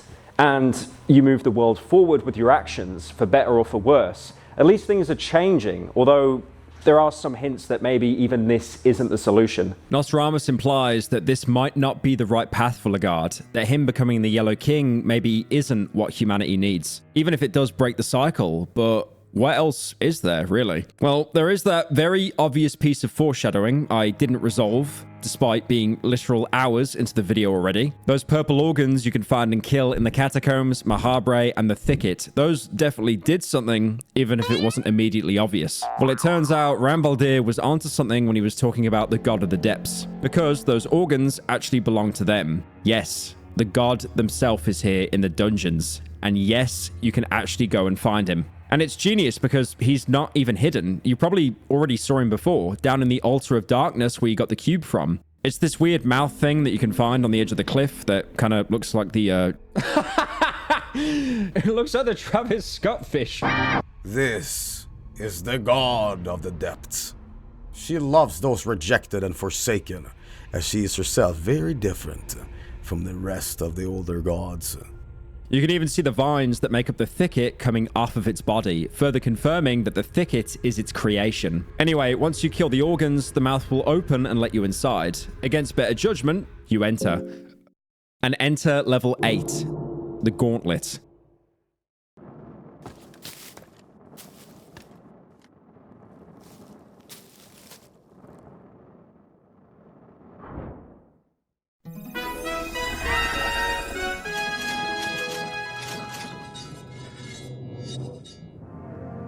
The game's final and by far hardest layer. And the best part, you can't turn back. Once you enter, complete point of no return. You know, I've been making this point the entire video that Fear and Hunger is mostly gate-kept by knowledge and experience rather than skill. Well, the same applies here. The most optimal route, you'll have to just guess. That is unless you've done it before or read the wiki. There are spikes, boulders, and axes that one-shot you, arrow traps, bugs that take away HP when you step on them, and of course, moonless guards that make sure you step on all those traps while running away from them. The only small respite is if you have mastery over insects, you can avoid the bug damage. Somehow, talking to bugs is still a more useful ability than anything the Outlander can offer. And that's not even all of it, because there's also holes in the floor that will drop you down if you fail the coin flip. It's not an instant game over if you do, but then you end up in level 9. Interestingly, named level 9_trap in the game files. Now, you might wonder, how exactly is this even a trap, aside from 4 billion worms that you have to walk over? And then you see him. The Crow Mauler's back. Back from the dead. And now he has 2 heads. So yeah, this is basically the exact Crow Mauler fight, except now you've got 2 chances to get one shot by the head rather than 1. Red vials aren't a recommendation anymore. They're necessary if you want to walk away from this fight. Also, funnily enough, if you dismembered the OG Crow Mauler, this one will also be missing its limbs. So this is, I guess, supposed to be the original Crow Mauler, probably resurrected by the God of the Depths. There's one more interesting thing about him, and that's the items he drops. He still has the Crow Emblem Key, which is completely useless here, since you can't leave the Gauntlet anyway, but he also drops the 3rd Captain's Diary entry. Captain Rudimir, 5th of August, 1590. I've had feverish dreams for the longest time now. In the dreams, the patterns on the walls, the caws of the crows, the swirling clouds, they haunt even my waking hours. I haven't had a moment of tranquility in months. It almost feels like the dreams become wilder as the madness in these dungeons grows ever more stronger. I don't know which is the result of which. Did the dreams come before the madness, or are the dreams results of the ever-ensuing chaos? Everything I see seems to remind me of the dream's otherworldly patterns. I swear the intestines of a gutted prisoner from yesterday took the very same shape. But when I try to describe its organic, ever-shaping pattern to scholars, or draw it down on this very paper, I fail to do so. Like the bonfire with flames reaching out to the night sky, so is its shape without a concrete form. These shapes are dangerous without a doubt. Effects like these are far too much for mere humans to comprehend. I'm the epitome of their obsession. I know it better than any. Maybe I am the only sane one left to acknowledge this? Is it my responsibility to clean everything up once again? The crows. They give their testament to my suspicions. I will start the purge. I will root out the madness. Only I can do it. Rudimir never left the dungeons, never managed to get away and survive. The insanity took hold of him with time, making him into the Crow Mauler, probably the strongest creature it's created. At least if you get this information, you've already put him out of his misery. You can now go back to the initial room. What you're supposed to do here is find 3 levers to be able to progress. So yeah, if you don't have the Book of Enlightenment to use down here, expect to be rerunning this place until you learn every single trap location by heart until you're able to properly dodge them and find the levers. And that's not even all, because there's a second room. Instead of spikes and axes here, you'll instead be crushed by a rolling boulder. It is dodgeable though, so not impossible on your first try. But then there's also gas traps. Maybe do some pyro fart joke. I don't know if it's a bit too much. I skipped that dono. He paid $10 to do the fart sound 50 times. They're in every path you take, so you'll have to be careful unless you want to stay poisoned for the rest of the game, since there's no chance you have 4 white vials. And then there's also this guy, the Lizard Mage. A fusion of Lizard Man and a Yellow Mage. Pretty self-explanatory. Obviously, they were made through a marriage of Sylvian, which means canonically, Yellow Mages are Scalies. This information is completely worthless, but because I was forced to learn it, you now have to know it as well. They inherit the sword sweep attack from the Lizard Men as well as Locust Swarm from the Mage. So focus the left arm if you still have your limbs. Other than that, there's nothing really special about him except from one of the dialogue options. Please don't! It is the survival of the fittest. I understand your fear. You are but a feeble human, bravely against the crushing odds. Take this to even the odds. He gives you an elixir of body, which, you know, very kind of him to just give you healing items for free, which you'll probably need to finish the gauntlet. If you make it past the lizard mage, or 2 of them if you get unlucky with your pathing, you'll reach the end. Level 9. The only thing to find here is a mountain of corpses. Some of them you might even recognize, although that's most likely because of reusing assets rather than having 7 dead copies of Kahara. The only thing to do is go up, so that's what you do. As you ascend to the peak of the pile, you look into the black, and you're faced with a god, Grogaroth himself. As you can guess from the bugged dialogue of Nasra that always plays here, even if you don't have him in your party. Yes! Ha ha! Grogoroth! Ha ha! This is the Nasra burned into ash. Despite being immortal, Nasra can't even begin to match the power of the old one. But the scale is off way more since this isn't even the full god. These are just traces, a shell of what's left of him. Even just that can instantly turn Nasra, a character who can't die from anything else in the game, into ash. Just like that, even if he's not in your party. And now, he wants to kill you. If you did bring Nasra in here, unlucky, you'll be fighting 1 member down. Grogaroth has everything. I mean, he begins the fight by attacking your mind and cursing you, which is the battle equivalent of an infection. As if you don't have the proper tools to deal with it, you'll just die in 5 turns. Only way to save yourself is a purifying talisman, which, to be fair, you'll probably have plenty of since there's almost no other uses. On top of that, he has the standard big slice that cuts off limbs feature. Unfortunately for you, both his hands can cast it, so there's a very real scenario of losing both arms and then dying immediately. Then there's also his eyes. Each eye will attack you with molten something. I say something because the in-game text literally says the god squirts molten from its eye. So it could very well be molten ice, molten lava, molten riz. I'll prove a point now. No mods.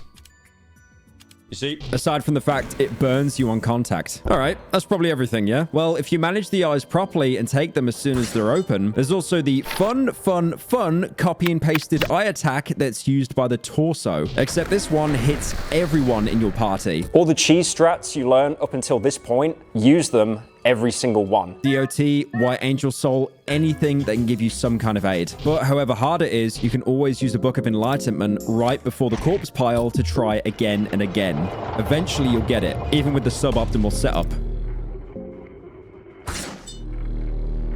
And when you win, the traces don't just die. They're much too powerful for that. Instead, they start talking to you. Why do you resist, human? You have the option to choose to crush the older gods, to become a god, or just to know more. The first one is met with ridicule, which isn't too surprising if you look back on what happened to Nasra 5 minutes ago. If you say you want to become a true god, he just says this. To become a god, we have given you the option. We have given mankind the option. But it was not enough for you. You wanted to delve deeper. And asking for knowledge, he grants you the wish while warning you of the consequences. Although no matter what you asked, he'll always say this next. The older gods, they do not even exist in this world anymore. The older gods are too pure for this world. They are the true forms and feelings and the ideas that linger in men. But mankind, they are too tainted by their own mind and ambition to understand purity. Think of the perfect shape of fear and destruction. Now take a look at the world you delve.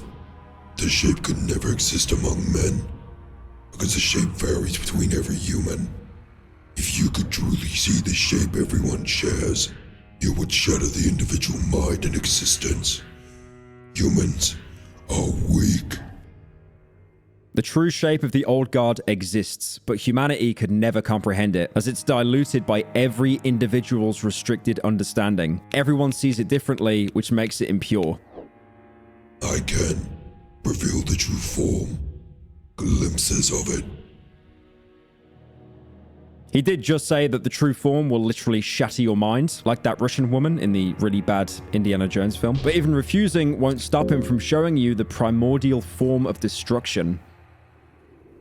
Your sanity declines at an alarming rate. You are grasping for breath desperately as the shock and horror shut down your bodily functions one by one. You feel terror run wild inside you. Despite being hardened by the horrors of the dungeon, nothing could have readied you for this primal feeling. You cannot operate in any way. Your body has to shut down, as that is the only escape it can come up with when facing this older being. Your life runs past your eyes in a heartbeat. The biggest regret you have was to ever set foot in these dungeons. You now realize that the whole experience was predetermined since the very first second you laid your eyes on this ancient fortress. You never escape the dungeons of fear and hunger. No one ever heard of you again. Without a trace, you vanish from this world. It's almost as if you fell out of the history books altogether. Your screams of terror never reached anyone. Your long quest only gave you hints about the greater scheme of things. You learned a fraction of the secrets the ancient world holds. But even that is more than what is meant for human ears. Congratulations, you've managed to find yet another ending where you change nothing and then you die. As much as it would be in the style of Funga to just end here with nothing more happening, there is actually still one more ending. Remember talking to Nilvan in the dream in the Tower of the Endless? She asked you to take her child to the Heart of Darkness. Now, her child is pretty obviously the girl because of her interaction if you bring her with you into the dream. And the gauntlet definitely fits the description of the Heart of Darkness. I mean, it's literally in the heart of the god of the depths, who embodies darkness. So what happens if you take the girl with you and finish the gauntlet? First of all, you make the game significantly harder on yourself because you've restricted yourself to only having 3 actual party members and then 1 item dispenser who you desperately need to keep alive and who will also kill herself if one of the others is about to die. But if you can get past that, you'll end up back at level 9. You climb up the corpse pile again, but once you reach the top, something different happens. The girl is looking at the darkness. You cannot see anything in there. Careful, don't be so close to the edge. The girl gives you a reassuring smile. Something is happening. Something that exceeds your understanding. A chill runs down your spine and you feel like throwing up. But the girl seems to remain awfully calm. In fact, the source of the terror seems to radiate from her, just to immediately drop to the ground and start having a seizure. It in fact gets so bad, it immediately puts you into battle against her as she contorts to a bizarre shape. Something is happening to the girl. She's rolling on the ground even more furiously. You can feel an entirely new presence in the darkness. The god of fear and hunger is born. Yeah, so the girl is now becoming a god, and this isn't even her final form since she still seems to be undergoing some sort of transformation, which you'll trigger every time you damage her enough. Something is happening to the god. She seems to be in grueling pain and twitching from the cold. The god of fear and hunger has taken a new shape. You can keep attacking her, but you won't be able to outright defeat her. She'll just keep transforming, and if you take too long, she'll start retaliating. Something is happening to the god. She seems to be in grueling pain and twitching from the cold. She changes again, with her top part still retaining some form of the girl, while the lower half takes the form of something entirely new. You actually get a small interaction, which you might not see in the earlier phases since there's a decent chance you one-tap them. The girl still holds some of her memories, and she'll actually remember the gifts that you gave her, the dagger and the doll. The god, formerly the little girl, seems to reminisce the dagger that is still laying on the ground. If you didn't keep them for yourself, of course, but why would you have even done that? They're completely useless aside from giving them to her. And of course now you'd be punished for it because her reminiscing just gives you bonus turns to do damage before she starts counter-attacking you at full force. But if you get through this phase, she'll transform again into the true form of the god of fear and hunger, upon which it immediately casts the most broken boss ability in the game, self-mutilation, where she takes damage. That's it. It's on par with some of the most broken character abilities. However, suicide is a simple one-shot instead of just doing a pathetic 50 damage. The newborn god is trembling in pain. Now, this form has a bunch of attacks, but it's all just one body part, so there's no real strategy to beating it. It's just a DPS race. If you have a decent party, you'll be able to take it without many issues, since sometimes you'll get free turns whenever she self-mutilates. Of course, you get unlucky and fail a coin flip, but at that point, it really is a skill issue. But if you don't have a particularly strong party, there's also one more saving grace, the Blood Golem, which you actually very conveniently get an opportunity to summon on the first turn, where the girl is still just beginning her transformation. Just pop pheromones on it, and you'll be able to win without the actual party members taking any damage at all. And eventually, you'll probably do enough damage and win. But winning doesn't mean killing the god. It's far beyond the level of the new gods, those who you'd simply kill through combat. The god of fear and hunger acknowledges your suffering. Even after all this, you still drop to the ground, losing consciousness. You wake up lower than you ever were before, level 10 at the bottom. You can only crawl. You start to hear a familiar soundtrack play, and the god speaks to you. Why do you resist? The thoughts must have crossed your mind at some point. The thought you delved too deep. The thought that this would be a one-way trip. So instead of fighting the inevitable, why not embrace it? Just lay down and rest. There is beauty in this darkness that can be harnessed and used to usher something new.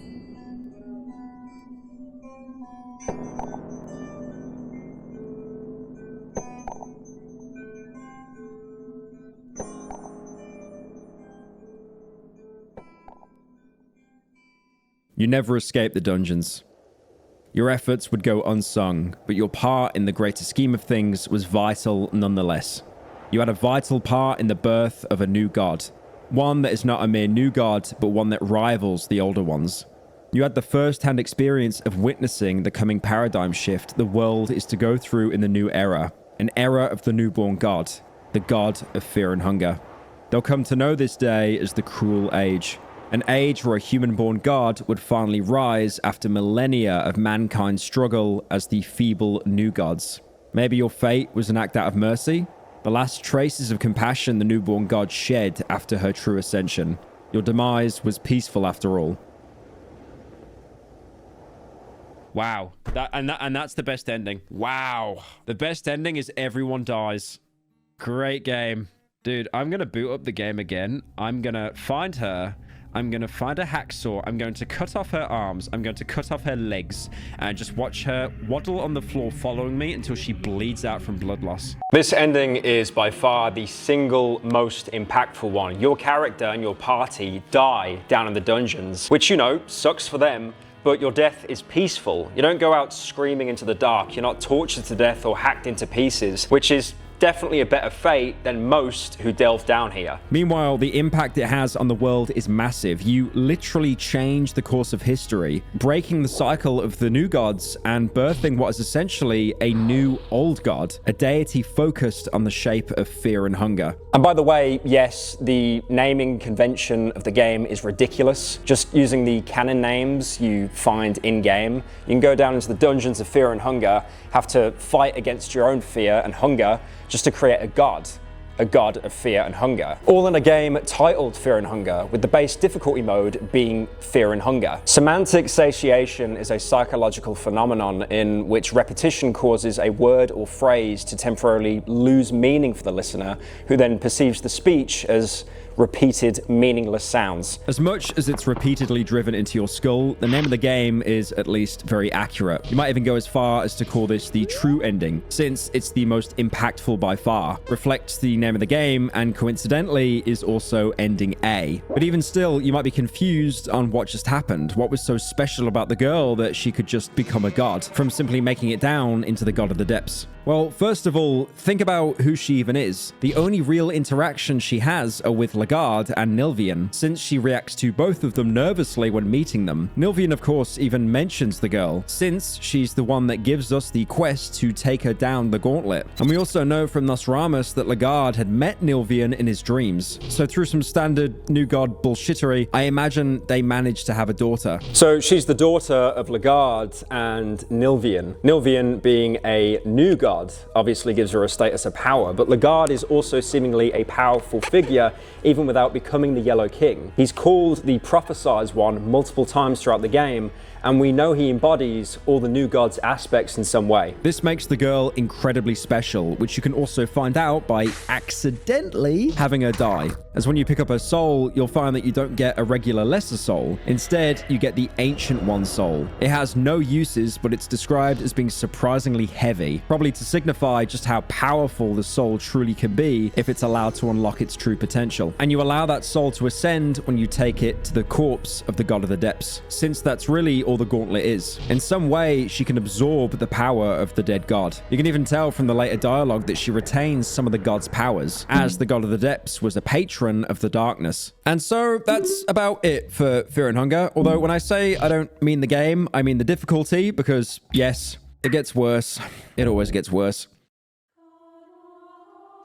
First off, Terror and Starvation, which has an interesting mix of just upping the numbers to make the game harder, like having a lower chance to escape or the enemies just doing more damage and having more health. But there's a lot less linear difficulty, like the darkness now being much more oppressive and basically forcing you to have a torch at all times. The hounds from the start are now able to follow you into the main entrance. There are rats in the bookshelves that give you rat aids if you fail the coin flip, and a bunch of new enemies, including another old god fight, Traces of Sylvian, who attacks you right before you get ending D down in the void, who is a really cool boss fight as well. Definitely one of the hardest, but also having some really cool gimmicks, like growing a copy of one of the main characters to attack you or paralyzing one of your party members completely. The only thing that really brings her down is the fact that simply spamming Locust Swarm every turn completely prevents her from doing anything and you just win the fight on the spot. The saddest thing about this fight though is I feel very few people will get to experience it, since I imagine not a lot of people will want to rerun the entire game on a harder difficulty just to get an extra boss fight. There's also a chance to find the Black Witch again and finally legitimately get her soul, since on this difficulty she has a chance to spawn in the Grand Library if you didn't kill her back in the basements. This difficulty also brings its own bugs, of course it does. Like some battles are just missing from the game files. There's supposed to be a fight with Enki, where he'll turn into a marriage and attack you. So that's Terror and Starvation, but there's still more. Hard mode. If the previous difficulty was challenging, but still didn't require much deviation from your regular strats, this one flips everything. You can't save anymore, you can't recruit anyone, and boxes you loot will just sometimes be flat out empty, on top of everything else applied from Terror and Starvation. This, of course, locks you out of some endings, like ending A and C, since those need party members to trigger, or at least it's supposed to lock you out, since, surprise, surprise, there's a stupidly easy way to just get a full party anyway, by hugging random pieces of wall throughout the game, like this pillar in the starting area. Interact with it, and you'll get Knight and Outlander completely free of charge. And there's many more that add different party members or give you all broken items. You might ask, why is this even in the game? Well, most likely they're remnants of Miro debugging the game at some point. And of course, following Fear and Hunger's 100% bug-free theme, not all of them got removed. So now you can cheese your way through the game by hugging walls until you get lucky. But aside from the bugs, there is actually something hidden in this mode. If you look at the ending naming scheme, which coincidentally I've been covering completely backwards from ending E, escape, to D, becoming a new god yourself, C, creating the Yellow King and either killing him or letting him take power within the world, and then ending B, facing traces of the older gods and seeing the pure shape of destruction, and ending A, creating a new old god. With the way they're marked, you can kind of order them into a tier list. They line up perfectly with the amount of effort you have to go through to achieve each one. Escape being piss easy and the God of Fear and Hunger being slightly harder, but there's also one tier missing. I mean, A is good, sure, but there's always an S, right? Something has to be truly the best, or in this case, the hardest one of them all. There's more endings. There's actually 4 more. 4! Each exclusive to each character, available only in hard mode. They range from run through the entire game and win to 100% the game on the hardest difficulty.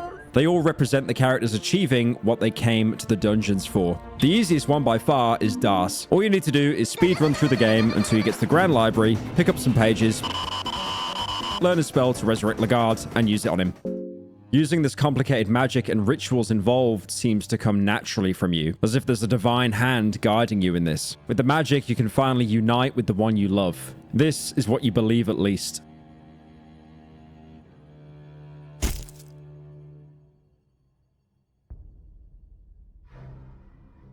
I breathe.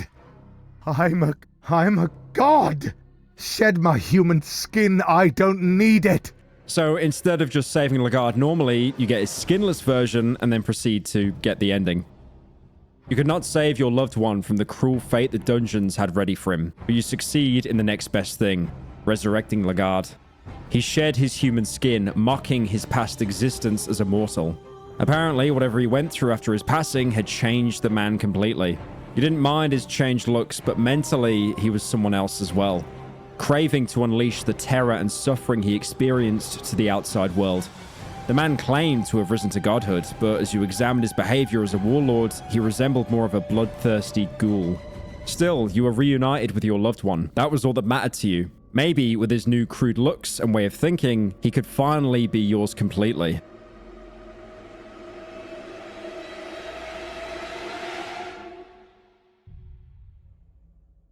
Obviously, a lot to unpack here, from the fact that Lagarde now just wants to kill people, to the fact that Das doesn't even care despite both looking completely different and acting completely different. He might as well just be a different person, but I guess the true girl boss is fine with that, as long as it makes him completely hers.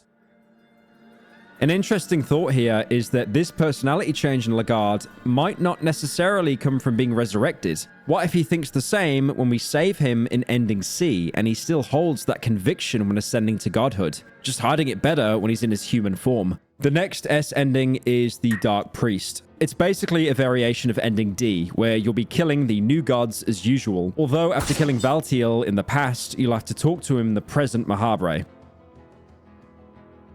It's all pointless. Mankind has no hope. There is no way to break these chains. That look in your eyes. You're after the Enlightenment too, aren't you? That's right. The Ascension was never the path. Don't be fooled by the power. What is the right path then? There was a person among us who was right. But we were blinded by the Golden Throne already at that point. One must admit his own mistakes in order to grow. The person is, of course, Nostramus, as I explained before. This dialogue at least concretely confirms that he was in fact right, and the Fellowship book is just a propaganda piece. Now you'll have to visit him in the second laboratory, the one past the lake. So either get ready to run around the map, getting Isaiah's treasure map, or just use an empty scroll instead. Once you reach him, he'll have new dialogue. I take it that you talked to Valtiel. How is he these days? He's hanging on a rope and waiting to rot. Nostramus seems to show empathy for the Enlightened One that has seen his end. Well, it's an end of an era in that case. It was inevitable. He seems to be regretting his past actions. Is that so? That's a first one. He takes a lot of credit and knowledge, and I have yet to see him admit his mistakes. As bad as the new gods were, they used to be Nostramus' companions, so it's not surprising to see him reminisce. I don't want to be stuck in nostalgia. Sorry for my absent mind. He said you're on the path to enlightenment. Too bad I wasn't there to hear it. Really out of character for him to say that. He believed ascension was the key, that he could somehow achieve enlightenment with the snap of his fingers. That was a ridiculous idea. I cannot understand how a scholar like him could believe there was such an easy way. The thing is, there is no end on the path to enlightenment. New information, new forms of science, new people, new worlds. The knowledge of the world keeps on increasing. How could you settle down thinking you are the end of it all? If you are on a path of enlightenment, seek all knowledge, even the knowledge of the new gods. I wholeheartedly recommend that you sit on that golden throne and meet your reflection. But if you truly are a scholar of sciences, only observe. Do not surrender yourself to the lust of power. I know it is not an easy task, so that's why you can have this. He gives you the spirit anchor, described as an ancient relic that is said to bind your soul to the body in all situations. But funnily enough, aside from preventing yourself from being overcome with the lust of power, it also prevents soul binding, that one ability the Mumbler uses sometimes. Amazing callback, and honestly, it does make complete sense. Now you can complete Ending D as normal, of course, including the fight with the Traces of Sylvian, which you'll have to complete solo. Ghouls, skeletons, and blood golems are straight up necessary to even have a chance here. And remember that you can't even save, so you'll only have one shot at this. But once you do it, you'll come face to face with the enlightened version of yourself. You'll still have to go through the same sequence, but once it's over, you don't give in. You set your foot to the ascended plane, where you met the reflection of yourself, a form that has taken a shape of a new god. The reflection was what you were to become. You felt a great lust for power take you over. It would have been so easy to give in and learn secrets that are only whispered among mortals. But you came prepared. You'd been warned about the lust. You declined the godhood and managed to step out of the plane that was colored by the green hue that radiated from the underground pits. It's not like your ascension wasn't without its merits, even if you withdrew at the last second. You saw the reflection after all and understood its intents. With your newly found knowledge, you took the grand libraries of the ancient city to be your own. The library already contained more information one could digest in multiple lifetimes. But lucky for you, you discovered the secrets of a prolonged life pretty soon. You found out how the older gods had left this world a long time ago. You had taken care of the new gods that resided in the city of the gods. You did not need godhood to chase after the true enlightenment. You did not need godhood to become the most powerful mortal to exist.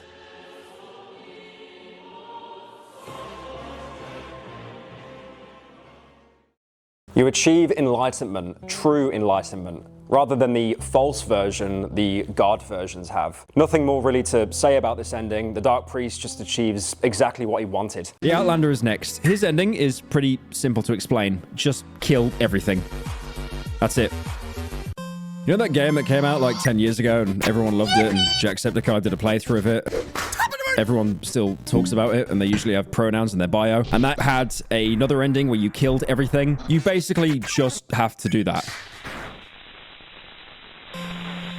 Undertale. Ramvaldir's mission was to get revenge, as well as to cleanse the evil from the dungeons. This translates to having you get every single special soul in the game, again, on hard mode, on what I argue is the worst character in the game. Honestly, just empty scroll your way into getting strong items or spells and do it that way. If you don't get lucky with starting scrolls, just restart. On top of that, you'll have to do the obvious, kill the guard.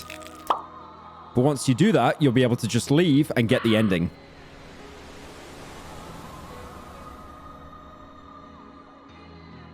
You got everything you came for. The captain of the cursed mercenary army was dead. You got the unholy artifact back. You also made sure that the evil that lurked in the darkness was vanquished. You slaughtered every single creature that held true power in the dungeons. However, you know the darkness doesn't end in the dungeons. You've witnessed the same evil in the faraway continent of Vinland, and that same corrupting force lurks in every dark corner of the world. It is restless and relentless. For you to stop it from spreading, you also need to be restless and relentless. From the moment you escaped the dungeons of fear and hunger, you dedicated your life in hunting down those that are conceived by the darkness. You would hunt down all the macabre beasts that hid from the eyes of the oblivious Western world. The beasts would come to know your name.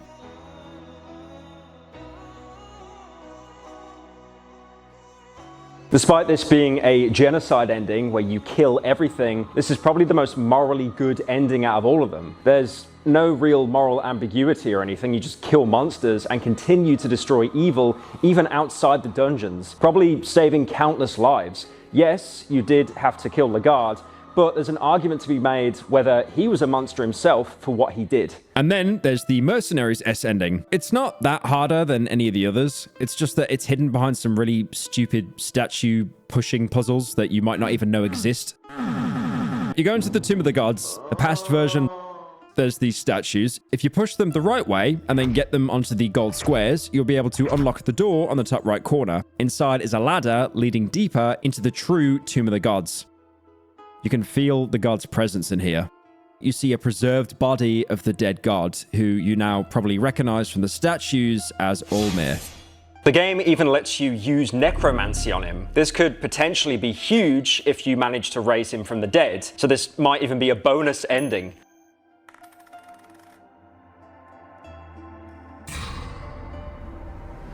No, obviously not. You can't just revive a god with simple necromancy. Instead, you give him a... I'm not going to say what it is. Look at the blur on the video. You can tell what it is, man. I don't know why it does that, but anyways. There's also the bottomless pit at the end of the corridor. It's full of the green hue you could see in the void. And if you look into it, something emerges. A mysterious being floats from the green depths. You can just attack her and force her back into the green hue. But she's not even hostile towards you, so you might as well try talking to her. Oh, weary traveler, you've come from afar. So have I. What is your origin? I come from the green, where you see the world through a green looking glass, where the older beings originate. Can you take me there? Oh no, dear.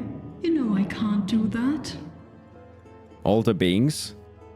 The ones, the creators and destroyers of this world.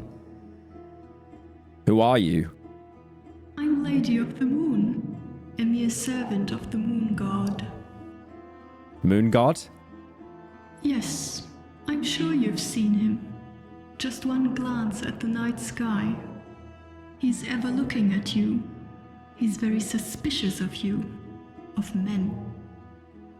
Why do you serve him? Like him, I don't believe men should have the same rights as the true gods. That's why I serve him to my demise. Can you help me? Yes, I can heal your wounds, recover your traumas. I can make you whole again. Only for the smallest price, smallest among you. I want the girl in exchange. The moon god wants the girl. She serves the moon god under the belief that humanity shouldn't be able to ascend to true godhood. That's why she wants the girl to prevent us from creating a human-born being that can truly rival the old gods. Now, the payoff from her is actually pretty good, since she can heal everything. Lost limbs, status effects, just a perfect full heal. If you're not going for ending A, it's a perfect deal, since the girl is most likely only slowing you down anyway. But lore-wise, obviously, this is a bad choice. Not only are you giving up a child that you've been protecting, probably to her death, since I doubt the moon god would want to take any chances with her surviving and becoming the god of fear and hunger anyway, but you're also giving up maybe the only chance humanity has of creating a true god. The Lady of Moon is also very obviously aligned with Pocket Cat, who, despite being more freaky about it, was also looking for the same thing, even going as far as almost threatening you to hand the girl over to him. He even mentions his master when you decline his offer, so this all but proves that he's also associated with the Moon God in some way. Anyway, to get Mercenary's S ending, all you need is the key from the present version of the tomb. There's a massive skeleton lying in the center of the room, although it's obvious who it belongs to. A gigantic skeleton lies here. The mere idea of such a massive life form sends a shiver down your spine. And that bottomless pit is different now. But what you're actually here for is the chest, which gives you an old passage key, as long as you can make it through the body snatcher.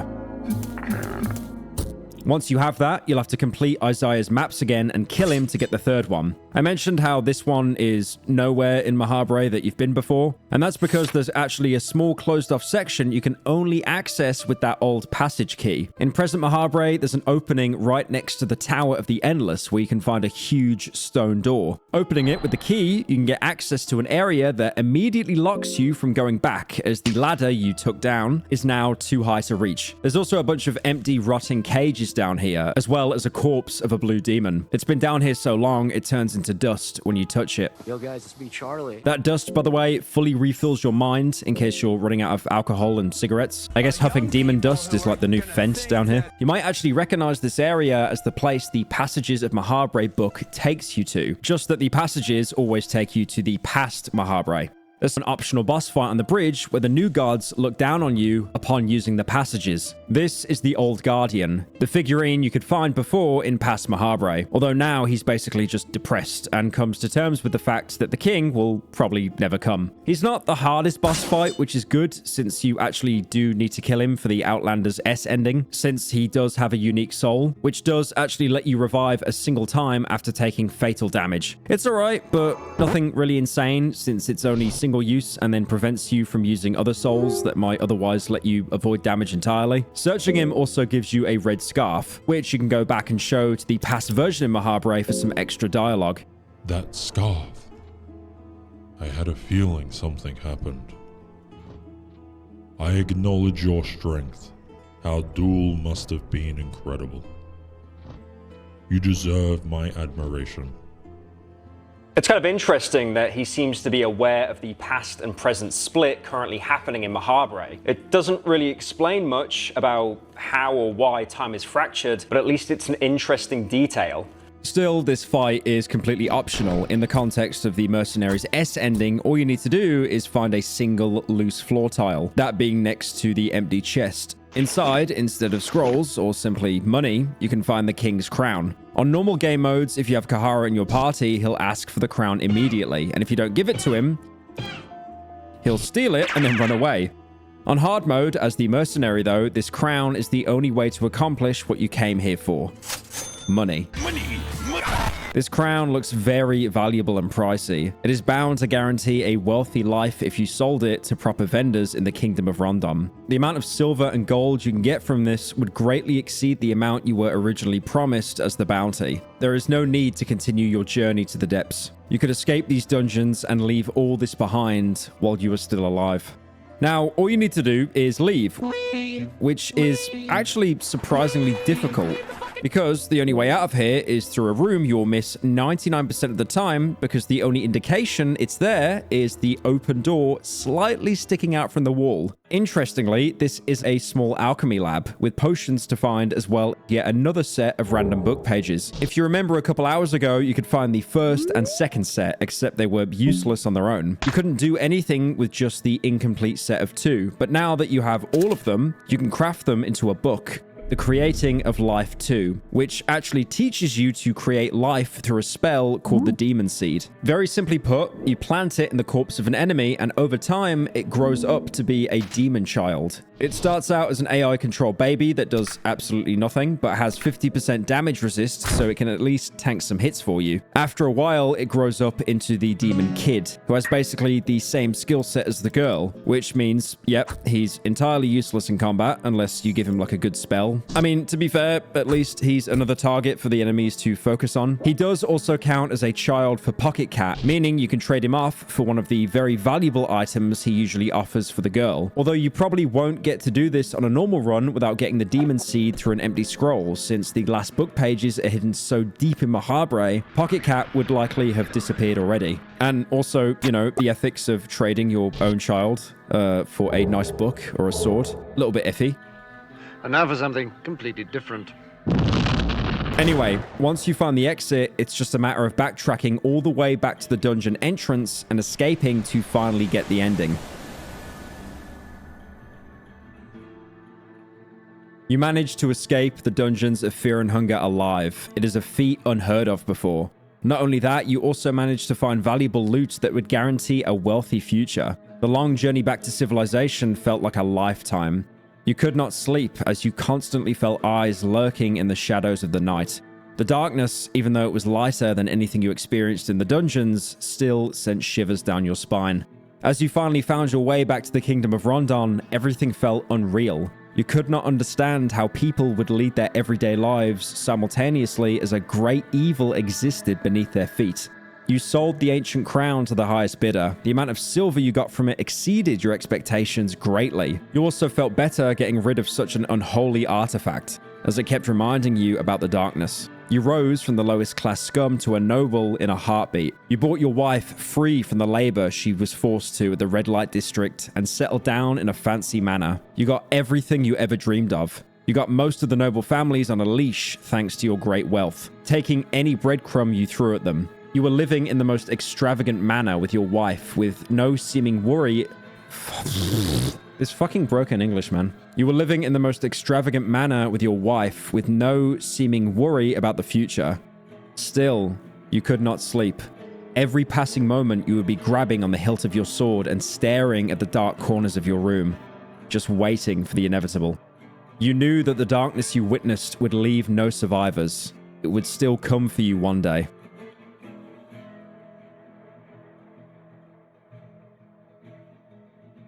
As good of an ending as it is for the mercenary, once you witness what lies below, no amount of money and luxury will ever make you forget. Right, so that's pretty much all the endings. There's no puzzles, no more boss fights, although there is one more thing. I left it for the very end because it completely breaks any sort of semblance of continuity you could expect from a video.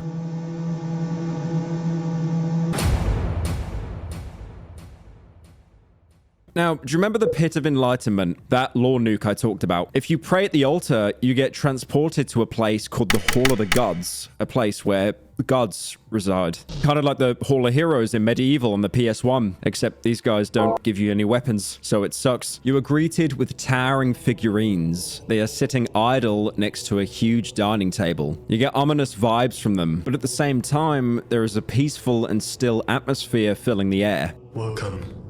You have earned 3 questions. Use them wisely.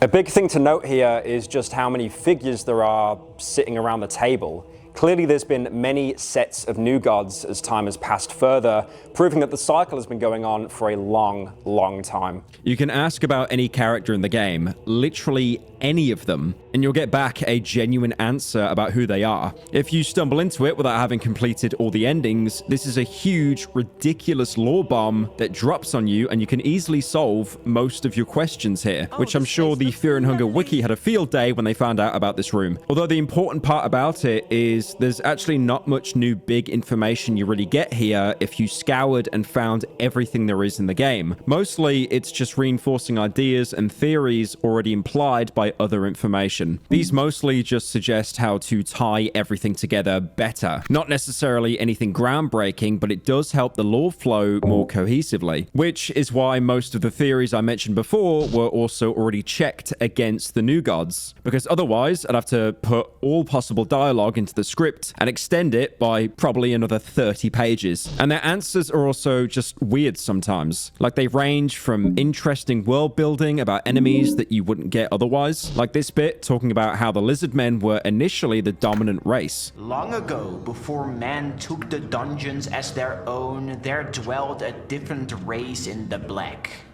Creations of the black. The darkness has had its way with countless victims. They are fully erect, despite being left untouched for decades. So apart from that, they do actually have some unique information as well, like talking about the king, who's mentioned multiple times throughout Mahabharata. The older gods, before their departure, nominated a king to rule the Mahabharata and mankind. It's all fallacy. We, as the new gods, rule the Mahabharata now. Or about the Greater Blight, where they basically confirm that it's an ascended lizard man. Before men, the lizard men roamed as the dominating life form. Like us, they too desire to ascend higher. What remains of those ancient times are the forms. Greater Blight is something that rivals the power of the new gods, even in this day and age. It is truly curious how powerful those ancient relics were in their true prime. Which might suggest that the lizard men weren't just dominant back then, but Mahabharata might have initially been their city that humans reappropriated for themselves. This at least explains these stupid-ass lizard statues you can see back in the level 3 prisons. You can also ask about Pocket Cat to maybe get a glimpse at his real motivations. But sadly, the new gods barely know anything about him, just to point out who his master actually is. A servant of the trickster god, the moon. His motivations lie in the path laid out by the older gods. Unfortunately, even we don't understand his mysterious ways. So it seems both the characters who were irrationally interested in the girl both serve the moon god. Interestingly, you can also learn the moon god's name, Rare from Valtiel, who actually asks you who Pocket Cat serves. Although at that point in the game, there's no way to even know this. Sadly, he doesn't give any indication for why Rare might also be absolutely obsessed with the girl. Also, of course, you can ask the gods about their good friend Nashra. The previous new god who held the libraries as his own after the Great Beetle. How Beetle fell for the pathetic tricks Nashra pulled against him is a complete mystery to us. Nashra was not content with what we have here. That miserable war, the old fool. His mind was weak, his body was weak, and most of all, he couldn't hold his own against the pressure of this place and some people. Without reason, he used to sodomize everyone who stood in his way. That is how he desired to spend his days, instead of the true godhood we have here. Nashra calling Valtiel a no-no toucher suddenly seems like projection now. But of course, if you bring him here with you, he'll actually react to these accusations the only way he knows how. Enough! That's more than enough, you filthy maggots. That's how I gave up my pathetic golden crown of the new gods? Are you kidding me? Maggots swimming in their own vomit. You are still alive. Somewhat. Nashra the half-man. Zara? The half-man from the east? Better half the crisp.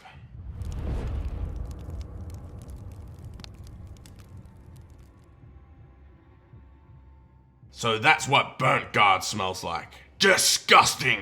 Everything about your miserable existence stinks rotten. Afterwards, he also, of course, spits on the corpse, and you get thrown out of the hall. And this should be all there is to the game. It should. There's no plot threads. There's nothing. I please just let this video end. Except, no! It never ends, does it? Because now there's also a secret 4th difficulty you unlock when you finish the game for the first time, which isn't actually a difficulty, but a completely different game. Dungeon Nights, which is, I'm not even joking, a dating sim, which, quote unquote, combines physical, mental, and social challenges all into one, and it might be too much for beginners. This is where you attend Fear and Hunger University, and you need to get a date for prom out of some of the main characters from the game, all drawn in a certain stylized way. So, yes, this mode finally lets you fulfill your wildest dreams of being able to chat up a skinless man in eternal torment, or the Crow Mauler, because he's also an option, or Nashra, or Pocket Cat. Basically, all the fan favorites the diehard simp for. As you might already notice, this entire mode reeks of Discord influence. It still does add some actual new content, though, to be fair, even if it all is completely non-canon. And it's a nice way to have some actual fun with the game after 100%ing all the endings in the regular version. Right, so as for the actual content in the game, this is genuinely all there is. It's completely squeezed dry. And believe me, if I could pull anything more, I would. But at the end of everything, what did any of it even mean? Fear and Hunger revolves all around divinity, which you might guess from the fact that literally every single ending except escaping has you deal with a god at the end. Every character begins the descent with the mission to save Lagarde, a man who is only in the dungeons to ascend to godhood himself. But as you make it down, you have no choice but to face gods and fight their influence. The dungeons themselves are in the state they're in because of the gods in some part. It's not blatantly stated what actually causes the unnatural fear and hunger, but there's too many things wrong with this place. You can practically pick and choose. Whether it's the fact they're built on top of Mahabre, the close proximity to the green hue, which seems to be the origin of all godlike beings, and also main bass for some reason. Maybe it's the presence of the god of the depths, or the opposite, him dying and leaving the darkness uncontrolled, as well as leaving a power vacuum to be filled with the god of fear and hunger. At every step, every challenge you are given, and every end goal you try to accomplish all happen because of the new gods, and every choice you make will inevitably affect them. So all this will come down to how you end up handling a single, incredibly important decision. In this time of change, will you choose to continue the cycle of the new gods or break it? The cycle has been going on for a long time. If you believe the written history, then for at least 1,000 years, with many new god groups coming and going in that time, as you can see from how many of them sit in the Hall of Gods. And in that time, the new gods were never enough. They may have ascended to godhood, but they aren't even near the power of the old gods who abandoned humanity at that point. The new gods have been tried as a solution, but they simply don't work. If anything, perpetuating the new god cycle here is selfish. I mean, you know, given the choice, it's natural to choose to gain power, and it's really so simple to just sit on the throne and then ascend. But even then, the powers of a new god aren't truly enough. Like Nostradamus says, becoming a god of enlightenment doesn't make you truly enlightened. Attempting to achieve enlightenment with something as simple as that will never truly succeed. If anything, it encourages stagnation. And with that, there's the other choice, breaking the cycle. There's two ways you can do it. Both are very similar. Either by creating the Yellow King out of Lagard, or creating the god of fear and hunger out of the girl. Both lead to creating new gods, but not new gods. Actual gods. The god of fear and hunger is basically a new old god, replacing the old gods and potentially filling the vacuum they left. Also, little side note, I really hate this terminology, like new gods, old new gods. Old new gods. It does make sense in universe, but makes talking about it in any sensible way just mental illness. The Yellow King, meanwhile, is kind of hard to compare to the old gods, but you can say that he's the culmination of the new gods, an evolution, the ultimate new god, embodying all of the new gods' souls, whose focus isn't any specific aspect of humanity, but rather caring for it as a whole. He's basically a new god. I hate this terminology. As suspicious as you might be about the Yellow King's intentions or how the god of fear and hunger will impact the world, everything is already going to shit outside the dungeons anyway. It's why Lagard is here to begin with. Any change that you can make in the grand scheme of things is worth trying. So you can make an argument that there's no bad ending in this game, but there's a very obvious split. Endings A and C are good, everything else is bad. In fact, endings A and C aren't even proven to be canon by Fear and Hunger 2. Oh god, I really hope when this video comes out, another video essayist doesn't piggyback the views off this to make Fear and Hunger 2 before me. That'd be terrible, right? By the way, for some reason, this game has some sort of infamy for having a very ridiculously convoluted lore, and I just have to disagree. For the most part, the true main plot threads, they're pretty clear to understand if you go deep and find everything. I mean, it comes down to just reading the dialogue, the books. You do have to go out of your way to find it, but once you do, you're basically spoon-fed most information instead of having to theorize and connect the dots yourself. I imagine this comes more from the fact that the game gatekeeps itself by being so hard. So most exposure anyone would get is to be random fans on Reddit posting some cryptic summary of one of the main storylines, which obviously sounds completely ridiculous when you simplify it. That, and if you're a normal person and play Fear and Hunger, you'll most likely not play it to completion. And even if you do, there's no way you'll be able to find everything you need to put the pieces together. Most likely, you won't do a second playthrough either, because rationally, why would you want to put yourself through all of that again? Maybe I've not been clear enough on this topic throughout the video, but Fear and Hunger isn't necessarily even a good game.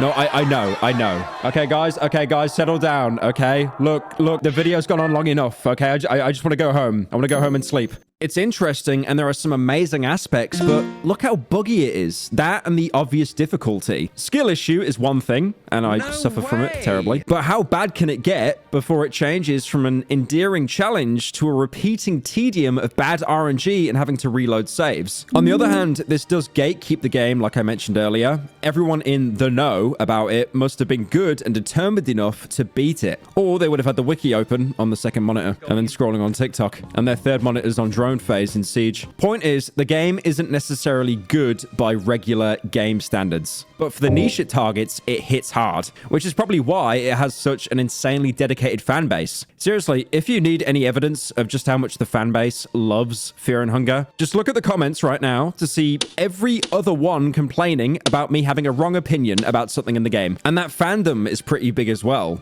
I mean, the Fear and Hunger Discord has like 60,000 members, which is really big for a game that isn't AAA.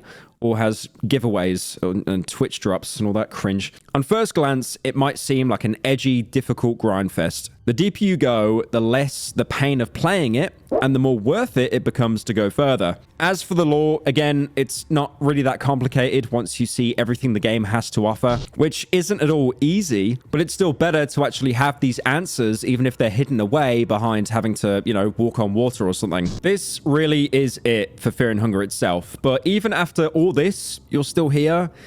You're not watching the video. You're definitely not at this point. You probably fell asleep to it, honestly. Why do I even bother? But anyways, there's also one more thing I want to talk about. There's a lot of mods. A lot of them are just quality of life ones, like bug fixes or the sensor mod. The latter coming in clutch when I needed to stream the game without getting instantly banned the second I entered the dungeons. On top of that, there's also a lot of content mods, like the Repentance mod, which adds so many new things, you're practically playing an entirely different game. You get new locations, enemies, bosses, quests, abilities, items, even endings, which range from going through a glitched version of the dungeons to fight another god, or the loser ending, where you have to play as Lagarde, because yes, the mod adds him into the game as a proper playable character, and instead of achieving anything that matters, you just leave the dungeons, completely abandoning the entire plan of ascending and running away like a coward. Apart from the endings, the gameplay also follows very closely from the original Fear and Hunger, since it's completely unbalanced.